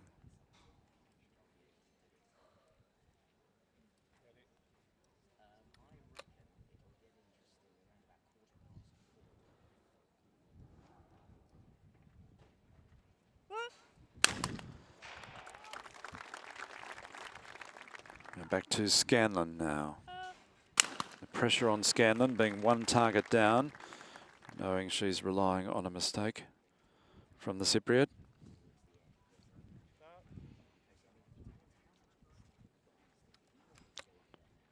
Georgia Constantinaidou confident now in this battle for the gold medal, shooting with great confidence. Now 5 targets down for her. Scanlon getting in the swing of it too, but still just that 1 target behind.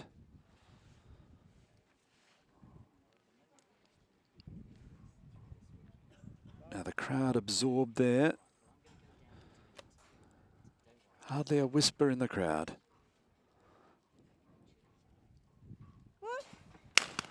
As Constantinaidou drops 1, so it's back to deadlocked if Scanlon hits this target. As she does. So it's now 5 out of 6 apiece. And 9 targets to go.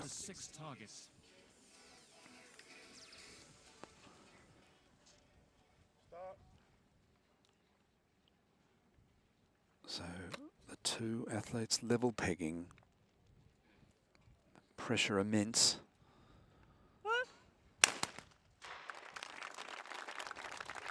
Crowd appreciating every shot, but a hush for every shot.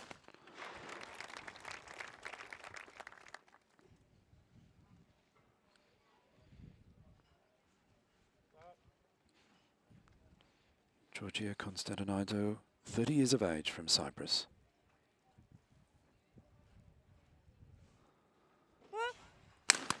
and drops her second target. So now one behind if Scanlon takes this target, as she does. So Scanlon now enjoying just a one target lead, but still anybody's race.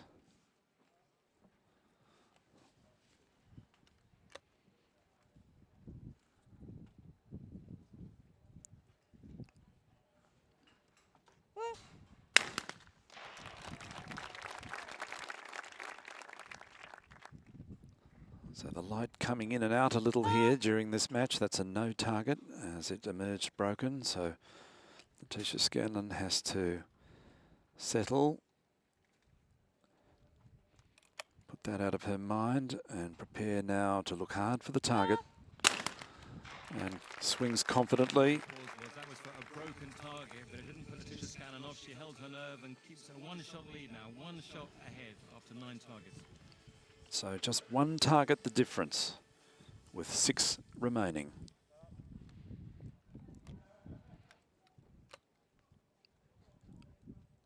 It's Cyprus v Australia.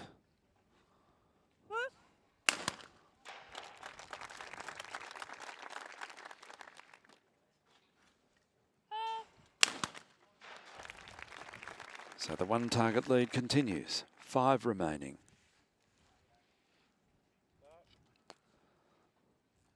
The changing light will be a challenge here. Brightening and then darkening in the space of just a matter of minutes. Scanlon to hold her lead and misses, so it's back to deadlock. And not happy Scanlon. It's a battle with oneself as much as the other competitor. A battle of holding the nerve, maintaining the concentration. Constantinido.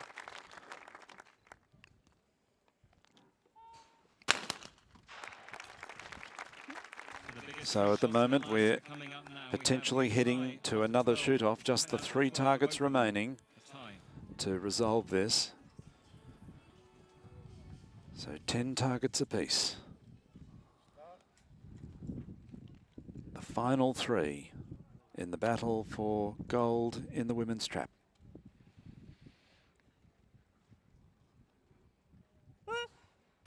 And Constantinido drops another, so Scanlon now with this target will take the lead again, and she does. So the one target lead opened up again for Letitia Scanlon, 2 targets remaining.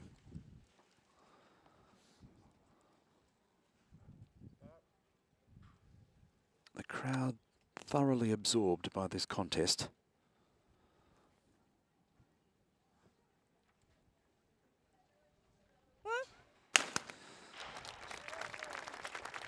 So Scanlon now, not to rush it, and takes it. So just the one target left now. The best Constantinido can hope for is now a shoot-off. If she misses, Scanlon will take the gold medal. So Constantinido having to hit this and hope that Scanlon misses to force a shoot-off. But she does. So now the pressure on Scanlon to actually win the gold medal. This for the gold medal. And she takes it. So Letitia Scanlon of Australia wins the gold medal in the women's trap at the 2014 Glasgow Commonwealth Games. She just made it into the semi-final, having to shoot off for the last place. Was disappointed for her by her performance in the qualifying. She's just scraped into the semi-final and has gone on to win the gold medal. Her international experience shining through in the finish. The gold medals that she's won in World Cups over the last 2 years, giving her the experience to go on and take this gold medal in an enthralling encounter with Georgia Constantinido of Cyprus, who will take the silver medal in the shotgun range. Please don't go far, because we'll have the medal ceremony in So 10 Caroline minutes' time. Povey of England also taking the bronze in the bronze medal match, and the shoot-off that resulted from that. So we'll have the official standings very shortly, as Letitia Scanlon greeted by her father, congratulated by her father, and with the national coach.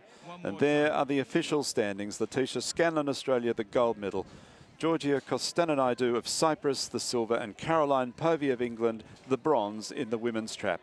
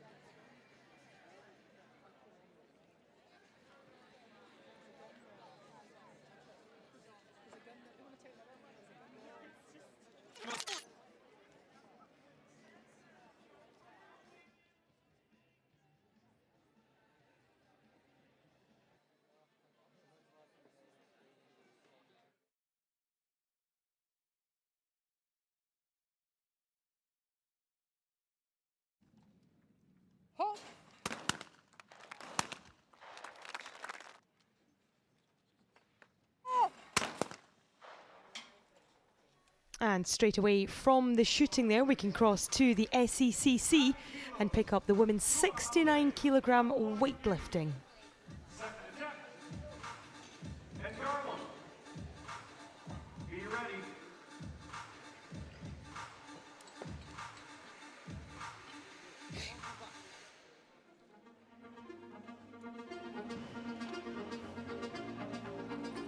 He needs a very serious warning urgently. 90 kilos on the bar from Papua New Guinea, Gubahale. So after all the chops and changes, it is Gubahale coming out here for 90 kilos. But this is the chess game, very early into the game, and the poker cards will come later. But it's a 5 kilo increase. She got 85 kilos, now coming for 90. Lifting well within her capacity. She has a personal best of 97 kilos. Won the Oceanic Championship with just 85. Almost. She got so low. As she got into that very deep position, the bar went slightly backwards and she was unable to transfer her weight forward to hold on to it. 90 kilos being requested. So, Two athletes right now, Crystal and Garland. so Crystal and Garland looking for a second attempt of 90 kilos. And of course, Gubahale's got to come out again and try this. She's looking very confident. I think she's had just the right amount of rest between that first 85 and this attempt. And you know the confidence she has right now, having done 90 in Russia. I think she's going to attack this weight. Really needs this to keep her challenge going, put her in the territory. You know, maybe gold and silver may not be within her reach, but a good series of 6 lifts. Oh, just a little bit in front. She can do that on the third attempt. She just is a little more tall in that extension part of the lift where you try to get your hips, your knees, your ankles all at maximum extension. So a setback, which she's going to have to overcome, but it also means that Gubahale is going to come out here to try and correct her last mistake. So Alice Pilon for Canada wants 95. The Nigerian also on 95. Marie Thirg from Cameroon, 97. Rebecca Tyler looking to come in at 91. But this is pretty important. She has got the first attempt at 85 kilos. That's all important because it's going to keep her in the competition. But this could make a big difference because I think there could be a really interesting fight for the bronze medal here.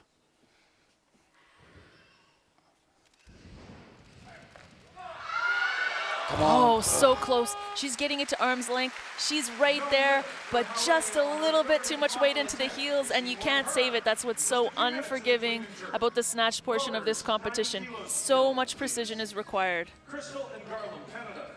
So Crystal and Garland will have to come out now and take this 90 kilos. The reason being that nobody else wants this weight.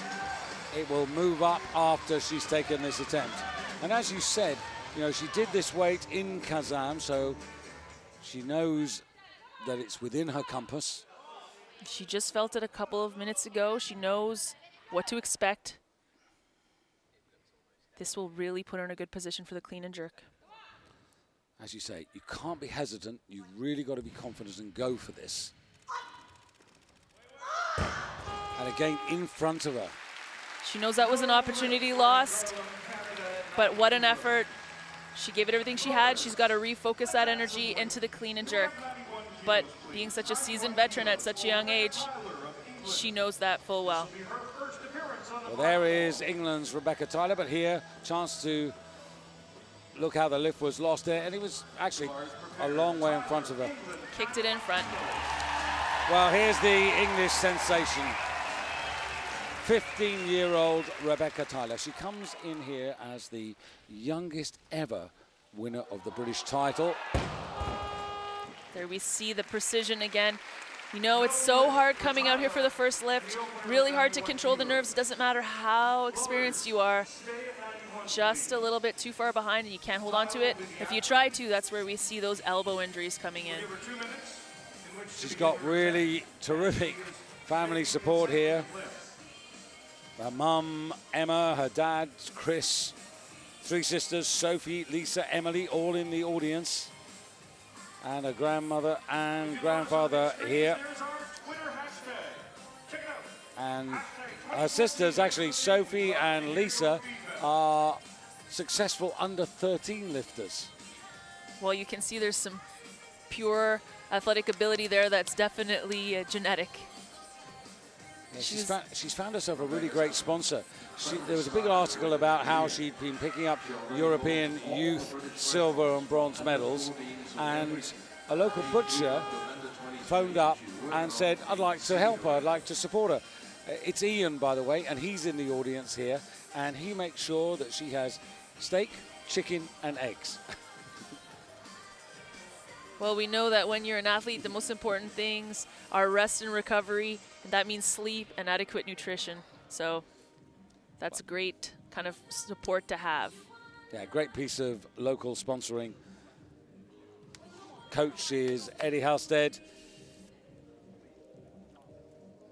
Lives in Denholm, not too far away from Halifax, which is where she trains.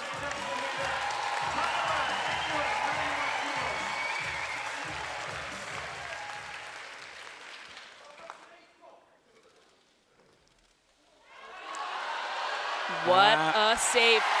Yeah. She is clearly very strong. That weight was pulling her back again. She was patient. Love to see the replay here.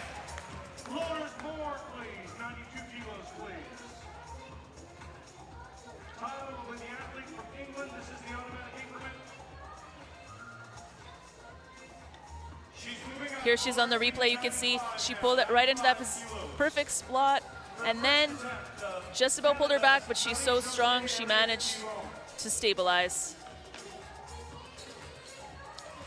The good thing is that second attempt means that Rebecca Tyler's on her way. And the bar goes up to 95 kilos here for Marie-José Ares-Pilon. And 95 kilos for her. Now, straight onto the stage to the bar. Now.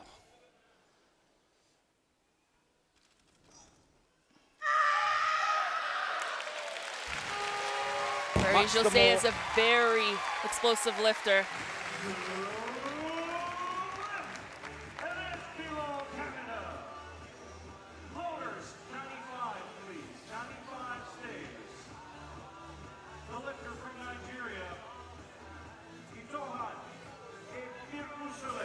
So you can see that Marie-José is a very explosive lifter, throwing it from the hips, going right into that perfect catch position. Very strong and aggressive. We can expect to see a big jump after that one.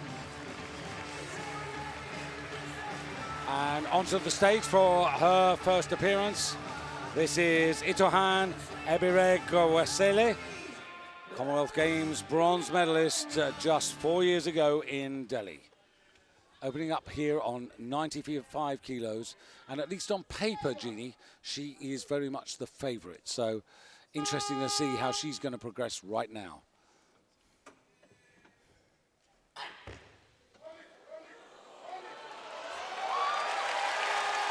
That's a great first lift. We'll bring you the conclusion of that weightlifting very shortly here on the Games channel. But on day 5 of Glasgow 2014, we're going to head across to Scotstoun, where we can bring you the mixed team gold medal match in the badminton. It's defending champions Malaysia up against England. England won the first game 21 points to 14, and we joined the second game poised at 24 all.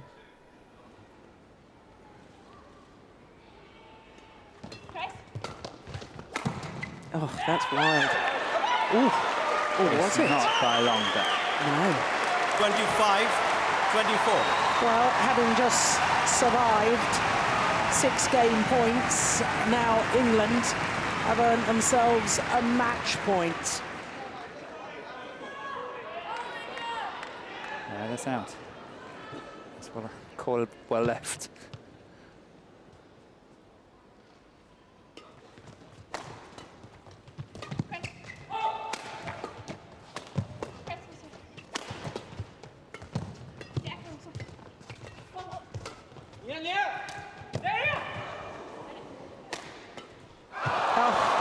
Goodness. Service over. Well, I think that sudden death at 29 all. 25. It's becoming more likely. Yeah.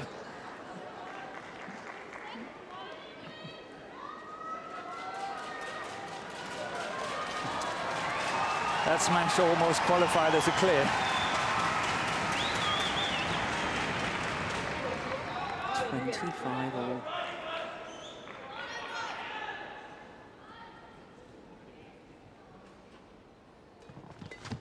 Good serve again.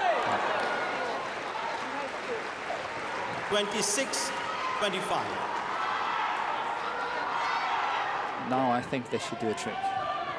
I think she's serving really well. She should only concentrate on the net, and Chan Pen-sung take the rest. 7th game point. And I explain to you why. It was not. It wasn't really what I expected, but I thought he wanted to play a shot right over the head, and therefore create that confusion between the two players. So if Lai Pei-jing had just concentrated on the net, Chan Pen-sung had plenty of time to play a shot. Watch it! It's gone long. And now a second match point opportunity for England. Yeah, clearly long.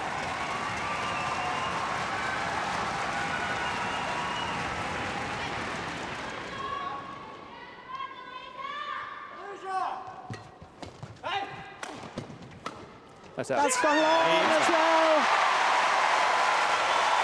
And Chris and Gabby Adcock have survived 7 game points in this second game to close out the match. 21-14, 28-26. What a thriller. Well, that could prove absolutely vital. 21-14, 28-26. 51 minutes of thrilling badminton. But my goodness me, the Malaysians will probably have nightmares about those 7 missed opportunities to send it the full distance. Well, a terrific opening match in this gold medal tie.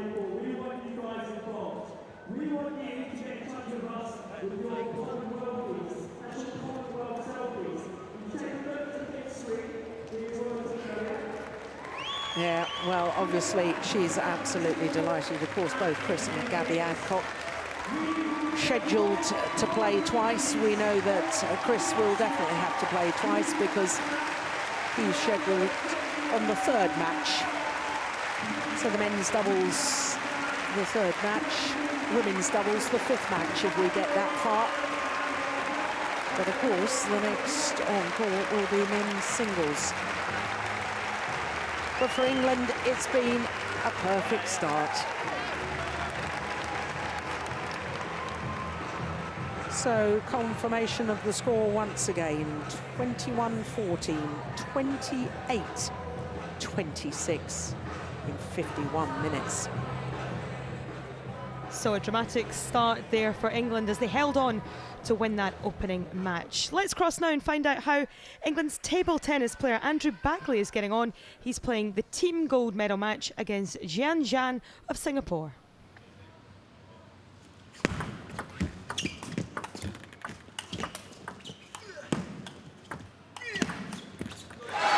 And he wins another, saves another second match point. Andrew Bagley. Look how passive Zhan was. There's a lot of tension on that point. Both players just playing with a lot of spin. 3rd match point, Singapore.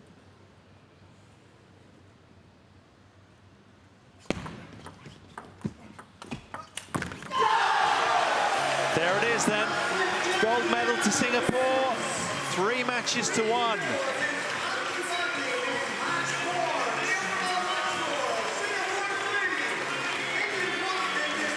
True to the seeding, the might of the top seeds prevailing after a punishing 5 days to a rapturous ovation here at Scotstoun. The deserved winners of gold, Singapore. And Jian Zhan elated.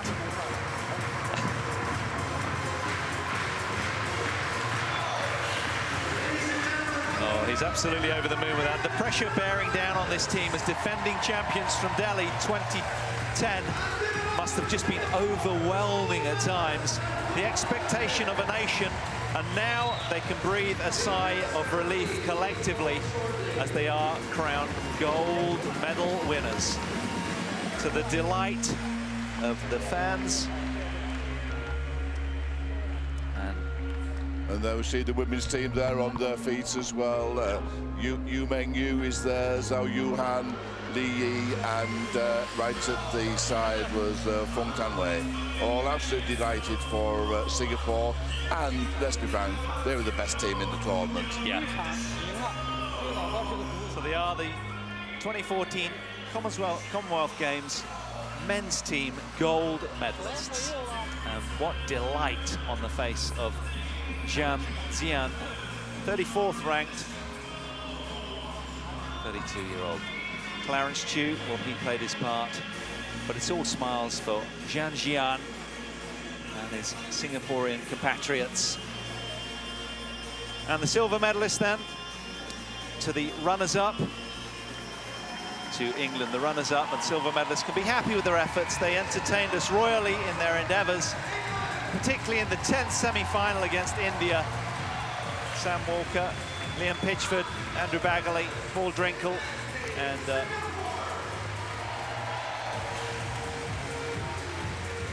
so we'll be joining the medal ceremony in about 30 minutes from now.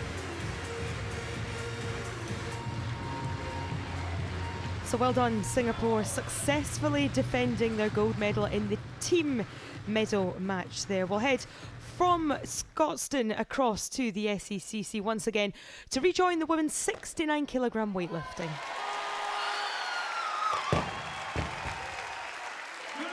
So much room for more. You know, Christine Gerard is a good friend of mine, so I'm happy that she kept the record, but I really would have loved to see her try 106 because she definitely had the power in there today. It was a majority decision. And there you see she threw it from the hips right into that solid catch position, elbows locked out right away. Wow, such a solid catch position. She got deeper than the last one, and that was definitely what made the difference. So we come to the halfway stage of the competition. Marie Poug for the Cameroons on 102, 2 ahead of the lighter weights Nigerian. And then you can see MJ Ares Pilon for Canada, 99. So just 3 kilos separating the top 3. Then Rebecca Tyler, who's really going to have to pile on the weight in the clean and jerk if she wants to get involved in this. The younger of the 2 Canadians, 85 kilos, ahead there of Janice George, who lifted in the B group. And you can see she had 85 kilos at this stage as well. So, under 10 minutes to go until we get to the clean and jerk. That was a really complicated competition for the coaches, Jeannie, because it really moved at a rate of knots and the changes were flying around really fast, here, there and everywhere. That's right, that was high-stakes poker being played back there at the marshalling table. It's very difficult to be a coach at this level, know when to make that change in your lifter's weight, because you know you can run out of changes and then you're stuck trying a weight that can't even get you onto the podium, and there's nothing more frustrating than not just missing the podium but not having the weight on the bar and the chance to lift the weight that you need. It's a lot better to at least have failed that lift that you needed than to not have even tried it. So interesting already to take a look at the opening weights for the clean and jerk. Clean and jerk, and it is Marie Fugue who has the lead, posted 115 as her opener, and she is 2 kilos ahead. We'll continue to keep you across that weightlifting contest, but we can now cross to a gold medal match, and it's in squash, and it's the Battle of England. It's Nick Matthew against James Willstrop.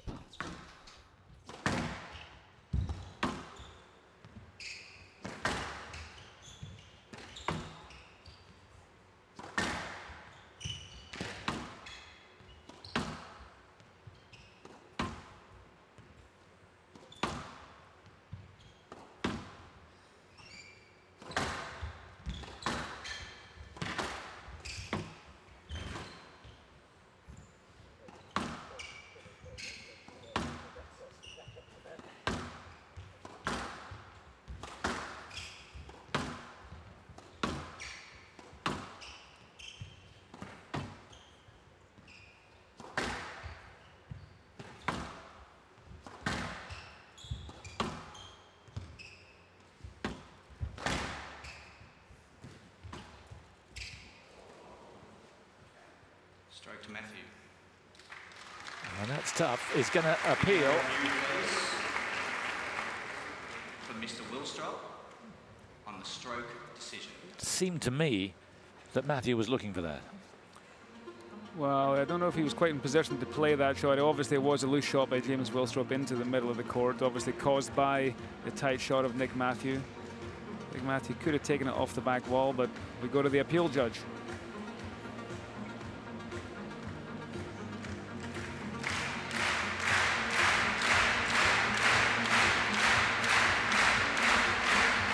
Both looking intently up. Stroke it is. Stroke to Matthew. Hand out. Willstrop not complaining, but it's an important point. Hugely important. Nick Matthews stems the comeback of James Willstrop. 4 points in a row he had there.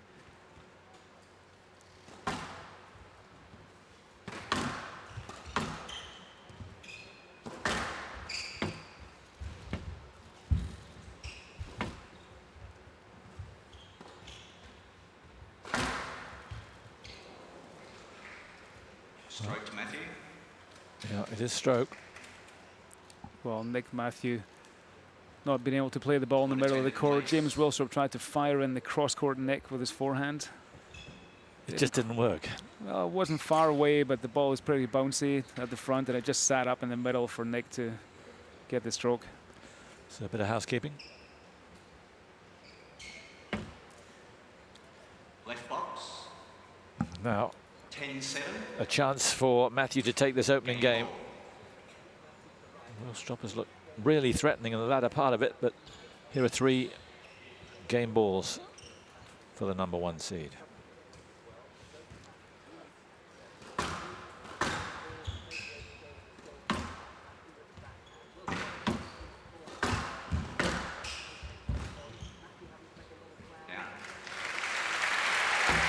He's not out of it.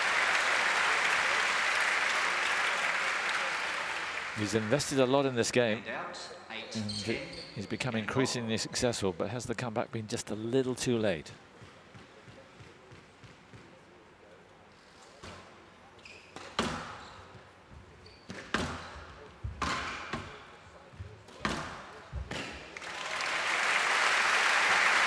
Superb shot.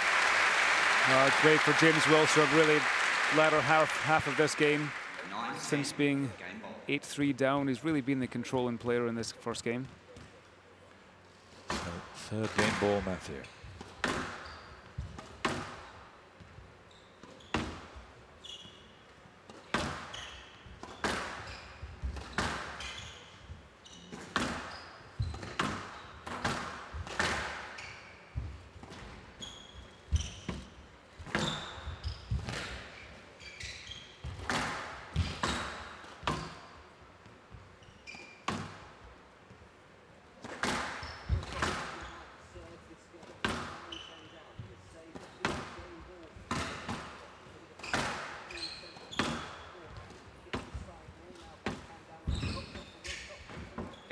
No. Well, super end of the game. And Willstrop was coming at Matthew with all that he possessed, but Matthew holds on. And the #1 seed takes the first game, 11-9. 11-9. Game to Matthew. Matthew leads 1 game. Okay. It's okay what you were doing to get your 8 forward, and then when he steps it up, you're going to react to it. You're going to react to the situation. You're going to sing it through a little bit. You've got to take him in. Okay, don't let him dictate to you. It's hard to defend him sometimes. No? If there was there. Well, you have relied on him. 1, 2, 3,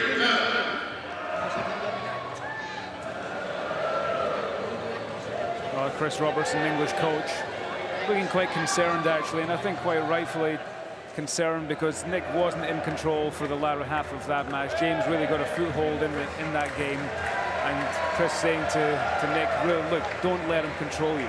He's in front of you, he's controlling you. You've got to get better length, you've got to get in front of him. You've got to be the controlling player. That's why you want to compete, and that's what we talked about earlier, this possession. And really, James had the possession of the tee. He got in front of Nick, and he's able to use his backhand volley drop, his forehand kill, and little changes of direction when he gets in front of even the best player in the world, or one of the very best players in the world, Nick Matthew. When his level picks up, you've got to react.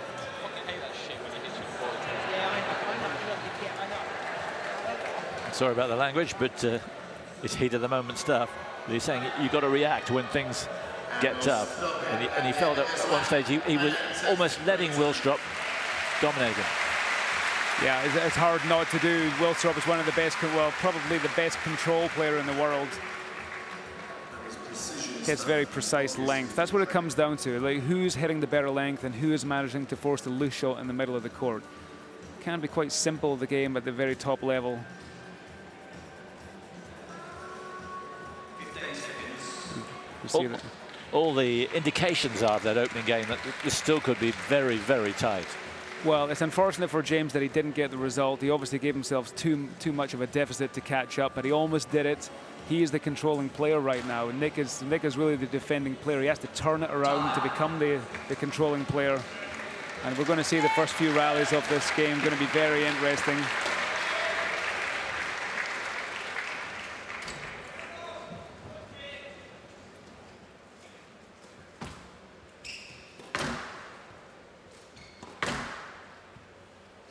So here we go then with game number 2.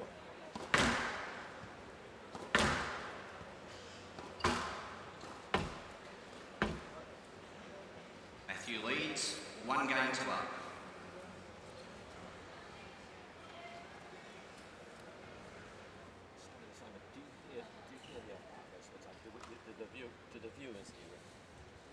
Level.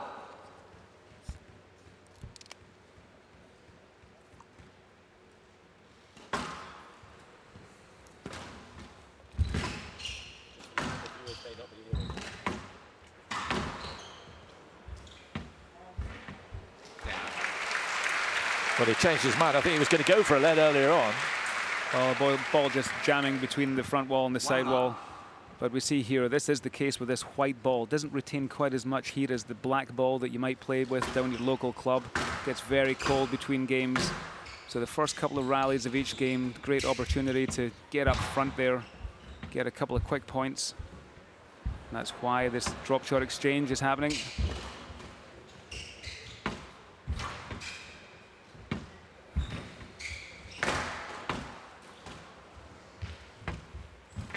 Oh, well played. Slide rule accuracy there from Nick Matthew. Well, that was fairly obvious strategy from both guys. Get in front, hit the straight drop shot, keep it tight to the wall. Anyone could have won that rally, but it ended up being Nick Matthew.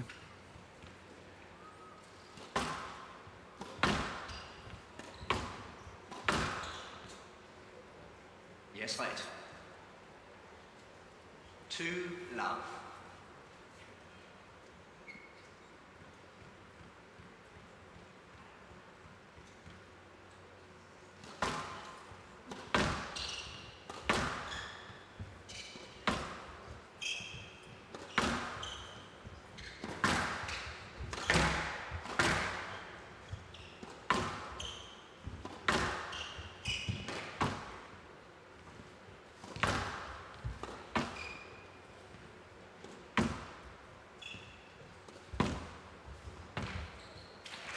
Yep, no let that time.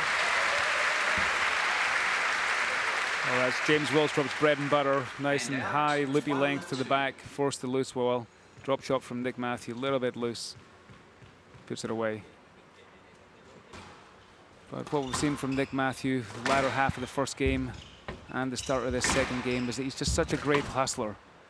Even when he's not controlling the rallies, he hustles to get that point. But Willstrop a lot more effective now in the front court than he was.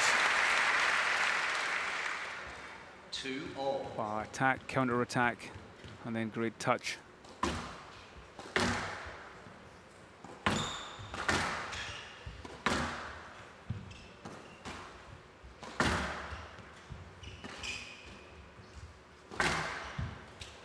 Yeah, he's starting to dominate again. He's got Matthew guessing, having to react rather than dictate.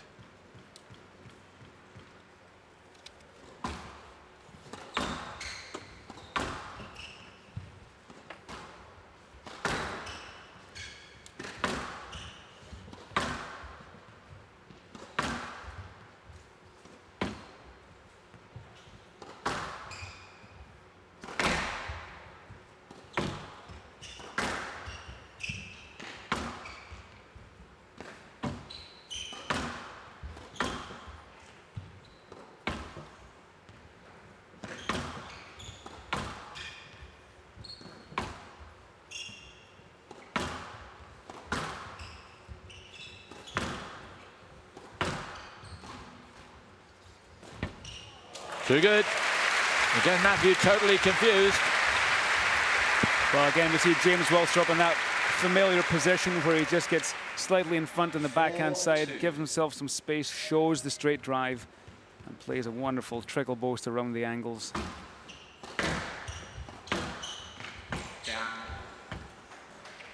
Well, this could be a big turning point in this match right here.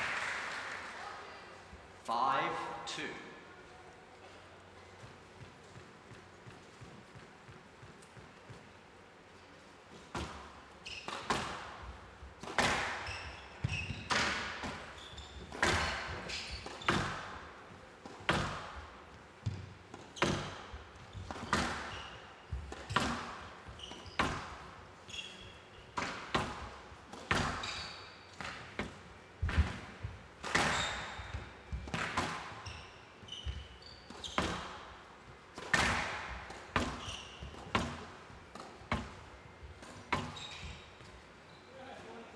Yes, mate. Right box. 5-2. Well, the lead that James Willstrop has in this second game is really to do with the investment that he made in the first game, where he really controlled the second part of that first game. Nick now feels as though he really has to play the winning shot. Had a couple of 10s so far. James really is in front of him most of the time.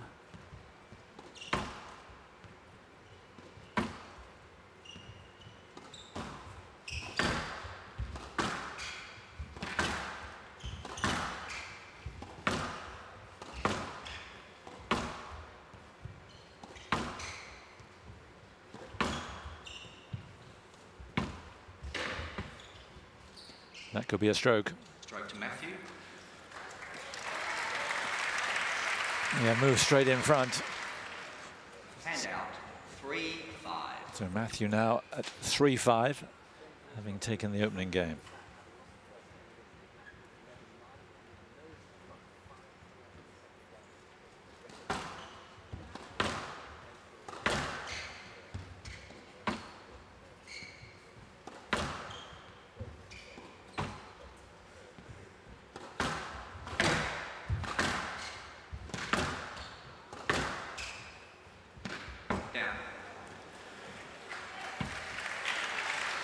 Well, it was a risky shot from James Willstrop, but sometimes worth going for it just to stem the comeback of the player.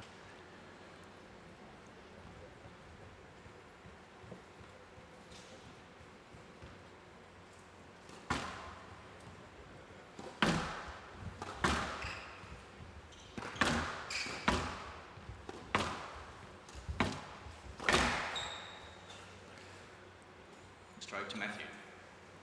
Yeah, didn't have room to play his shot. So another stroke to Matthew. 5-all. And now from 2-5, he's 5-all.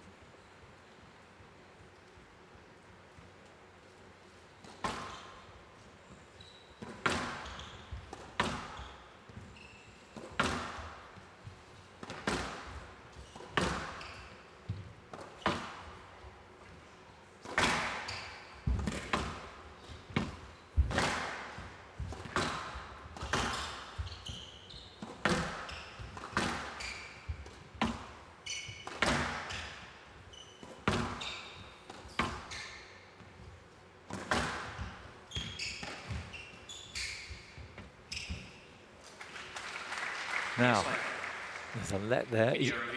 Matthew is appealing. He thinks it should be a stroke. Yes, late decision. Wow, that ball was very low. Nick Matthew had his racket very far up. Court attendance, please. It's unlikely he was actually even able to hit the ball with his racket that far up. And he made sure there was a bit of contact as he came through, just to egg the pudding a little further. Well, the ball did set up a little bit more than I thought it did. Be an interesting decision for the referee.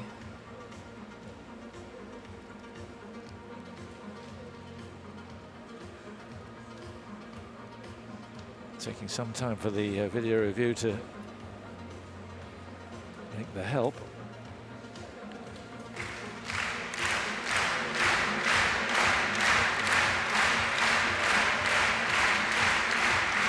Let it is, no stroke. Decision upheld. Yes, late. So Matthew has no more video appeals in this game. No review remaining. We'll keep you across the score and bring you the conclusion of this squash match right here on the Games channel a little bit later on. But we are going to rejoin the women's 69 kilogram weightlifting final as we cross to the SECC.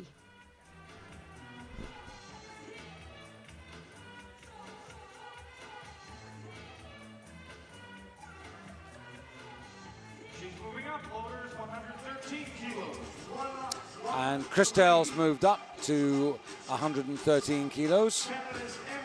Oh. But of course, first attempts take precedence, so the senior Canadian, if I can put it in that way, is to come out first here. Now, of course, this is her opening attempt.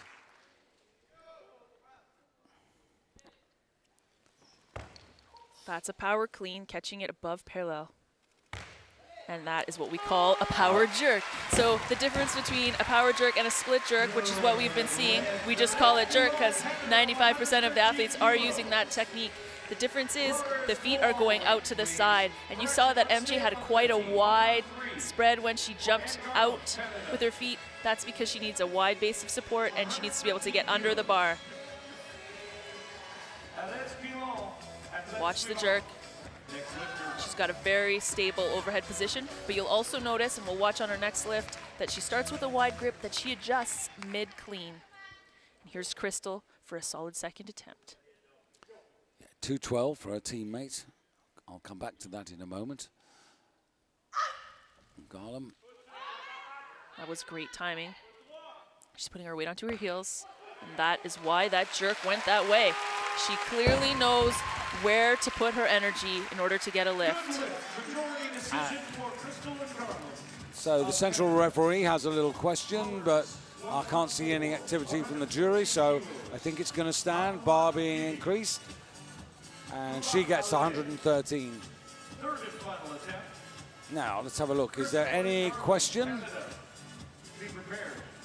Oh, maybe that shoulder movement again might have made it look like that right arm came unbent. It's possible that it did, but again, it only takes 2 white lights to get a good lift. Yeah, I would concur with you that that was really all about shoulder movement. This athlete started at 19 years old. That's very uncommon for an athlete to get so far in the sport starting at such an older age. Usually it's mid-teens to early teens. Now, this would give her 199, so surpass her total for the Oceanic title, which she won in May. And it will be 3 out of 3 in the clean and jerk. No. Oh, just a bit too much onto the toes in that recovery. Yeah, absolutely right. Yeah, if you see the feet here, it'll be pretty clear that she's just tipping forward and then couldn't catch it. That's right, not enough time to take a step forward. Very awkward in that squat position to try to step forward to save a lift. This is a great angle. Here we see on the shoulders, but her hips came up a little too fast, pushing her elbows down. Not possible to save a lift in that position. And you can see the heels coming off the floor. That's right. So, everybody moving up now, and 115 kilos for Marie-José Arespino. And this is a careful increase here, 2 kilos. This would take it to 214. And here is the thing I was going to observe last time. In Delhi, it was 207. And clearly she's in much better shape this time. In Delhi, she made 4 out of 6 lifts. She's already made 4 out of 4. And we see there, wide grip to narrow grip right in the middle of the lift. This is no problem. They are clearly playing it strategic in the back, and that's because Gilles Poirier and Guy Marino, that is their specialty. It's a math game at this point. It's a math game, so there's no question whatever they put on the bar, she can do. Yeah, this is definitely a run for the podium. Whether it's a run for gold, we'll have to wait and see. But you sense that she should be able to get onto the podium the way she's going. She's got one more attempt, and they need to play that last card very carefully. They don't need to wait a little bit to see what's going to happen. That's right. They may just save that third attempt to be a big jump and see where the chips fall with the athlete from England. Yeah, Mary Thug has gone up to 120, Rebecca Tyler on 118, Nigerian lifter on 117 kilos. There's not a cat and mouse backstage, but now Kristen and Garland. And Garland here for 116 to take her over the 200 kilo mark. And also for a personal best clean and jerk. Can Got she stand? Clean. And what a fighter. Great to recover in the clean in the way that she did to give herself the chance of the jerk. So patient. She really took her time, got into the position she needed to be in order to get that jerk.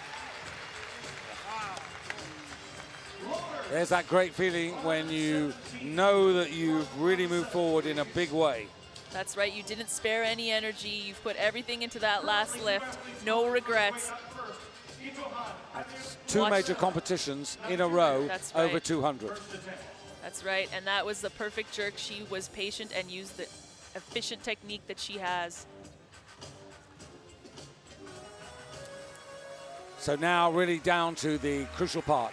The leader at the moment is Marie-José Ares-Pilon with one attempt left, and she's got 214 kilos on the bar.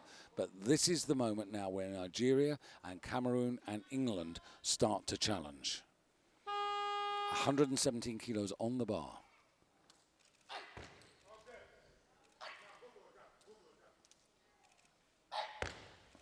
She is very strong overhead. She is playing with that weight. There is no challenge for her there.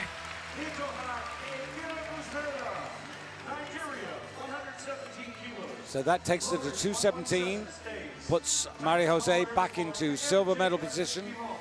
Two lifters yet to start. So the Canadians have measured up here.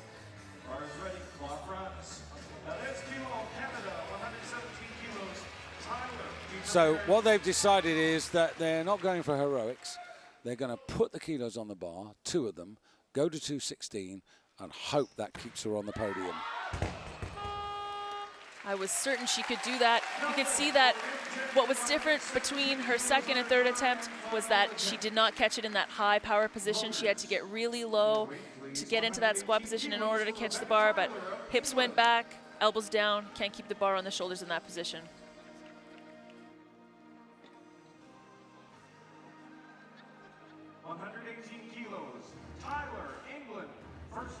We'll resume commentary of the weightlifting in a moment, but just to bring you up to date with what's going on here in the squash, it's the men's single gold between Nick Matthew and James Willstrop.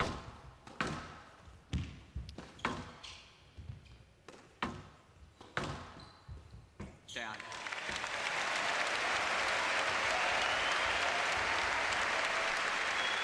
So as you can see there, it is now a one-game all. James Willstrop taking that second game by 11 points to 8.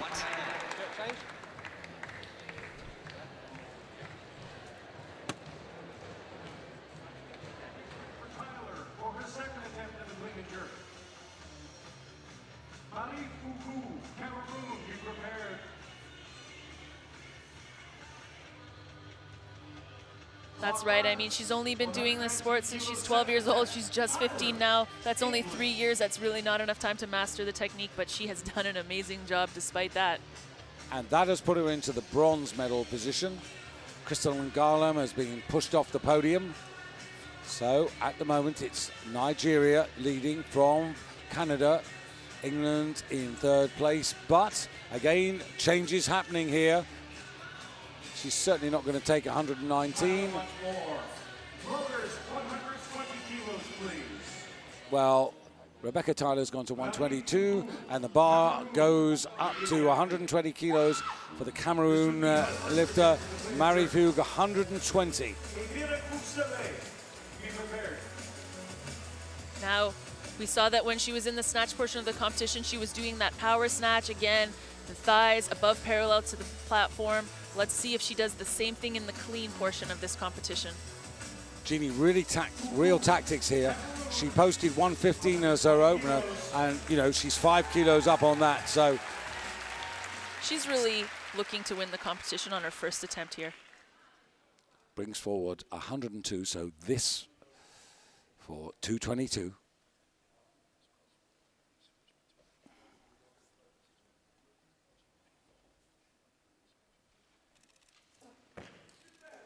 Oh, she did a full clean. Big adjustment of the hands. And what a solid jerk. Yeah, that was no challenge. Yeah. I think we're going to see an attempt at the record here today. Yeah, moving the hands out, just shortening the distance for the jerk. Very efficient. And also an athlete who is really well balanced. That's right. That was very light for her. I did talk to her earlier and said, I'm assuming you're going to beat my record. She just laughed. And you know, this is why right here. Watch this drive here. She's going to dip, and it's going to be a straight line overhead. No worries. Yeah, no worries about putting herself under that bar. No. So, Itohan Ebiregweseli asking for the bar to go to 122, and also Rebecca Tyler asking for 122, whereas Marie Fug has put it up to 125. So real fight on here, if not for the gold, certainly for the silver and the bronze. So Itohan Ebiregweseli coming out now for her second attempt at 122. 5 kilo increase to take her to 222. And then her lighter body weight would put her into the gold medal position momentarily.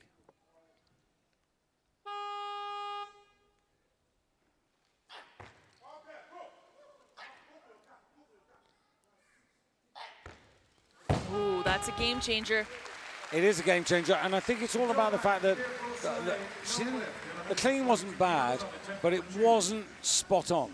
No, if we watch the replay, we'll see that the timing wasn't great. That means she threw the weight up. Here we go. Threw the weight up, feet stomped on the ground, and then the weight fell onto her shoulders. That really takes a lot of extra effort and makes it hard to be in the position you need to jerk. Meanwhile, Team Tyler have moved up to 123 kilos, and I think that's a tactic to make sure that the Nigerian has to go in again.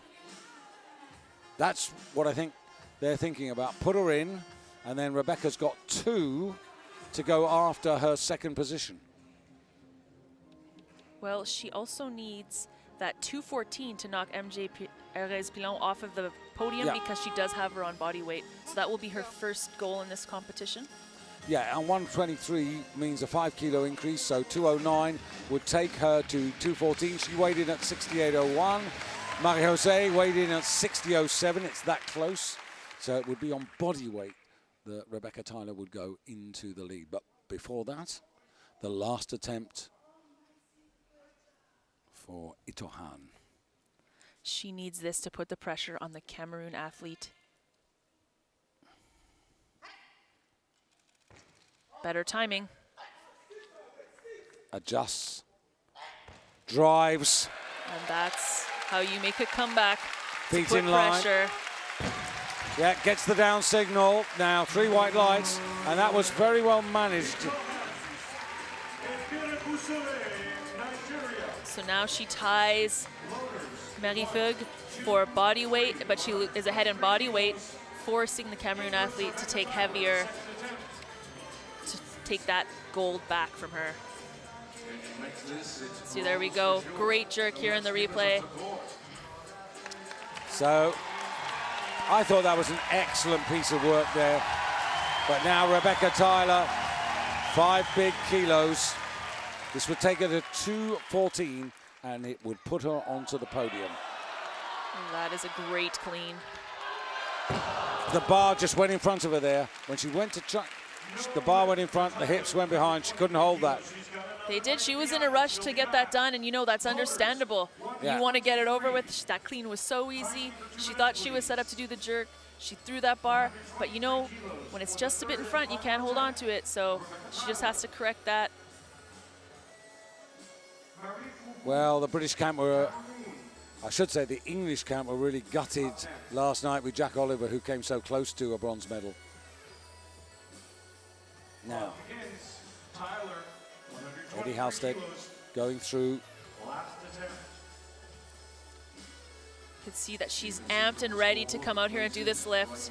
This is an amazing situation to find yourself in your home nation's hometown audience. Yeah, but also the youngest Brit ever to win a national title.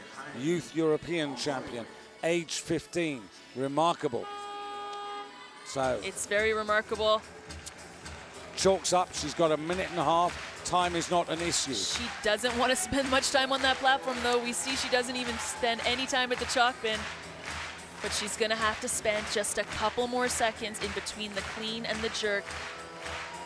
I think he's just trying to make sure that she's steady, doesn't overblow this. Well, that's right, because when you go from the clean to the jerk that quickly, the bar cannot come to a standstill, and you really need the bar to be at a standstill to get the balance you need to get that jerk overhead in a solid position.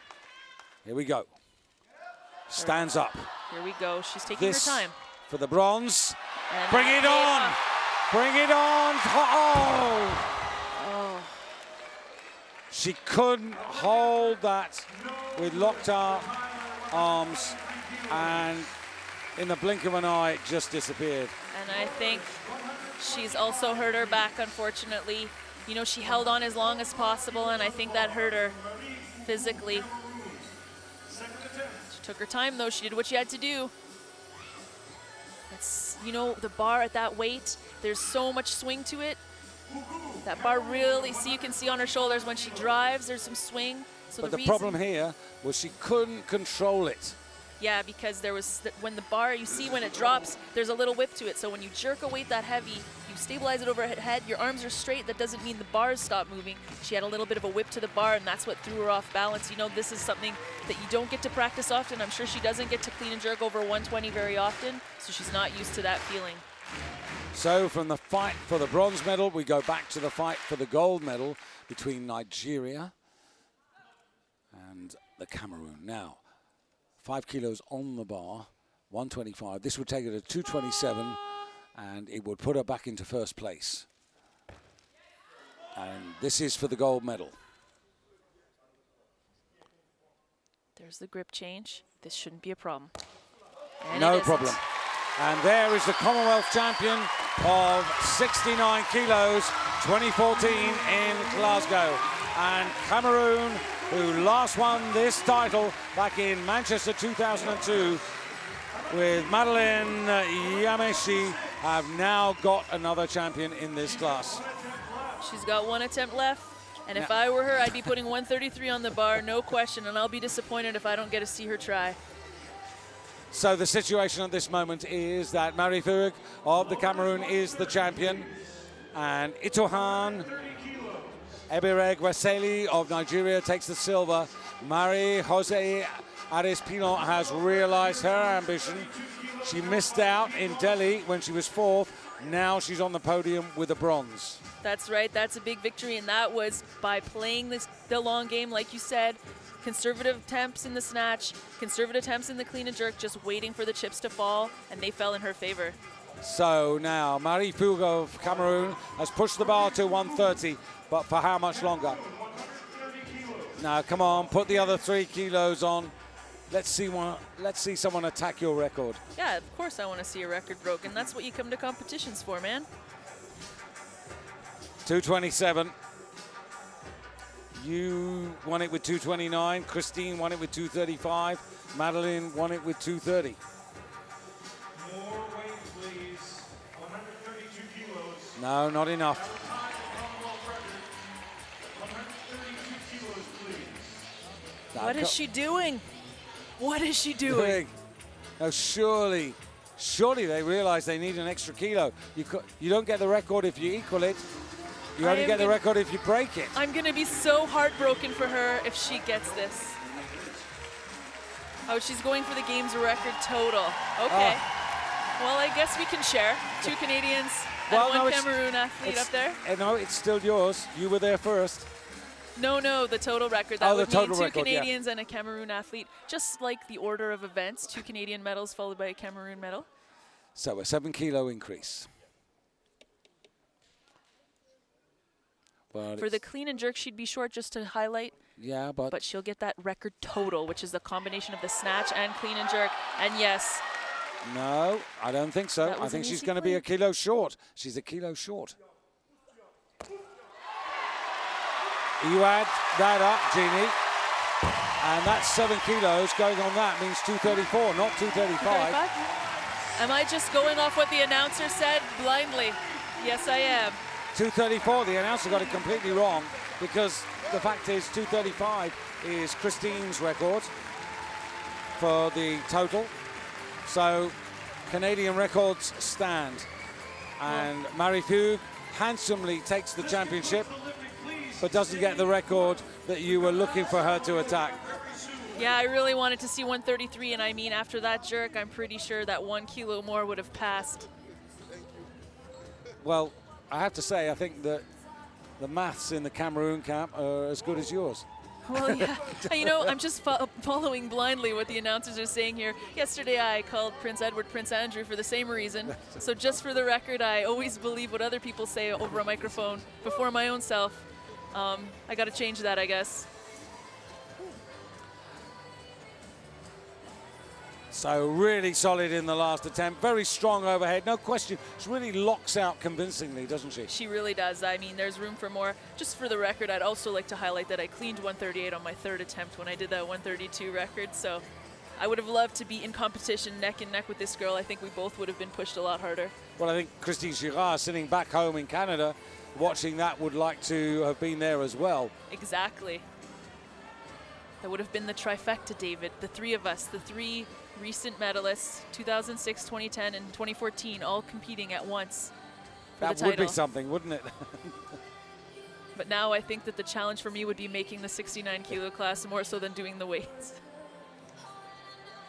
Will we see Christine Girard, do you think, back on a weightlifting stage? Oh, for sure. She's definitely got plans to come back. She's having a family, but she wants to be balancing her career as an athlete with her career as a mom, or her lifestyle as a mom. I don't know what you call that. Should ask my mom what she calls it. She manages to do both pretty well. So here you have the standings. Now, these on the right here are the clean and jerk contributions to the total. And you can see there that Marie Fugue really in command of that. And the most important total, of course, is the overall when you put the weights together from the snatch and the clean and jerk. And so 5 out of 6 earns Marie Fugue the title, and 234, 2 kilos clear of the Nigerian. And then Marie-Jose Ares-Pinon moves up from 4th 4 years ago into the bronze. And spare a thought for Rebecca Tyler. So close, but only 15. Plenty of years ahead of her. And then also a promising Canadian in 5th place there, and Garland completing the top 5. Janet George, silver and bronze medalist for the last 2 Commonwealth Games, in 10th place. But of course, coming back, having started the family, but at the age of 39, do you think we'll see her in Melbourne? Well, she's definitely got the passion. That's what matters most at the end of the day, if you ask me. Yeah, I do apologise. I always keep saying Melbourne when it actually will be Brisbane. I understand your fondness for Melbourne. I'm also fond for that city in Australia. Yeah, I think we've got the message that she's very proud of her country and very proud of what she's done. And rightly so, getting the flag ready to bring with her to celebrate. Hopefully she'll have those Olympic rings on her shoulder proudly in Rio in 2 years. Yeah, this is really important for women's weightlifting, and the Commonwealth Championships are a stepping stone to, you know, potentially the World Championships and also on to the Olympic Games. And the World Championships are significant because, like this competition, this is the first opportunity to actually lay down some points for your national team, which ultimately might earn you a place or two in the Olympic Games in Rio 2016.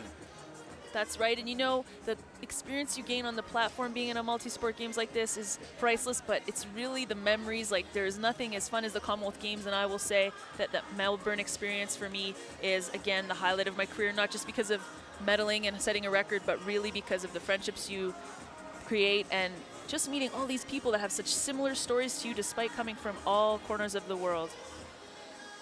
We really have more similarities than differences at the end of the day when we're living day to day in this sport. And of course, the new rules from the IWF for the qualification for Rio mean that you actually have to participate in not one but 2 valid qualifying events to keep those points. That's right. The way it works is we have our World Championships as a qualifier for the Olympics. So as early as this fall, we'll start earning points as a team, and 2014, 2015 counts. But you know, each athlete has to have participated in at least 2 international competitions in order to go to the Olympics. So this games here is the first competition that can count towards those 2. A delighted Cameroon squad there as Mary Fegg wins gold in the under 69 kilogram weightlifting category. We're going to break away from this now. We will bring you the medal ceremony though, but we're going to head back to the squash. And I can tell you that in the men's singles gold medal match, it's an all-English affair between Nick Matthew and James Willstrop. It was 1 game all, and we can join it here in the closing stages of the 3rd game.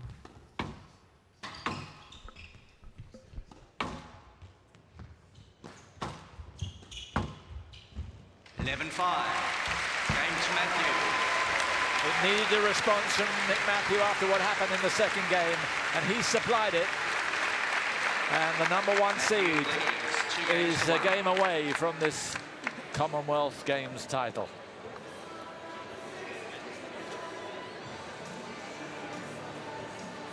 And it was pretty emphatic.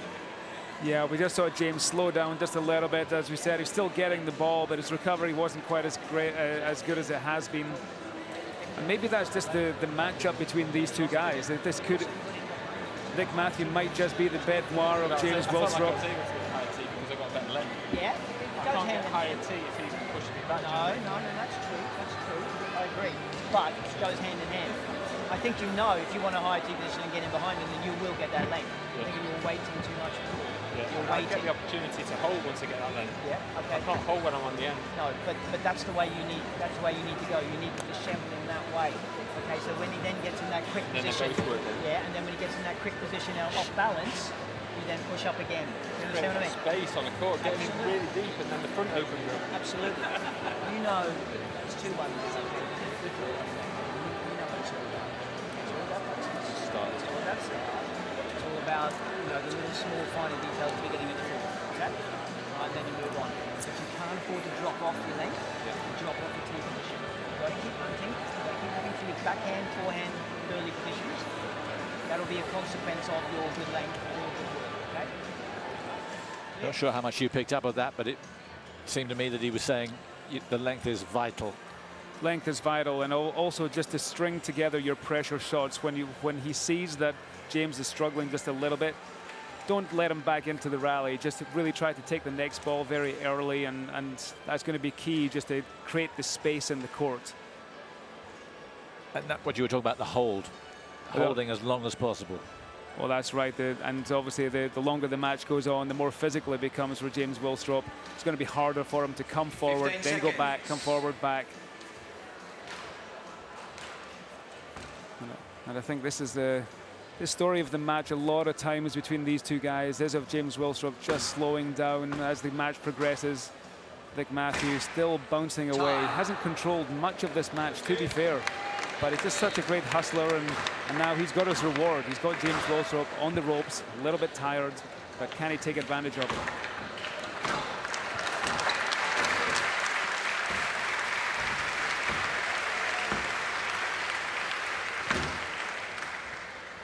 So 65 minutes we've been going. Nick Matthew 2 games to 1. A game away from defending his title.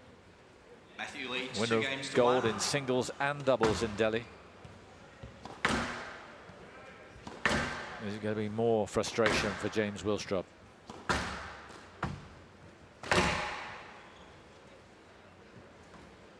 Matthew to serve.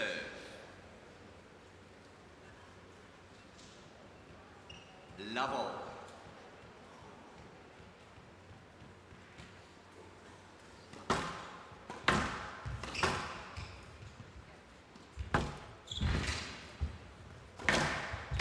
Oh, yeah.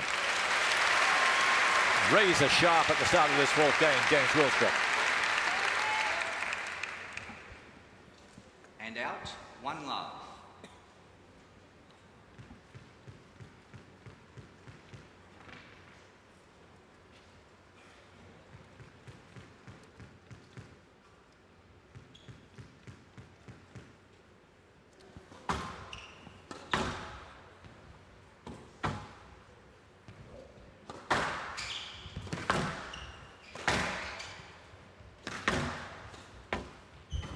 Down.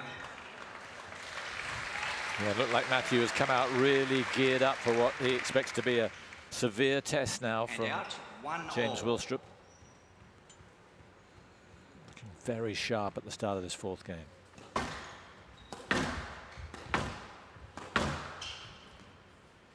Yes, lads. 1 all.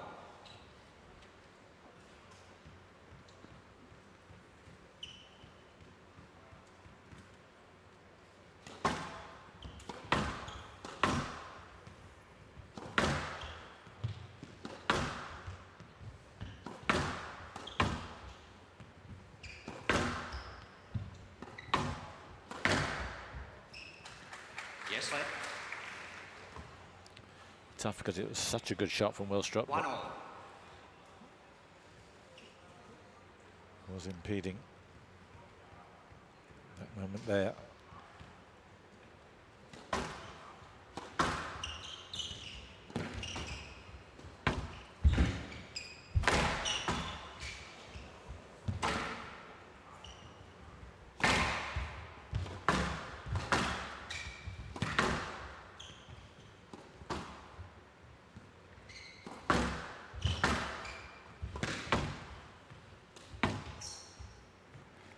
Yes, lads.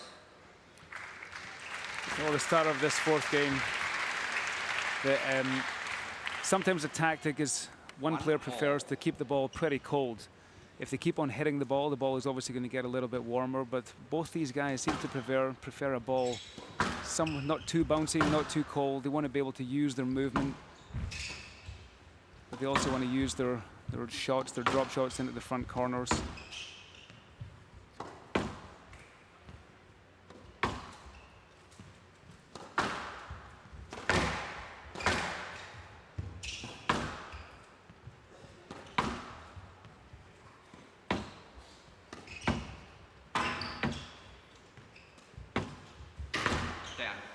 So they would do that first 2-3 points of the game where the ball is cooler. Well, just try to favour their particular style. If they're very tired or they're very amazing shot players, they want to play into the front corners all the time. They don't want rallies. They want to keep the ball very cold and then attack. But we see the start of this game, they want to warm the ball up just a little bit. Tends to be a little bit chaotic if it's very cold. Just goes point by point if it's like that.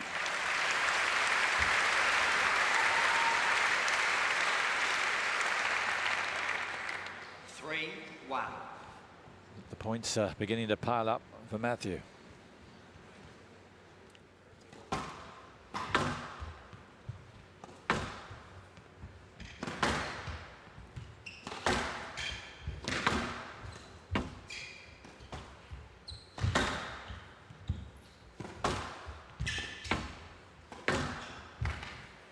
Well played.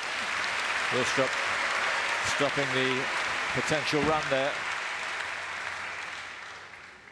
And out, 2-3. 3 points in a row there were for Nick Matthew.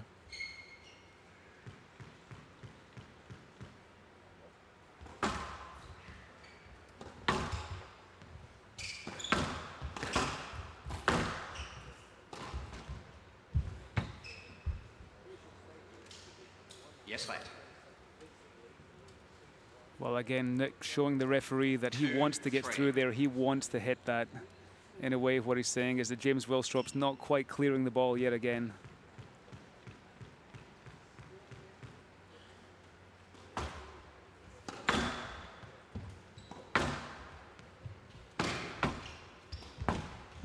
Oh, yes.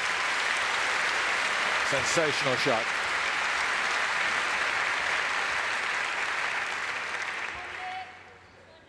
Three all. Dead Nick.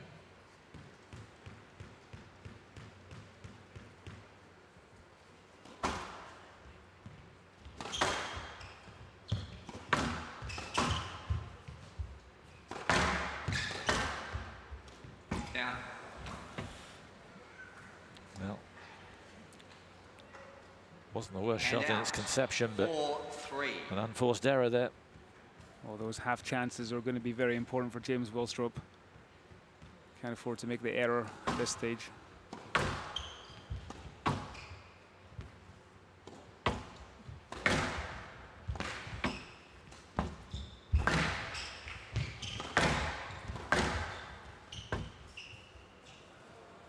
Yes, mate. Yes, Willstrop wanted more, but is he going to appeal? Why? There was some interference in you getting to the ball. Yeah, just interference, just a leg. 4-3. So he gets the explanation, and wouldn't say he's content with that, but he's accepting it.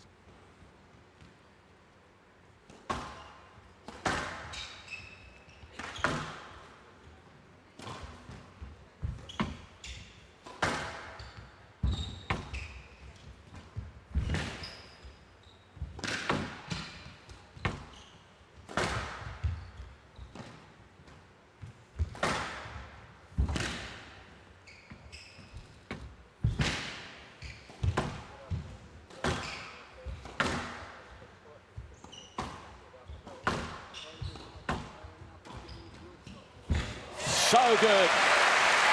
Amazing defense to Nick Matthew, but it wasn't enough. Well, James Willstrop showing that straight volley drop, but then at the last minute throwing in the post. And out. 4-all. Beautiful shot.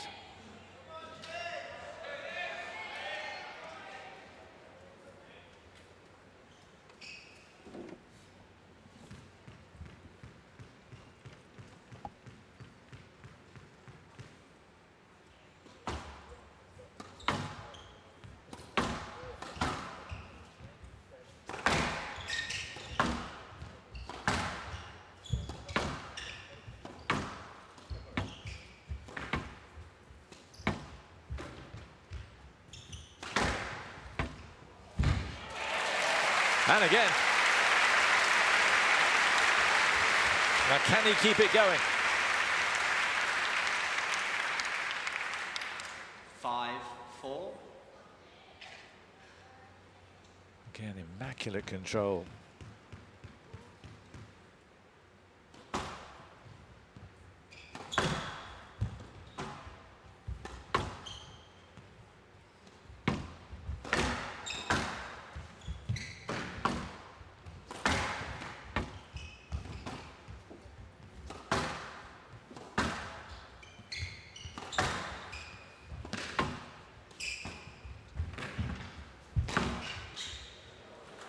Is he going to get the stroke?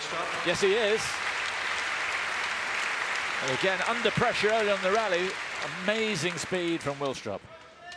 Well, he's in good position now. He's not playing shots that from the back of the court too much, where he could be under pressure. He's really getting up in front, and he's only got a step or two before he can really attack that next shot.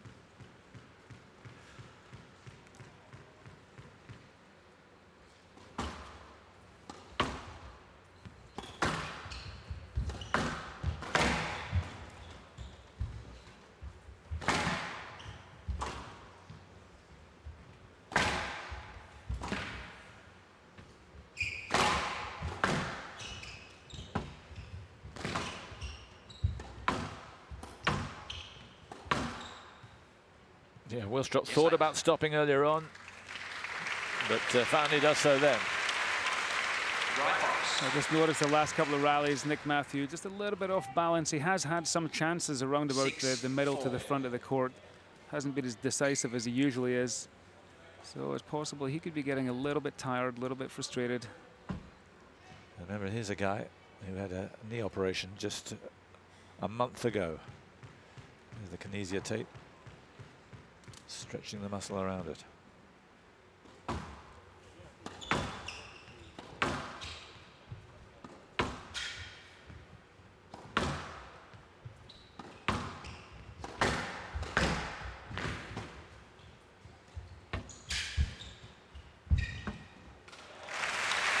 But very rapid across to that.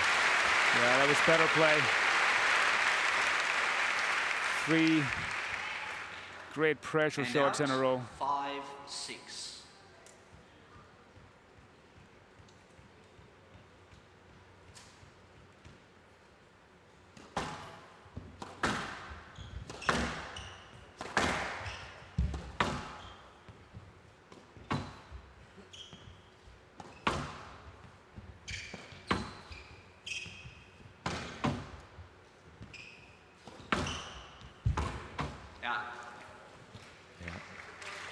Skin tight.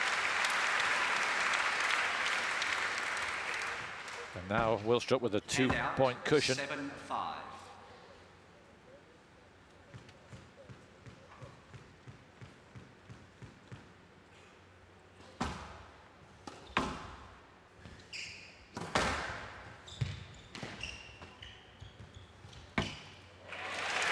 Superb.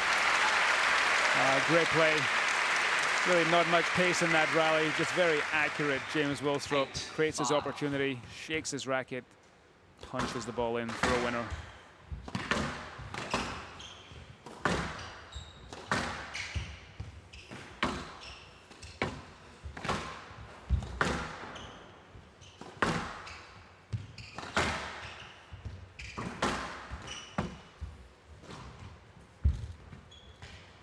Now then. Yes, mate. But given Willstrup not going to push it. 8-5, left box. Left box. Nicole David up there. Happy day for her. Gold medalist in the women's event.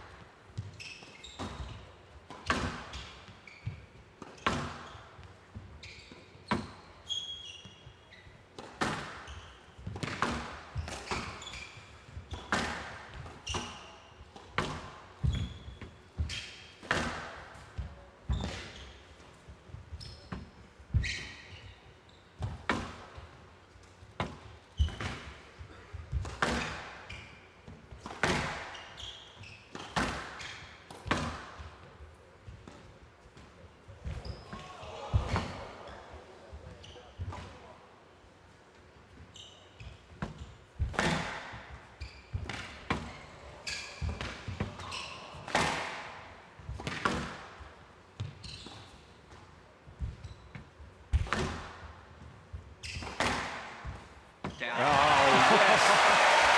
Monster rally. What an incredible rally. Both players running on the diagonals, both sides. A phenomenal play, phenomenal retrieving.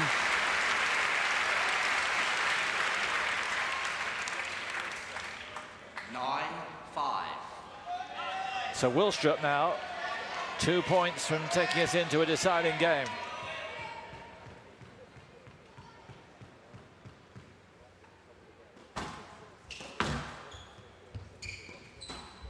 Out.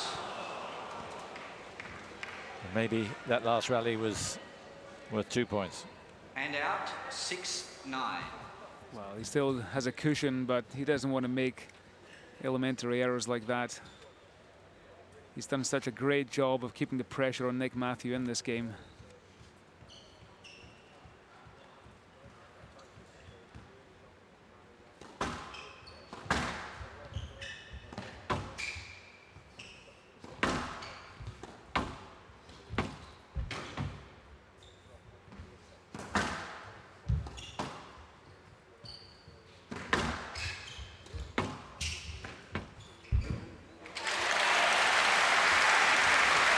Again, perfect delivery from Wilstrop.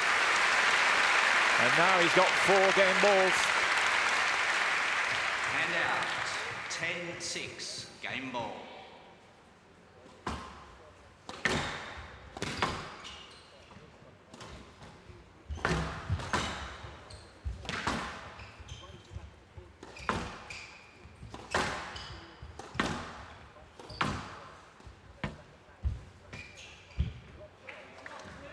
Yes, mate.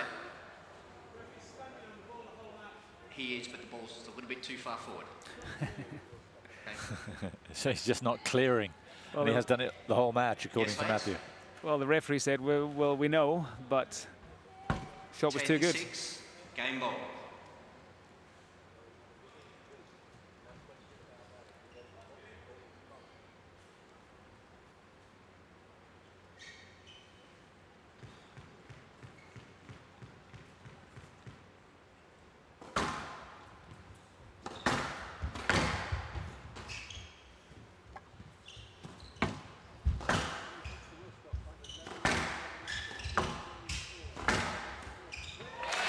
Too good. And now it's a 1-game shootout.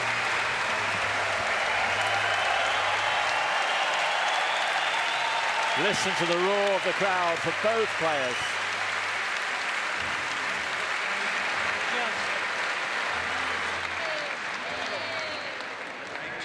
So there you have it, James Wilstrop fighting back 2 games all. We will bring you that final game in this men's singles gold medal match as it happens. But we are going to cross back to the SECC now and bring you the medal ceremony from the women's 69 kilogram weightlifting final. Winner of the bronze medal representing Canada, Marie-Josée Perez-Pilon.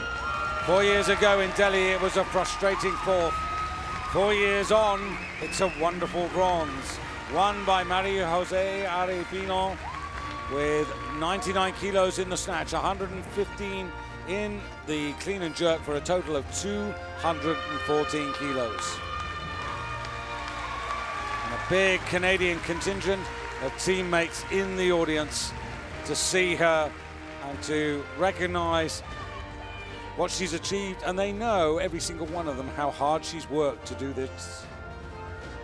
The winner of the silver medal representing Nigeria, Itohan Ebirgusale. Underlining Nigeria's female force, Itohan Ebirgusale comes on to the podium to be presented with her silver medal. And that is a very excellent achievement for her. 100 kilos in the snatch, 122 in the clean and jerk for 222. She led for a moment, but was not strong enough at the end to hold off the charge of the winner, standing center stage there. Gold medalist and Commonwealth champion with a total of 234 kilos. So the moment, Cameroon, Marie Ferg of Cameroon onto the stage, 102 kilos, 132, 234, just a kilo short of equaling the Commonwealth record total of 235 held by Christine Girard, and a kilo short of taking away Jeannie Lasson's clean and jerk record. But real success for all 3 of these athletes. Marie-Josée, who missed a medal in Delhi. Itohan for Nigeria, who was a bronze medalist in Delhi, moves up to silver. The national anthem of Marie Cameroon. Foug, also a bronze medalist, now a champion.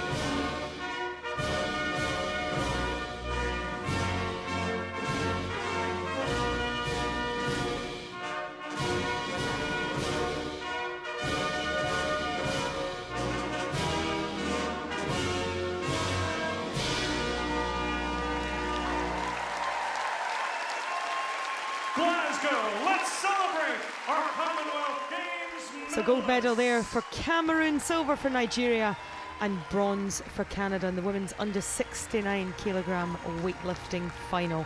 From the SECC, straight back to Scotstoun though, where we can bring you the deciding game in the men's singles squash match between Nick Matthew and James Willstrop.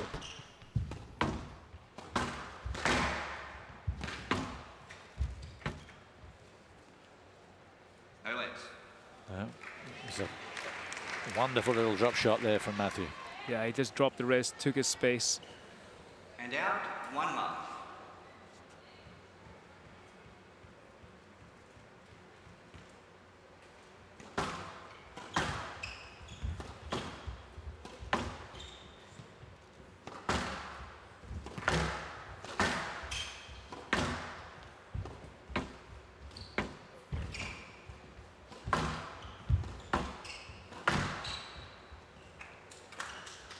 Yes, mate.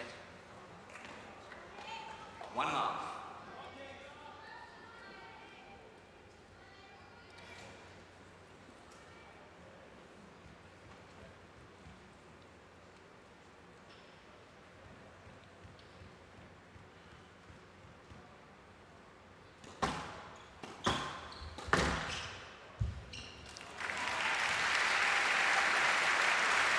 It's a perfect start for Matthew. 2 love.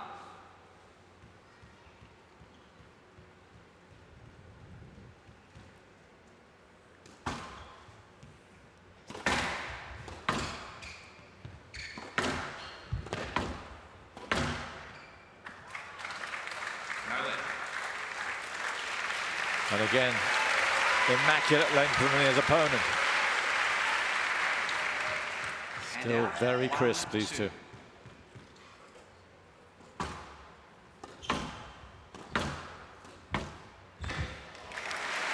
Very impressive start to this game.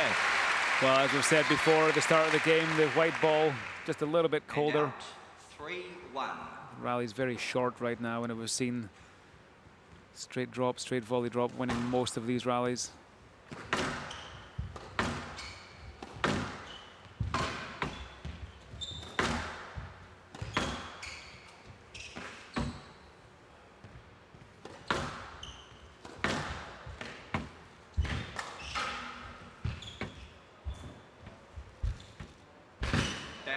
Oh, yeah.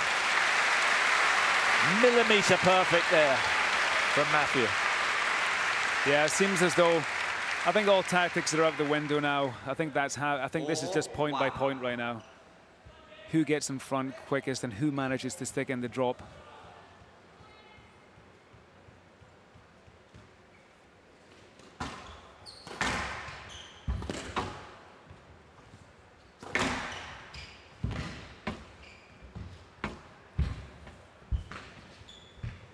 Oh, yes. Stroke to Matthew. Yeah. When it came out awkwardly, I think Willstrop must have feared it. Again, we're just seeing Nick Matthews, just his drive and his determination, getting his feet in position, certainly better than in the fourth game.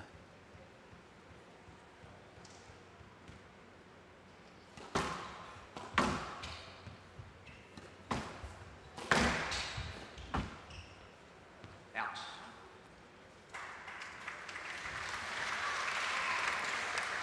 There's an urgent look up from Willstrop. I think And out. imagine it might not be called, but it was eventually.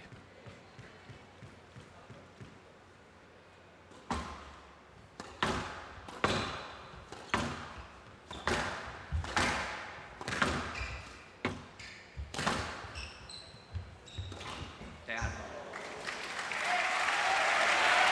Surprised at that shot? Well, you said Nick Matthews just after he walked away from that position, just pointed to the back corner, just telling himself, why are you going for that? Why are you going for the boast? Just get it to the back corners, wait for your opportunity, look for it, and then stick in the straight drop or volley drop into the front corners.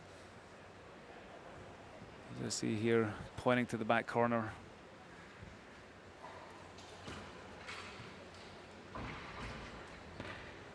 Yeah, that's second hand.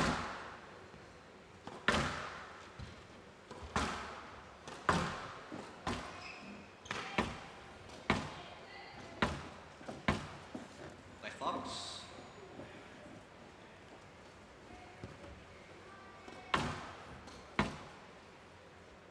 Three, 5.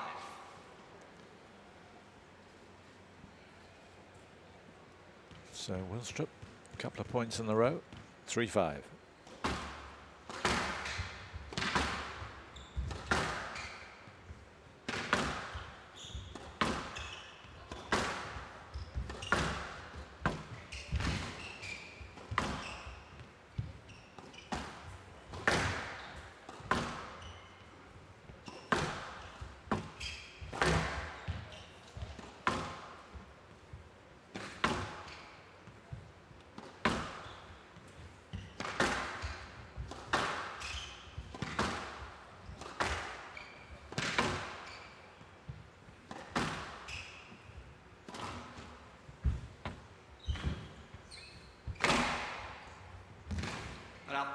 Oh.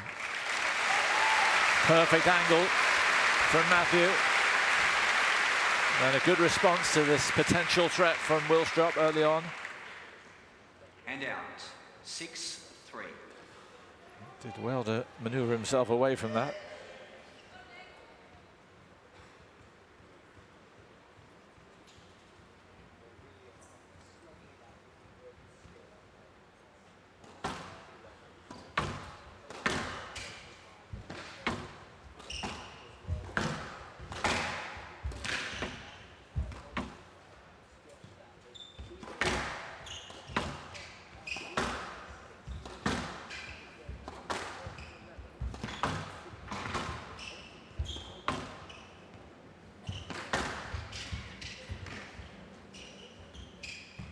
Down.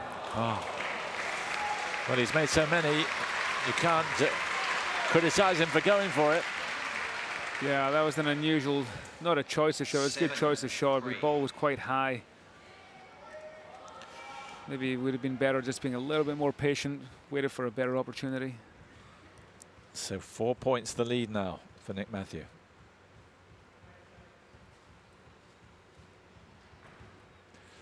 You could see Ladies and gentlemen, please. someone using the camera to the side of the court.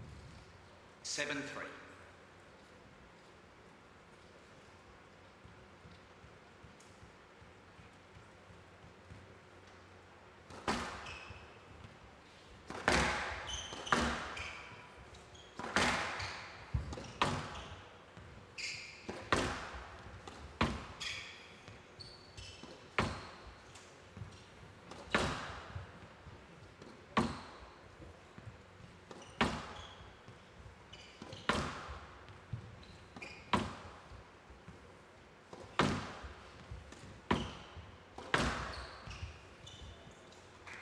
Well, he was going the wrong way. A little lucky in a way. It was a let, but he was completely fooled. Well, Nick Matthews so far forward, expecting the cross court.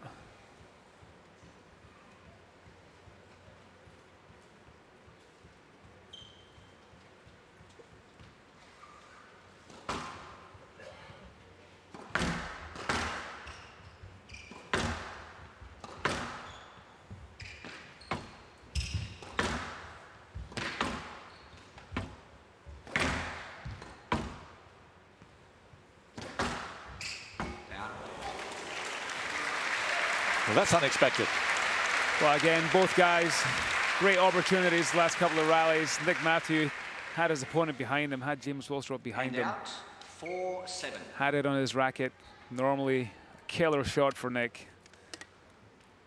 That would have given him a big spread. Back to 4-7.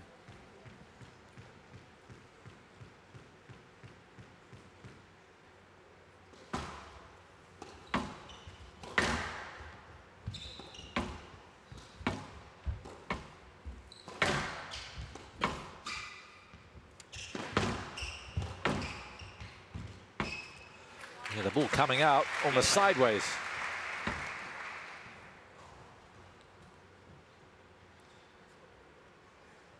Right box. Yes, mate.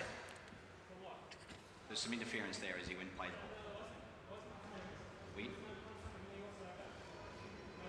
We saw that there was. Probably pick this up. You're welcome to review it if you wish.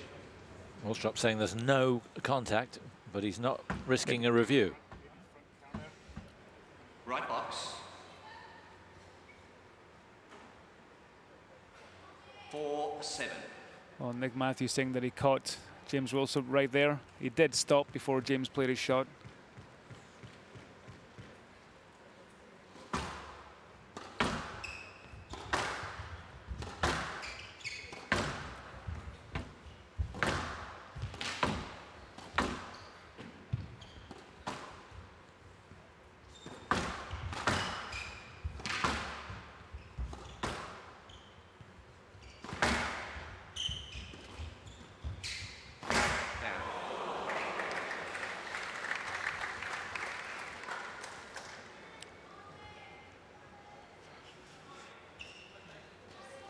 A very tense time for both players. 3 errors have ended. 3 errors to end the last 3 rallies. And 3 points between Matthew and a second successive gold here.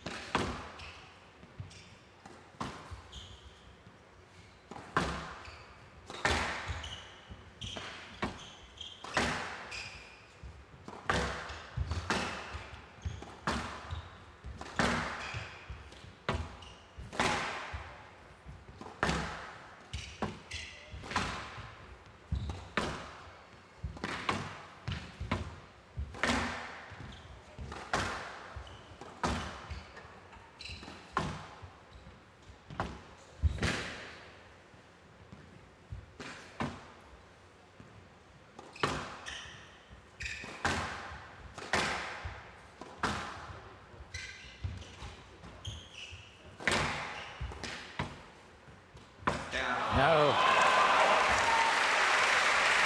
After all that, and you can see Matthew just pumping his fist for winning that one.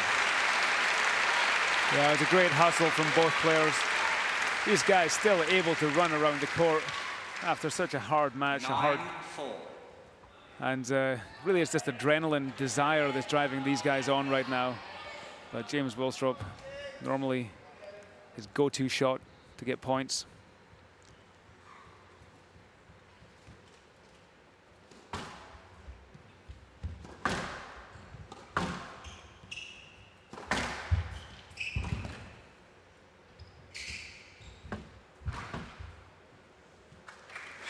Yep. No doubt about it. Matthew just has run a look up at the scoreboard to see that he is 2 points from victory. 5-9.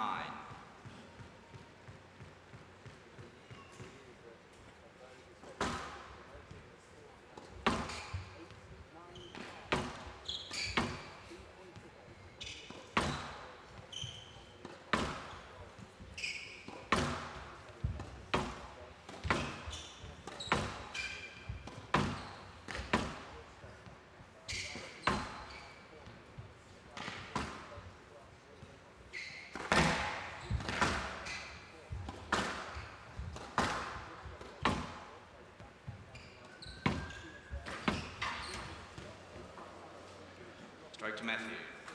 He's going to appeal, but I wonder if it's because it's near the end of the match and he might as well appeal. Well, there's not a lot to lose. He definitely flattened himself against the side wall. Gave the referee every possible chance to maybe give a let, but it was a loose shot. Could Nick Matthew play that ball? That's what we're going to find out. The last move towards the wall was very late. Yeah. Maybe Matthew felt he couldn't play a shot here. Couldn't play a shot.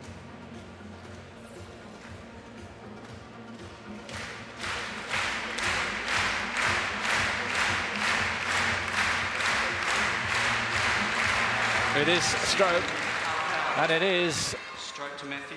match point. Mr. Willstrop, This you have the gold no medal reviews point. remaining. Hand out. 10-5. Match ball.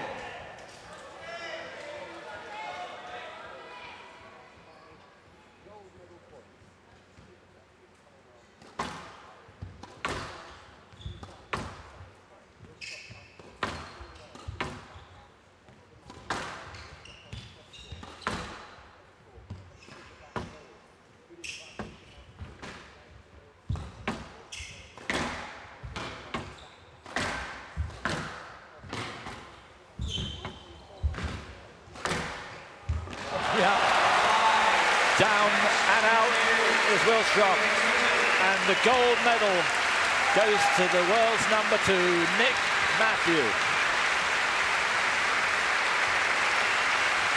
Yeah. Kisses the knee. Many people thought he wouldn't be here. What can he say, though, to James Wilstrop, who he's beaten so often in critical matches? And again, Wilstrop is the nearly man. And Nick Matthew has won 2 successive single Commonwealth gold medals.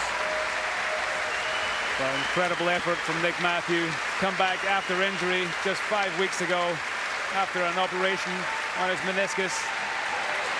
Once again, clinches Commonwealth gold. But a great effort from James Wilstrop. I think you could say that James Wilstrop actually controlled most of that match, but the hustle, the desire, the drive, determination of Nick Matthew just brought him through in the end. Just a couple of points in that 5th game from James Wilstrop. Just his go-to shot, the backhand drop shot, backhand volley drop, just clipped the top of the tin. Those proved to be crucial in that 5th game. And it's Nick Matthew comes away again, gold medalist. And there's his wife, Esme.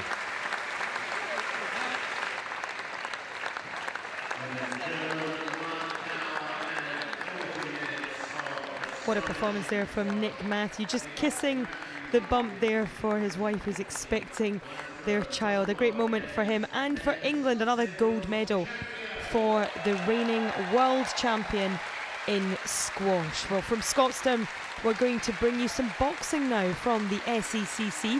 It's the men's bantamweight round of 16, and it comes between Shiva Thapa and Northern Ireland's Michael Conlon. Representing India, Shiva Thapa. Fought at the London Olympics 2 years ago, of course. And in the blue corner, representing Northern Ireland, He was in Delhi 4 years ago. He's got a good chance of going better than he did then. a referee for this contest from Canada, Mr. Tony Germain. Tony Germain of Canada brings the boxers together. Now, Thapa is currently rated #3 in the world, so we're looking here at a match-up that would have made it a terrific final. So the people who have bought the early tickets are getting their money's worth. The Asian champion from Amman in Jordan last year. So just 20 years of age, the Indian.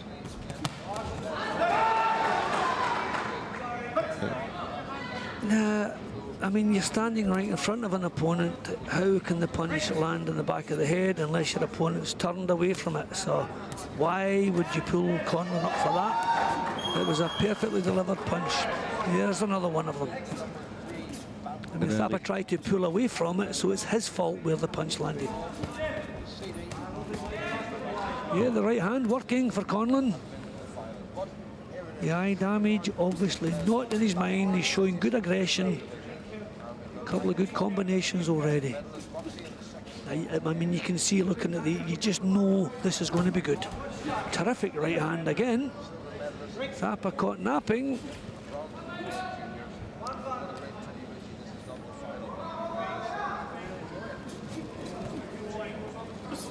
No, that's behind the head. Don't be doing that, Mr. Conlon. It's his second fight. He's already overcome Matthew Martin on his way here. He's landing quality punches, he's making Thapa miss. So he's the one who's settled earlier. So maybe the bout he's had already, although it had, you know, paid a penalty of a damage, maybe it's done him good. Because he really has boxed well in the opening round. And again, the heads come together there, it wasn't far away.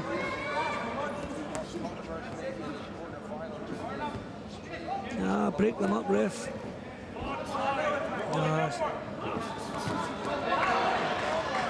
Yep, well, I'm liking Conlon in the opening round here.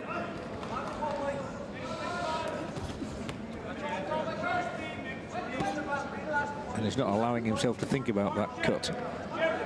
That is so important, but Thapa struggling with the timing. He's not timing the punches. And the reason, a lot of the reason for that is the fact that Conlon's so sharp. That was better, okay, he's starting to box his way into it, but too little, too late, I would say, as far as the opening round goes. 20 seconds of it remaining. The referee, yep, I was just going to say the referee's going to have to be strict in this one. Yeah, we haven't seen a great deal of referee involvement, have we, in the previous bouts, but this one's been a little bit more difficult for him.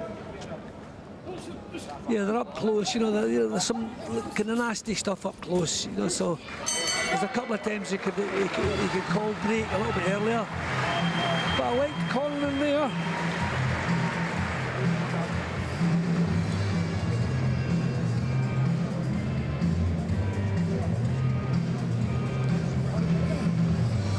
Yeah, but you know, Thapa seemed to go in as though he was going to box his way into it bit by bit. So probably caught in the hop a little. So there, yep. I was sure that was a head clash earlier, but thankfully it was both foreheads that landed. You know, so no eye damage, and yep, I couldn't see any other way of scoring that. Conlon's coach is Billy Walsh at the St John Bosco Club in Belfast. He'll be well pleased with his man so far, I think.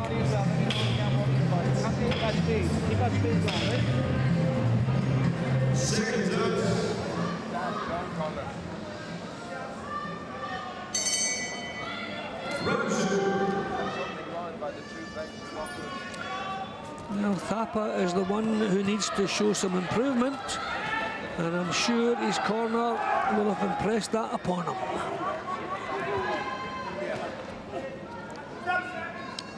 Yeah, the referee wants to get on their case. We're looking at two quality boxers here, but a little bit of needle is creeping in.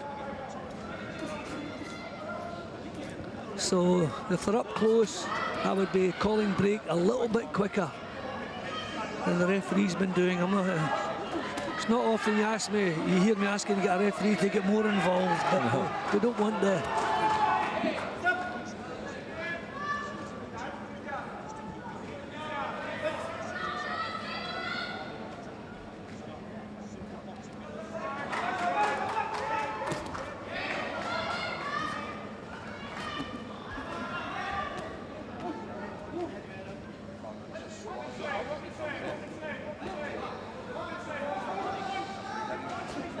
Thapa took up boxing at the age of 7.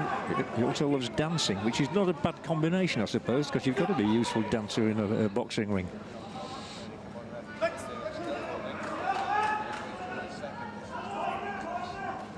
Yeah, well, balance is important in every sport, well, most sports. So to be a good dancer, light on your feet, you need good balance. Yeah, but I'm glad my coach didn't work that one on me. How was your rumba? A little over a minute left in this second round. The up-close action is threatening to spoil this as a spectacle, and that's why I want the referee to be breaking them up here. You know, no points scoring punches that are going to be landed when it's a mess like this. So I like the referee break them up, maybe have a little word with them. But Thapa is crude, he knows he has something to do. I don't know if he feels he's lost. He must know he took at least 2.5 minutes to get going in the opener. So he's trying to rectify that, but all he's doing is becoming even more wild.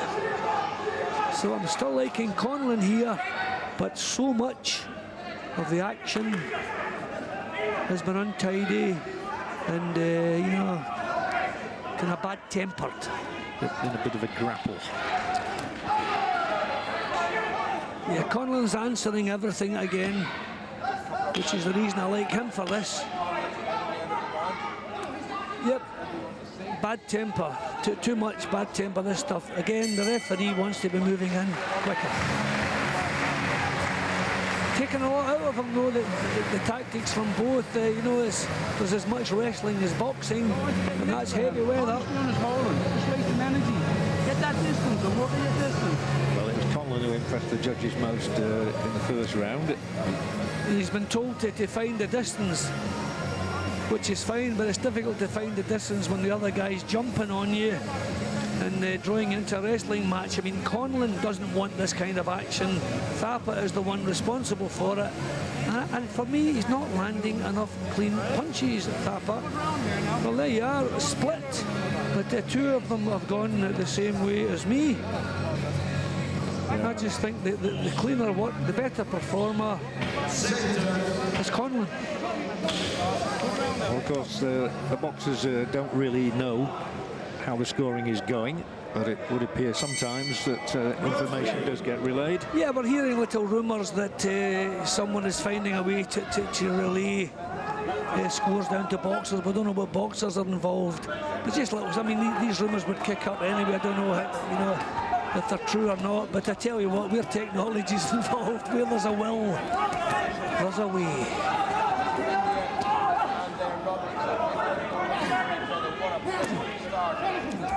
Yeah, we must stress that there's nothing illegal going on here. It's the modern world, as you say, it's modern communication.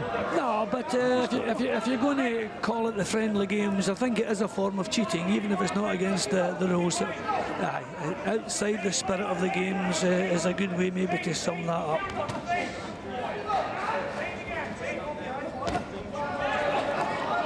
It's interesting to me that you detect maybe they dislike one another at the moment. You know, we say the friendly games, and often these fellows meet in the village and become friends afterwards.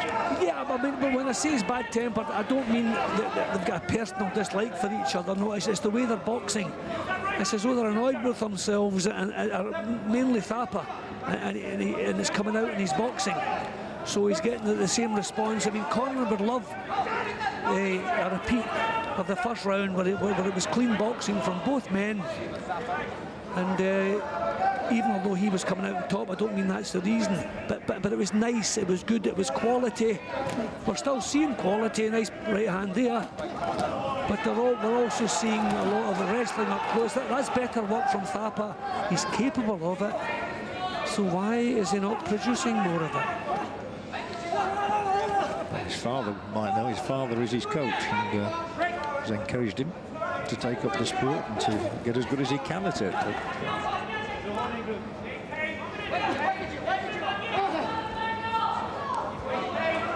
Well, it's been good news. No sign of any blood from the injury. And I tell you what, this is as rough a fight as you'll see, the close quarter stuff. And you saw there that Conlon was the one complaining there. Because I think, you know, the messy stuff, if I want to find a culprit, it would be Thapa. And I think he's the one who feels he could be behind. And terrific punch. Now there, that's what he's capable of. What a beautiful right hand that was. Why is he not settled down and produced that kind of stuff earlier? It's been a bit of a spoiler. Yep, that's the head again. That's the second time he's complaining about that. Well, there you go. I think that's just it. And you know what? I don't feel the least bit sorry for him, because that has been his tactics to rough Conlon up. He didn't want a boxing match. He wanted it rough. Point deductions, though, no question now. No question. I mean, I was sending Conlon through anyway. But that just kind of puts the tin lid on it. Yeah, that was the decisive moment at the penalty point, and it's going to be victory for Ireland again. Another home international doing well, progressing in the tournament. Yeah, but another day where to let the eye heal even more. Now, I enjoyed most of that contest. The first round was beautiful boxing. They're both capable of it. Some of the action deteriorated into kind of bad-tempered stuff, but it was interspersed with some beautiful quality punching. But a good performance, particularly from Conlon. It may be disappointing from the Indian, the youngest boxer to secure an Olympic berth, but it is the Irishman who wins. Well, saying disappointment for the Indian and in his performance as well. Joy for Conlon. Well done for the 22-year-old from Belfast. Well, I think that showed you how important it is to win the first round. If you feel you've lost the first round, you're chasing the fight, and that's when you're liable to leave what you do naturally and start trying too hard, changing your style, trying to be more aggressive than you're used to being, and things start going wrong. And I think that's what happened with Thapa. He's a far better boxer than he showed there.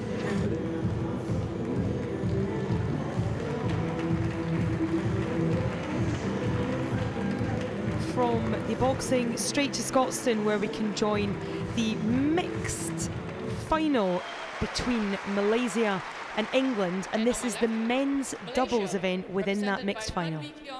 And Go Wisham.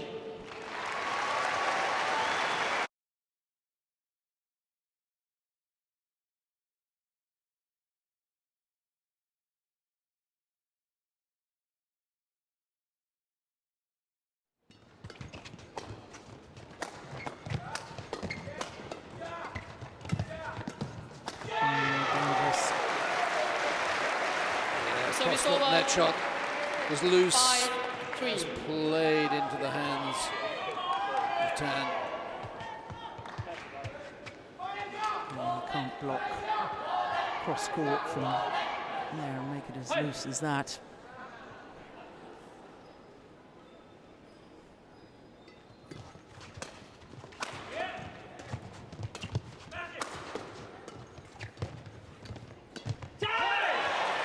Better return that time, which was pushed into the mid-court area.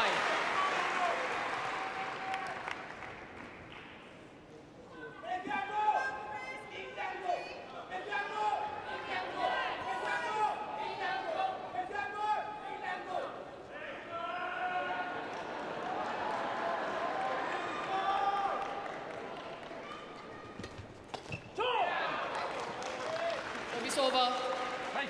6-4. It's very, very noticeable to me that when the English are serving, the rallies too often are too short because the Malaysians are putting so much more pressure on. 7-4.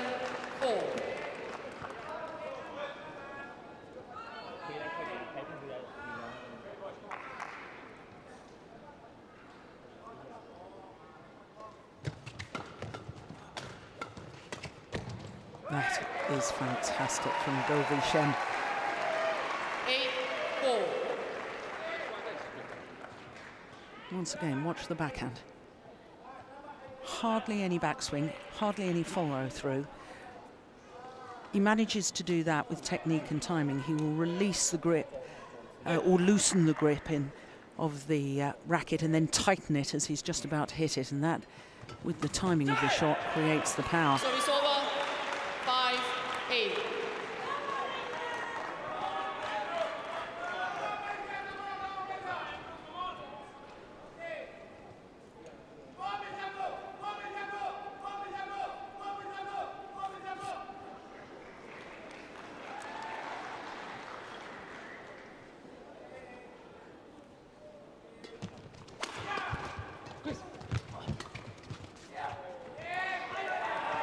Call good. Once again, the English pair don't like the call. Malaysian fans celebrate.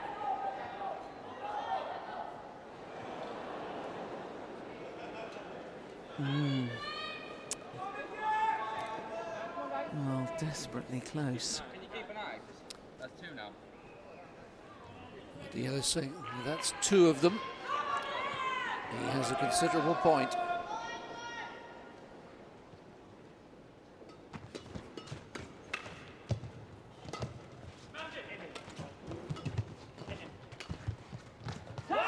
That one's wide. But did you notice the serve at the beginning of that rally? That was a clever variation from the Malaysians. Just serving out wide and immediately looked for the straight push. I'd like to see more variation from the English pair now on the serve. Ooh. Wow. 7-9. Nice smile from the Malaysians. I wasn't convinced by that either. Now that was in 2, I think. No, I make that 2 all one-line calls then. Yes. 10-7.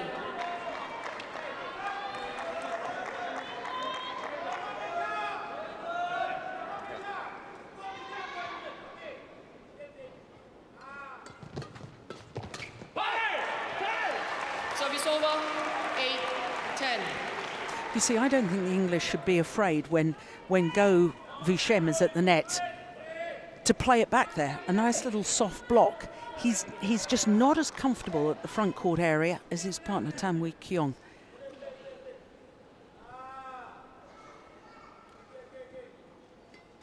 Oh, that's a shocking serve. Dear me. So loose. Interval. Which means that the Malaysians have a 3-point advantage as we reach the interval.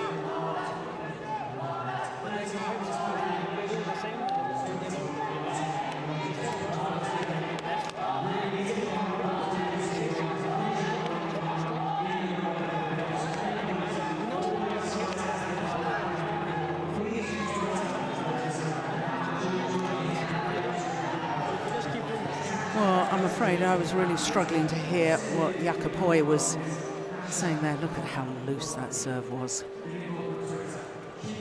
Got what it deserved. But from his gestures, I think he's saying something about a little hold and then flick deep into the back corners. I could be way off there. I'm just trying to interpret his hand gestures as to what he might have been trying to advise his men.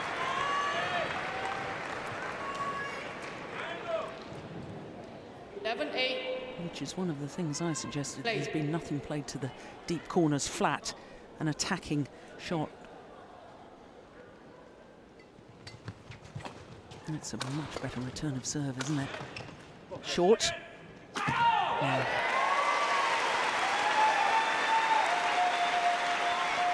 Whole tone of a rally is determined by the serve, return and the third shot. Absolutely vital.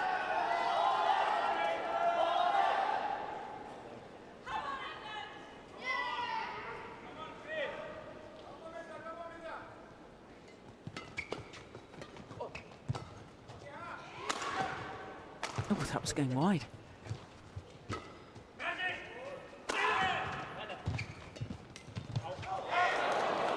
What a glorious block from Tam Wee Keong.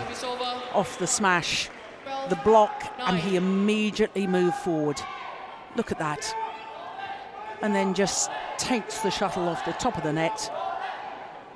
Now that's exactly what the English pair need to do. Service over. 10-12.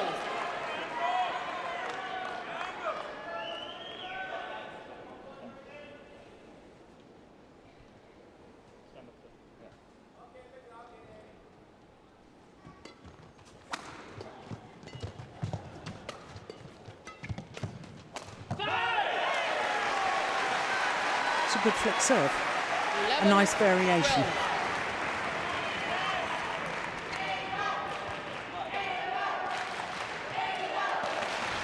And Ellis and Continue did extremely well on that first defensive shot. He's aimed down his forehand side, swayed his body out of the way to give himself the freedom to play the shot. Another good flick serve. Yeah, the softer shot, the change of pace.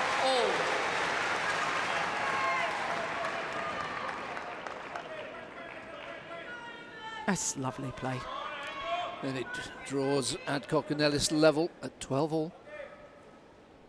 Oh, now a service fault called above the waist. Service over. 13-12.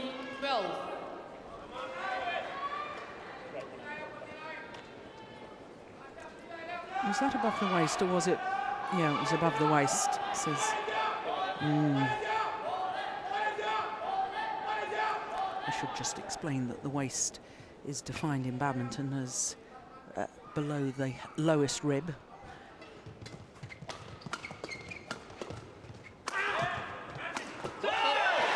Yeah, well taken. Service over. 13-all.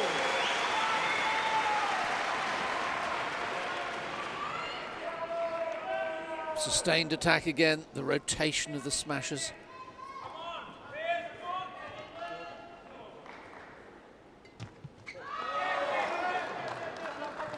Well, Adcock says that Tan was moving before the shuttle was struck. No. Nope. No, no.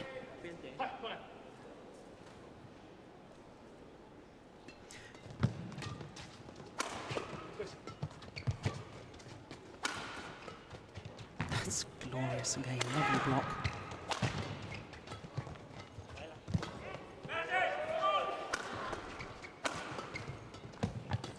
That's a good rally. Oh, fabulous. My goodness me. Tan Woo Kyung. Well, all throughout this competition, in my opinion, he's been outstanding. Maybe I should just explain on the return of serve, as long as your feet don't move, because what Tan did there was sink on his knees and just crouch down a little bit lower. That's permissible. You're just not allowed to move your feet before the shuttle has been struck.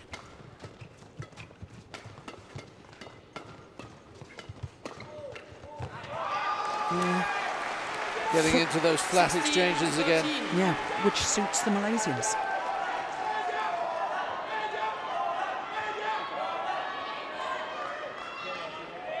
From 12-all, they've won 4 of 5 points.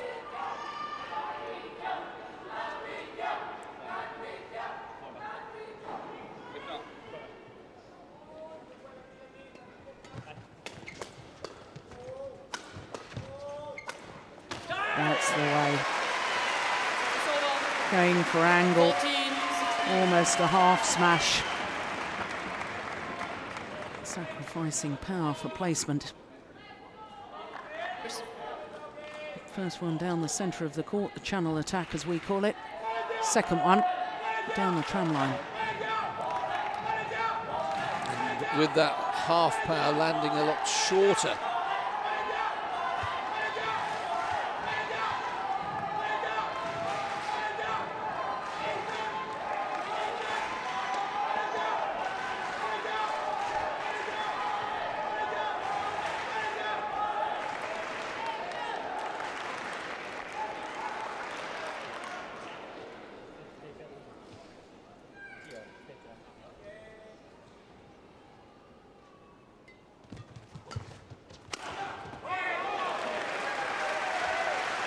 Not exactly a slouch when it comes to smashing either, is he, Tan? 17-14. No.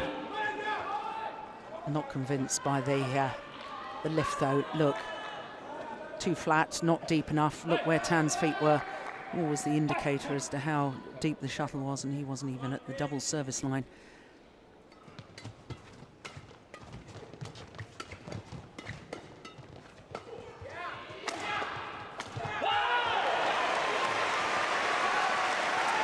Service over. 15-17.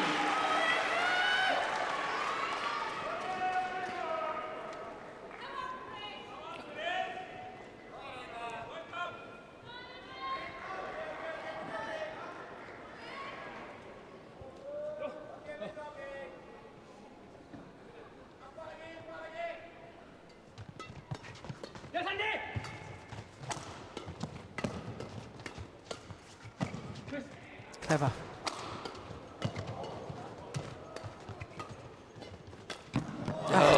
brilliant. That interception again from Tan. 18-15.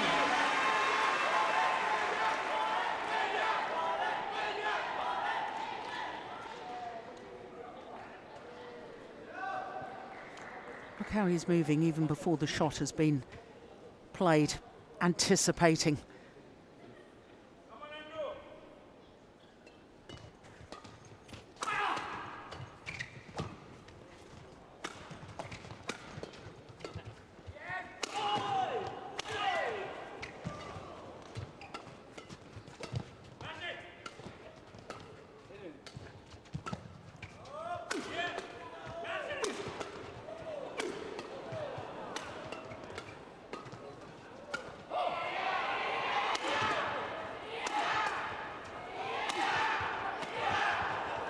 Amazing.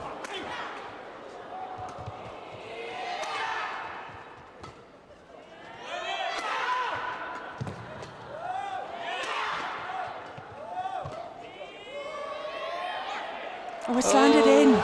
Well into, there's no dispute about that. An extraordinary rally in which the momentum shifted. Brilliant defence from both sides. And maybe there was a hint of exhaustion in the decision to let the final shot drop. I'm not sure about exhaustion, frustration. I think that they had played so well throughout the rally, but couldn't actually find the winner. And as the rally was in progress, I couldn't... Crikey, that was in by a country mile in badminton terms. I couldn't help but think if the English could win this point, it could be a game changer. That's wide, and these are 5 match points for Go and Tan.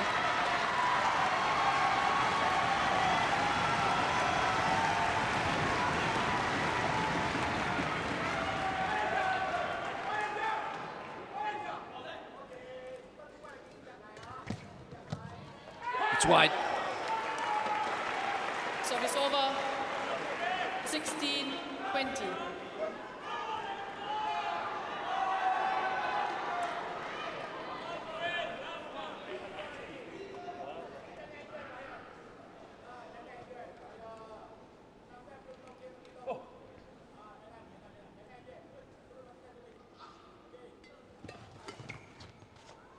Yeah, well played. 17-20.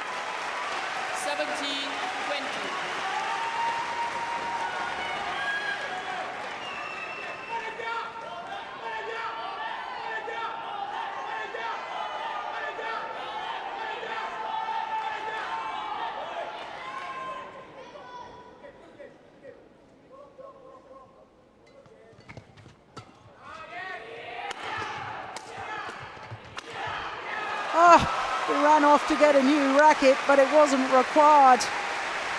Another brilliant smash by Govisham. Wraps it up. 21-19, 21-17 in 42 minutes. And Malaysia are now in front in the tie.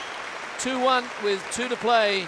And the Malaysians now Match very... won by Malaysia, 21-19, 21-17. The Malaysians now very much firm favourites to win the gold medal in the team competition for the 3rd straight Commonwealth Games.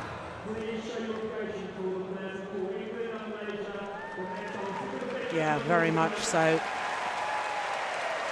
That was a very, very good performance by the Malaysians.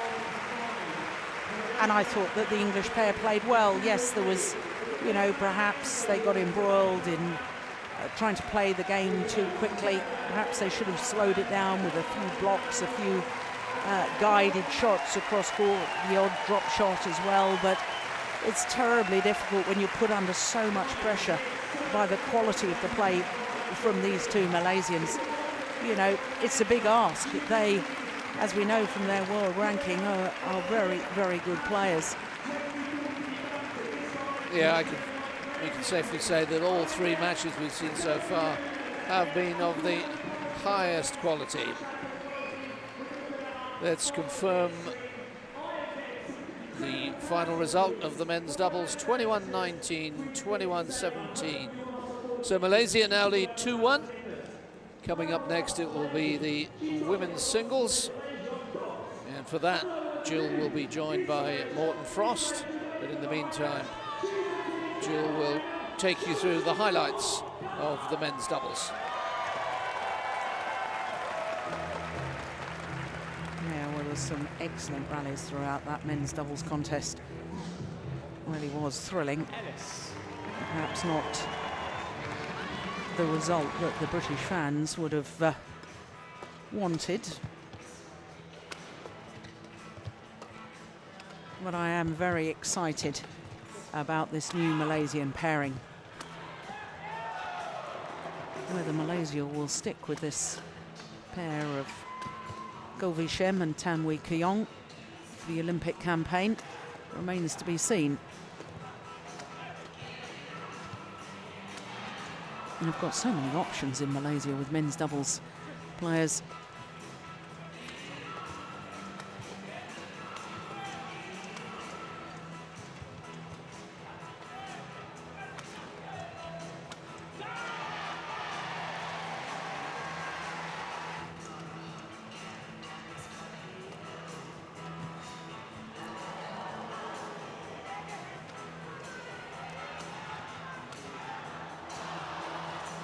Malaysian pair working so well for each other.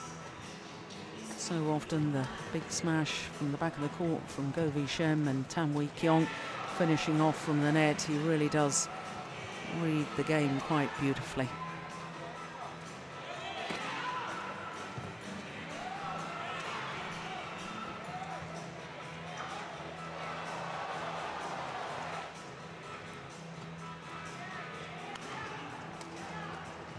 There's the favoured formation. That was the match point. He knew the strings had broken in his racket. Tan Wee Keong, and the victory for the Malaysians, 21-19, 21-17.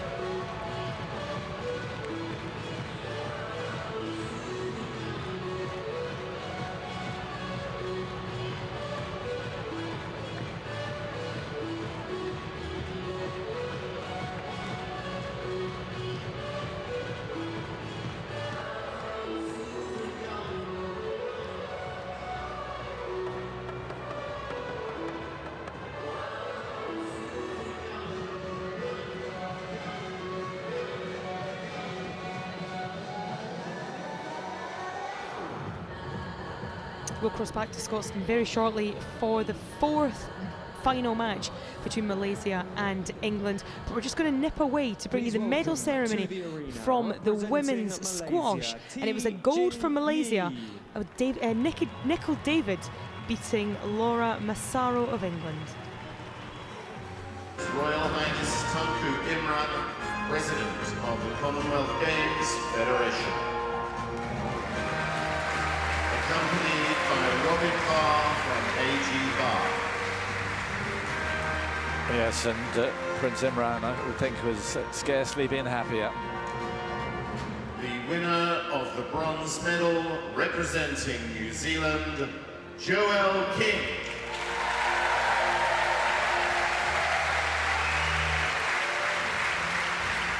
Joel King, who beat Alison Waters of England today in straight games,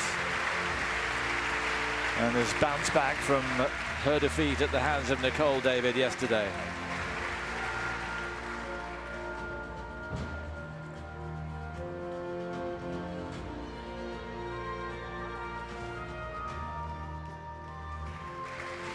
And each athlete, as well as getting their medals, will get a quake. The winner of the silver medal, representing England, Laura Massaro. Presented to every medalist. Laura Massaro takes the silver medal. Like them all, she was out of her depth taking on Nicol David. So there's the little quake there. That's right, the quaich, traditionally used for eating oatmeal, or rather porridge, as we say in Scotland, but given as a token of appreciation a lot of the time at weddings, but now these kind of situations at Commonwealth Games, great souvenir to have. 11-5, representing Malaysia, Nicole David.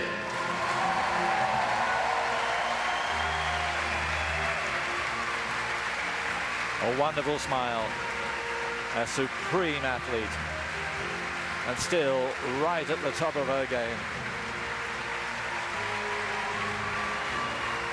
Can you just imagine how proud they are back home in Malaysia at just the time they need something like this?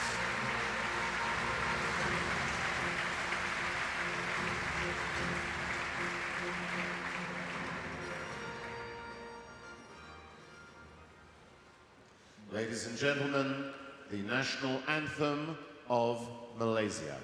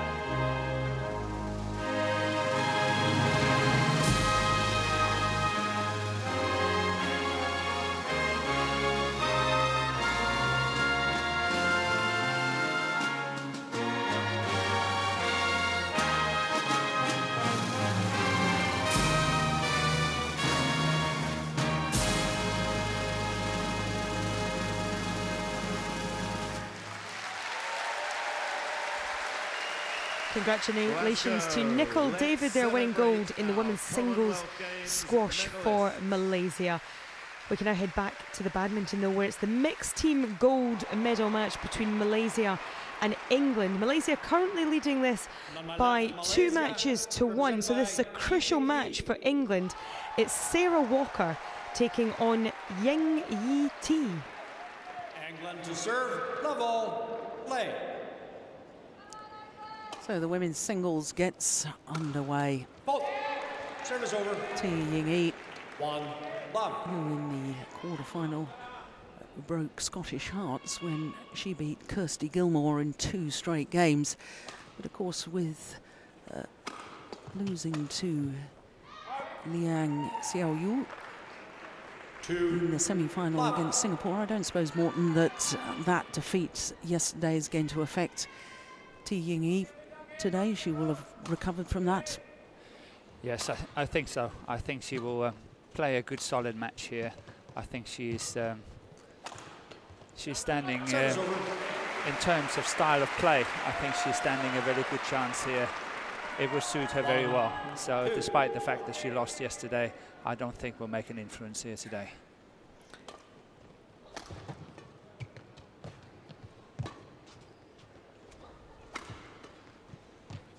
Service over. And it's always a point of discussion, isn't it, in badminton, that if a player is selected to play in the team, as Sarah Walker was yesterday, but didn't actually get to play her match because England had already won, the debate is whether that's a good thing or a bad thing, because, you know, she's had a day's rest, but badminton players are fit enough to play at least 1 match a day. So, you know, perhaps if she had played yesterday, that may have relaxed her a bit for today's match. It's, you know, I never know whether it's a good thing to have a day off or to play. I totally agree. We will never know. It's either or. Depends on what happens now. If it's going to be a long, grueling match, then yes, of course, it will be good to have not played yesterday. But if it's going to be fast and furious and she can't follow, maybe that would have been good to play yesterday. So, you know, it goes two ways. Yeah.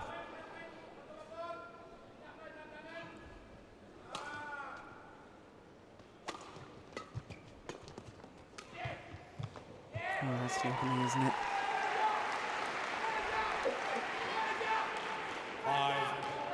5-2.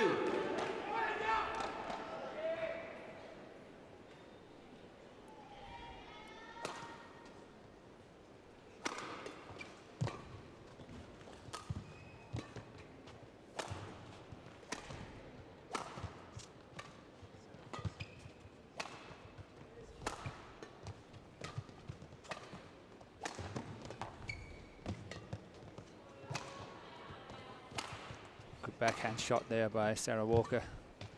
Good to get out of trouble one more time here. That's good fighting, that's well played. That backhand really got her out of trouble twice. 3-5. That's the first one, I think. Oh, that was the second one.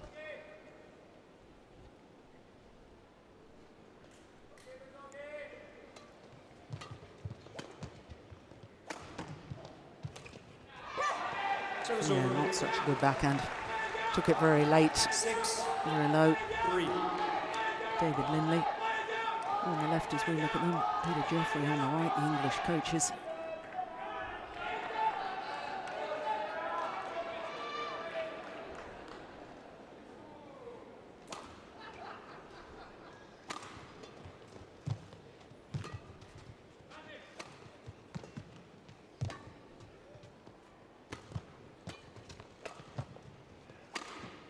Missed it.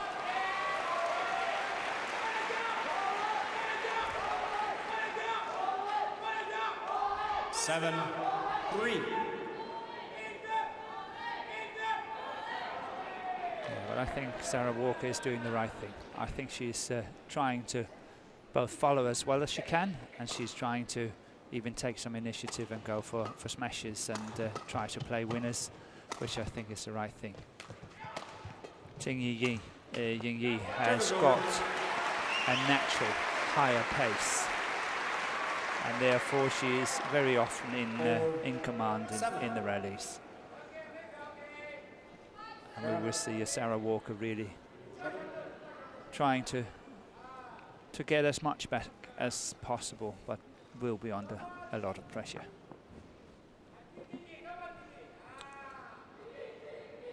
Four, 7. Play.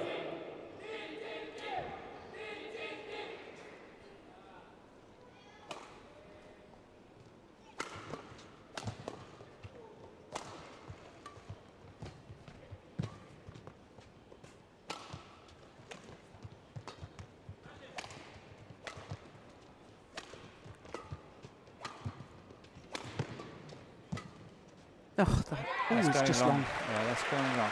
Nice idea. Yeah. It was well played by Ying Yi. 5-7. That one there is a bit of a beauty. Yeah, it's a nice skill, but as you can see, clearly long of the back line.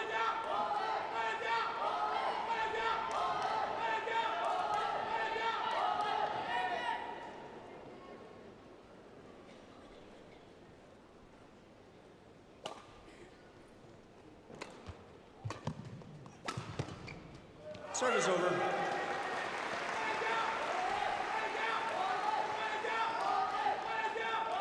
Eight, 5.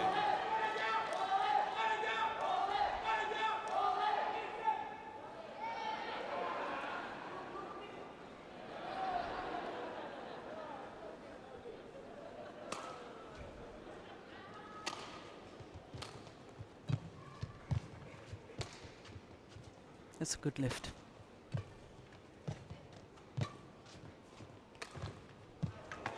Oh, that's terrific. She's got a lovely movement around the court, hasn't she, TG? She has, yeah. She has, and that's why I say she's got a natural higher pace, and that will put Sarah Walker under a lot of pressure. Just the mere fact that she's moving faster, she's playing faster shots, she's having this more natural pace.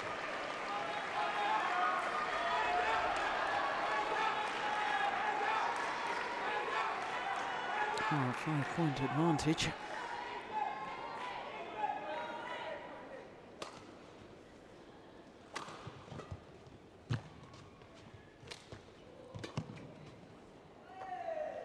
Gone long. 11-5. And it's a 6-point advantage at the mid-game interval for the Malaysian T Ying-yi.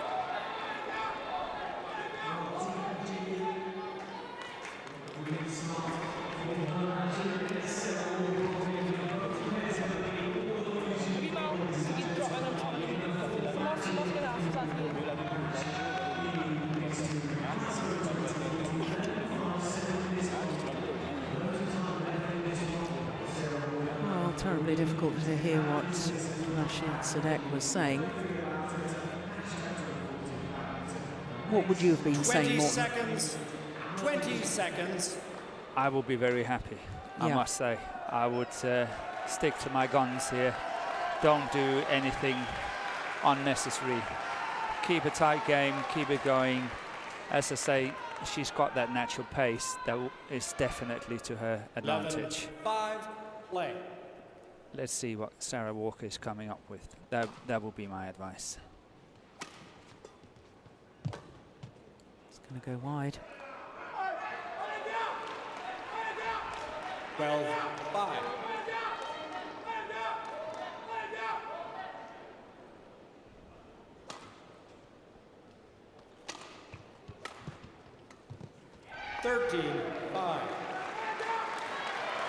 Yeah, didn't really get behind that shot. That's why she made the error, Sarah Walker.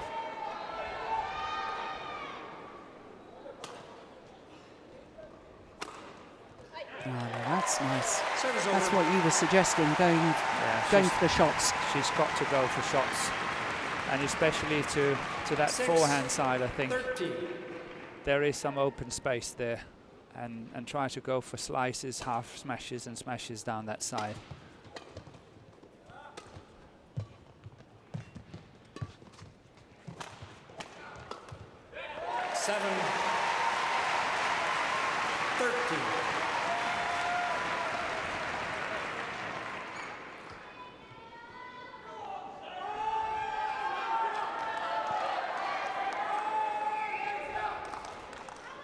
Two-time national champion, Sarah Walker. Service over. 14-7.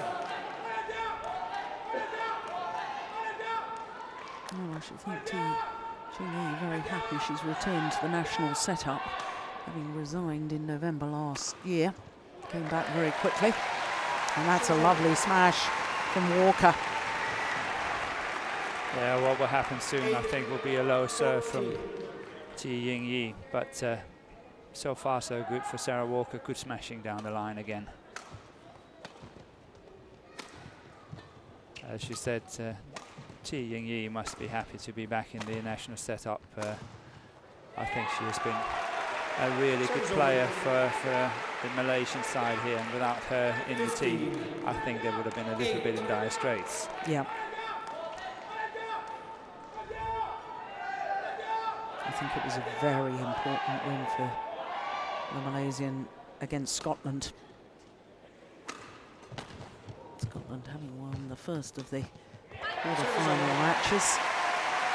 Mixed doubles. 9-15.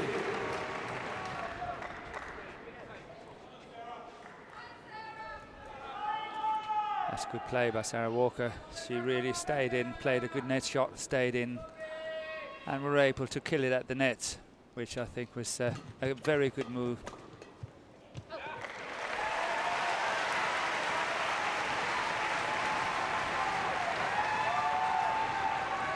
And 15.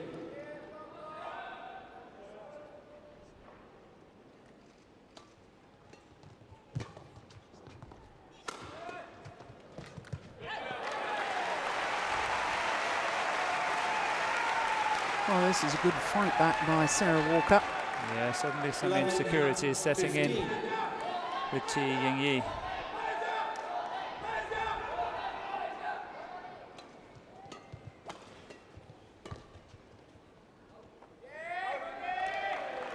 Service over. 16-11.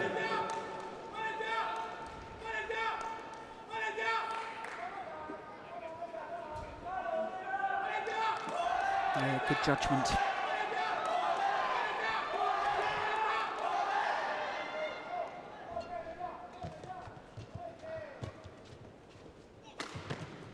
Wonderful smash down the line from that backhand side. 17.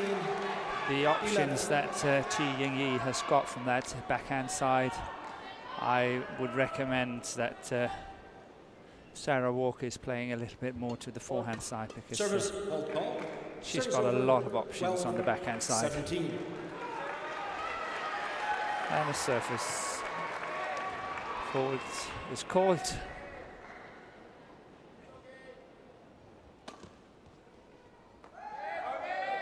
Service over. 18-12.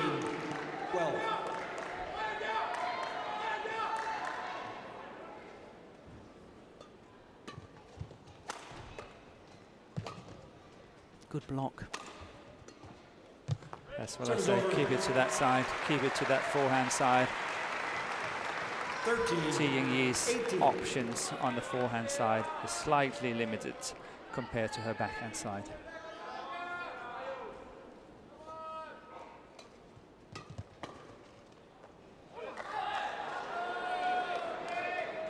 Are you sure? Service over. 19-13. Well, it was called wide. Certainly okay for depth of court. With 2 points from this opening game now, Malaysia. Good net play here once again for Sarah Walker. Getting up there, taking it very early. 14-19.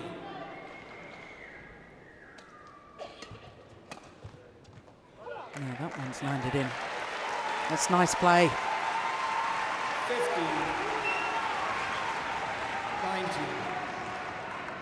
50-19. Oof.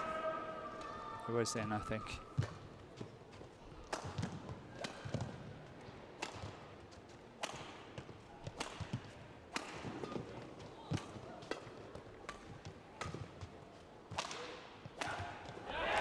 Yeah.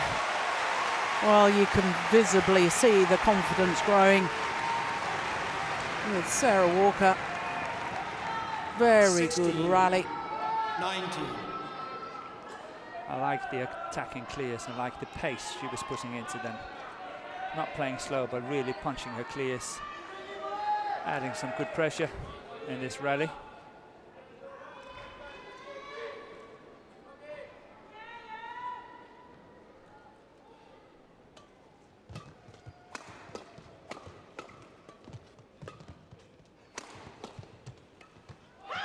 Service over. Good drive defence from Ti Jing-yi. 20. Game point. 16. Beginning to look for the smash down the forehand side now. And that good defence. And Ti Jing-yi. 4 game point opportunities.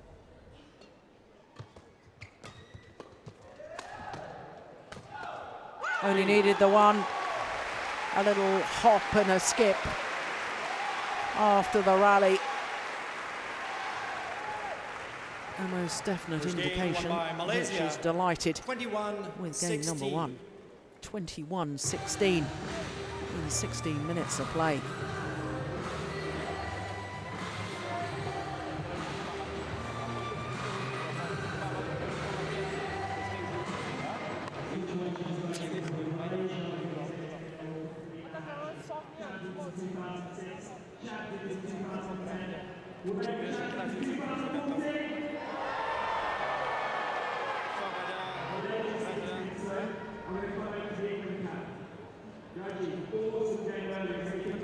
Little follow through of that downward shot from Ti Ying-yi from the back of the court. It's just clipping over the top of the shuttle.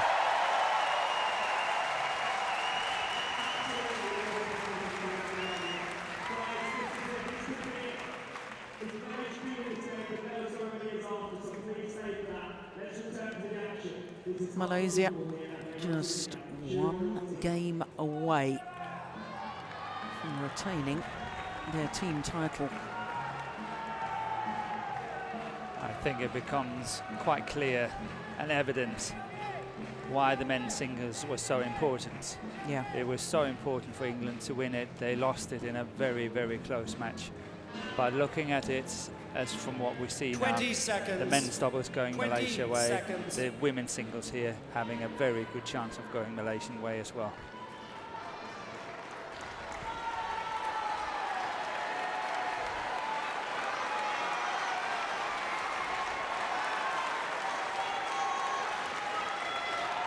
Second 21-16 that opening game Play.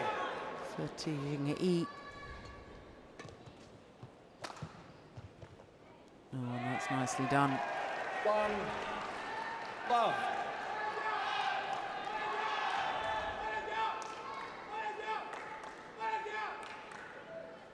Yeah, you were talking about punch clears in the opening game, weren't you, Morton? But you were talking about them from Sarah Walker's point of view. That is well played by T-Ying-E. That's attacking clear, as you said. That was really well punched. Very fast and very flat. But on the backhand side, so it's very difficult to intercept. That's good. Good follow-up. Lovely attack to the middle. Very good from the onset of the rally. Yeah. Nice net play, setting it up. But that smash down the middle there, and the follow-up, in my book, is textbook.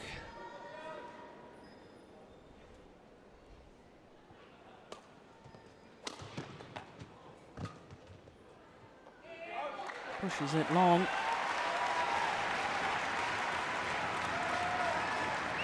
Two all.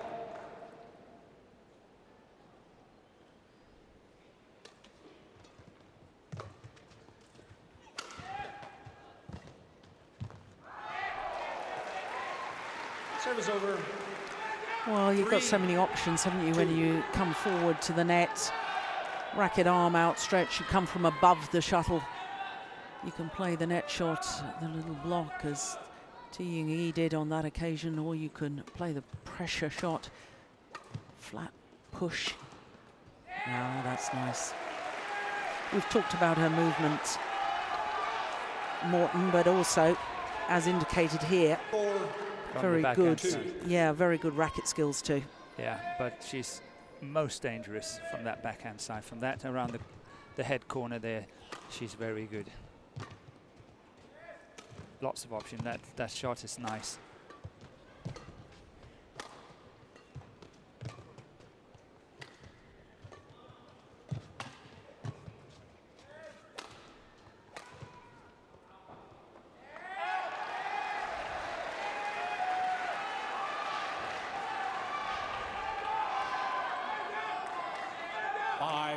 Yeah, there was a couple of big gulps of air there from Sarah Walker, perhaps an indication of the faster pace than she's normally playing. Yeah.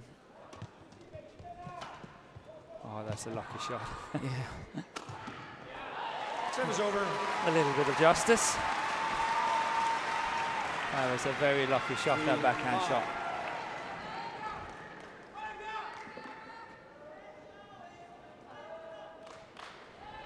The jump smash, attempted jump smash.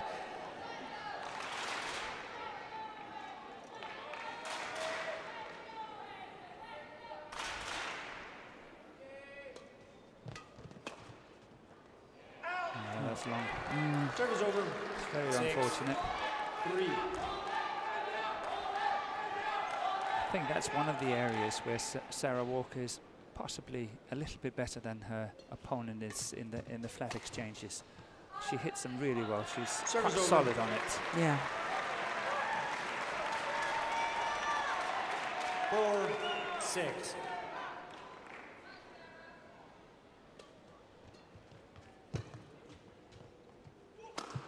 Oh, look at that jump smash. Service over. Played with disguise. 7. Yeah, that reverse disguise coming here. Look at that. That's beautiful. But the sort of little slice in it, I don't think takes the power away from it, and I think that's really good. Service over.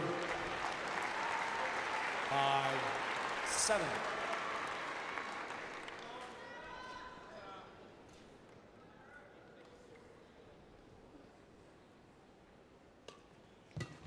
Oh, dear me, that wasn't the best of serves, was it? No, but it could have been an invitation. 8-5. It could have been played on purpose, like an invitation to a flat exchange. Yeah, good point. 9-5. Walker's got to be awfully careful here to keep this score close. Yeah. Service over.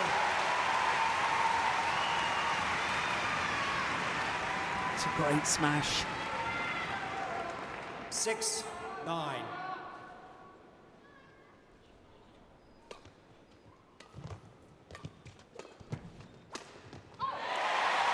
Yeah.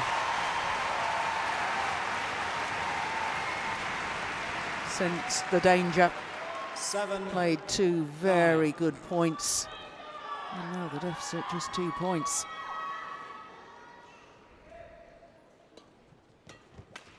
Service over. You may have made the error, but you're happy with that. I am. I think perhaps another invitation. She just have to get the racket up a little bit earlier. Serve the serve, get the racket up.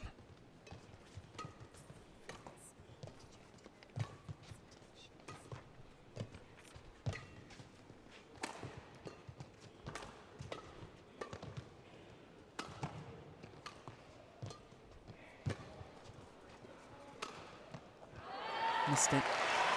Service over.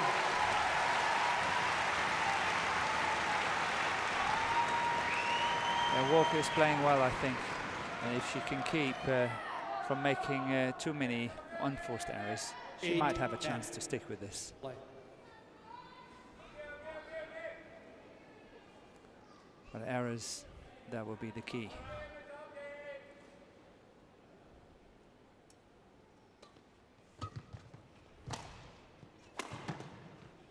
Service over. 11-8. Interesting reaction from T Ying-yi. 3-point advantage here in the second game at the mid-game interval.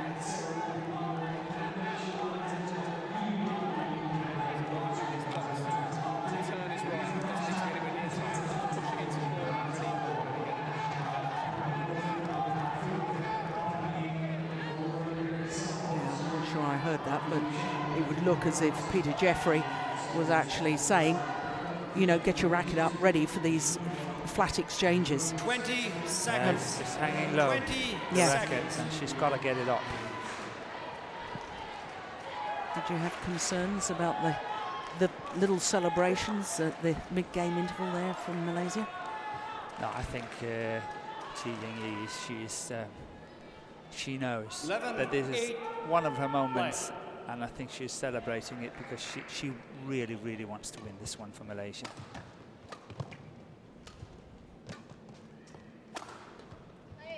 I always get a little bit nervous when athletes start celebrating before the job's done. That's why I asked the question. I completely know where you're going, but I think she's very focused. 13-8. I think Walker changed her mind. 5-point cushion now for T Ying-yi.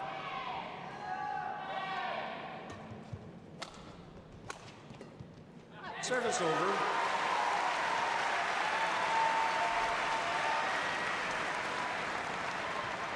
Nine, 13. Yeah, I like the way that Walker took that early, deep in the forehand corner.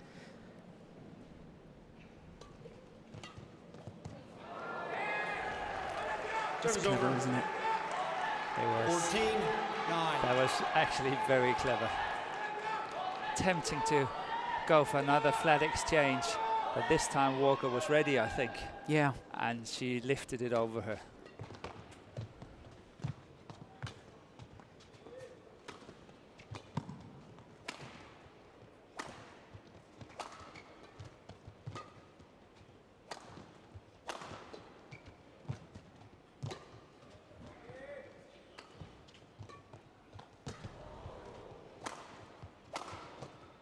Unbelievable. What a defensive shot. That's well played. The whole rally was really, really well played. Keep playing that pressure to the forehand side, that's what I've said. Cross clears, control it better from that side, and this shot was good, but the block shot cross obviously on the defense, that one there. Such a beauty.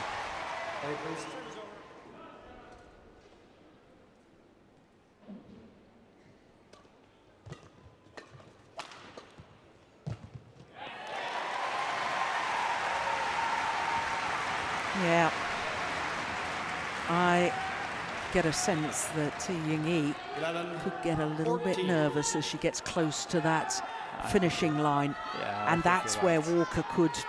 If she's close enough. Exactly. If she's close enough, there is a chance. One more time. But that's what I'm saying, you know, if you play that forehand corner, it is easier to control. She's got less options on that side than what she's got on the round-ahead side. Well, 4 of the last 5 points going to Walker. Is that a shift in momentum?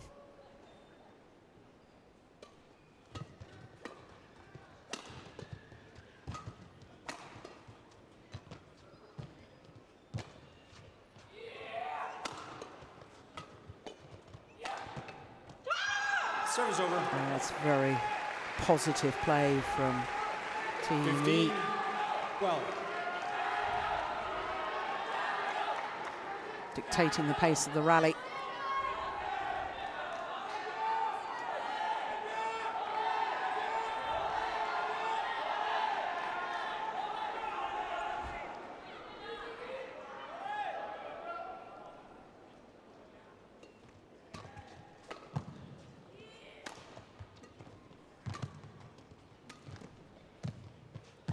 That's a good block.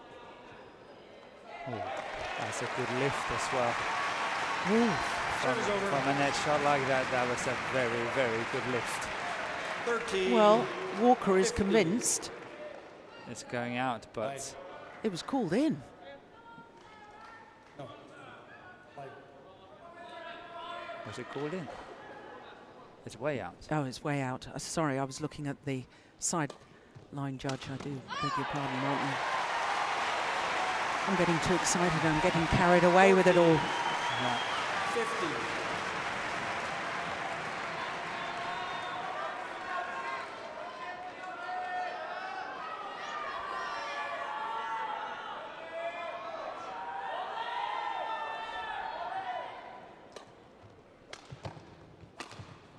Service over. 16. It's interesting 14. to see. I'm watching Rashid. See that even he is sitting on the edge of his seat, and he's such a laid-back person that, you know, that's good to see.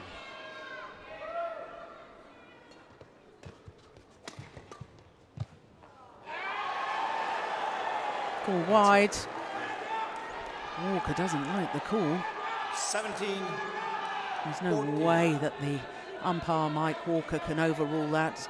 Umpire is only allowed to overrule if he sees that a clear error has been made, and that's the far side of the court from where the umpire is sitting. No question of that, though. 18. 14. 3 points away from a third consecutive mixed team gold medal for Malaysia. Service over.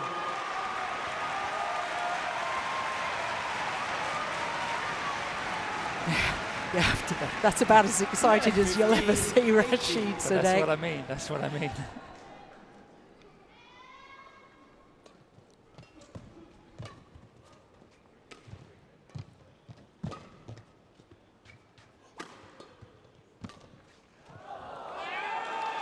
Pushed wide. Time is running out for England. 15.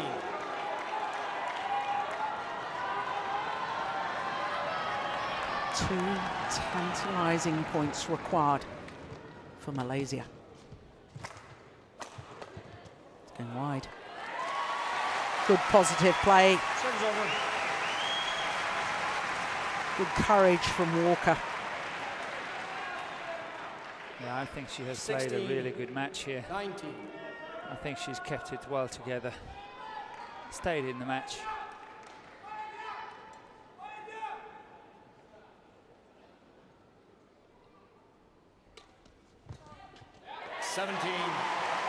Well, another loose, low serve. And as you say, Morton perhaps inviting the fast play, and perhaps T Ying-yi just changing her mind, because in all honesty, that was a woeful attempt at a return. It was. Only 2 points in it.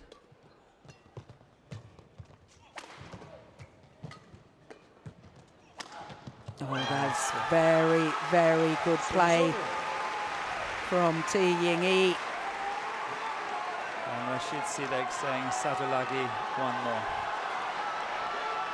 3 match point opportunities for the gold medal in the mixed team competition.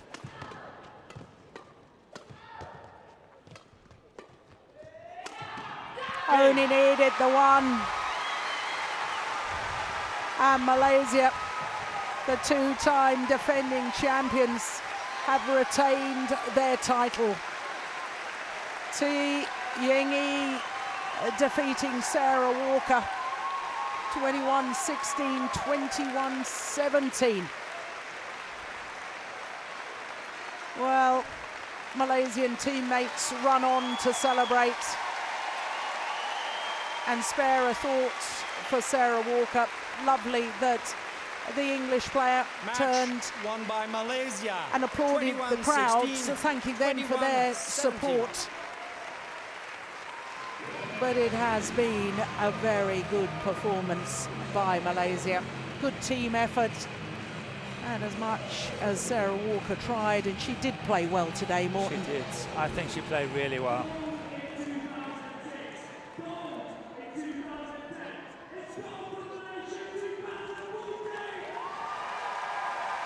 Well, how her life has turned around. T Ying-yi, disillusioned last November, so much so she left the National Training Centre and the Federation, and now she is the heroine of the Malaysian team. So Malaysia win by a 3-1 margin in this gold medal tie with England.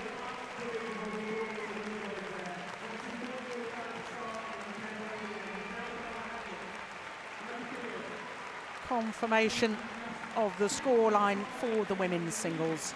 21-16, 21-17 in 34 minutes.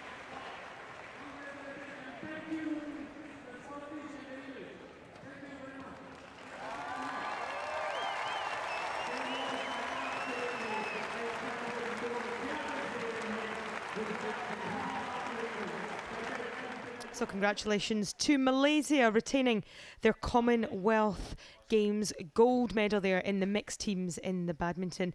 These the scenes at the moment at Hampden Park. The second session on day 5 will get underway there. In about 10 minutes time, we'll bring you the men's and the women's 100-metre final right here on the Games channel as it happens. But before that, we are going to cross to the gymnastics, and we're going to give you coverage of the men's team final. England, an all-English quartet, famously won bronze for Great Britain at the last Olympics, and they're aiming to wrestle the title from the Delhi champions Australia. We'll pick it up with Sam Oldham for England on the pommel horse.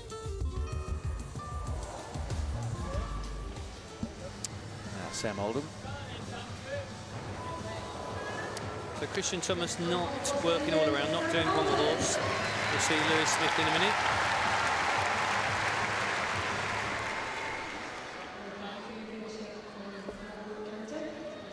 And with dreams of the all around. Level 2 scissor handstands, forward and back scissor handstand. Coached by a Russian, looks like a Russian, works like a Russian style, but minor leg split. So just a couple of tenths, there it goes again. Up, he's off, his shoulders were ahead of his body.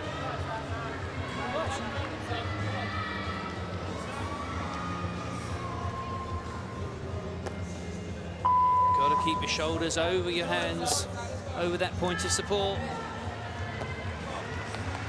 Can happen to the best. Of course, he'll have done this routine hundreds of times in all sorts of stressful situations to try and simulate competition. Oh my goodness. Looked a bit untidy. That's a mess. I'm not sure the judges will give him a dismount. It'll be interesting because, of course, only 2 per country can qualify for the all-around final, and if there are 3 from their team in England going for all-around, that could affect his chances. 13.975 on rings for Frank Banks. I think there are only 2 doing all-around, but it's a mess. It doesn't stand him in good stead.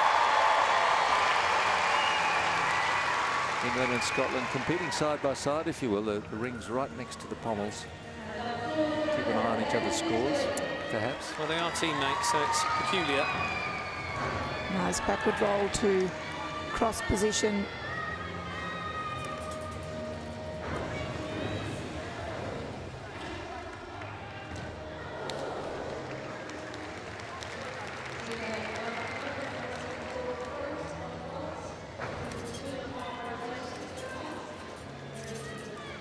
Very smooth, and how beautifully done into that cross position to time it perfectly.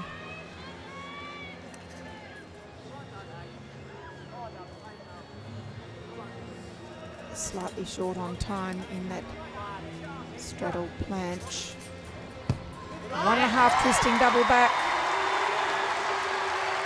Solid dismount from Daniel Keatings. Paul Hall, there he is, the coach of Dan Keatings, is also Lewis's coach, who's on the England team. Split loyalties, huh? Well, it's just this GB against home nations situation.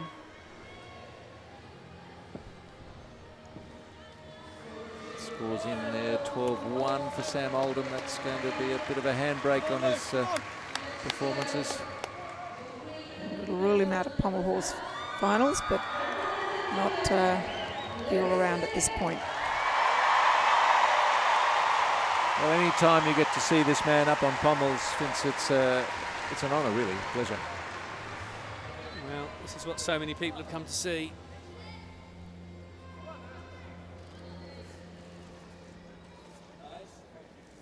Scissor half joins the feet perfectly. There's the forward scissor half. Normally cool as a cucumber.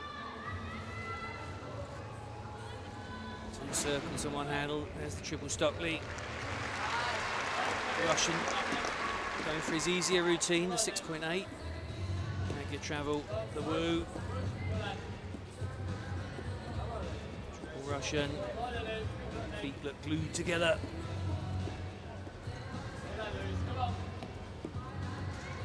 Moves forwards and backwards. He's on course. Big swing up, pirouette. Right to the other end, that's the E. Lewis Smith, Olympic silver medalist. I think he's just coming back to compete pommel horse, and he took quite a break after the Olympic Games, and I think just started training again earlier this year, so he hasn't lost much, has he? Well, they selected him because of his immense strength on this apparatus, and he's delivered the first time. Puts quite a lot of pressure on someone. The 13.9 for Keatings on rings. Yes, when they just come in to do one apparatus, it's all or nothing, isn't it? Certainly is. I think he might be doing parallel bars. We'll have to see tomorrow. Dan Purvis next.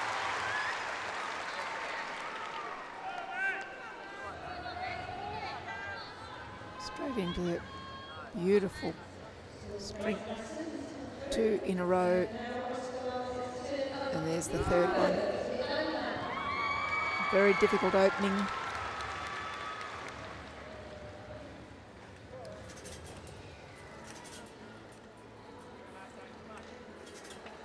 Smooth transitions from swing to strength. Packed full of difficulty. Double dismount. Wow, that was a terrific routine. He's really delivered. Well, the blue uniform, the ginger hair, you like to make comparisons with Yuri Keki. The Lord of the Rings, they called Yuri for a while. Purvis certainly did the business there. Impressive, accurate landing. Oh, 15-7 on Pommels. They're giving him a 6-9 on his difficulty.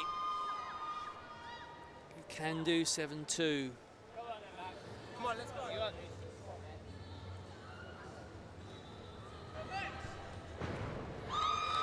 Now, Max Whitlock. Pommels, England. He's attempting to blow everyone else out of the water here.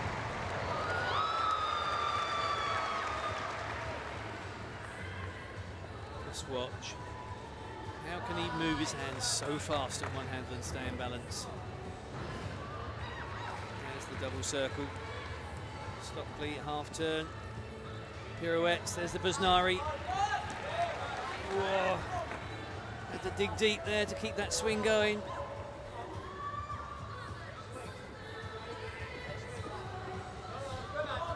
That's his championship work.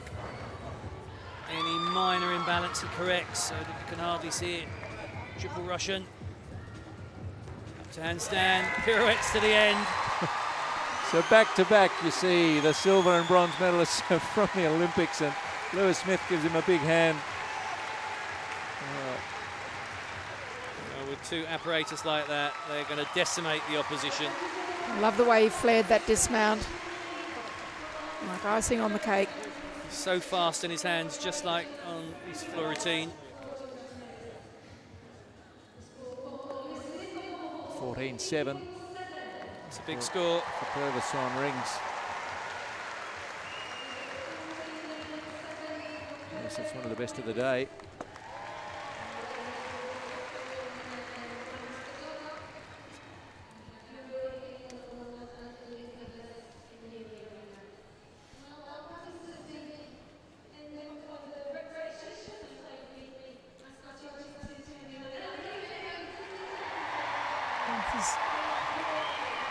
Canada on floor a little earlier. Kevin Litwin.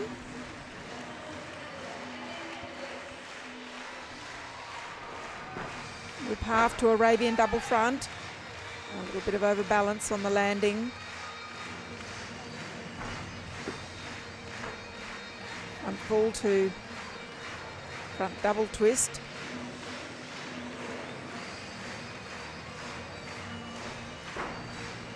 Just having a little bit of trouble with his rhythm in the connections on the twists, and the landing positions are a little bit squatty.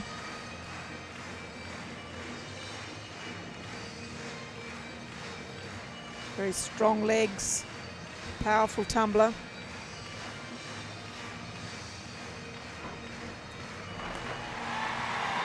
Rolling out of that Arabian 1 3/4.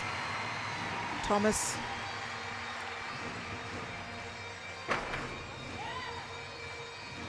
So really quite difficult tumbling, but the landing's suffering. Just about every landing having a mistake, and a 7-8-3-3 execution gives him a 13-7-3-3. Looking for a score from Max Whitlock on Pommels, and there it is, a 15-7-3-3. Oh, what a competition. 7.3 difficulty, fantastic. 7.3 difficulty, that is immense. That's the biggest in the world. Scott Morgan on floor for Canada.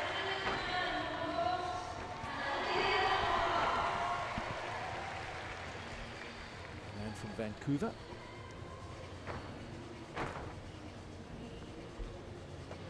There's the double out, adds an extra twist in the second summy.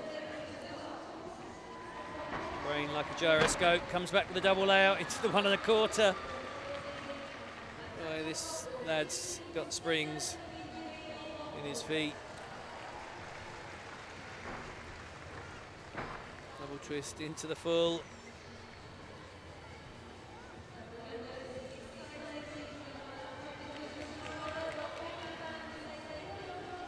Defies gravity. There's the control and the split handstand. Wide arms. And off he goes again. More dynamics. Tuck Thomas rollout. The 1.5 twist in the 1 3/4. Fast. 2.5 twist into the Rudolph. Every trick in the book. And now we're going to see the mandatory triple. No, pulling back out. Full twist in his double back. Immensely complex tumbling. 14.933 after Oldham and Whitlock, one of the best scores on floor. It will boost Canada. At individual standings in the all-around qualification, it's Max Whitlock who leads, Morgan second and Litwin third. So England, Canada, Canada. So these scores give you an indication of who might qualify for the all-around final. So coverage there from the men's team final. That's the standings. As you can see, England standing at the top after 2 rotations. We are heading off to Tollcross now, though, to the National Swimming Centre. We've got plenty of action to bring you there on day 5 here on the Games channel. We're going to cross now and join the men's 200-metre backstroke final.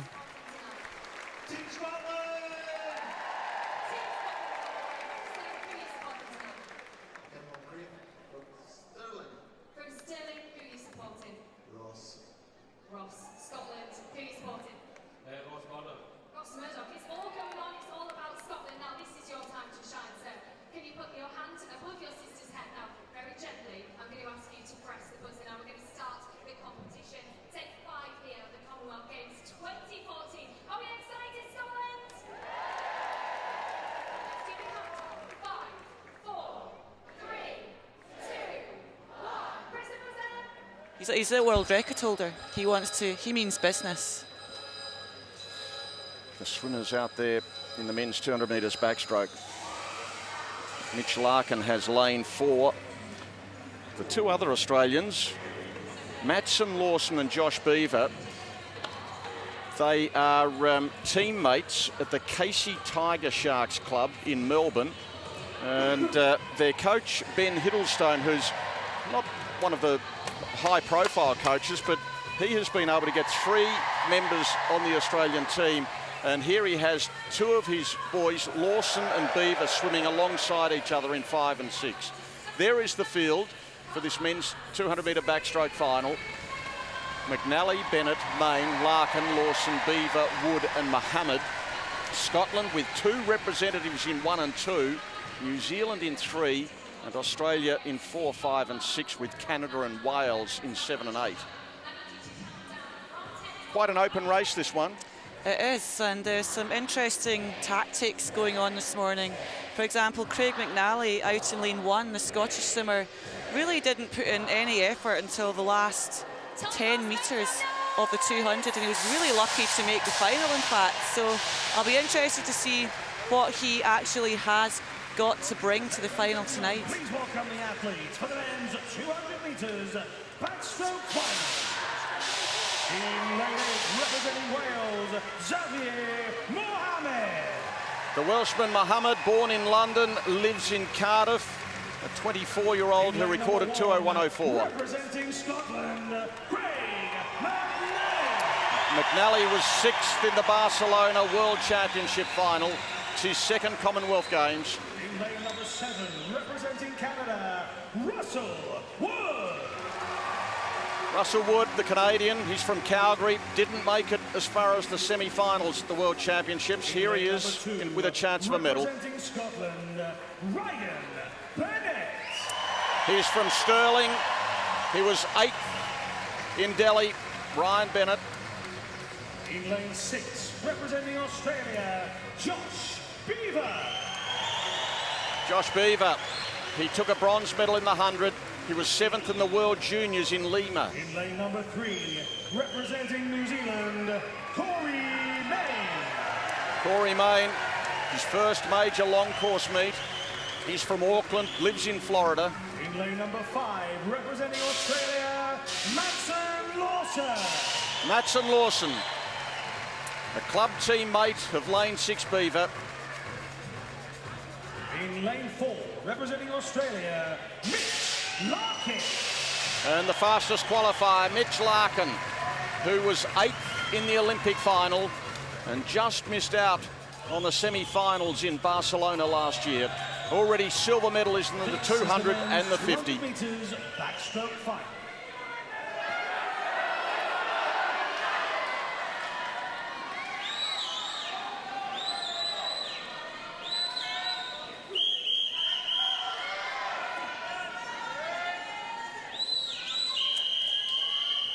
Open race this. Be very exciting for the new champion's going to be.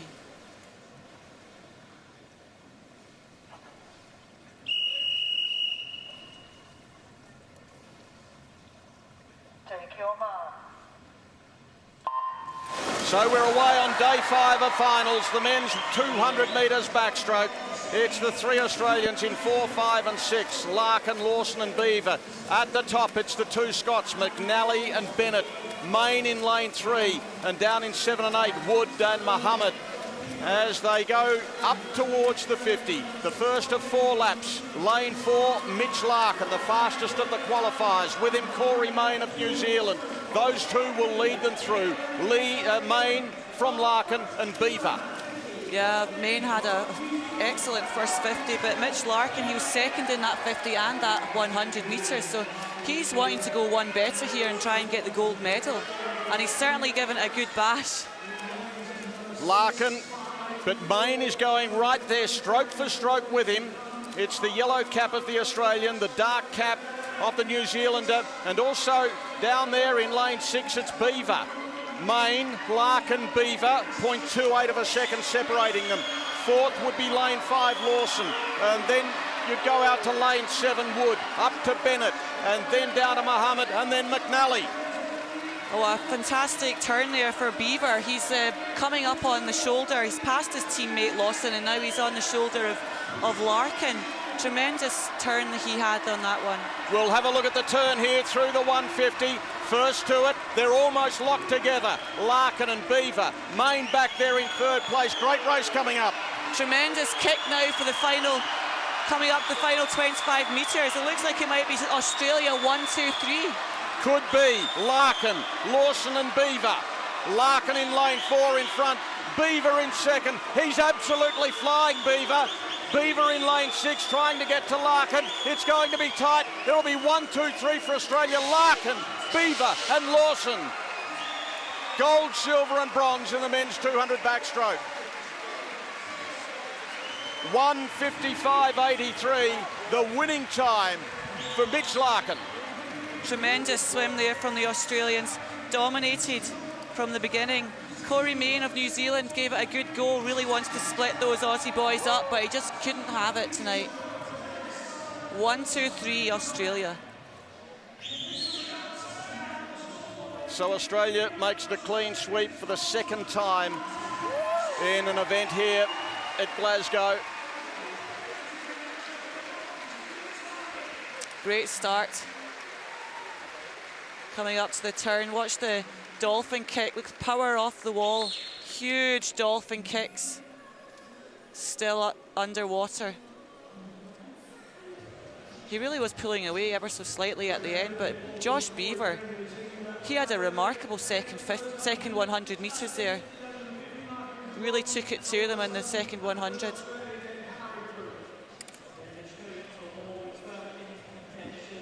Well, great joy for the Australians. The teammates in there finishing 2nd and 3rd, the club teammates, and it's the Queenslander, Mitch Larkin, who wins the gold medal. Larkin in a time of 1:55.83 from Beaver and Lawson.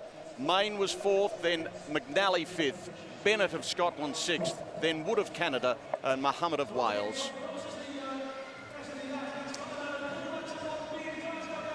They're going to enjoy the medal ceremony later on.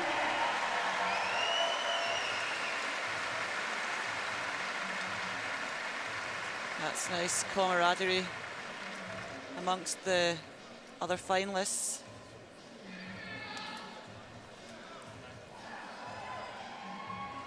just outside, incidentally, the Games record, which still stands there for James Goddard. So he will take that onto the Gold Coast in 4 years' time for the next Commonwealth Games. The women's 800-metre freestyle final is coming up next. Wales will go in with the favourite here through Jazz Carlin, Lauren Boyle of New Zealand. This shapes as a wonderful showdown between that pair. Hannah Miley out there in lane 1. They'll have to watch for her. Ashwood of Australia and Bowles of Australia in 2 and 3. Then Carlin and Boyle, McLean of Canada, Hattersley, Scotland, and then Crockett of Australia in lane 8. 800 metres freestyle final. Certainly going to be an exciting 800 metres.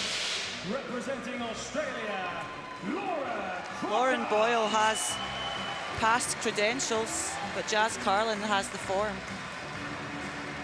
Laura Crockett, a 19-year-old at her first Commonwealth Games from Sydney. Representing Scotland, Hannah Miley. Hannah Miley, the 400 individual medley gold medalist, a bronze in the 300 IM. Number 7, representing Scotland, Camilla Hattersley. Camilla Hattersley of Scotland, the second of the Scots, lane 7. Born in Edinburgh, lives in Glasgow. Number 2, representing Australia, Jessica Ashwood. Jessica Ashwood, a 21-year-old. She was 10th in Barcelona, trained by Brant Best, who's also the coach of James Magnuson. Canada, Brittany McLean. Brittany McLean, 5th in the 400, 7th in the 400 in London. In lane number 3, representing Australia, Alana Bowles. The youngest in the field, the 16-year-old Alana Bowles, the world junior champion from Rockhampton in Queensland. In lane number 5, representing New Zealand, Lauren Boyle. Lauren Boyle, the first female New Zealand swimmer to win a medal at a world championship, a bronze in the 400 free in Barcelona. Representing Wales, Jazz Carlin. She's the Games record holder, Jazz Carlin. Bronze medalist in Delhi.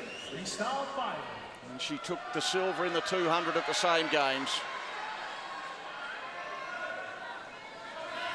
She was confident looking when she was walking out, wasn't she? As was Lauren Boyle. She meant business. This is going to be a fantastic showdown.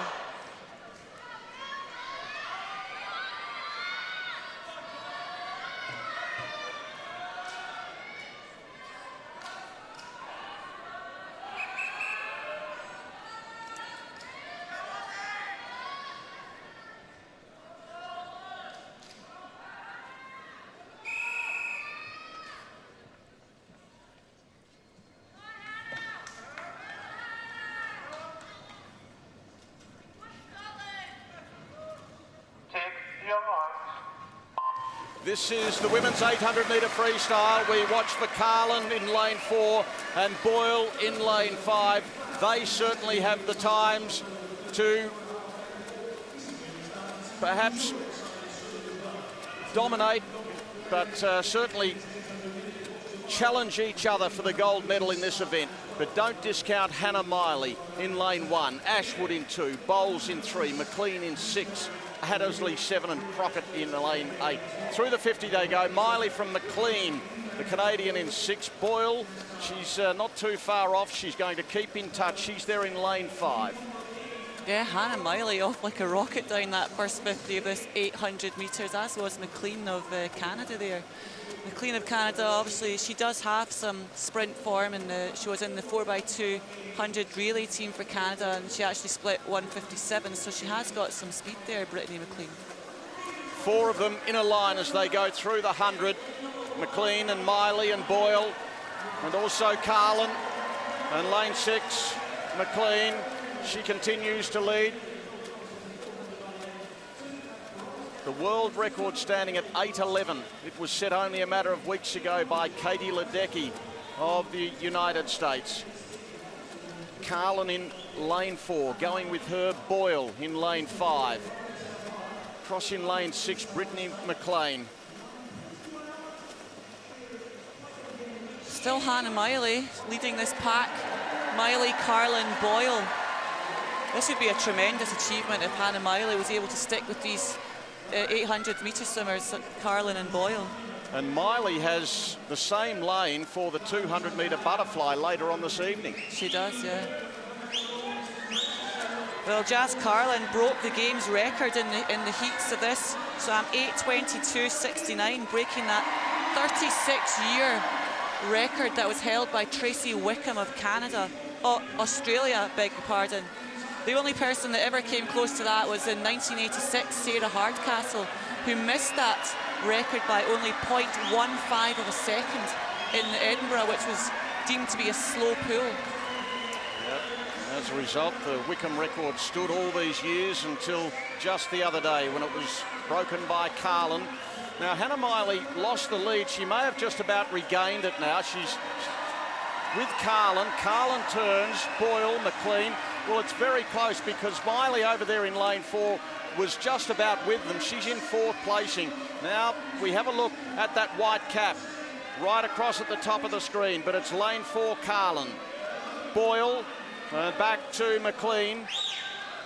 Miley in 4th, then you'd go back to Bowles and Ashwood in lanes 3 and 2.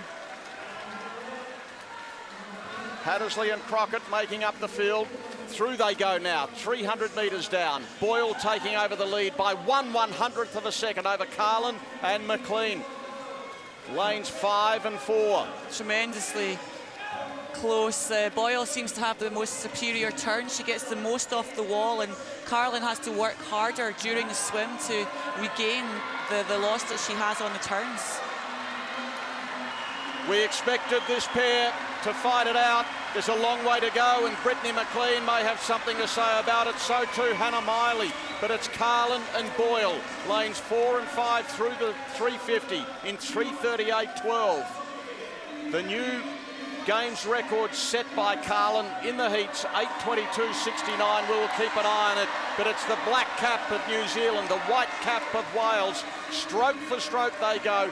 Perhaps Wales just a smidgen in front through Carlin as they go down towards the halfway. We'll watch them turn. Carlin in front of Boyle, I'd suggest, by 3/100ths of a second. McLean 3rd, and then it's across to Hannah Miley. Bowles, Ashwood, and then Hattersley and Crockett. Look at McLean though, she's not letting go of this lead, is she? Boyle and Carlin are going to battle it out, and McLean of Canada is just going to hang on to the coattails. Oh, the noise here at Tollcross is deafening. Wales looking for a gold medal. New Zealand looking for a gold medal. It's really turning into to be a really exciting 800 metres here at Tollcross in Glasgow. It's going to come down to the sprint finish at the end. Who wants it the most? Jazz Carlin's looking to become only the 2nd Welsh woman to win a Commonwealth swimming medal. Pat Bevan won the 200 breaststroke in Christchurch 40 years ago. Lauren Boyle attempting to win New Zealand's first gold medal in this event for 40 years. 1/100th. Looking to break history. Yes, so little between them. And McLean just hanging in there. She's not out of it. Now Miley's starting to drop back a little, and Bowles has passed her. So Bowles 4th and Miley 5th. And then Ashwood. And then it's back to Hattersley in 7 and Crockett in 8.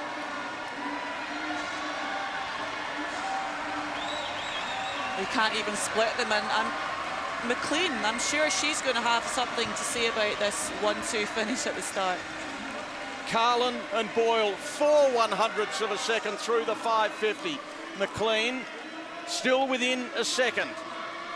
Bowles 4th, Miley 5th.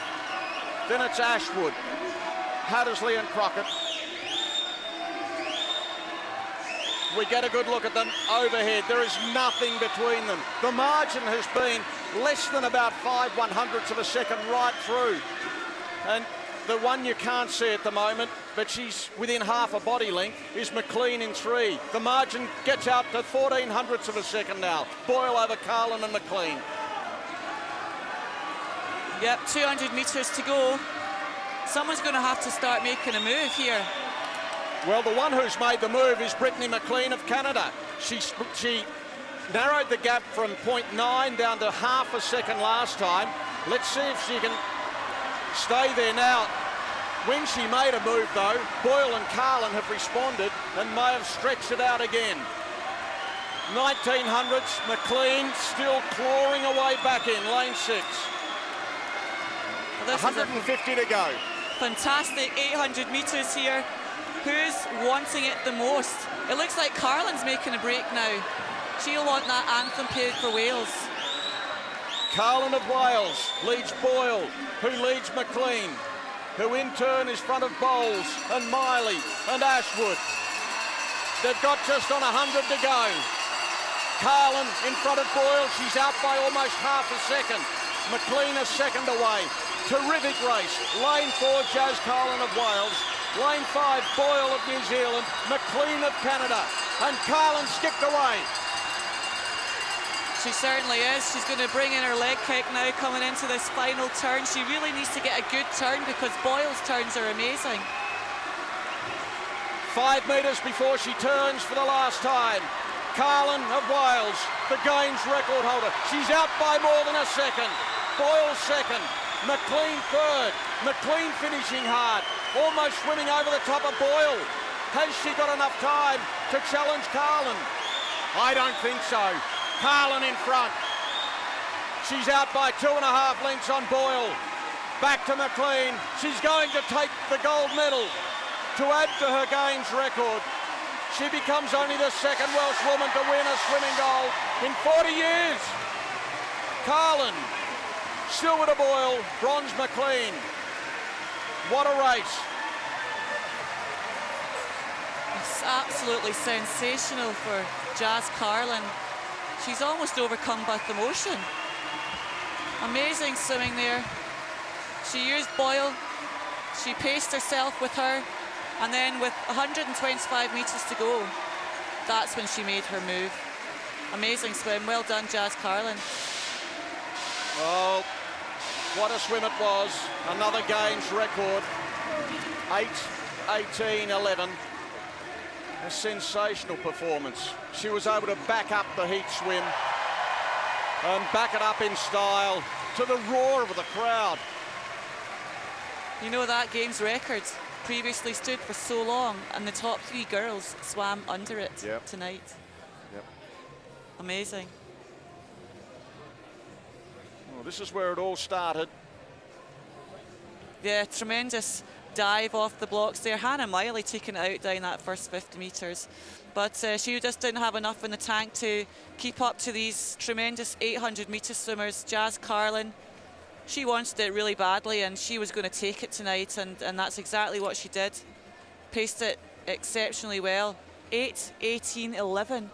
That's a world-class time. Tollcross is actually producing the world-class times that we would want and hope for a Commonwealth Games. So she writes her name into the record books now. Magnificent swim by 23-year-old Jazz Carlin of Wales. The gold medal in the women's 800-metre freestyle. And we'll hear the Welsh national anthem later on. Carlin the gold, Boyle the silver, McLean the bronze. Bowles was 4th, Miley 5th, and then it was Ashwood, Hattersley and Crockett.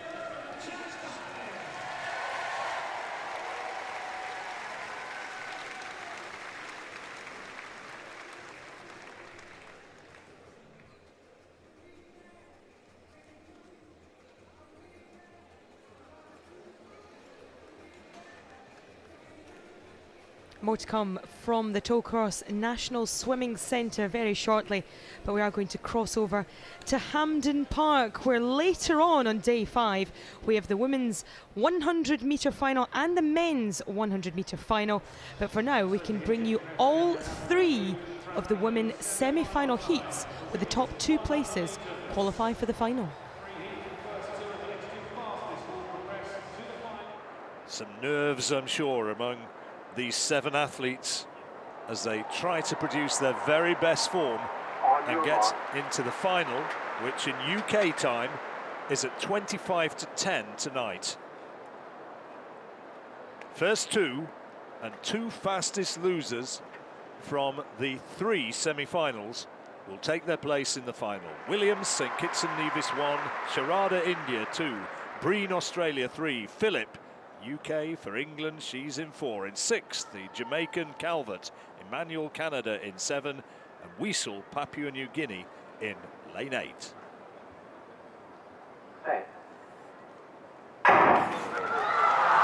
And a really good start from Asher Phillip, who has the early advantage over Calvert, and still she holds him, and now Calvert's coming storming back.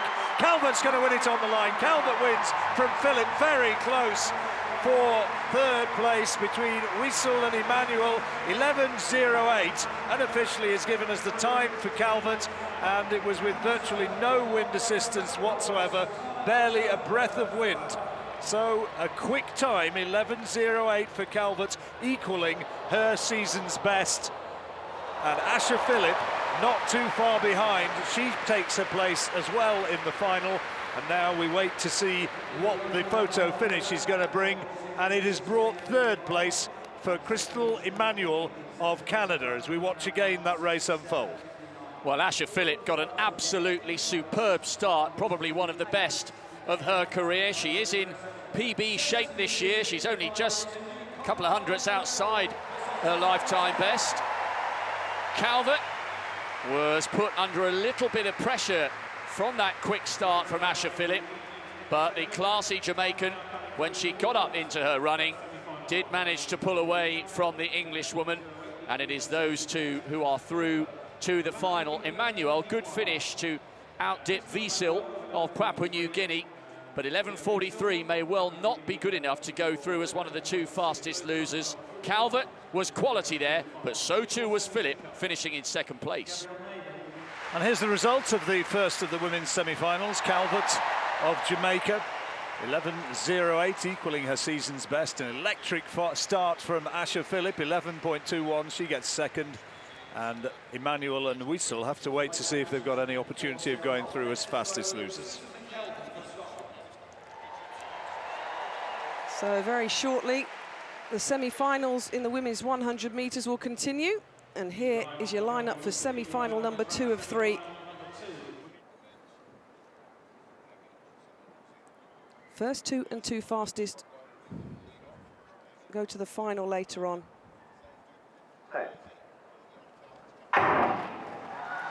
Well, it's a clean start, and Bingham from Canada in lane number 3 got out well. But here comes Veronica Campbell-Brown. She's taken a Sumnu with her.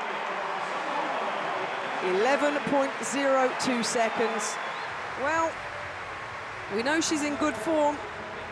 10.86 seconds this year. And is she, John, rounding into the shape that may get her the gold that she wants for her collection from the Commonwealth Games? It matters big time for these Jamaican athletes. Gloria Sumnu, 2nd place, African champion a couple of years ago, but Veronica Campbell-Brown, now 32 years old.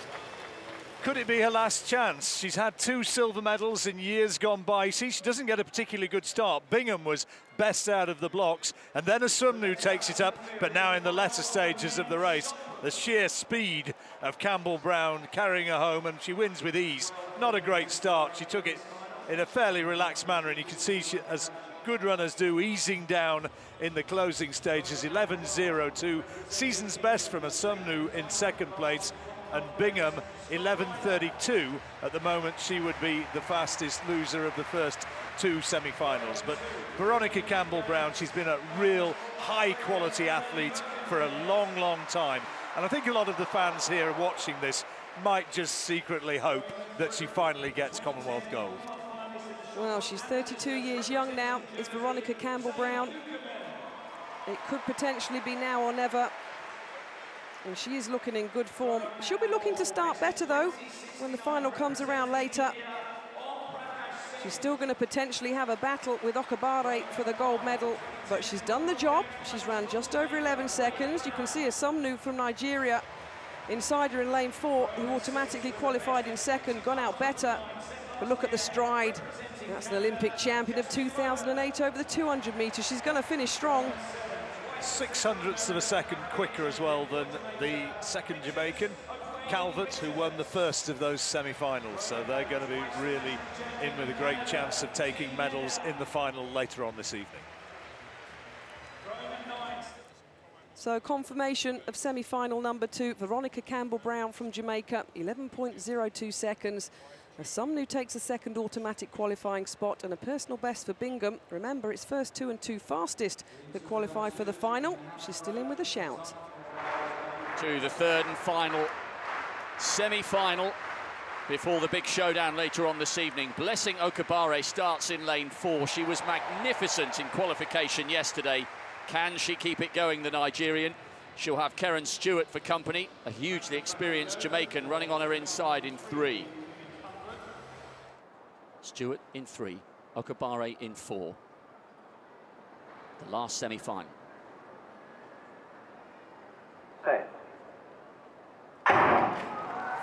They are away well.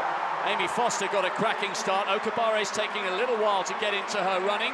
Bianca Williams trying to come through, but look at this, it's oh so easy. 10.93, the unofficial time.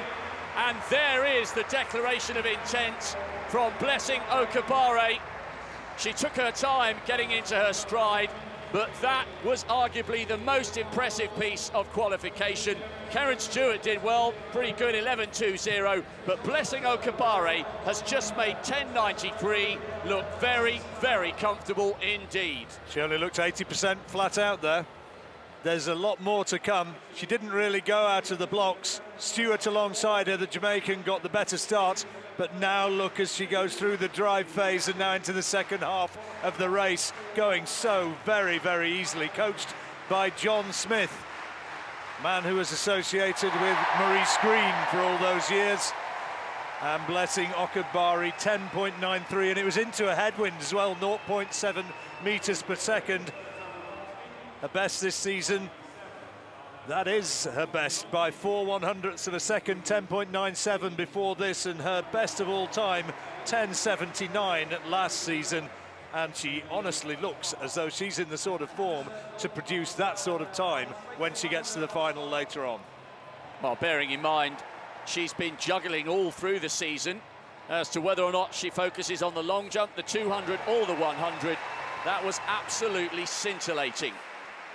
Blessing Okabare then qualifies for the final with the fastest time by far. Karen Stewart's there, and great for Bianca Williams qualifying as a fastest loser. Puts Okabare 5th on the world list for this season, and still so much more left. Qualifiers for the final then. Final coming up at 25 to 10 UK time. So work out the difference wherever you're watching this across the world. And there you see Blessing Okabare producing a performance to perhaps send a little bit of a shockwave through those 3 talented Jamaican athletes. Okabare looks as though she is very much the favourite for gold.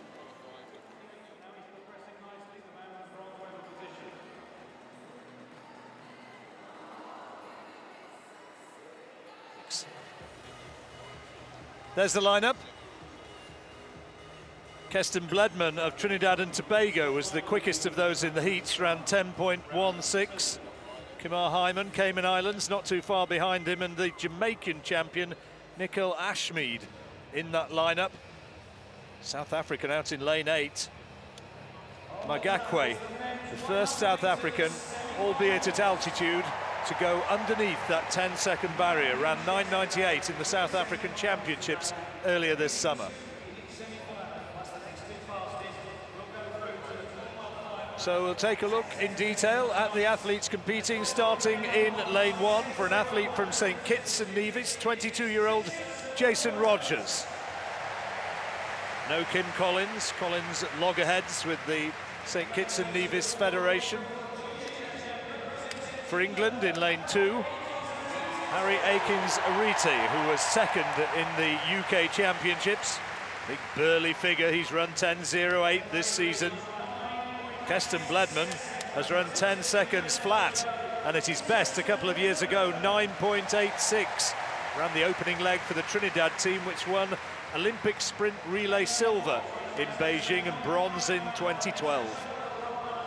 Lane 4 there from the Cayman Islands. He's their record holder at 60 metres and 100 metres, Kamar Hyman. Best time of 9.95 in 2012. And Nickel Ashmead, he's run sub 10 seconds this season, the Jamaican champion.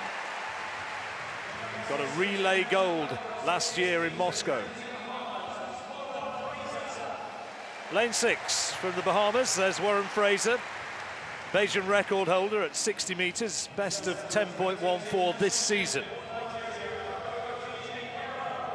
Good Nigerian out in lane 7, former Nigerian champion, third this year, best time of the summer, 10.18 for Ogo Ageni Aguero. And there is Simon Magakwe, the South African record holder. Been running on the Diamond League circuits across Europe. So who's going to qualify here? First 2 plus 2 fastest losers. A packed stadium, all looking to get into what is one of the blue ribboned events of any championship, the 100 metres final. To get there, they need to get into the first 2 or post one of the 2 fastest loser times. Concentration essential, a good start vital.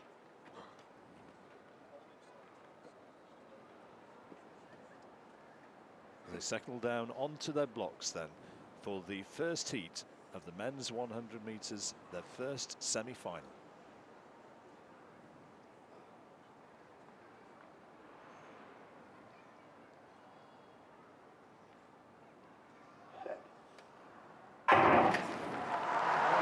And lane 4, Hyman gets away well. Ashmead's got a bit to do, and on the far side, Rogers for St Kitts and Nevis. Ashmead starting to improve, and also there is Fraser on the line. That's very close. I think Ashmead might just have got there. In all honesty, that was a fairly moderate 100 metres semi-final. Our cameraman there thinks that Warren Fraser in lane 6 might have got there on the line.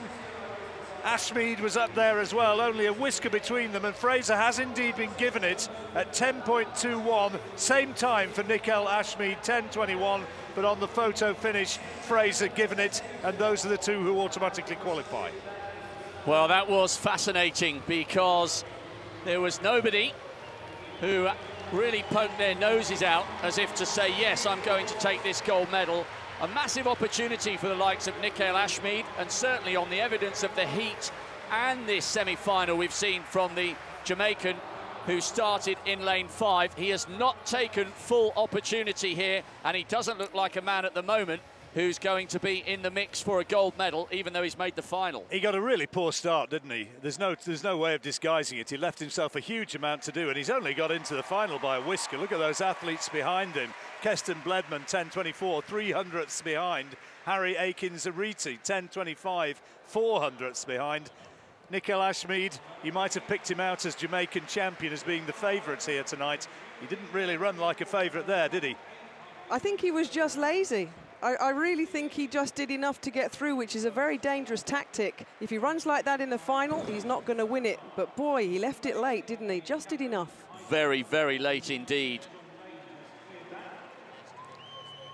So, fast on the track, and we got some good throwing in the field. Julia Ratcliffe from New Zealand, her second attempt. She went out to 68 metres and 35 in the first round. Everybody chasing Sultana Frizzell of Canada. Now, once again, good speed. She watches the 4-kilogram hammer fly away. Well, it's going to be very similar to her first round attempt. Everybody now chasing Sultana Frizzell, the defending champion from Canada. But this is one of the athletes that could challenge for the gold medal. Super extension. Keeps herself and everything inside the tight circle. The yellow line for our viewers' information, is the leading distance at the moment of 70 metres and 55. 68 metres and 68, a slight improvement for Ratcliffe. She stays in the silver medal position.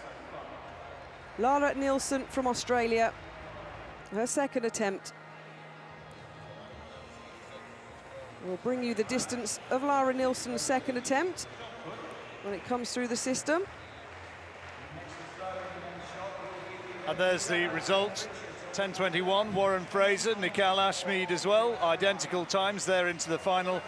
Keston Bledman and Harry Akins-Ariti will have to wait and see in a slightly disappointing run from the South African Magakwe, a sub-10 second man, only managing 7th place, and he won't make the final.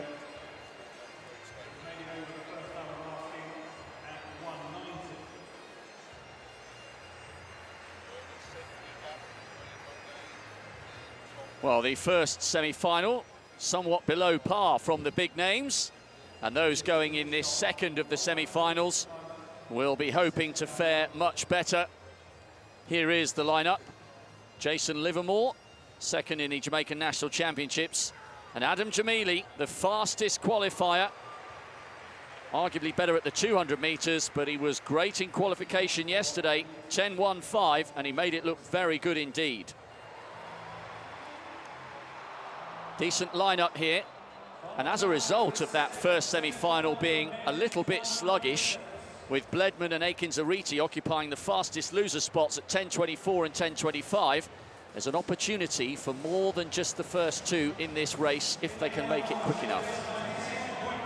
BJ Lawrence of St Kitts, quarter-finalist 4 years ago in Delhi, semis of the World Indoors, the last two editions. Adam Harris, he ran well in qualification. He too made the semis in Sopot for the World Indoors over 60. And then Mark Jelks, a convert to Nigeria, possibly as a result of Maurice Green working with the Nigerian national squad. Jelks, a former representative of the United States. And then Jason Livermore, second in the national championships over 100 metres. He reached the semis last year in Moscow over 200 and is a bronze medalist in the Central American and Caribbean Games. Let's listen to the introduction for Adam Jamili. Big smile, big talent in the early stages of what could be a great career.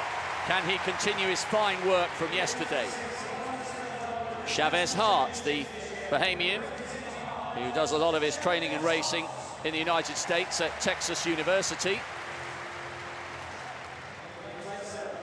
Ramon Gittins, a prolific racer for Barbados, made the semis in Moscow last year. 27 years of age, he's been around a while. And on the outside, Aaron Brown ran the second leg for the Canadians when they got the relay bronze last year in Moscow, and he broke Atlee Mayhorn's 19-year-old 200-metre national record with 21.6 earlier this year. So, a fairly average first semi-final.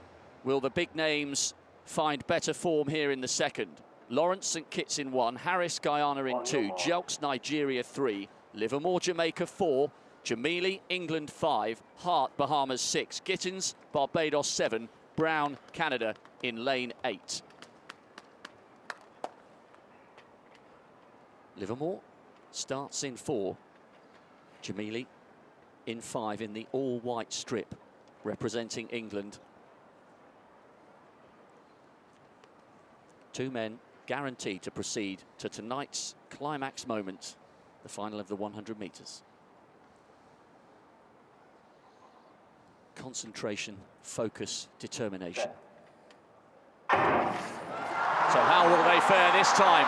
Good start by Gittins in lane 7 for Barbados, and coming through now, Adam Jamili. Jamili takes it just, I think. Livermore may well have just got second. They were all left trailing by Ramon Gittins in the early stages. Jamili had to work for that one. It was quicker than he produced in the heats. Perhaps having to work a little bit harder for that one. Jamili does get it 10.07. Livermore was second. 10-11, and it was Jelks who came through for third and does occupy a fastest loser spot for now. Jamili, well, his learning curve continues. He had to work for that one, but Johnny got the job done. He did get the job done, and he loved the acclaim he got on the start line. A big smile on his face as ever. One of the nicest guys in the English team, likeable lad, and he wins by 0.04 of a second. Mark Jelks, 10.13 in third place for Nigeria. He's the fastest loser at the second, and Gittins second fastest loser in 10.15. But you see there, it's Jelks who gets the good start in lane 3, but now Jamili starts to come powering through, but he does have to work, and he's never looks terribly relaxed, does he? He's learning, he's relatively new to the sport, and he's learning in major championships. He's only really made his breakthrough in the last couple of years, and experienced sprinters would say there is still improvement to be made. I was talking to Darren Campbell about him a little bit earlier on, great English athlete of years gone by, and he was saying that part of the problem is that there is the tension in his body, and there is a lot more to give once he learns how to truly relax, having battled his way through the early stages. Good run, though. Really good run, and he's in form. Quickest man yesterday, and that's quicker than the first of the semi-finals as well. Much more impressive than the likes of Nickel Ashmead, who came through the first of the semi-finals and put under a little bit of pressure at the beginning of that run, Jamili. He was looking left to the clock as well. He desperately wants to go underneath 10 seconds, and he's still finding it elusive. He's been very, very close. 10.04 this season. Is he going to do it in the final? I don't know. Adam Jamili will return for the final. Jason Livermore came through for second. Jelks of Nigeria and Gittins of Barbados are occupying the fastest loser spots at the moment, but remember, there's one semi still to come. The men's shot put final continues. It continues with Cremona of South Africa. His second attempt went out to 19 metres and 19 to the world indoor finalist in the first round. That looks a little better. Over 20 metres in qualifying yesterday. And in good form, 20 metres and 63, a lifetime best. Does well, stays in the circle. 7 foot of concrete and a 7.26 kilogram shot put. 19 metres and 80. He gets himself up into the bronze medal position. Tom Walsh from New Zealand. That is a season. What has this young man got? 20 metres and 73. Good, fast rotational technique. Well, it looks a little better. He's starting to edge near the 21-metre line. And remember, yesterday, 21 metres and 24 for a games record. Such a tall, powerful athlete. He stands at 1 metre 85, weighs in at 120 kg. Well, he has the lead, potentially 20 metres and 96, an improvement. He slots into the gold medal position.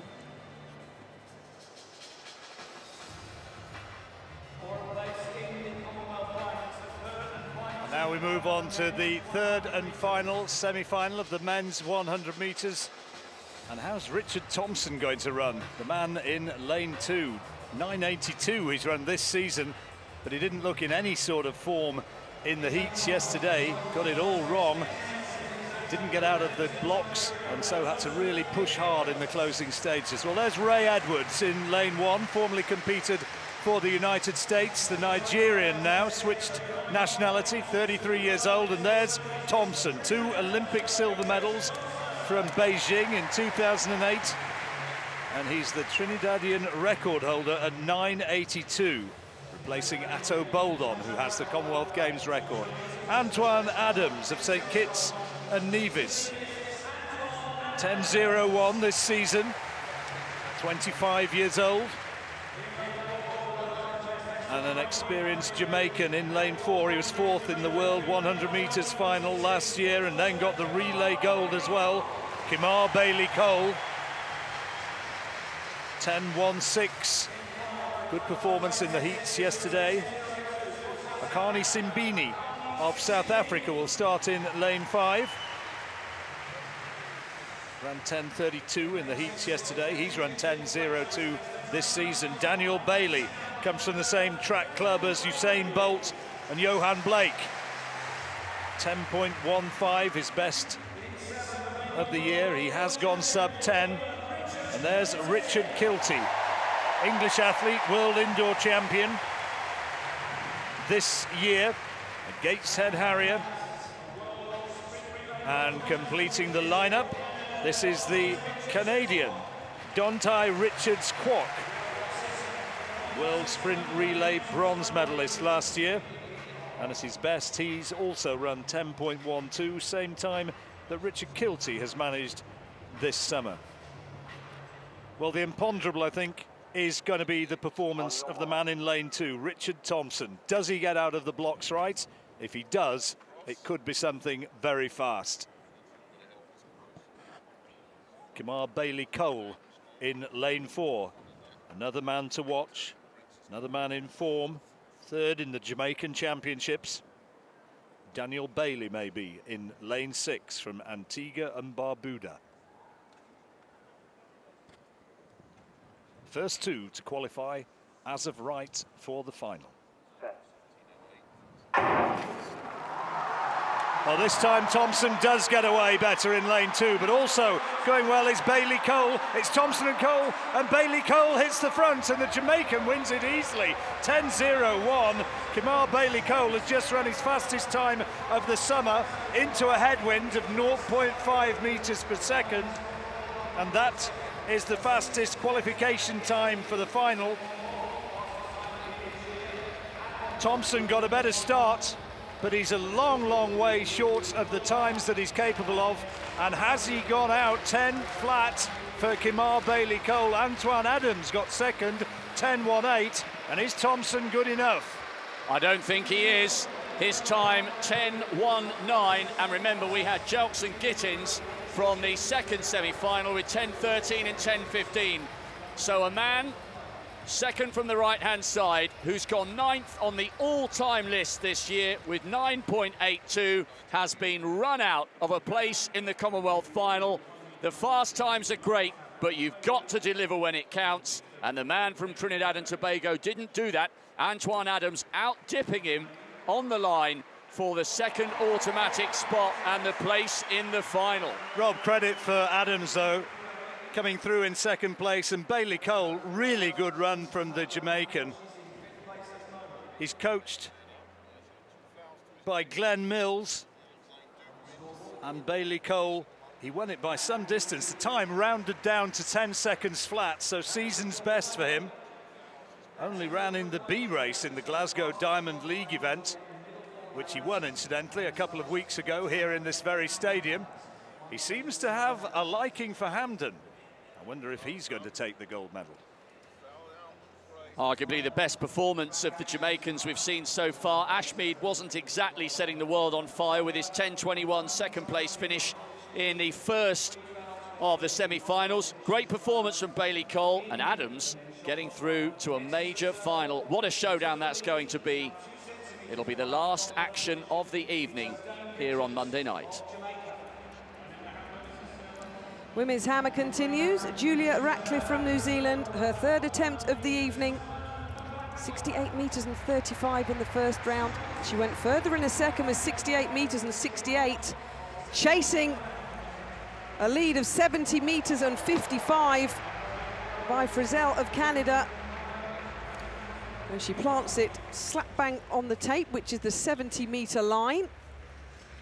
So she's going to be a little bit shy of the current leader, but Sultana Frizzell of Canada is going to go into the final 3 throws with about a ½ meter advantage, which may not be enough. 3 athletes in this competition have gone over 70 meters this season, and Ratcliffe from New Zealand is one of them. 3 times their national champion. Won recently in Cardiff in South Wales in an international match there. She's still in a hunt. 69 meters and 96. It's her best to date. She's in silver.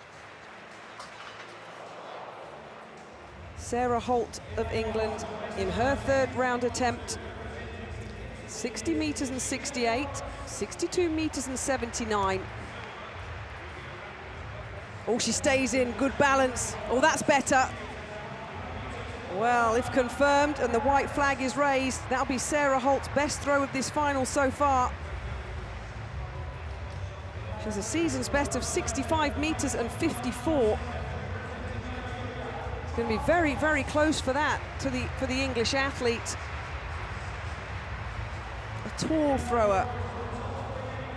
Good extension of the arm, so much power. She topples but stays in. Yes, she likes it. The athletes instinctively know when they throw, jump or run well. 65 metres and 67, a season's best. She goes up into 4th. So the standings then halfway through this women's hammer throw final. Frizzell of Canada with that games record leads. Silver at the moment to Ratcliffe. Sophie Hitchen of England currently in bronze.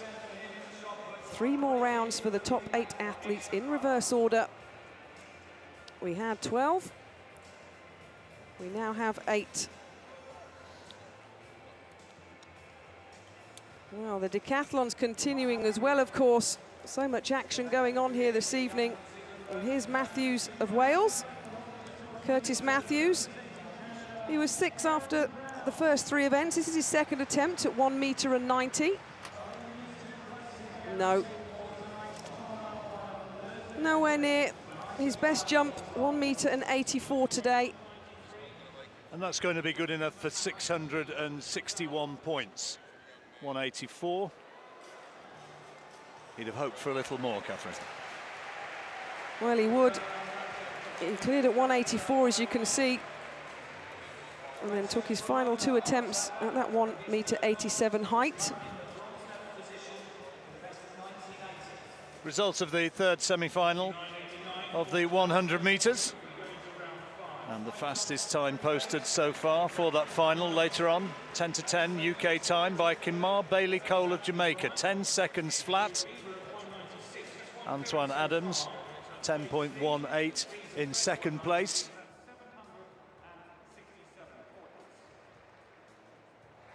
Of half a metre per second, and there's the lineup for the final.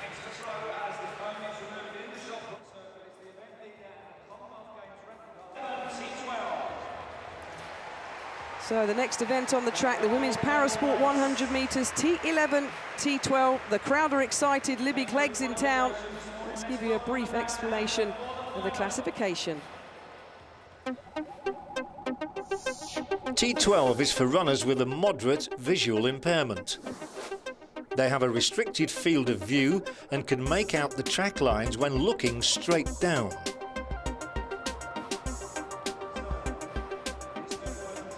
So a brief explanation there of the T12 category. T11, T12, visually impaired athletes. T11, totally blind, have to run with a guide. T12, not such severe disability with some form of vision, and a guide is optional. We had the heats earlier and the crowd got very excited because the athlete lining up here in lane number 4, Libby Clegg, a T12 athlete, is lining up for Scotland. But in lane number 1, Lajar Ishatila from Namibia. 13.4 seconds in qualifying with her guide, David Ndelenga. And listen to the roar in lane number 4. Libby Clegg, a T12 athlete with her guide, Michael Huggins, representing Scotland. She looked brilliant earlier. In lane number 6, Maria Elisa Muchavo of Mozambique with her guide, Anelton Tinga. 13.11 seconds earlier, a season's and a lifetime best. And completing the lineup, 6 Paralympic medals from 6 Paralympic Games. She represents Wales. Tracy Hinton with her guide, Stefan Hughes, lines up in lane number 8. Well, this women's parasport 100 metres, T11, 12 for visually impaired athletes. Along with the likes of Ailey Child, Libby Clegg has the potential to not just win a medal for Scotland at these Commonwealth Games, but a gold medal. You can see the athletes, the relationship they have day in and day out on the training track with their guide runners is vital. Synergy, Michael Huggins guiding Libby Clegg. His father, Lincoln Asquith, the former brilliant sprinter for Great Britain, guided Libby for many years. Michael has taken over. The final of the women's parasport 100 metres, T11.12.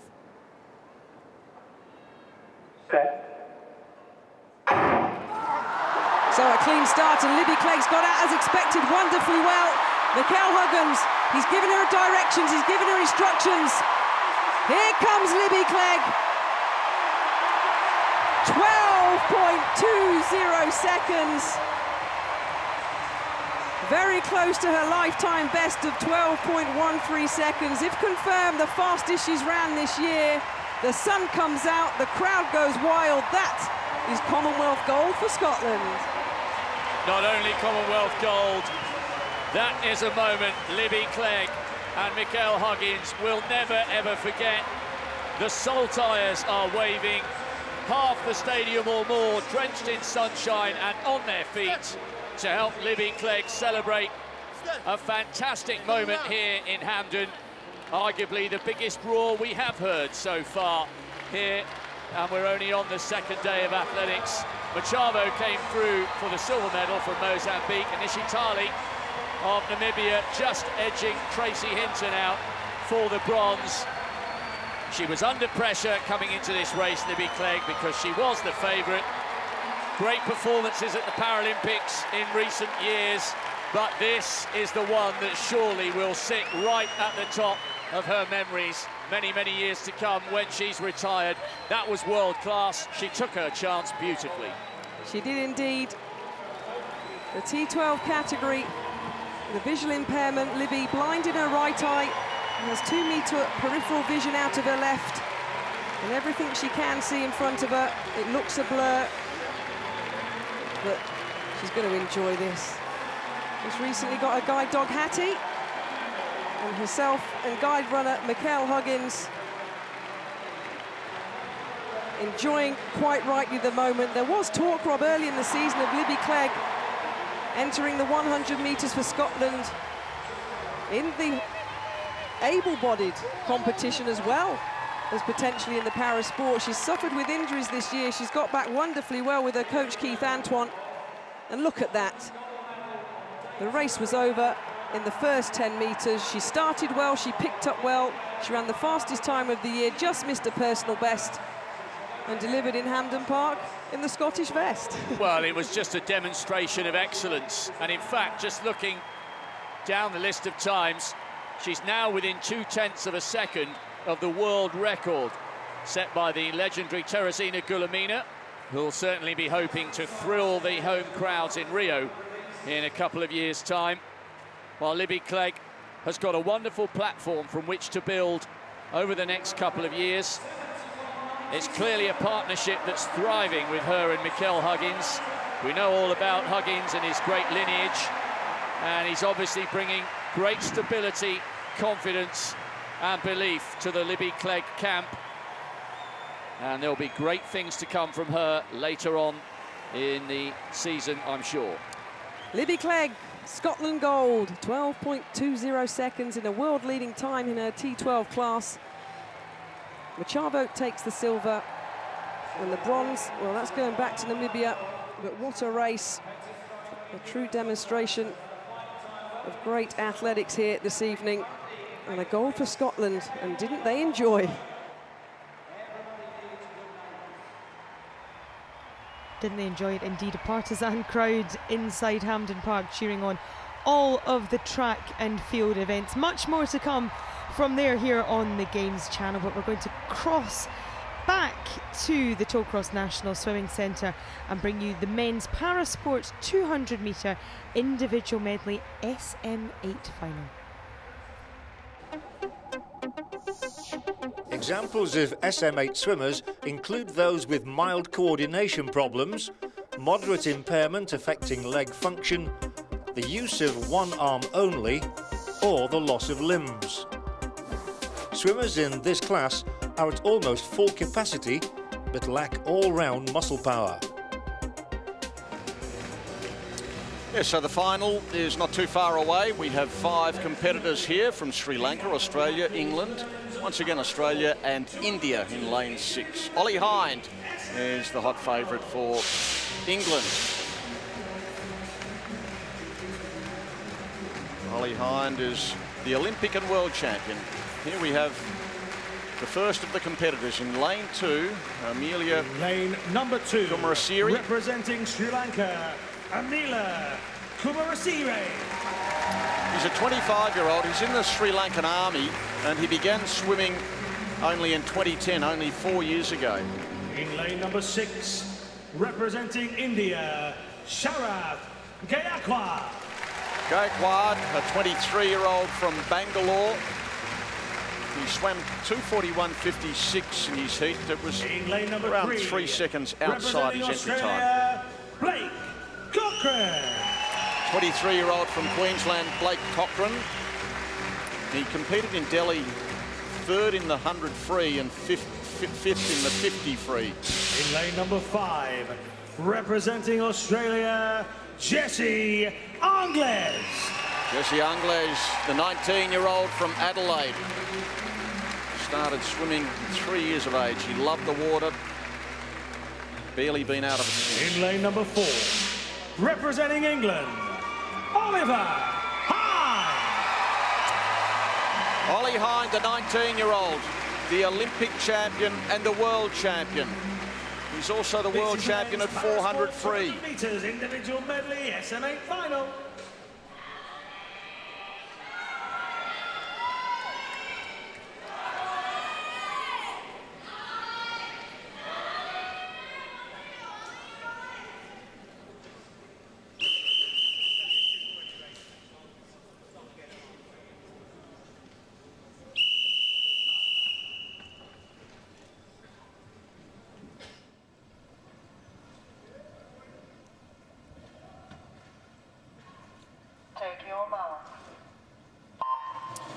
So they're in the water now. Gaikwad of India was off the blocks quickly in lane 6.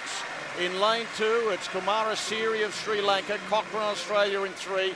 Hind is the swimmer they'll be watching for. Lane 4 of England. Onglay of Australia in 5. And I mentioned Gaikwad, who was off the blocks quickly, lane 6. Ollie Hind, though, starting to open up a little lead here over Onglay. Back there to Cochrane. And then Gaikwad and Kumarasiri. Yes, fantastic first 50 there for Oliver Hind of England. He's the Paralympic champion in this event from 2012 in London. He's being pushed now, though, by Ongles of Australia. He got off the wall very hard. He went back on level terms, but then as they got into their backstroke rhythm, it was Hind who kicked away to a lead of 3/4 of a length. And is he extending that lead as he goes down to turn into the breaststroke. Out by a full body length now, the 19-year-old Englishman, Ollie Hind. Leading 19-year-old Jessie Onglay of Australia by almost a second. Third is Cochrane in lane 3, then Gaikwad in lane 6, and Kumarasiri lane 2. Great breaststroke leg here for Hind. Very, very powerful. Doing a great job here, pulling away from Ongles here. We follow them up the pool in the breaststroke. After this 50 metres of freestyle, and Ollie Hind has this race to himself. He's out by 5 metres on Jessie Onglay. Third, it's Cochrane, and then Gaikwad and Kumarasiri. But he's got 5 to go before he turns for home. Ollie Hind, the champion from England, through the 150 in 1:49.74. Hind with a substantial lead. Onglay 5.5 seconds behind him. And then Cochrane closing the gap. And Gaikwad's not far away as well. Great battle for the minors, but no doubt about the gold medalist. It is going to be Ollie Hind. Ollie Hind, the Olympic champion in 2012, the world champion in 2013, and in 2014 he adds a Commonwealth Games title. Great effort, Ollie Hind. Coming in for second, Jessie Onglay. He will take the bronze. Blake Cochrane. The bronze, I should say, to Cochrane. Ongley, the silver. And then it was Gaikwad. 2:22.86 the time. That was 4 seconds inside his heat time this morning. And Kamara Siri is completing his race with about 20 to go in lane 2.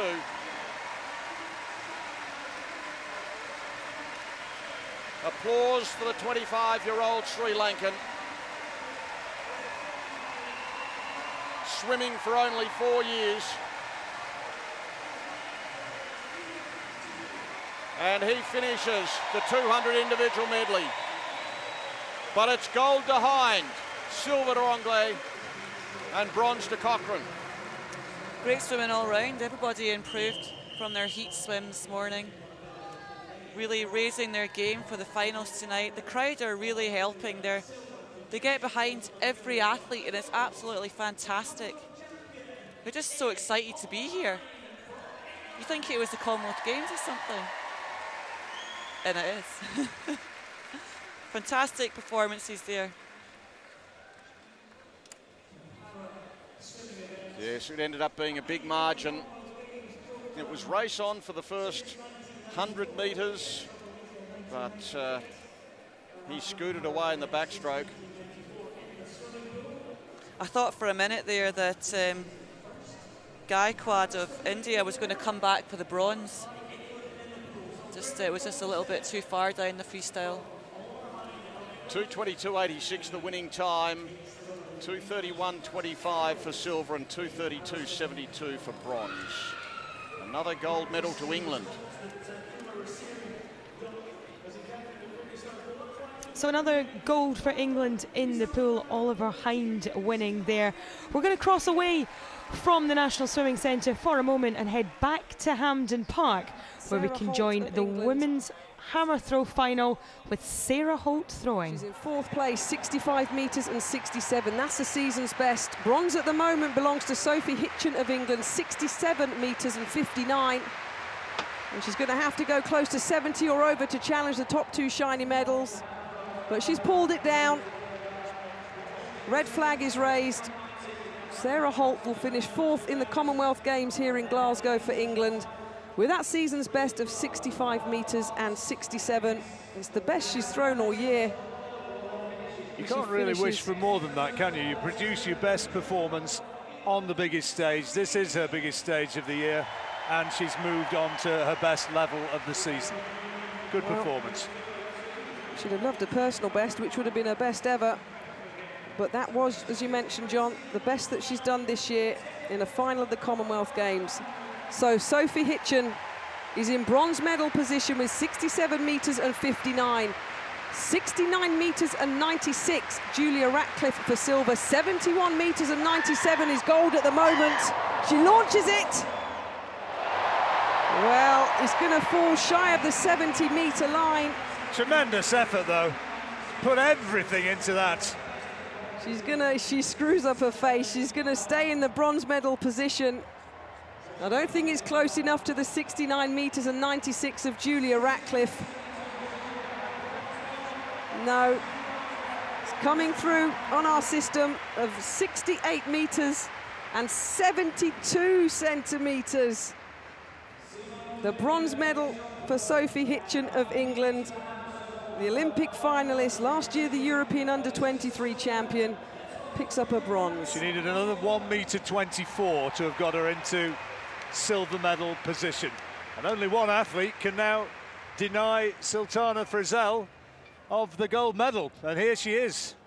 The national record holder for New Zealand, Julia Ratcliffe, 21 years old, a best this year, a lifetime best of 70 metres and 28. She's thrown 69 metres and 96.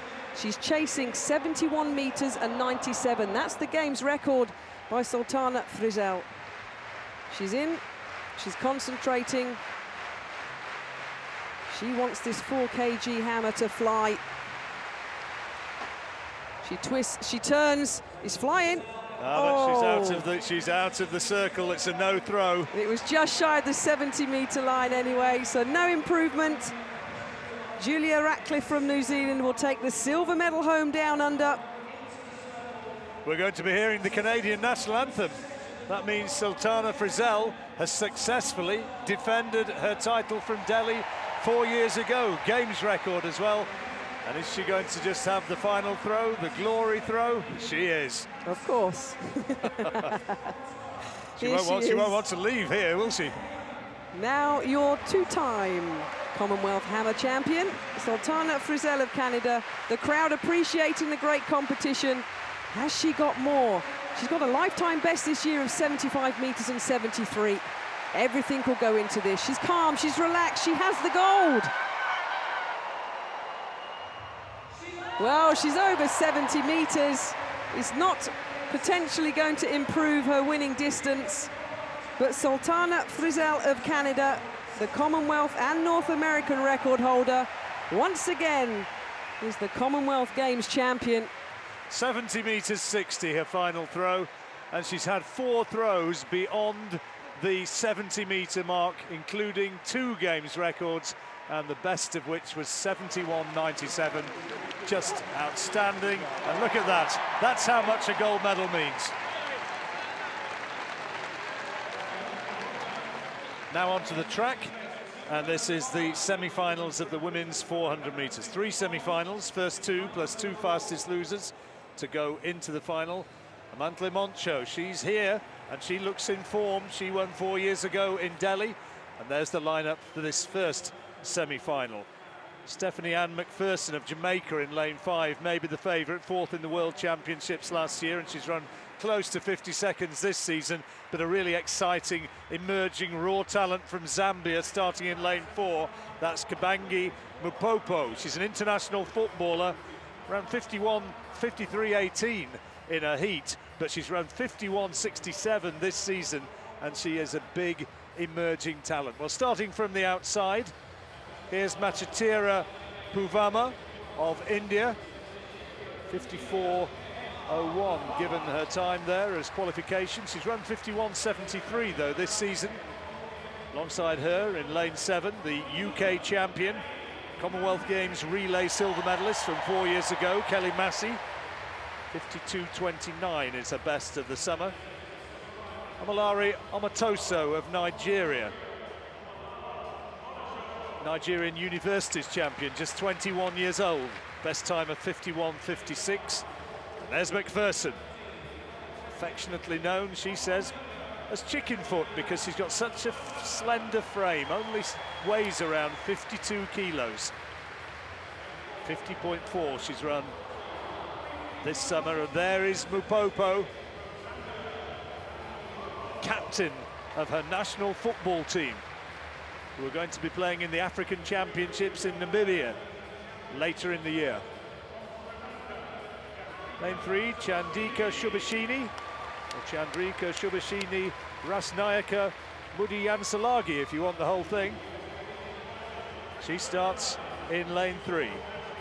Ashley Kelly in lane 2, representing the British Virgin Islands, former US collegiate finalist, representing the University of Illinois.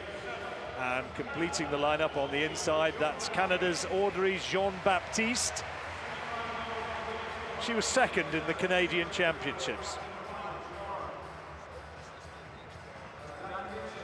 Well, McPherson looks like the one in lane 5. First 2, remember, to qualify. But how closely might this emerging talent, Mupopo, push her? Is she going to produce the sort of speed to get ahead of a good Nigerian in Omatoso to take her place through? Stephanie McPherson in lane 5.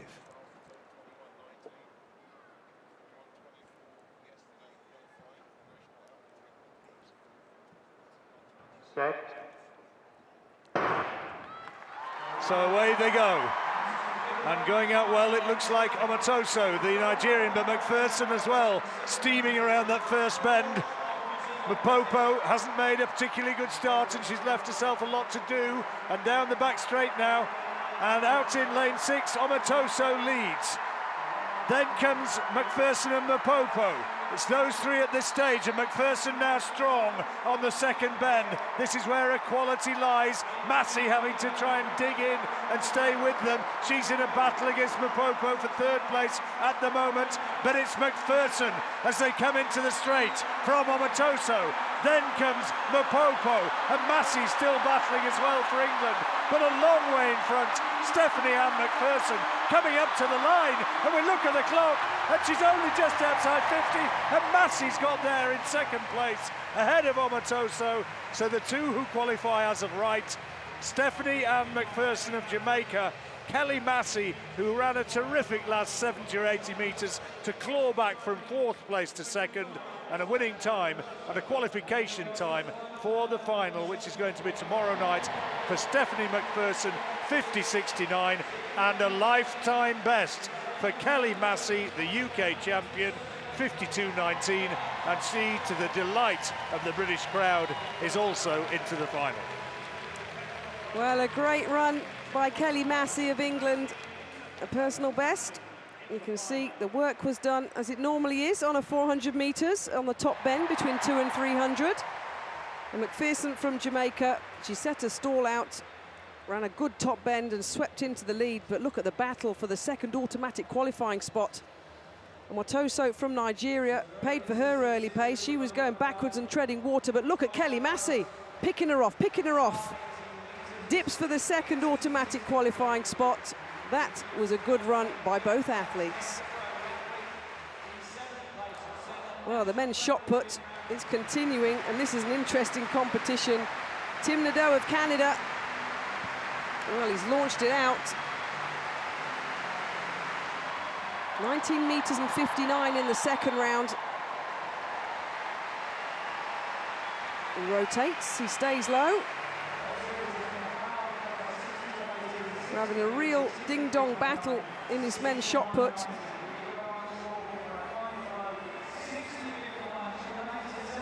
.20 metres and 59. He puts himself in the bronze medal position. But O'Dane Richards has come to a party and he's given a good performance. The Jamaican athlete in round 4, he had the lead, remember, at the beginning of the competition with 20 metres and 94. He lost it to Tom Walsh, who threw 20 metres and 96.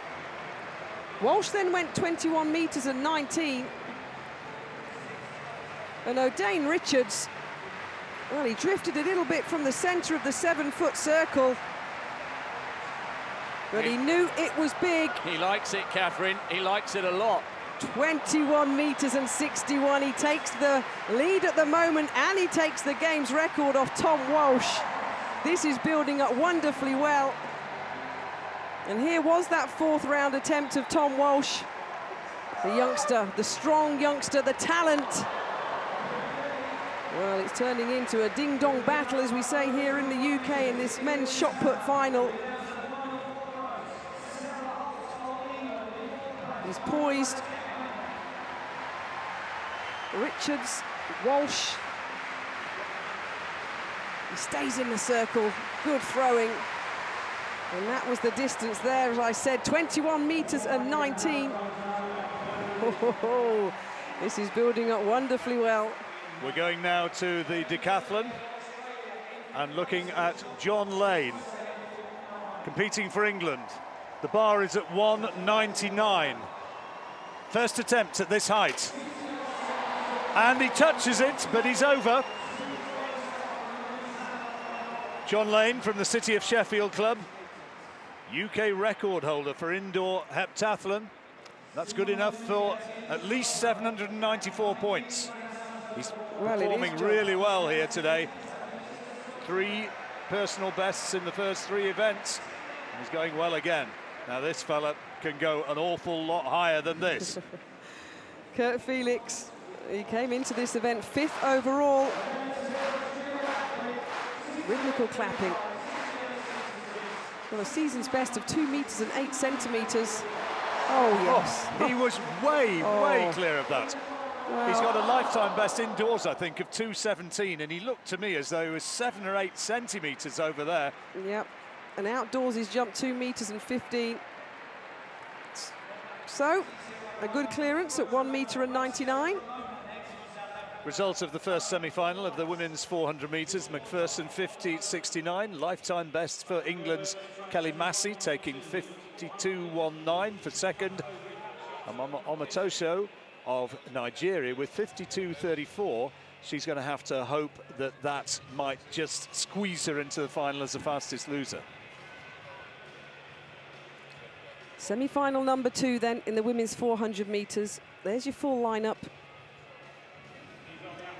Christine Day of Jamaica in lane number 6 will be one to watch. But on the outside in lane 8, representing England, Shayna Cox. Second in the UK Championships this year, just outside 52 seconds this season. There's Morgan Mitchell of Australia, their national champion this year. 52.22 seconds. And here's Christine Day from Jamaica. She led off the Jamaican team, which won the 2012 Olympic relay bronze medal, 50.16 seconds in 2014. The fastest in the field. Kanika Alexander of St. Vincent and the Grenadines, their national record holder in this event, indoors and out. Carried the flag at the opening ceremony of those Beijing and London Olympics, and also here in Glasgow.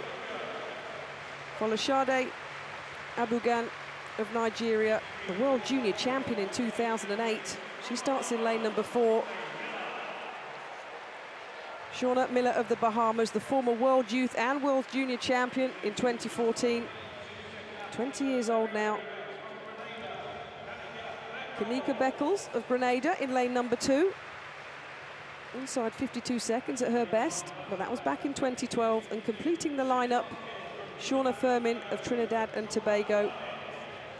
53.14 seconds this season.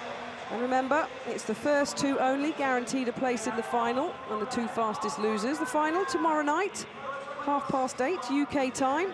You've seen what the athletes have done, Rob, in the first semi-final, and Christine Day looking to replicate an automatic qualifying spot. Big opportunity this for Christine Day. McPherson, her compatriot, very impressive with that 50.69 from the first of the semi-finals. She'll want to be equally as impressive here against a quality lineup, as you'd expect for any major semi-final.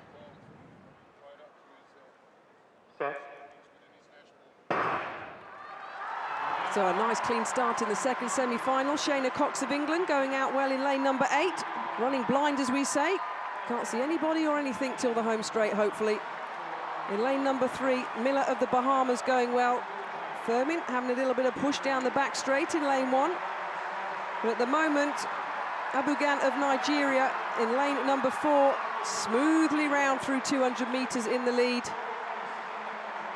Christine Day making a move in lane number 6, and it's going to be Day, the Jamaican, who's going to come into the home straight in the lead. Shayna Cox looking to hang on to an automatic qualifying spot, but Christine Day of Jamaica, and here's your battle for the second automatic qualifying spot. Miller of the Bahamas in 3. She's holding off Abugan from Nigeria. And Christine Day, 51.04 seconds. Unconfirmed winner of the second semi-final. She walks off. She wants to make it look easy. Don't want to give psychologically anything away. She'll potentially catch a breath out of view.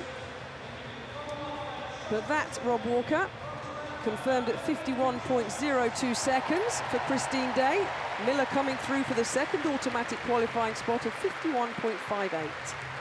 That was a good run by Miller to come through. She had a real battle on her hands with Abugan, who perhaps paid for starting a little too quickly in that second semi-final. Christine Day seemed to tie that quite well. 51.02 as opposed to McPherson's 50.69. Well, I guess you could possibly argue McPherson's qualification was slightly more impressive. Day was working hard here. The arms were flailing a little bit from side to side. She's out there in lane 6, and look at the way Miller came loping through on the inside to deny Abugan an automatic berth. There's real excitement about the athlete from the Bahamas and what she may go on to achieve in the future. She's only 20 years of age, Miller making sure of the second automatic spot, and what a great final that will be. And we've still got one semi to come. Going back to the decathlon now. 1:99, and this is a first attempt for Stephen Kane of Australia. This would be his best of the season, and he goes over, and goes over quite clearly. Didn't touch the bar. He's over at 1:99. Bar would be raised another 3 centimetres after that.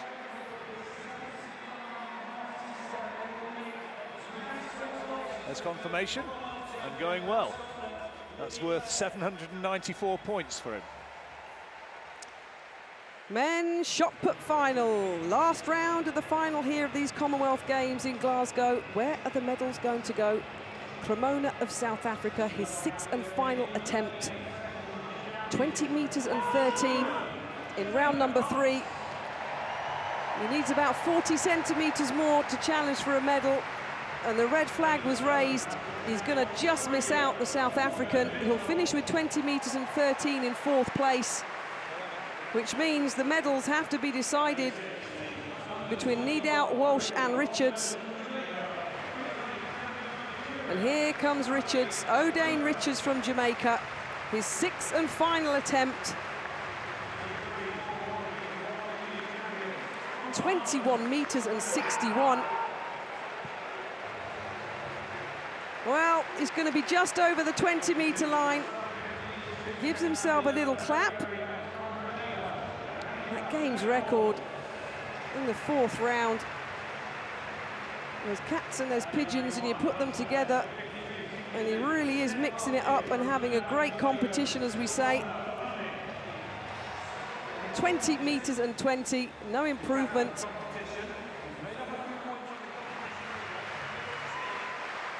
Tom Walsh, stand up and be counted if you want Commonwealth gold. This is your last attempt.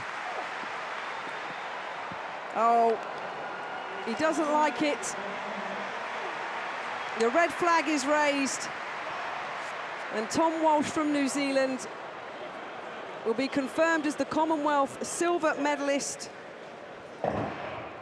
with a distance of 21 metres and 19. There's confirmation. O'Dane Richards, Jamaica's, what is it, their first medal in the field, in the track? Didn't expect it to potentially come from the men's shot put. He takes the gold, Tom Walsh the silver, and the Canadian picks up the bronze. It was a wonderful men's shot put final.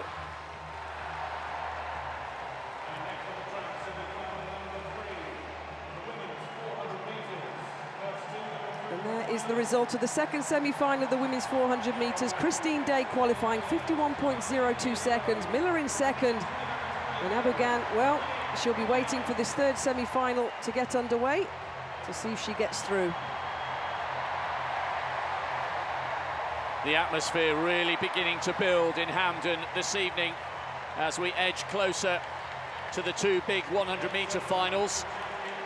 And we turn our attention to the last semi-final of the women's 400 metres. A Mantle-Mons show.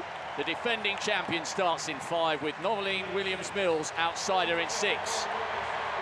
Dominica Williams starts on the outside, 2nd in the Trinidadian National Championships over 800 metres. The 19-year-old has real strength. She will need to go out so hard because there is real quality inside her.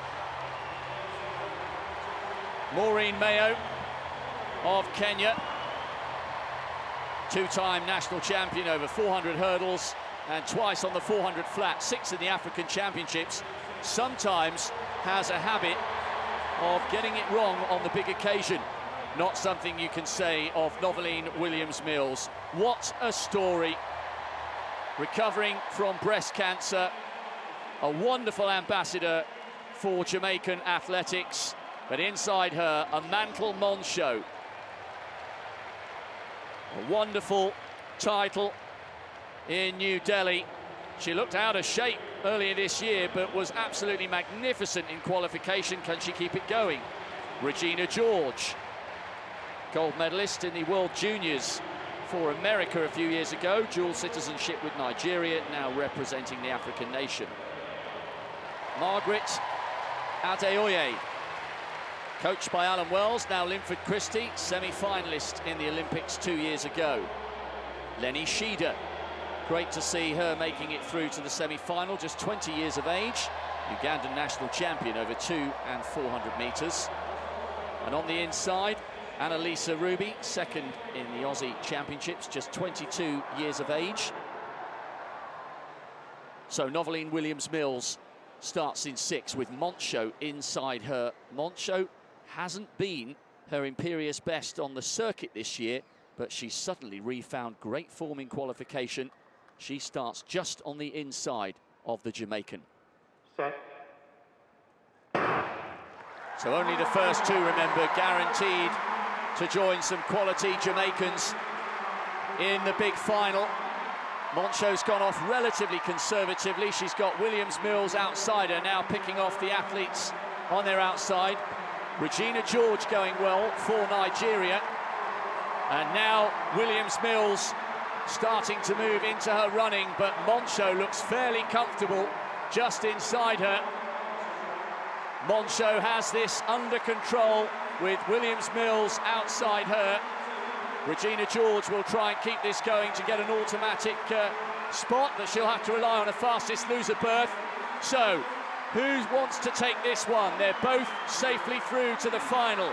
Noveline Williams-Mills holding off a very steady-looking Amantle Moncho.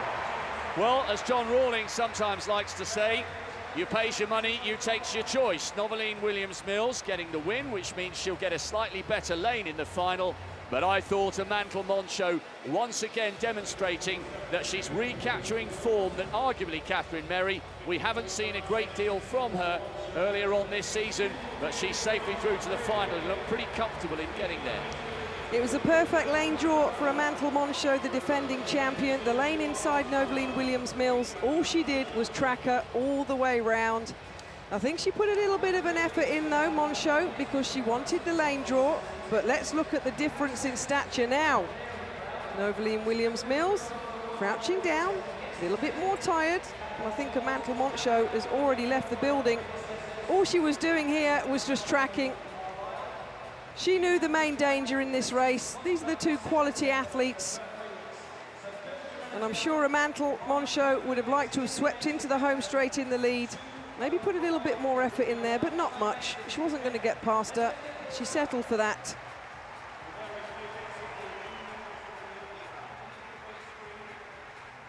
Plenty more to come from Hampden, but back to the Tollcross Swimming Centre, where we can bring you the women's 100-metre breaststroke final.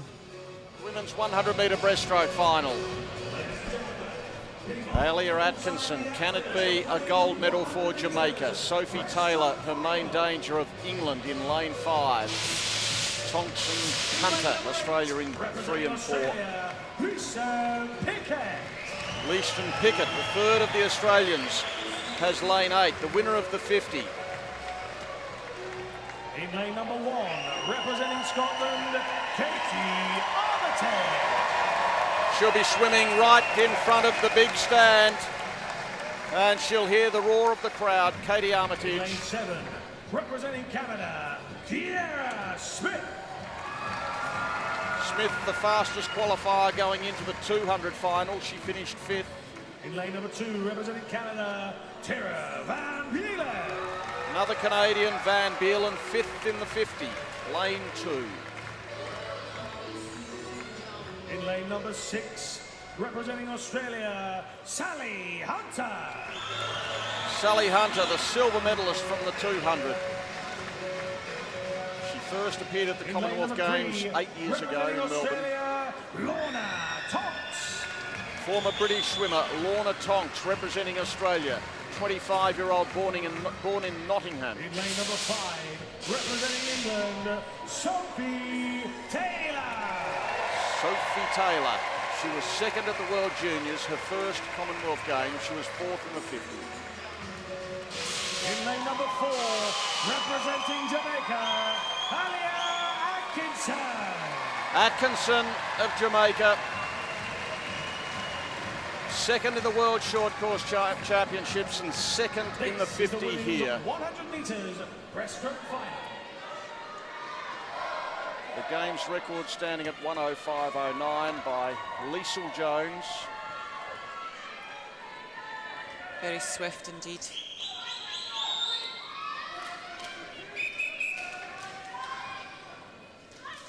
How close can they get?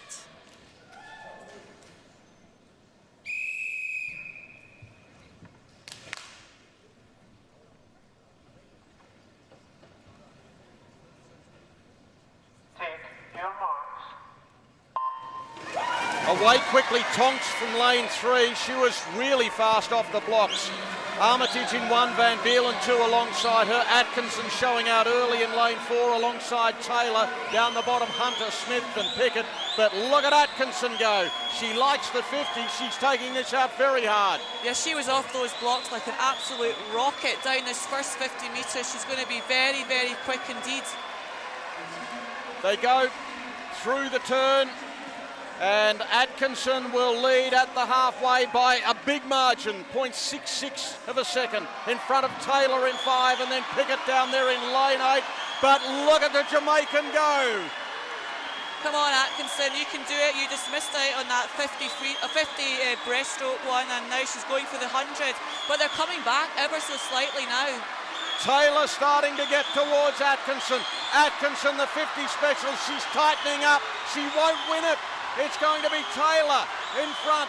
Tonks going with her, but this will be a gold medal to England. Taylor wins it. Tonks the silver, and the bronze goes to Atkinson. Sophie Taylor in 106.35 at her first Commonwealth Games. The youngster, the 18-year-old, is the gold medalist. What an absolutely sensational finish there for Sophie Taylor of England. Alia Atkinson just died. She went out far too fast. She tightened up and, well, she was beaten about 15 metres from home. Yep, she had the elephants dancing on her back. She just took it out too quickly. She was out very, very fast indeed, just outside Games record pace, and she just couldn't hold that. But Sophie Taylor, she was flying down that second 50. She saw her chance, and that gave her the confidence to push through to win that in emphatic style. And Yes. Lorna Tonks there, what a sensational finish for her. Her first international medal. Well, what a race. I think a lot of people were willing on the Jamaican for the sake of Jamaica, quite frankly. Yeah, you're right. You'd love to see. It's a bit like some of the countries who enter the Winter Olympics who grow up on sand dunes.